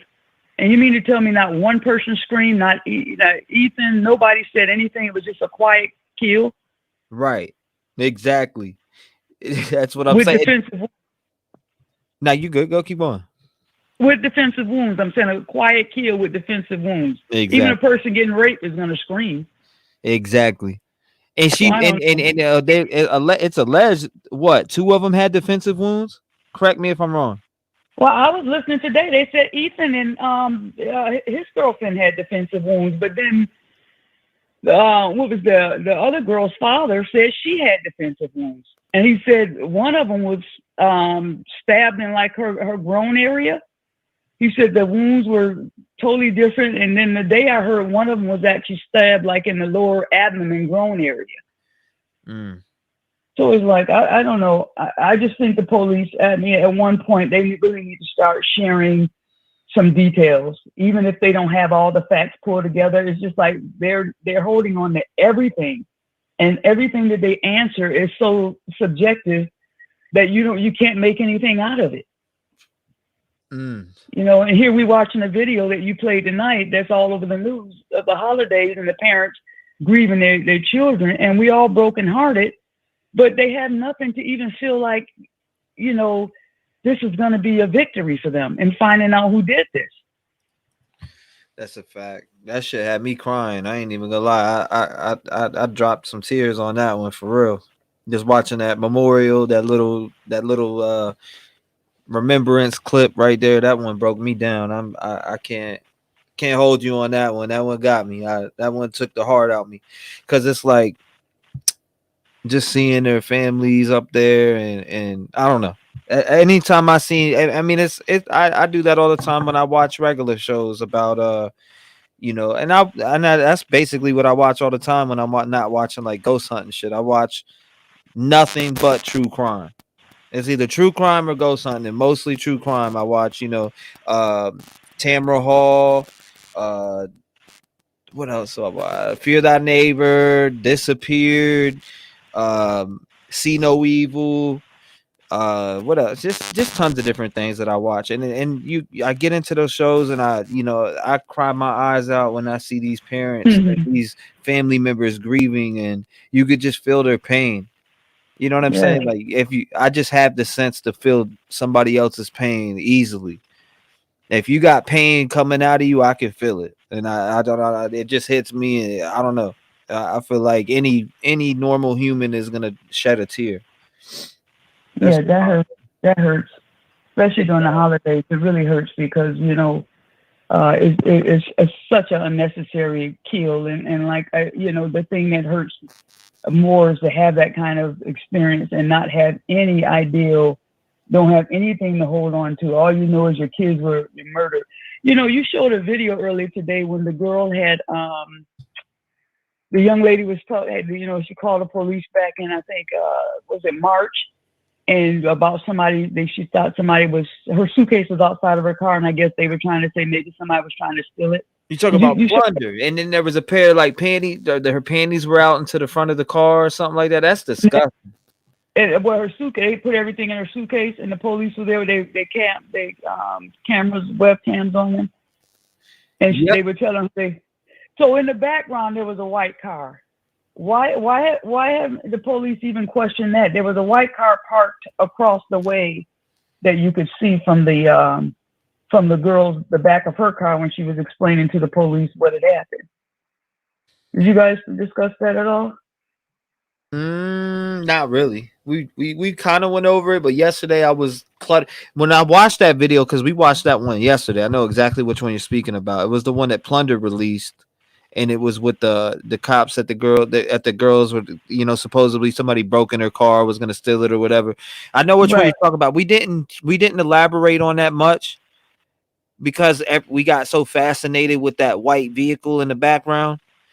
And then I was walking around, you know, I was helping wrap presents in another room, running around the house at the same time. I had a caller on talking. I had a bunch of shit going on, but we never elaborated on that much. Yeah, I'm wondering why the cops haven't done anything about that. And then the webcam, you know, people have rings and webcams around that area. So they have a lot of information. I think that they really need to start sharing some information with the family and with the community, and not only with the community, worldwide, because you got psychopaths that'll look at situations like this and say, "Oh, I can get away with this." You know, this is not just a crisis in Idaho. This has become a national crisis that you know, each and every one of us have to now be on alert as to our own inner circles, because you know, when people are, you know, on these drugs and all kinds of things, and they don't feel like there's no justice for those kinds of crimes, you know, they start, you know, forming in their minds how to do things like that. So we all are in danger, you know, right now, because no message has been sent that this will not be permitted, and that you commit something like this, you will be caught. It's an easy catch. You know, no message has been sent to the killers at all as of yet. Somebody just messaged me. I don't know what to think of this, because you know, there's a lot of trolls out there. But I'd like to think maybe somebody wouldn't be this sadistic to say they got information. You know what I mean? Why they didn't call the police? Thank you. I always say that. But I mean, I'm willing to hear him out. I mean, well, then why they didn't I'm call? with you though. Hey, what you said is what I always say. Why? You know what I mean? Like, if you got some information that could break the case wide open, man, I always tell them, please let law enforcement know. If you already let them know and you want to come here, like, and that's cool, but please tell law enforcement first before you tell me. You know what I mean? Like, I appreciate people that reach out like that, but I always, because I personally can't grab cuffs and go grab the, you know, whoever it is, if they were, you know what I mean? So I can't. It's for the professionals to investigate. I'm just here to try to keep light on the case, speculate, and if maybe there is some, if we found out a direction, we put that tip through to the police. If you got something, that's cool. But I'm not even gonna read out what they said, but they're like, then your listeners could ask me all questions by super chatting the questions. Like, nah, that's not what I'm here for. I'm not trying to get somebody to call in and have people send me in super chats to ask questions. That's not what I get on YouTube for. I don't get on YouTube to make money with super chats on people's questions on phones and shit like that. That's not my intent. Never will be my intent. I'll never grow to be that creator. I'm on here to let people have a voice. Number one. Two, share our theories and ideas. And if everybody, I get people that every day that share stuff with me that I haven't even heard about it, but when it comes to the case, and I've deep dived the shit out this case. So it's like, I learn something new every day. And it's like, I would never do that. Like, this person is suggesting that I get them on the phone and have people super chat. It's like, nah, I'm not doing that. I'll have you, you can call in and say whatever you want, but I'm not going to have my people super chat me to ask you questions. I'm sorry. No, I was looking here.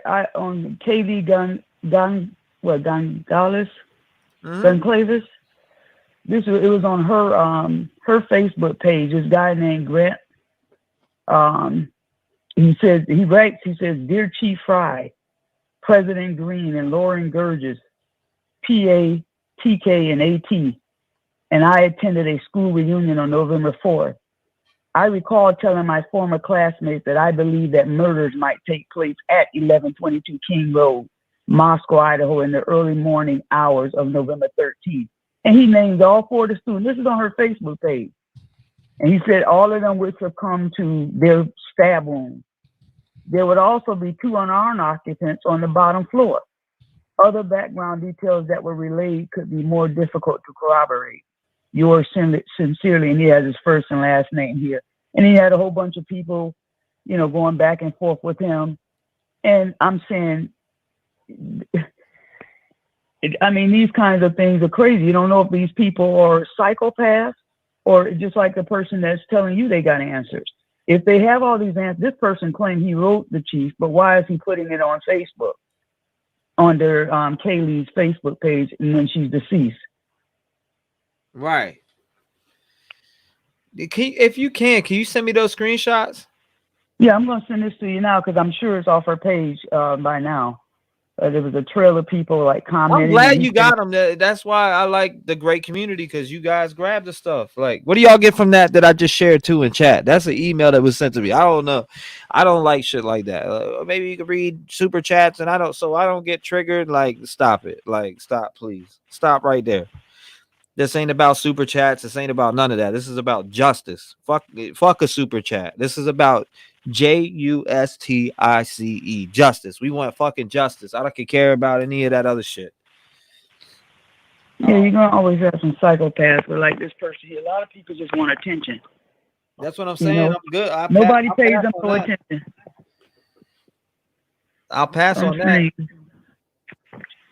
Yeah, because if he really had the facts or she got the facts, wouldn't you be the last person they would call? I'm gonna screenshot the email and pull it up right now. I'm gonna screenshot the email so people don't think I'm bullshit. Because I feel like sometimes people be thinking I'm going over the top and writing up some shit or something like that. But no, you don't, because you see the thing is you don't want to bring attention to your channel. Right. I wouldn't know attention when you start putting that kind of stuff out there. First thing they say, well, you had information or you had an opportunity to get information. The thing be twisted around so much. Next thing you know, you being questioned. It ain't even worth it. You just ignore that person and keep going. Tell that person to contact the authorities themselves. Yeah, contact the authorities, because I sure ain't that. But damn, I don't know if they can see that. Let's see. I'm sending you this email. I wouldn't put nothing on my channel that brings attention to me from anybody that I don't have no direct information and involvement in. I just think shit like that's weird. Like, I don't know why people would be like, yeah, like, what are you telling me that? Why do I want to have people try to, you know what I mean? I'm not using my people to try to make fucking money. The fuck? Because people want attention. You got a lot of psychopaths out there, and the very one that's talking to you is probably the very one that did it. I mean, you got information on other people. Why you haven't gone to the cops? This has been 6 weeks long. Okay, I'm sending this to you. I won't even. It's going to be entitled Facebook. Facebook. That's the first, and then I'm going to send you this girl. You got to pull her up. This girl is crazy. Facebook pic. All right, I just sent that to you. The subject is Facebook pic. She said, I'm a female diagnosed with sociopaths with sadomasochistic tendencies. I work hard. What? Maybe did I just screenshot the wrong email? There's no way I did. Oh yeah, then your listeners could all me questions by super chatting the questions. I don't want the money. I want you to get it because you were respectful to. Like I get like that's the wrong idea. Tell her to put the money in. She can put the money in the chat like anybody else, any other sensible person. The schizophrenics are on your team, a part of your audience too, I'm sure. I don't know. This is the type of shit I ain't entertaining. That's the type of shit I ain't entertaining. I just wanted to show that, like, I like any YouTuber that goes along with that crazy ass shit right there. No. Some people would probably bite the bullet on that one and be like, yeah, come on, let's do it. You know what I mean? Like, not me. You got me fucked up. I'm not doing that shit. I know that's right. I'm not doing that shit. I don't. There's other people that would eat that shit up and let a sociopath come up on their shit and literally be like, yeah, let's do this. Let's fucking get this money, man. Nah, bro, I'm good with that. I'll pass on that. I know that's right. Try that shit with some other channel that wants some clout, because that's not me. I know that's right. I'm good with that. I don't blame you. You got to know how to, like you've been doing, deter the psychopaths, especially when they bring trouble, you know, to your channel. Oh, they're always ready. They always are ready to do that shit. I'm telling you, I had somebody come up here one time. I pulled him up on panel. He said, my son died, and he gave me the name of all this shit. I could not find one trace mark on any of that shit. I could not trace any. He lied about his son dying and all types of crazy shit. What, do you wanted money?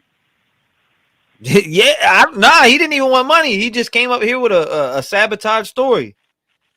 And made up like, yeah, you know, I need he just, well, we were first talking about a case, and then he brought up, yeah, well, I lost my son, and I got in my emotions. I'm like, damn, you lost your son. When this happened? He's like, it's unsolved and all this other stuff. And I was like, bro, I want to help you. What's the name of your son? Your wife and your son missed. Your wife and your son are still missing to this day for 10 years.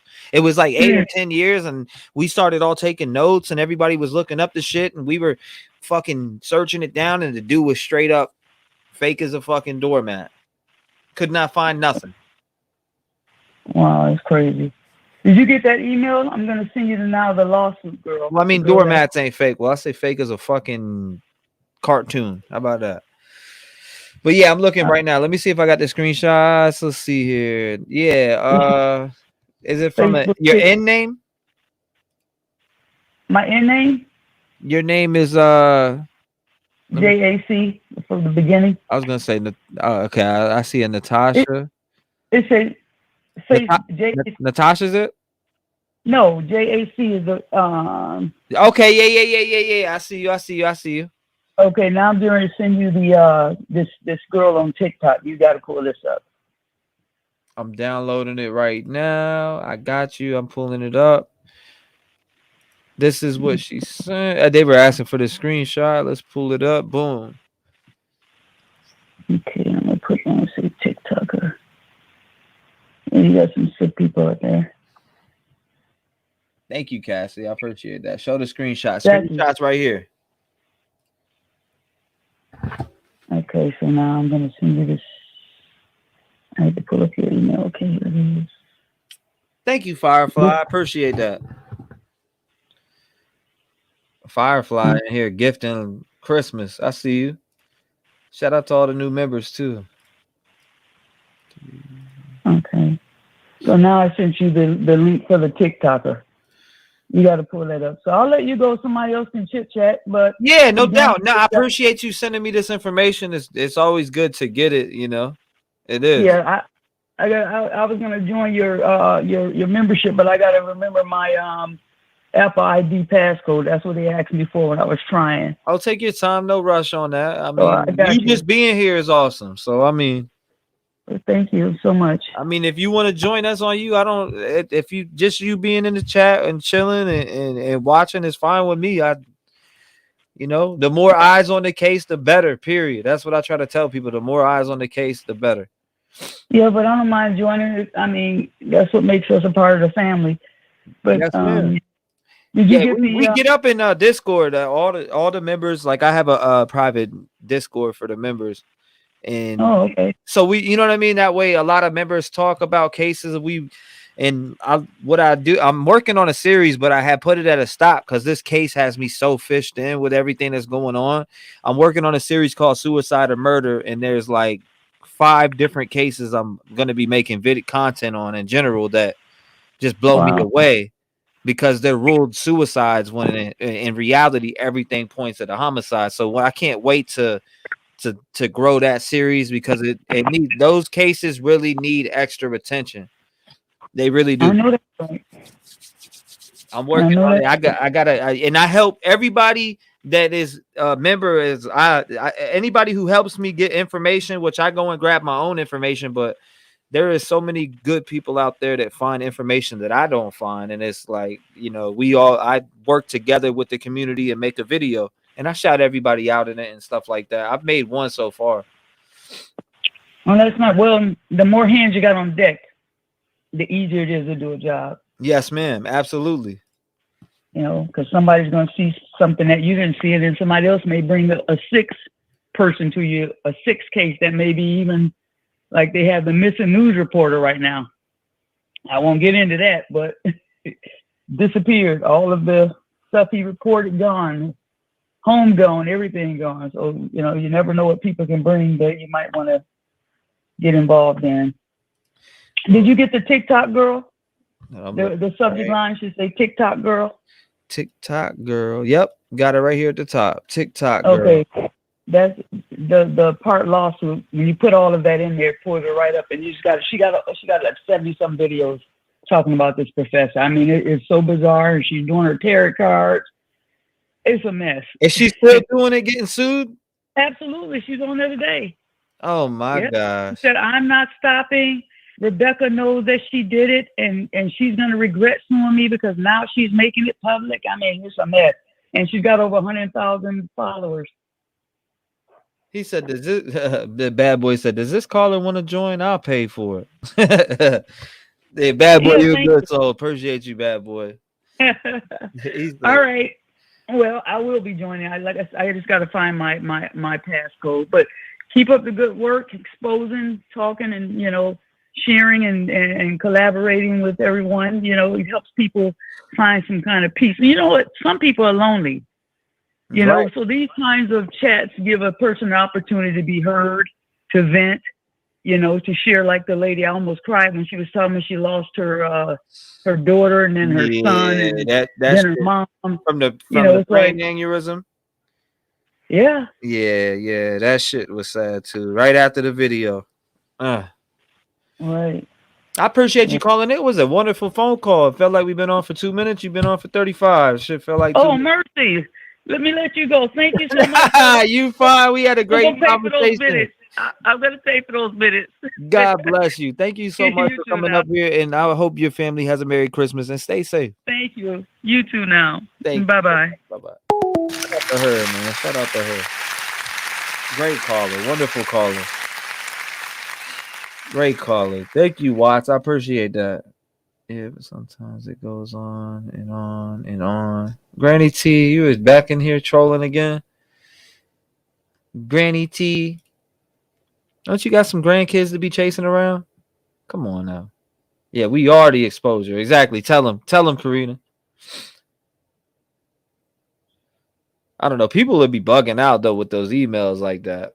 Yeah, with the ones that you can take super chats. I'm a sociopath. Like, what? I really don't understand. Please tell me what's in the community like that. Hold up. I'll be happy to pop up on panel. Watch it. Hurry up. I'll come out. Hold up.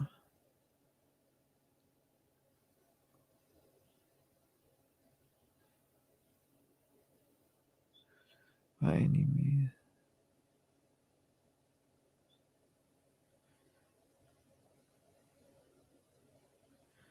Which one is it? Which one is it? Which one is it? Let me see. Oh, okay. You're talking about this one? I got you.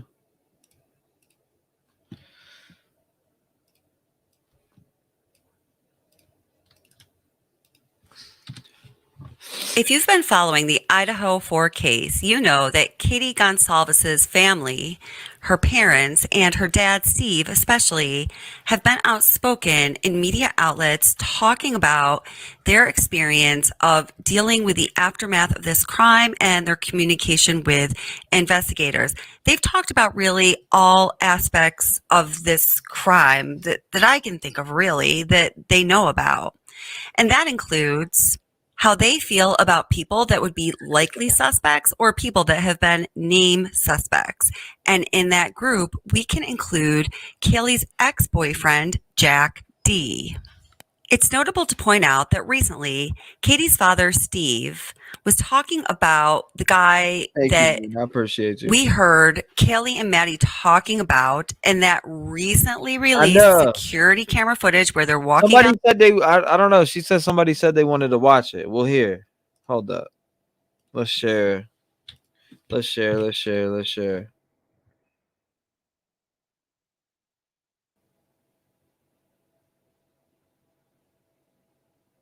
Why would it not share? What the fuck is going on?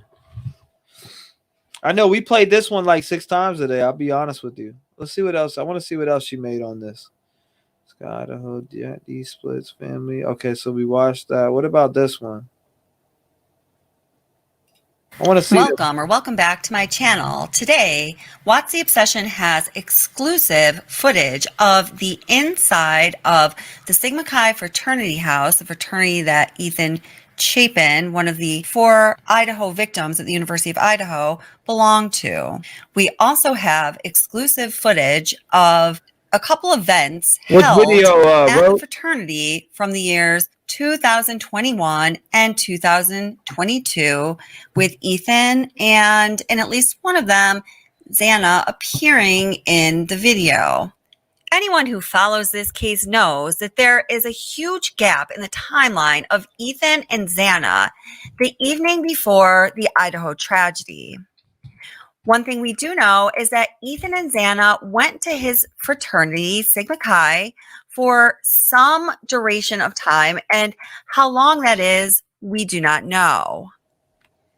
The most popular belief about this case, since there is no suspect and no one has been apprehended related to this case, is that it was a targeted attack and either Kaylee or Madison were targeted. I think the most popular theory is that Kaylee was targeted.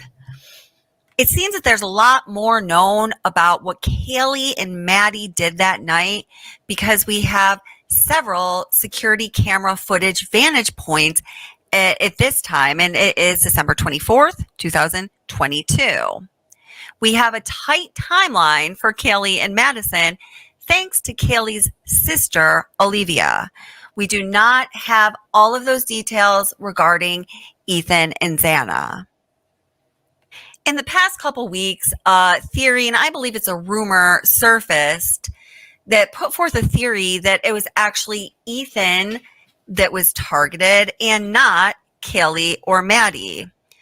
The rumor goes something like this. I personally haven't found anything to substantiate it. Ethan got into a fight with someone at the frat house. Xana kind of broke up the fight, said, come on, we got to go. And there was really bad blood. And that was the motive for the murder. I don't know. It just seems like a pretty lame murder to me, but you never know with this case.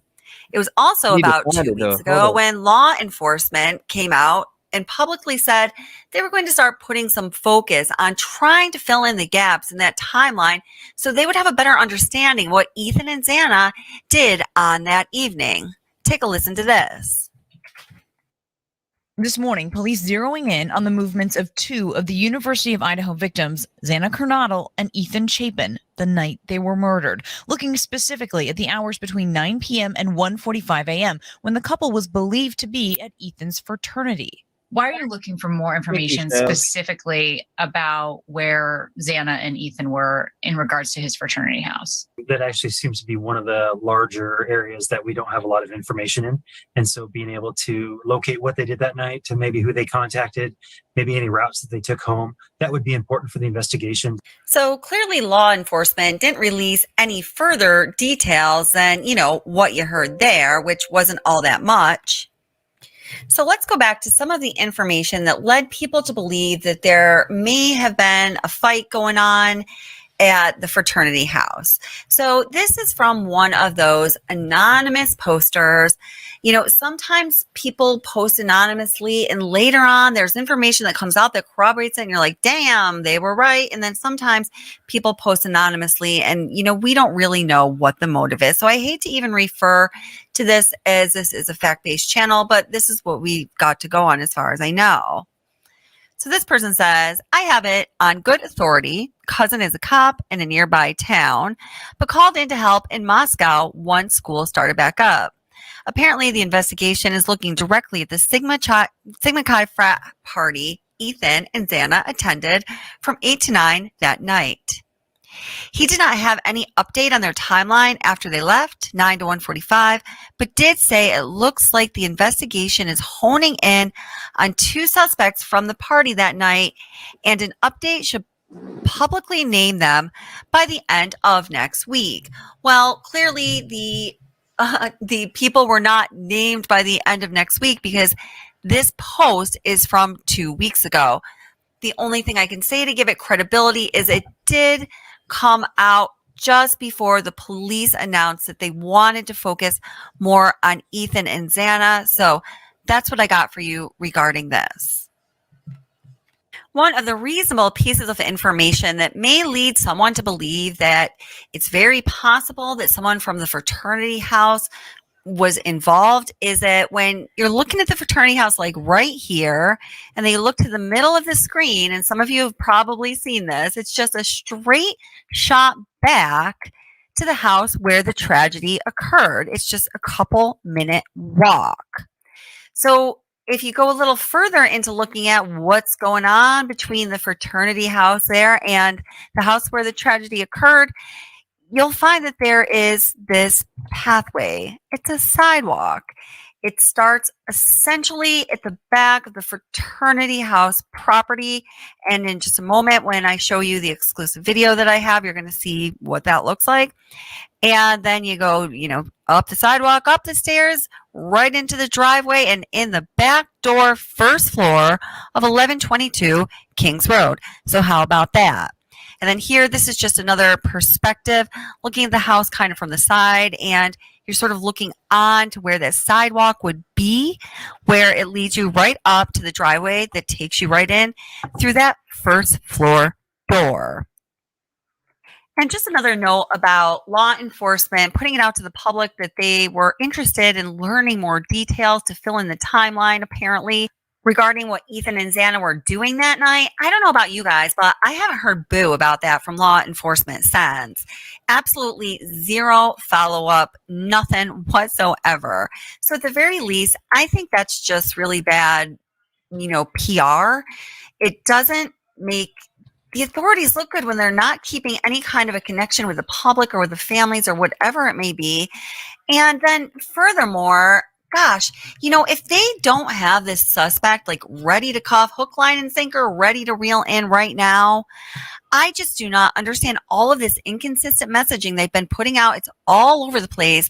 And you'd have to think that at this point, if they truly don't have any leads, the public can do nothing but help, particularly in a small, close-knit community like Moscow, where people are living literally so close together.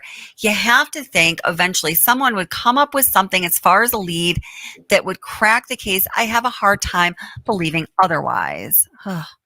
But since law enforcement doesn't seem to be helping us out too much, let's take a look at the inside of the fraternity house so you can get an idea of how big it is, what the layout is, how far back the property goes.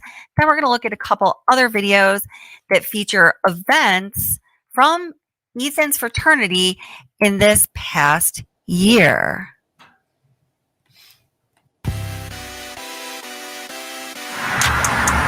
What's up, guys? We're the recruitment chairs for Sigma Chi at the University of Idaho. Let's head inside, take a look. What's up, guys? So now we're inside the lodge. We just do stuff like philanthropies, brotherhoods, and socials in here. Yeah, basically whenever there's a big group of people, we just like to kick it and chill in here. So this is our study. We have the largest study on campus. This is the main room where people work on group projects and stuff, and then we got stalls up top and whiteboard back there.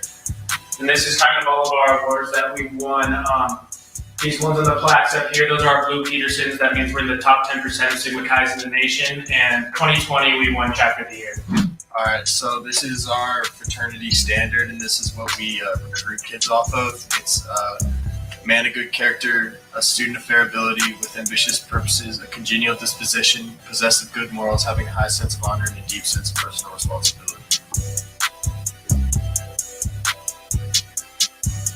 So this is a 6-man for incoming freshmen. It comes with a living room, kitchen. We have 2 rooms. They each fit 3 people in them. And then a bathroom with dual vanity.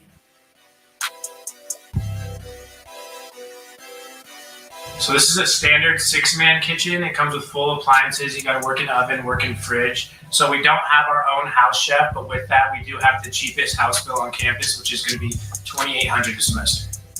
So this is going to be a standard 6-man room. Everyone gets their own desk, their own area, own closet. You can kind of customize it and make it your own. So each room has its own loft with 3 beds. It can fit a full and even a queen.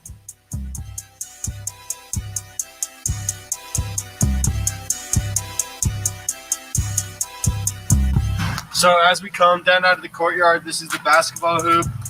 This is just like where the guys hang out. We like to stretch the minds and the legs, just get athletic. Come for a shot. Right now it's empty around the court because we're working on putting bleachers in, so when you guys get up here, that'll be done. Hey guys, my name's I'm one of the Derby Days chairmen up here for our chapter. We raise money for the Huntsman Cancer Foundation down in Salt Lake City. The past 3 years in a row, we've raised over $20,000, and this past year we just set a new record at over $30K. So something we take a lot of pride in. Throughout the week, we do a bunch of different events, and the sororities make their own banners to support our cause. Sweet. Well, that just about wraps it up. Thanks for stopping by the house, guys. Our phone numbers are going to be right here, so if you guys have any questions about Sigma Chi or Greek life in general, send us a text. So that was the Sigma Chi recruitment video for University of Idaho for the year 2021-2022. And if you want to know where I got this footage, the sources asked to remain anonymous, so they shall remain anonymous unless they change their mind. And I had, all right, so the video you're going to see next is the Sigma Chi Field Days from 2022.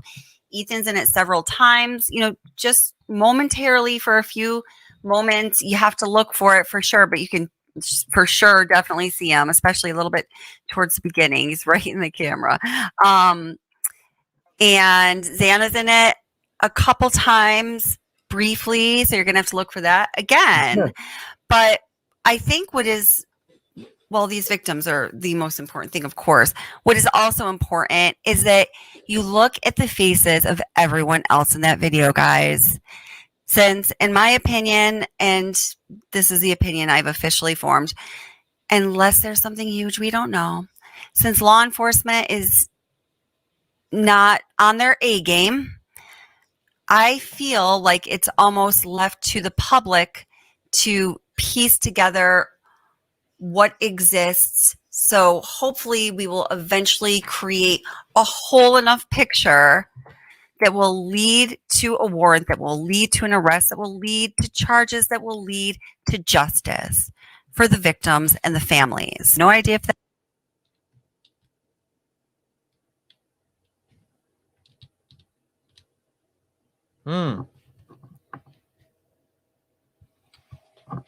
What? The Sigma Chi fraternity. I found a lot of these people. Hold up. Did it just mute the? I was about to say. Hold up.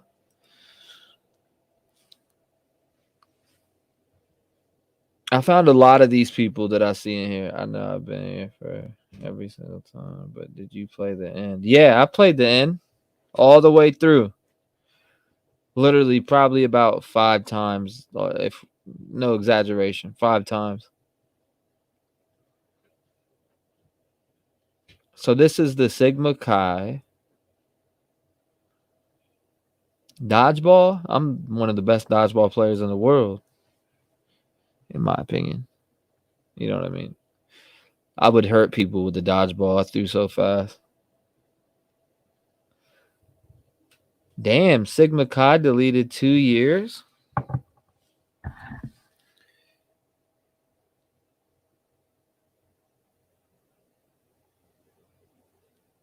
What is he? Hold up. Who gifted 10? Oh, Firefly the goat? Firefly's a goat. Very cool. Allegedly. All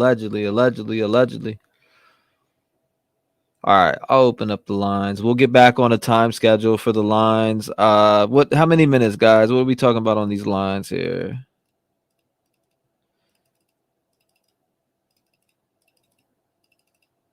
Damn, I've been live for 8 hours. That's it.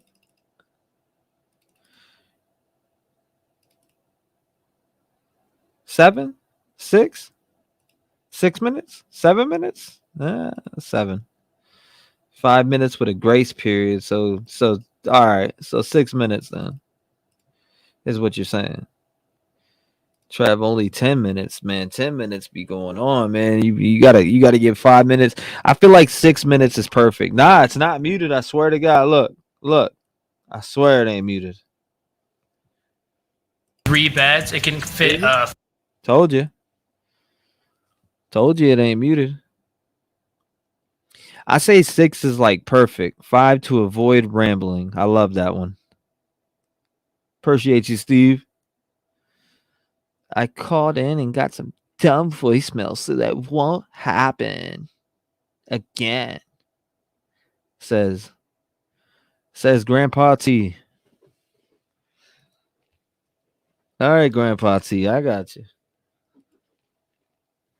Until then, you're Grandpa. I wouldn't put a timer on calls. The only reason I do, D, is because you got to try to fit everybody in. If I let people just keep going, then that'll draw others away and not everybody will be able to talk. You know what I'm saying? That's the only reason I do that, D, is because I feel like with a time limit, if I stick to the time limit and then I tell them, hey, look, I'm sorry, I don't mean to cut you off, but, there's other people that want to speak. There really is. There's other people that want to speak, and I feel like it's important to really get those people to speak. That's just my personal opinion. So I feel like there is. I like free form time. If you vibe and let it go longer. See, if that was the case, I vibe with a lot of people. I'm gonna get him right. There is, man. You're still going. Yes, sir. He said, damn. I want to assure you first. My man said, I drove through Tennessee and Kentucky today, and you're still going. Yes, sir, Paul. You know how we roll. Detective John 2.0. Detective John 2.0. TikTok girl video, please.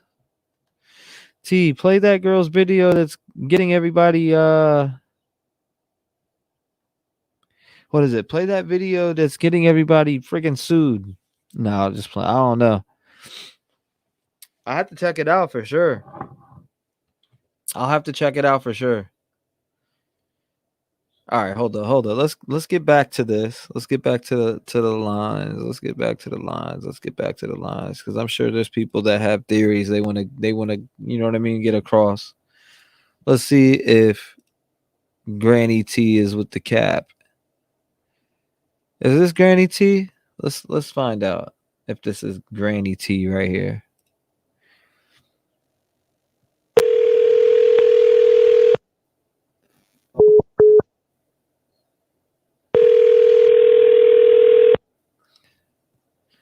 Call from Chris, North Carolina. To accept, press 1. This is Granny T. Oh, no, I wish. It's Chris again. Hey, dude, you were my...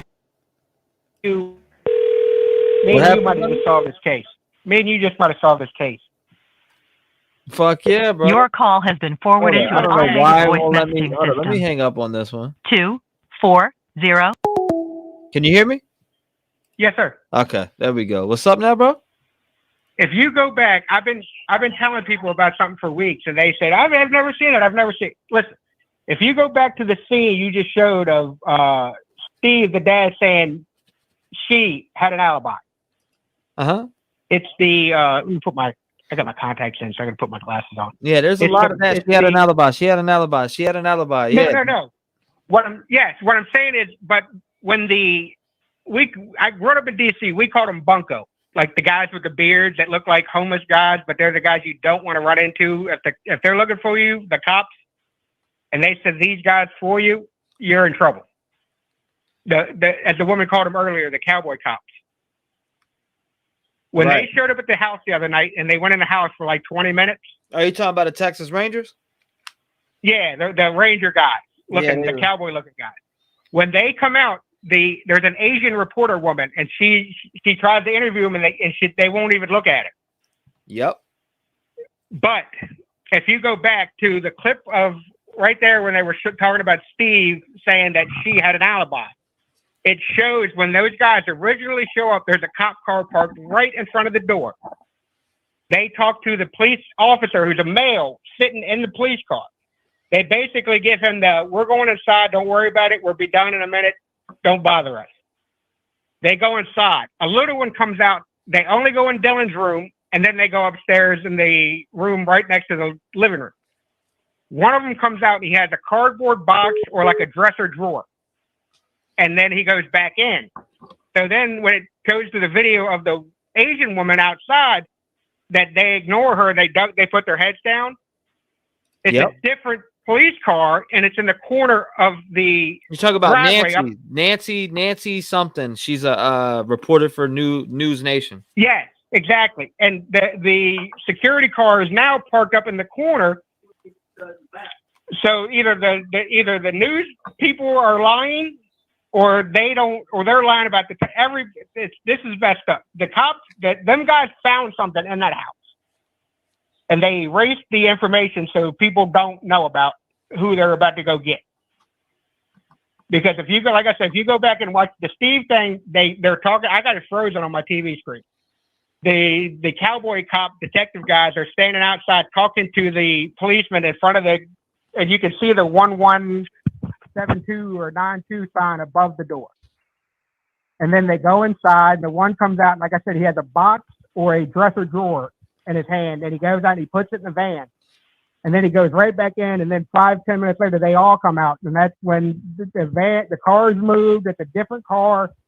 I don't know if this is some kind of shenanigans that they're pulling. It's weird.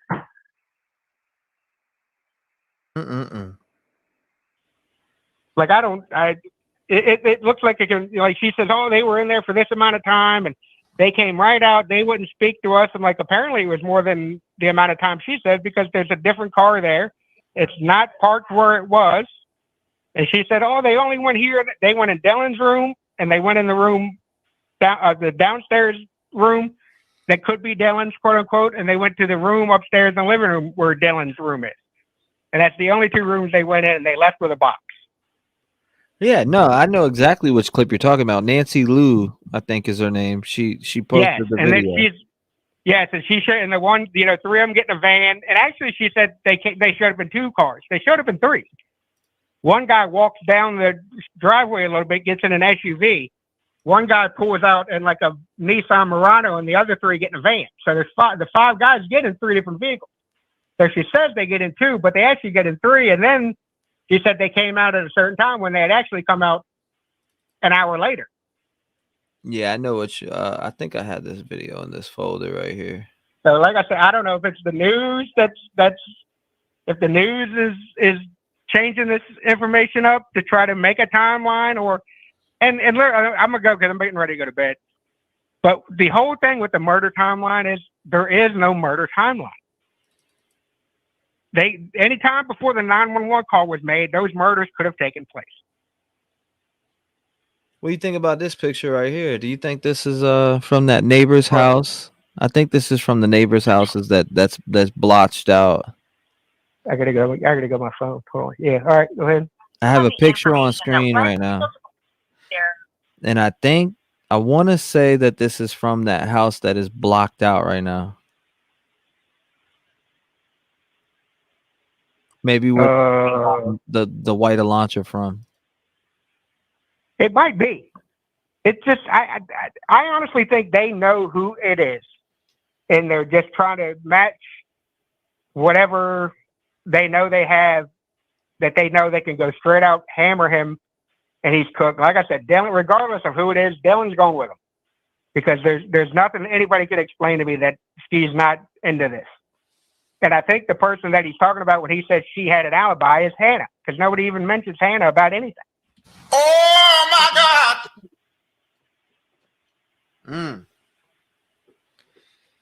And like somebody said on chat earlier, like, this could have been. I agree with what the girl said. If Dylan hated these girls as much as she did for her friend supposedly quote unquote dying or overdosing, who the hell moves in with them? Right. Hold on, let me look. But those box or a dresser drawer out of that house with something in it. I don't know if it's a knife. I don't know if it's blood. I don't know if it's marijuana. I don't know. It could be anything. But whatever it is, they got it. They were happy they got it. They left. They ain't been back since. And there's been no new information since that night. Oh, this was the one right here. The cops are doing a good job based on, I hate to say this, but based on where the crime took place. A major city, LA, New York, DC, Dallas, this crime's solved. Like you said the other night, I laughed my ass off because me and my dad, he passed away. We used to watch, Mason out in Memphis. She would have solved this case a long time ago. On First 48, she'd be done. The first one, yeah. That's what I said. If you remember, I said that shit the other day. I was like, man. Yeah, I was laughing my ass off when you brought up Mason. I was like, oh man, I haven't watched that show in years. Caroline Mason, bro. She was Mason. She stomping the ground, bro. She will hunt your ass down. In Chanel high heels. Bro, she will hunt your ass down and literally find out whatever, bro. And I feel like, if that's what I don't know. Yeah. This is what this case is missing. It's missing seasoned homicide detectives, bro. You go back to the video right after Steve says her. It shows the blonde-haired woman in the box talking, and it shows the cops come out. One of them goes up the walkway, and he has a box in one hand and a bag in the other. And then the next scene that you could only find if you search for the cowboy cops, the only scene you could find on YouTube is them coming out and ducking under the yellow tape and ducking away from the camera. And she goes, oh, they came out. They didn't speak to us. They wouldn't tell us why they were here. The car is moved from in front of the house. It's over in the corner now. It's a different car, and they have nothing in their hands. Well, they have something in their hands. I don't know if it's a pens. They all have either pens or they have flashlights in their hands. They all have one glove on. But if you go back to the scene, it's the NN News, a News Nation, 7:11 o'clock Eastern time. And it's like the Idaho River Ride Share Driver Speaks Out tape. It shows them, the guys outside, in the house looking out of Dylan's window. And it shows the guy come out with the box and the bag and take it to the van. And then the Asian woman, like you said they didn't come out with anything in their hands. They had nothing with them, and they wouldn't speak, and they just left. So who's telling? He's right there, going down the driveway with a box in the hand and a bag in the other. Right. At 4:12 p.m. for Pacific time. I know exactly what you're talking about. You're talking about where's it at here? I'll pull it up right now. Watch this. It's a brown evidence bag and a suitcase. Yeah, no, I know exactly what you're talking about because I'm about to get it right now. Yeah, and then if you go, I hate to make you do much. You've been on for 6 months, but he said 6 months. More work. No. This ain't work. This is easy. Oh, when you go to like I said, the Asian reporter woman, she said to the woman, she was like, "Oh, they showed up," and she was like, "Yes, they showed up. They were in there for about half an hour, 45 minutes. They came out. They didn't have anything. They wouldn't speak to us. They wouldn't tell us what they had." Well, you got them on video carrying out bags and boxes, so they did leave with something. Yeah, you're talking about this right here. Oh, I gotta bring my phone. Put it back on live. You're talking about. Oh, it is on live. Yeah. There he is. Yeah, but he's talking right now. He's not talking on the phone. No. I don't want to punch you in the face. You're about to witness me punching my mom in the face. Oh my God! I mean, not in real life, on Fortran or whatever it is. Fortran? No, I'm just joking. All right, so you got the freckles all up there right now, right? Yeah. The first 48. All right. My man said he's gonna punch his mom in the face. Oh, I'm joking. I was like, damn. No, this is the daytime video. This is the guys that came after the 5 guys were there. The 5 cowboy looking guys with the ex-military guys with the beards. They come in and they duck under the tape. The woman earlier called them the cowboy cops. They showed up in the middle of the night. The woman said they showed up in I'll have it in 2 seconds. Okay. And like I said, if you could find the one from the Nation, the News Nation. Yeah, I mean it's gonna be found within 2 seconds. Yeah, the one dude comes out first. He has a box under one arm and a suitcase, and he has an evidence bag in the other hand, and he starts to walk up the hill, and the guy tells him no, the van. And then when they leave, the Asian woman's out there, and they completely dodge her, and duck their heads. And then one guy walks down the street, gets in a van, an SUV right there near the garage. One guy gets in a car right behind him and goes around the van. Then the 3 guys get in the van, and the one guy that goes around the van sticks his hand up like, let's go. Like, we're out of here. Let's go. Like a military thing. Let's go. Yeah, I know exactly which one you're talking about. So somebody, then I don't know if the news is changing up evidence and trying to hide. I don't know. This is weird. Like, I don't think the cops are involved in killing these kids. Like, who kills somebody over a noise complaint? Are you kidding me? Oh yeah, you're talking about this video right here that I'm about to play right now.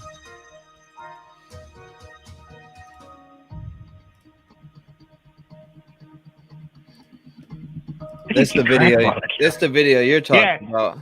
Yes, that's them leaving. See where the car's parked? Yep.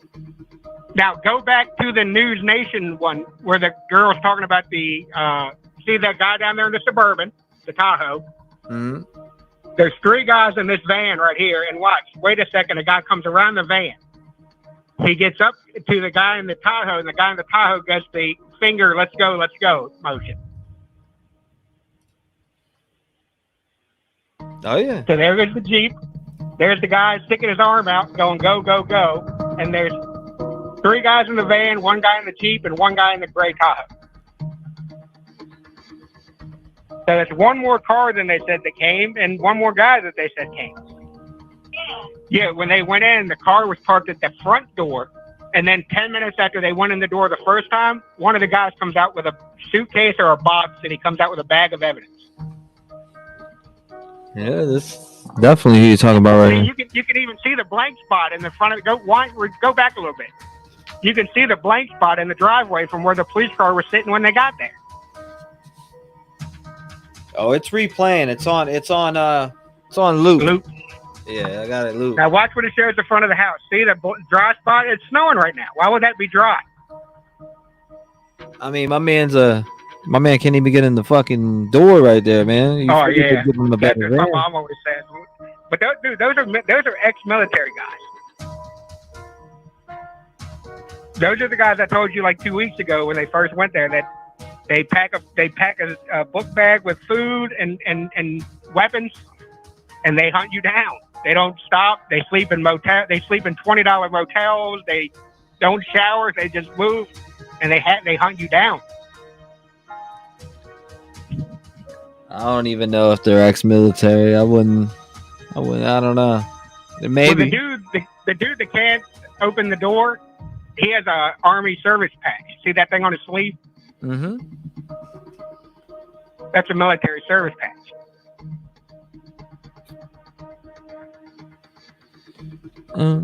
Special ops. Yeah, those guys are hardcore. They're probably contracted by the FBI. They're probably like one guy said us a couple days ago on your show that those guys are there from Quantico, Virginia. Yeah, they've been back a couple times allegedly. But I'll let you go. But like I said, if you go back to the News Nation thing with the blonde-haired woman talking about what the Uber or the personal driver said, which again, that's a crazy story. 3 people have said he's Uber. Somebody said he's a personal ride, and then 3 other people said that they're paid sober drivers from the university. So which is it? That's the not fucking around crew. Oh yeah, that's the kick your door in and drag you out of bed at 3 a.m. crew. That's the shoot your dog on the way in crew. Shoot your dog on the way in crew. They don't know. Those guys don't care. They don't like. There's no police brutality. Like they're not worried about losing their job for police brutality. They hope you run. Seriously. When they put the gun on you, they hope you flee. But like I said, not get an image, but remember that picture of the front of the house right there, where that car's parked, where they're at, and go back to the News Nation thing when they're talking to the cop going in the door first. That car's parked in front of the house. It's a guy, and a couple minutes later, they come out with the one guy in the back with his hoodie up, has a evidence bag, big brown evidence bag, and a box in his hand. And the Asian woman says, "No, they came with nothing. They left with nothing." And clearly, that's not the case. They left with a lot.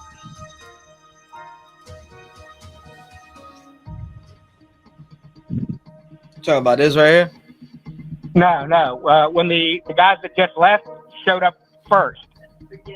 Like if you go to the News Nation thing that you had up at first, whether they're talking about the Uber or the sober ride guy, what he said in his statement, he shows the stuff. And I've been telling my neighbor, because me and my neighbors sit around and smoke cigars and talk about this case since the day it happened. And I was telling him, I was like, yeah, no, they live with a box. And he was like, no, they don't. I said, yes, they do. And he kept showing me the video of the Asian woman reporter. And I'm like, no, there's another time where they come out and he has a box and he has a bag of evidence. He goes, I've never seen that. I can't find it. It's one of those things on YouTube you can't find. That's just an evidence case. I don't know if it's fingerprint. I don't know if it's... No, he's like, you got anything to say? Nope. He shook his head. Nope. This is the thing I found funny about it, because I didn't really pay it any mind. Like I knew who those guys were when they first got there. Like you said, they're the no bullshit guys. The guys you don't want hunting you. When they first get there, the guy gets out of the car, the cop gets out of the car that's guarding the house, and he kind of takes his hat off because he knows who they are. Kind of like, when you respect somebody, you're like, oh, yes, sir. You take your hat off. Like the first time you met your girl's father. Oh, yes, sir. You take your hat off. And then when they walked by, they kind of gave him a quick, we're going inside. Don't worry about it. Mind your business. Get back in your car. And he just kind of like watches them walk by like you'd watch Jordan walk by in the locker room. Oh, yeah.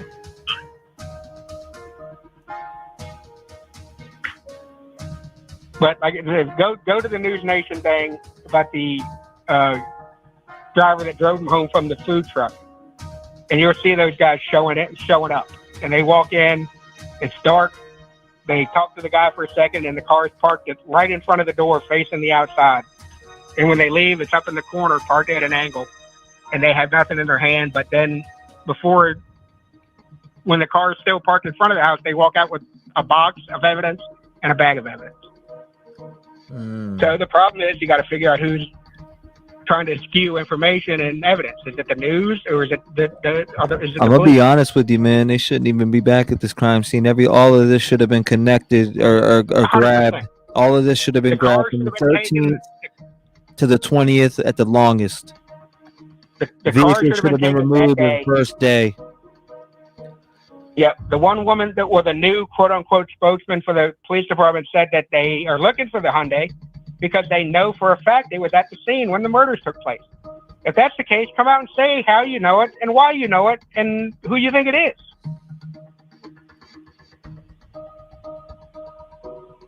There's way too much. There's way too little transparency in this. It's just. I don't know if they're trying to hide the fact that they know, and I don't know if they're trying to hide the fact they don't know anything, but I think they do, or they are trying to hide the fact that they know more than they think people know. I don't know. My head's about to explode.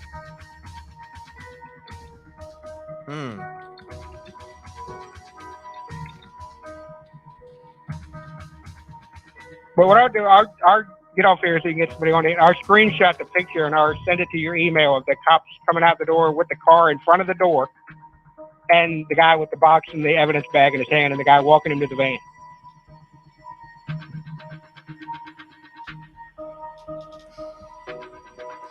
Yeah, bro. Law enforcement fucking fumbled this case a long time ago.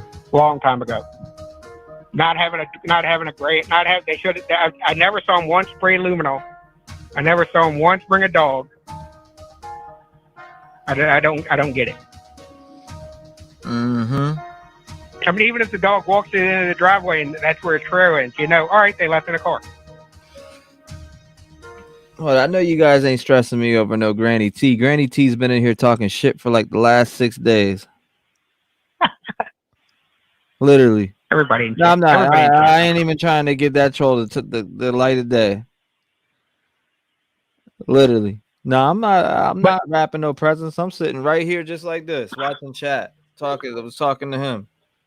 But the problem that the cops have, Granny and I'm not T's been in this motherfucker talking shit for the last 6-7 days, shitting on everything that I do. I'm not worried about her calling. I'm for the people who got respect. I don't know. You show me zero respect, I'm gonna show you zero respect. Simple as that. I give you as much as you give me. You show me 100% respect, I'm gonna give you the utmost respect. I don't, you know what I mean? Just me. That's you. This is T-REV site, not T-REV Nah, site. like this is to give the community a voice, but that person's been in here shit talking me for days, so I'm not about to give no extra attention for that. You know what I mean? Oh yeah, 100%. But yeah, nah, bro. Good attention to detail, like somebody just said in chat. And I've been looking for 4 days, and I mean, I know you do with Yahoo or YouTube way more than I do. Like you could find something one day, and then you literally YouTube and search the exact same phrase, and you can't find it. Bro, so I wonder what they really went back in, like before you get off the phone and I get anybody else to call in. I want to know what do we think they went in there and got? Like, what could you possibly be getting this late in the investigation? And this date that they got this was on December 8th. This is what I brought it up a couple times in chat, but of course, people shoot it down as it's only a $20,000 Land Rover. It's way more than $20,000. But here's the thing: you could have a girl like I don't know, like she just rubs me wrong. Dylan rubs me as a girl that doesn't fit in that club. Don't get me wrong, she's beautiful and she has an amazing body like the rest of them, but she doesn't fit in that as the smart girl that's going to have a bright future. What are they going in here to collect on December 8th? You should have been done with this crime scene. I mean, DNA sample, yeah, but you should have listen to me, man. They should have been up in here kicking ass from day one. None of this should have been. They should have never been this far behind. Honestly, they should have never left. I mean, I know it's hard to say that, but they should have never left the central players involved in this leave for Thanksgiving vacation. Right, that's what I'm saying, man. I don't get it. I don't. So I think once they clean the rooms out and with the personal stuff, that's when the guys went in either that night or the next night. You don't know if they have more access to the floors, if they're hiding drugs in the floor, if they're hiding money in the floor, and all it takes is for somebody to owe somebody. And people keep saying, "Oh, what does a drug dealer get for killing a college kid?" I know people that have killed people for $200. So if you owe me $5,000 and I hear that you're leaving for Texas in a week, and then I hear you're back in town this weekend, and then I drive by the house, and there's a brand new Land Rover, and anybody that's ever owned a Land Rover can testify to this. A brake job's $2,500, an oil change is $900. It's not a college kid's vehicle. Right. It ain't like driving down to Jiffy Lube and getting the oil changed in your Escort. It's a whole different process. So I show up and Dylan's the connection, and you know, if maybe the guy's breaking Dylan off or somebody in there some stuff on the side for something else. So I keep getting this the most, and I don't even know if it's true. Is Dylan a man? Oh, if she is, I'm gay. She's fine. Oh my God! That picture of her yesterday at the Boise Fresno State game, holy moly, that almost became my screensaver on my wallpaper. I'm sorry, man. She is ridiculous, son. I'm not trying to, because this ain't a laughing matter, but that man said it. It's not, but dude, hey, it is what it is. He said if she is, I'm gay. He definitely just said that. He said, listen, when I got to the gates of heaven, I'd have that wallpaper on my phone, and the guy would say, was it worth it? I'd look at it, I'd hold my phone at him and just kind of shrug my shoulders. Maybe. Oh, man. Nah, she's no dude. She has that kind of I don't fit in vibe. So, you know, like, I'm not betting money on this or betting my life on it, but Bro. I'm saying drugs, nothing to do with the crack. I'm sorry, man. This man said, I said, everybody keeps saying that she's a trans. He goes, I don't care. So, yeah, that's a man. I'm gay. She's fine. All right. No, she's just a tall girl. She's just tall. You ever watch you ever watch the Big Ten Network? Them girls play volleyball. Them girls are 6'8", 6'9". Come on, they were fine. How old are you? 49. 49. Okay. This is Chris. I talked to you earlier today. No, I know. No. I know. I remember talking to you. I don't bullshit about anything, man. Like, I tell you straight up, everything. Anything you ever ask me, if you have a question, you call me anytime. I don't care. It annoys me sometimes because, like, I've lived a life of watching my back everywhere I went. Like, I got out of the industry because the FBI stopped 3 guys from the Mexican Mafia at the airport that were been set to kill me. My man, I don't know why people always say that. Like, it don't matter. It don't even matter to me. Like Heather said, like Heather goes, she's an athletic, tall, beautiful girl. She is not trans. It shouldn't matter either way. Not cool at all. And people not always cool at all. Heather's fine too. Well, a lot of people keep saying she's trans, and I'm like, where is that coming from?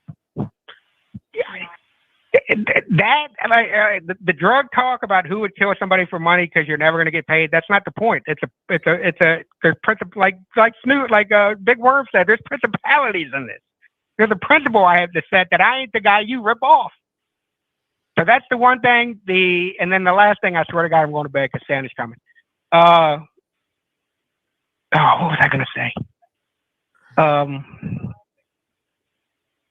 What were we talking about? No, it has nothing to do with a frat.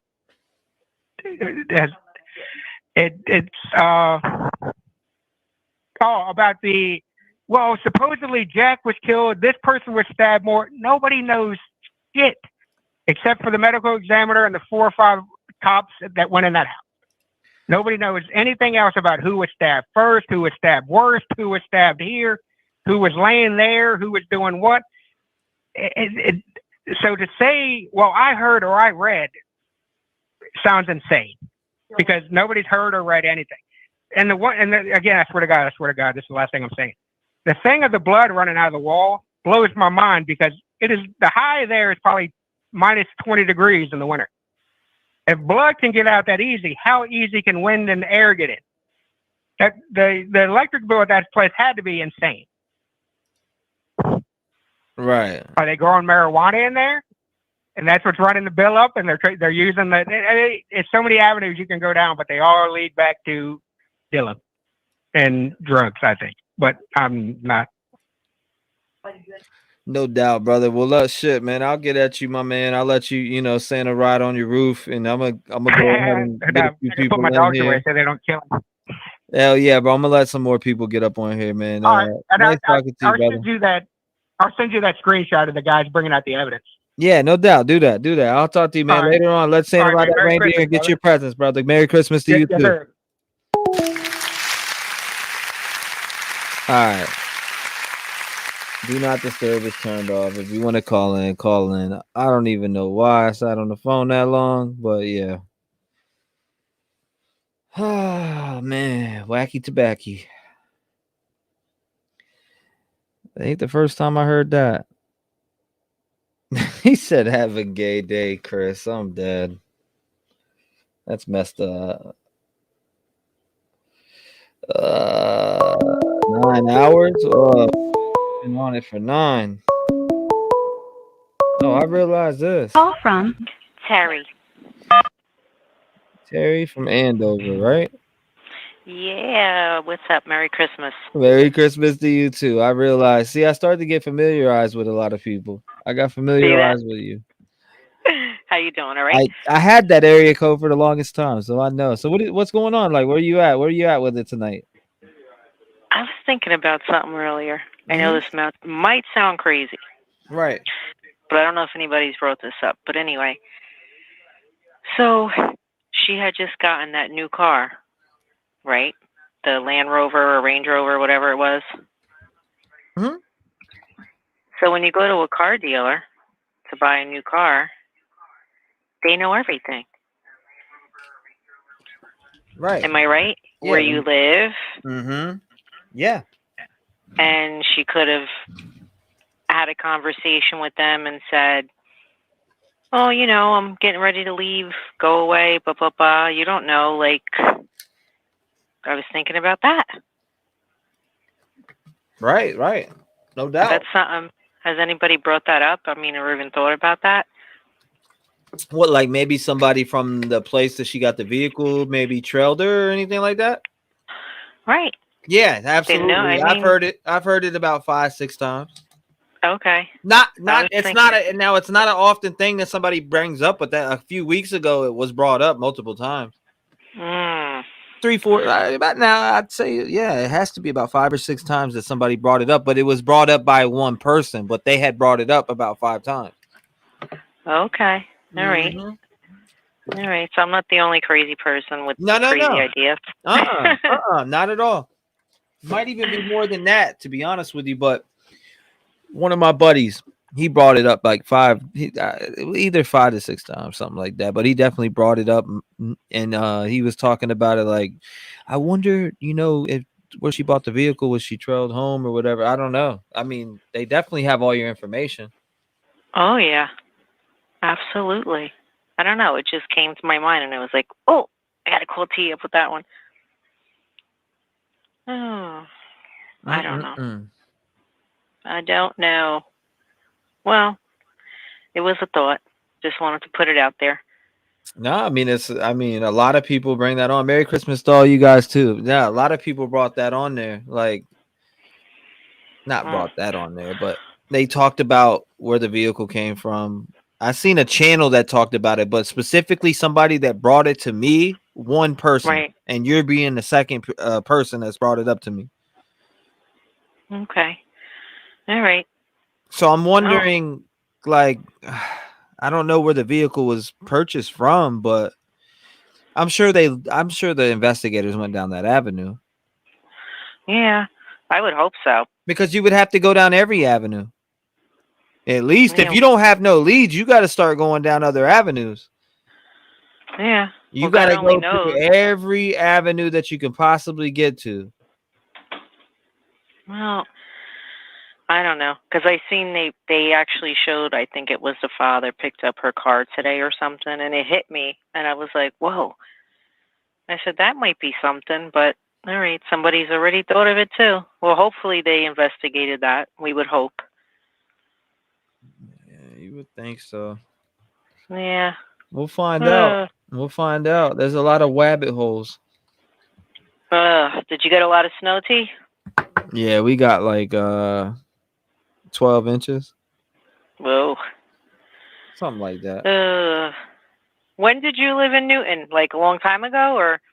Back when I was 18, 19, 20 to about 21 almost. Wow. I've been here, I think, 18 years, so it's cold here today, really cold. Yeah, I lived there for a while. I was there for, about 4 or 5 years in total, like going on 5 years, and then I dipped out of there. Yeah, I don't blame you. Yeah, I wish I could dip out of Jersey too, but go it's to Florida where it's expensive there. warm. No, I know. Everything is. It's super expensive there in Jersey. Honestly, it is so super expensive. Take yourself down to the Carolina and you'll be paying. It's cheap as shit. I know. One day we'll make it out of here. I want to go where it's warm. All right, T. Well, you have a Merry Christmas. Yes, ma'am. And I'll talk to you again, I'm sure. Once I think of something else. Yes, ma'am. Nice talking to you. Have a Merry Christmas. Merry Christmas to you and your husband, and be safe. You too. Thank you. We love your show. Thank you so much. Bye-bye. All right. Shout out to her, man. Shout out to her. Let's go down some more rabbit holes. We wide awake. They be like, T, you sound drained. I don't know. I've been here for 9 hours, maybe sitting in this chair. I probably got fucking, I don't know. Credit is everything, people. Jay said, credit is everything out this motherfucker. All right, here we go. Let's see. Hopefully. Call from Brian. Brian, what is going on, brother? You on the line? What's the word tonight? Hey, man. I just think that I have a little bit of a different angle to come at with this. I know y'all been saying follow the drama. Right. I get that. But the thing is, we don't know what the drama is. Exactly. You know what I mean? Mm-hmm. So what I think we really should do is follow the facts. Yeah, follow the fucking facts. Absolutely. That's a fax machine. That's a fax machine answer. And what facts do we have? Zero. Not much, right? Not much besides we know 4 kids are dead. That's about that. Those are the facts. Yeah. And the other facts that are behind that is what time they got home and that's, did they walk in the door at 1:56? I mean, that's around the time they got home. Those are really the only facts we know. Exactly. And the law enforcement do want help. They're asking the public to help them out. The only thing, the main thing is they're looking for that car. They don't want to know, do you think that this guy who gave an interview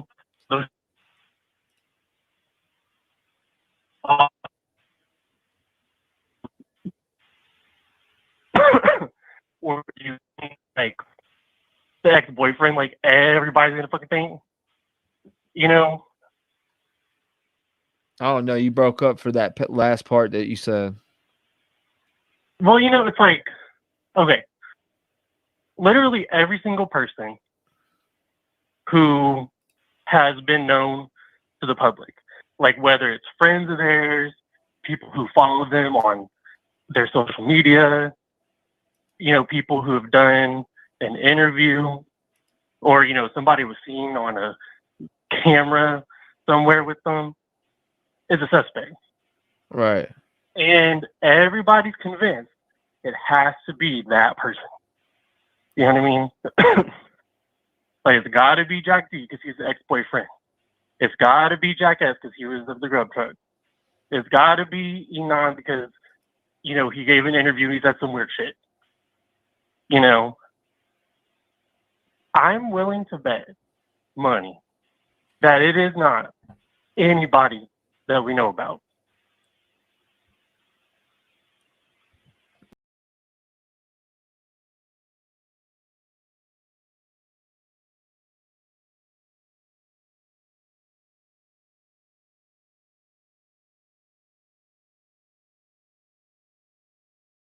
Right. Mm-hmm.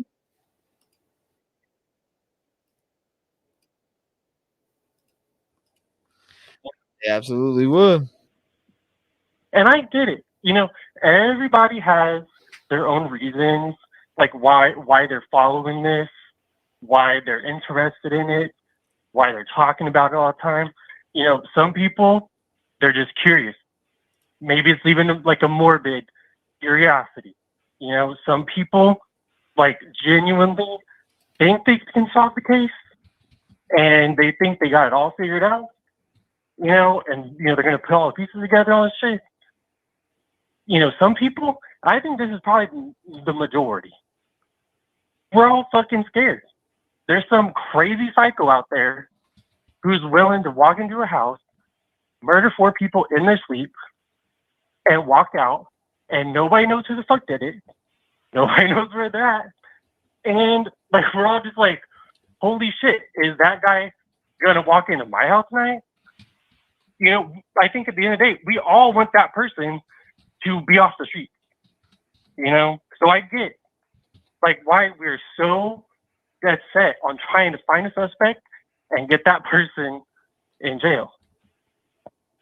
But we have to do it in a logical way.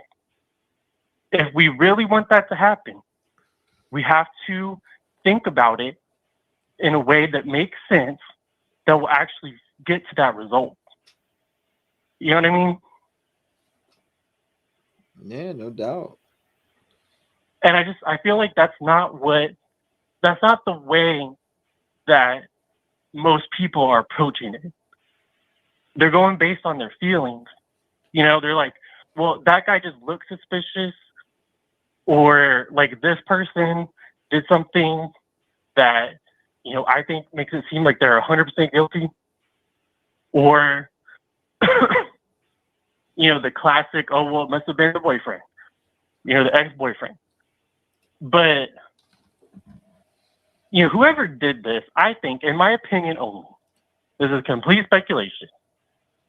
Mm-hmm. If I had to guess right now, I would say that based on what it looks like from what we know, that it's somebody who, whoever it is, if it's one person, 5 people, whatever, male, female, I don't care. Whoever did it planned this shit out. And I've been thinking that from the very beginning. It just looks like it was really methodical. Like, to be able to just walk into that house, even considering maybe they were in there already, maybe they were waiting outside, maybe they, followed them home, whatever. They had to get into that house, go into someone's bedroom. So they got to know where that bedroom's at. They got to know who's in it, or, at least like there's someone in there, and be prepared that there could be more than one person in there. And then do that twice, where, you have 4 victims, 2 different bedrooms, 2 different floors of that house, and then be able to walk out without anybody knowing what just happened, even the people who lived in that house. There were 2 other people in that house that did not die, didn't even get and they had no idea that happened. Not one single neighbor saw shit. And you even had police out there going after those kids, like we've all seen the body cam, right down the street. Didn't see shit. Didn't hear shit. That person knew what they were doing. I guarantee you, they probably, staked out this place. They probably had this idea. They wanted to do it. They probably even had an idea of who the victims were in some way or another. Right. Whether they went to school with them, whether they were in a fraternity or sorority with them, whether they worked at the school or worked in the McDonald's that they went to or whatever the fuck. It could have been some random ass person, like let's say, like at the bar that Kaylee and Maddie went to. It could have been some random dude in there that they went there all the time. You saw him all the time. They never even fucking talked to him.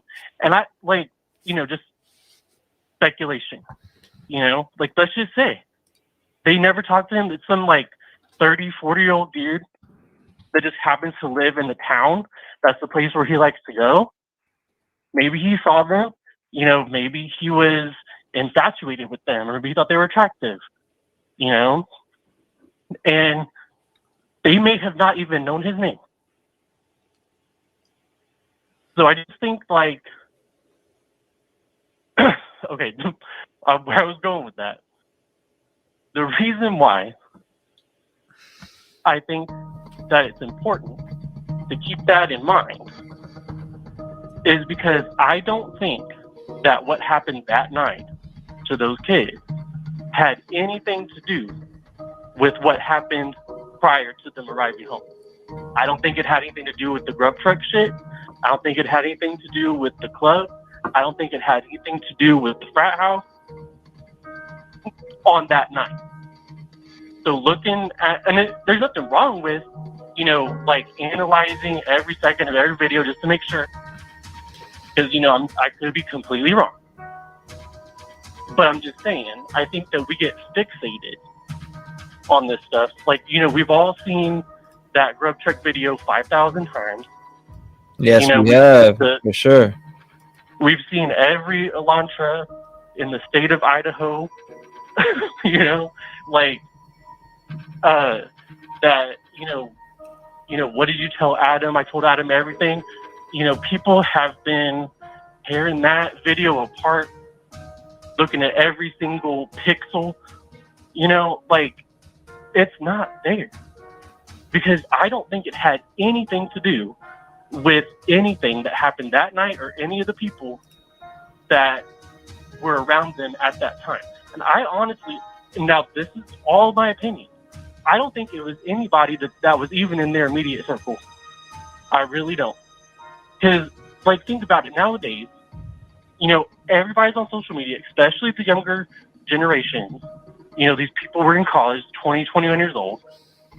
They're on every social media platform, you know, posting pictures and videos, saying, I'm here, I'm there, I'm going to eat at this place right now. You know, showing pictures and videos of their bedroom and their house and all this stuff and all their friends. You know, like, everywhere and everything they do is online. It could have been someone in a totally different state that just happened upon, like, their TikTok, for instance, or, you know, maybe they were a friend of a friend of a friend on Facebook.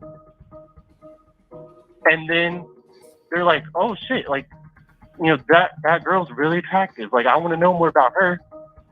You know, and they start stalking all their shit, figure out where they're at. You know what I mean? It could be anything. And I'm not saying that's what it is, but it could be. And I think that's actually more likely only because. And, you know, if I'm wrong, I'll eat my hat. Yeah, But no doubt, bro.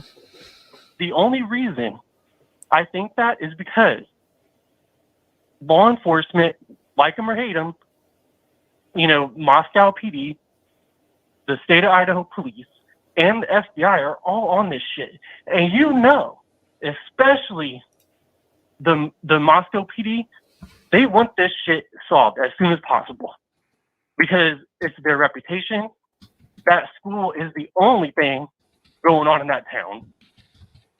And, you know, they're going to want people to come back and feel like they are safe and, you know, like they don't have to worry about that shit. So they're going to want to get this shit solved as soon as possible. No doubt, bro. Ain't no doubt about that. If they had a suspect, it would be the easiest people to look at would be their friends, their family, their boyfriends and shit like that. They've already looked at all those people. They'd already be in jail. So I think it's somebody they don't know.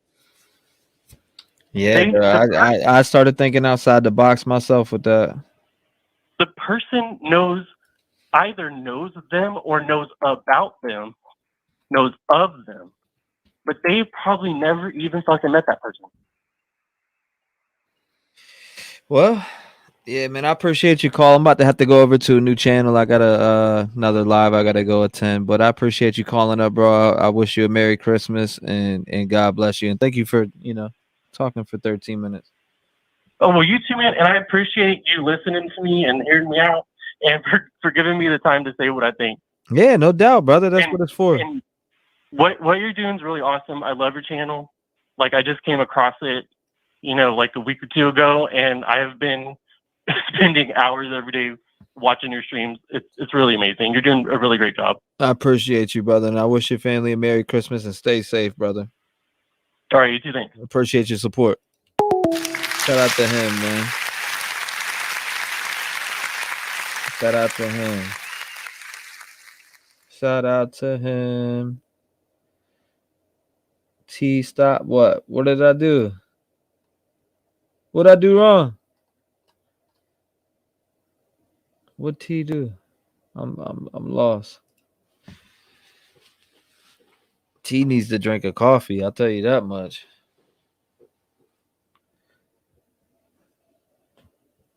Holly, what you mean? Stop, T. It's been a good. Hold on, let me make sure that's there. The 13-minute phone call. I'm dead. I know. I was just letting the man say what he had to say, man. Some people just, just gotta let it get them all. Get it all out. Get it all out. I mean, I was looking at the time, 9:55. Let me see. Hold up. Let me see if I can find this link. I thought I seen it earlier, but I'm not seeing it no more. Okay, let's see. So here's the StreamYard link for 10 p.m. Let's check it. I mean, we could do a live on a live, right? We could do a live on a live and still be live while I'm live. Right? Let's find out. All right, I'm on. All right, guys, I'll be over there. I think I'm live. Hi, everybody. Well, how are you? It just started. Okay. Something's all goofy here. So this is all different, but we're doing it this way because we have a special guest tonight. All right, guys. Love y'all. We have I'll be over there. T-REV 757 11 coming on. Parrot. 11 and Parrot. he just produced an album. So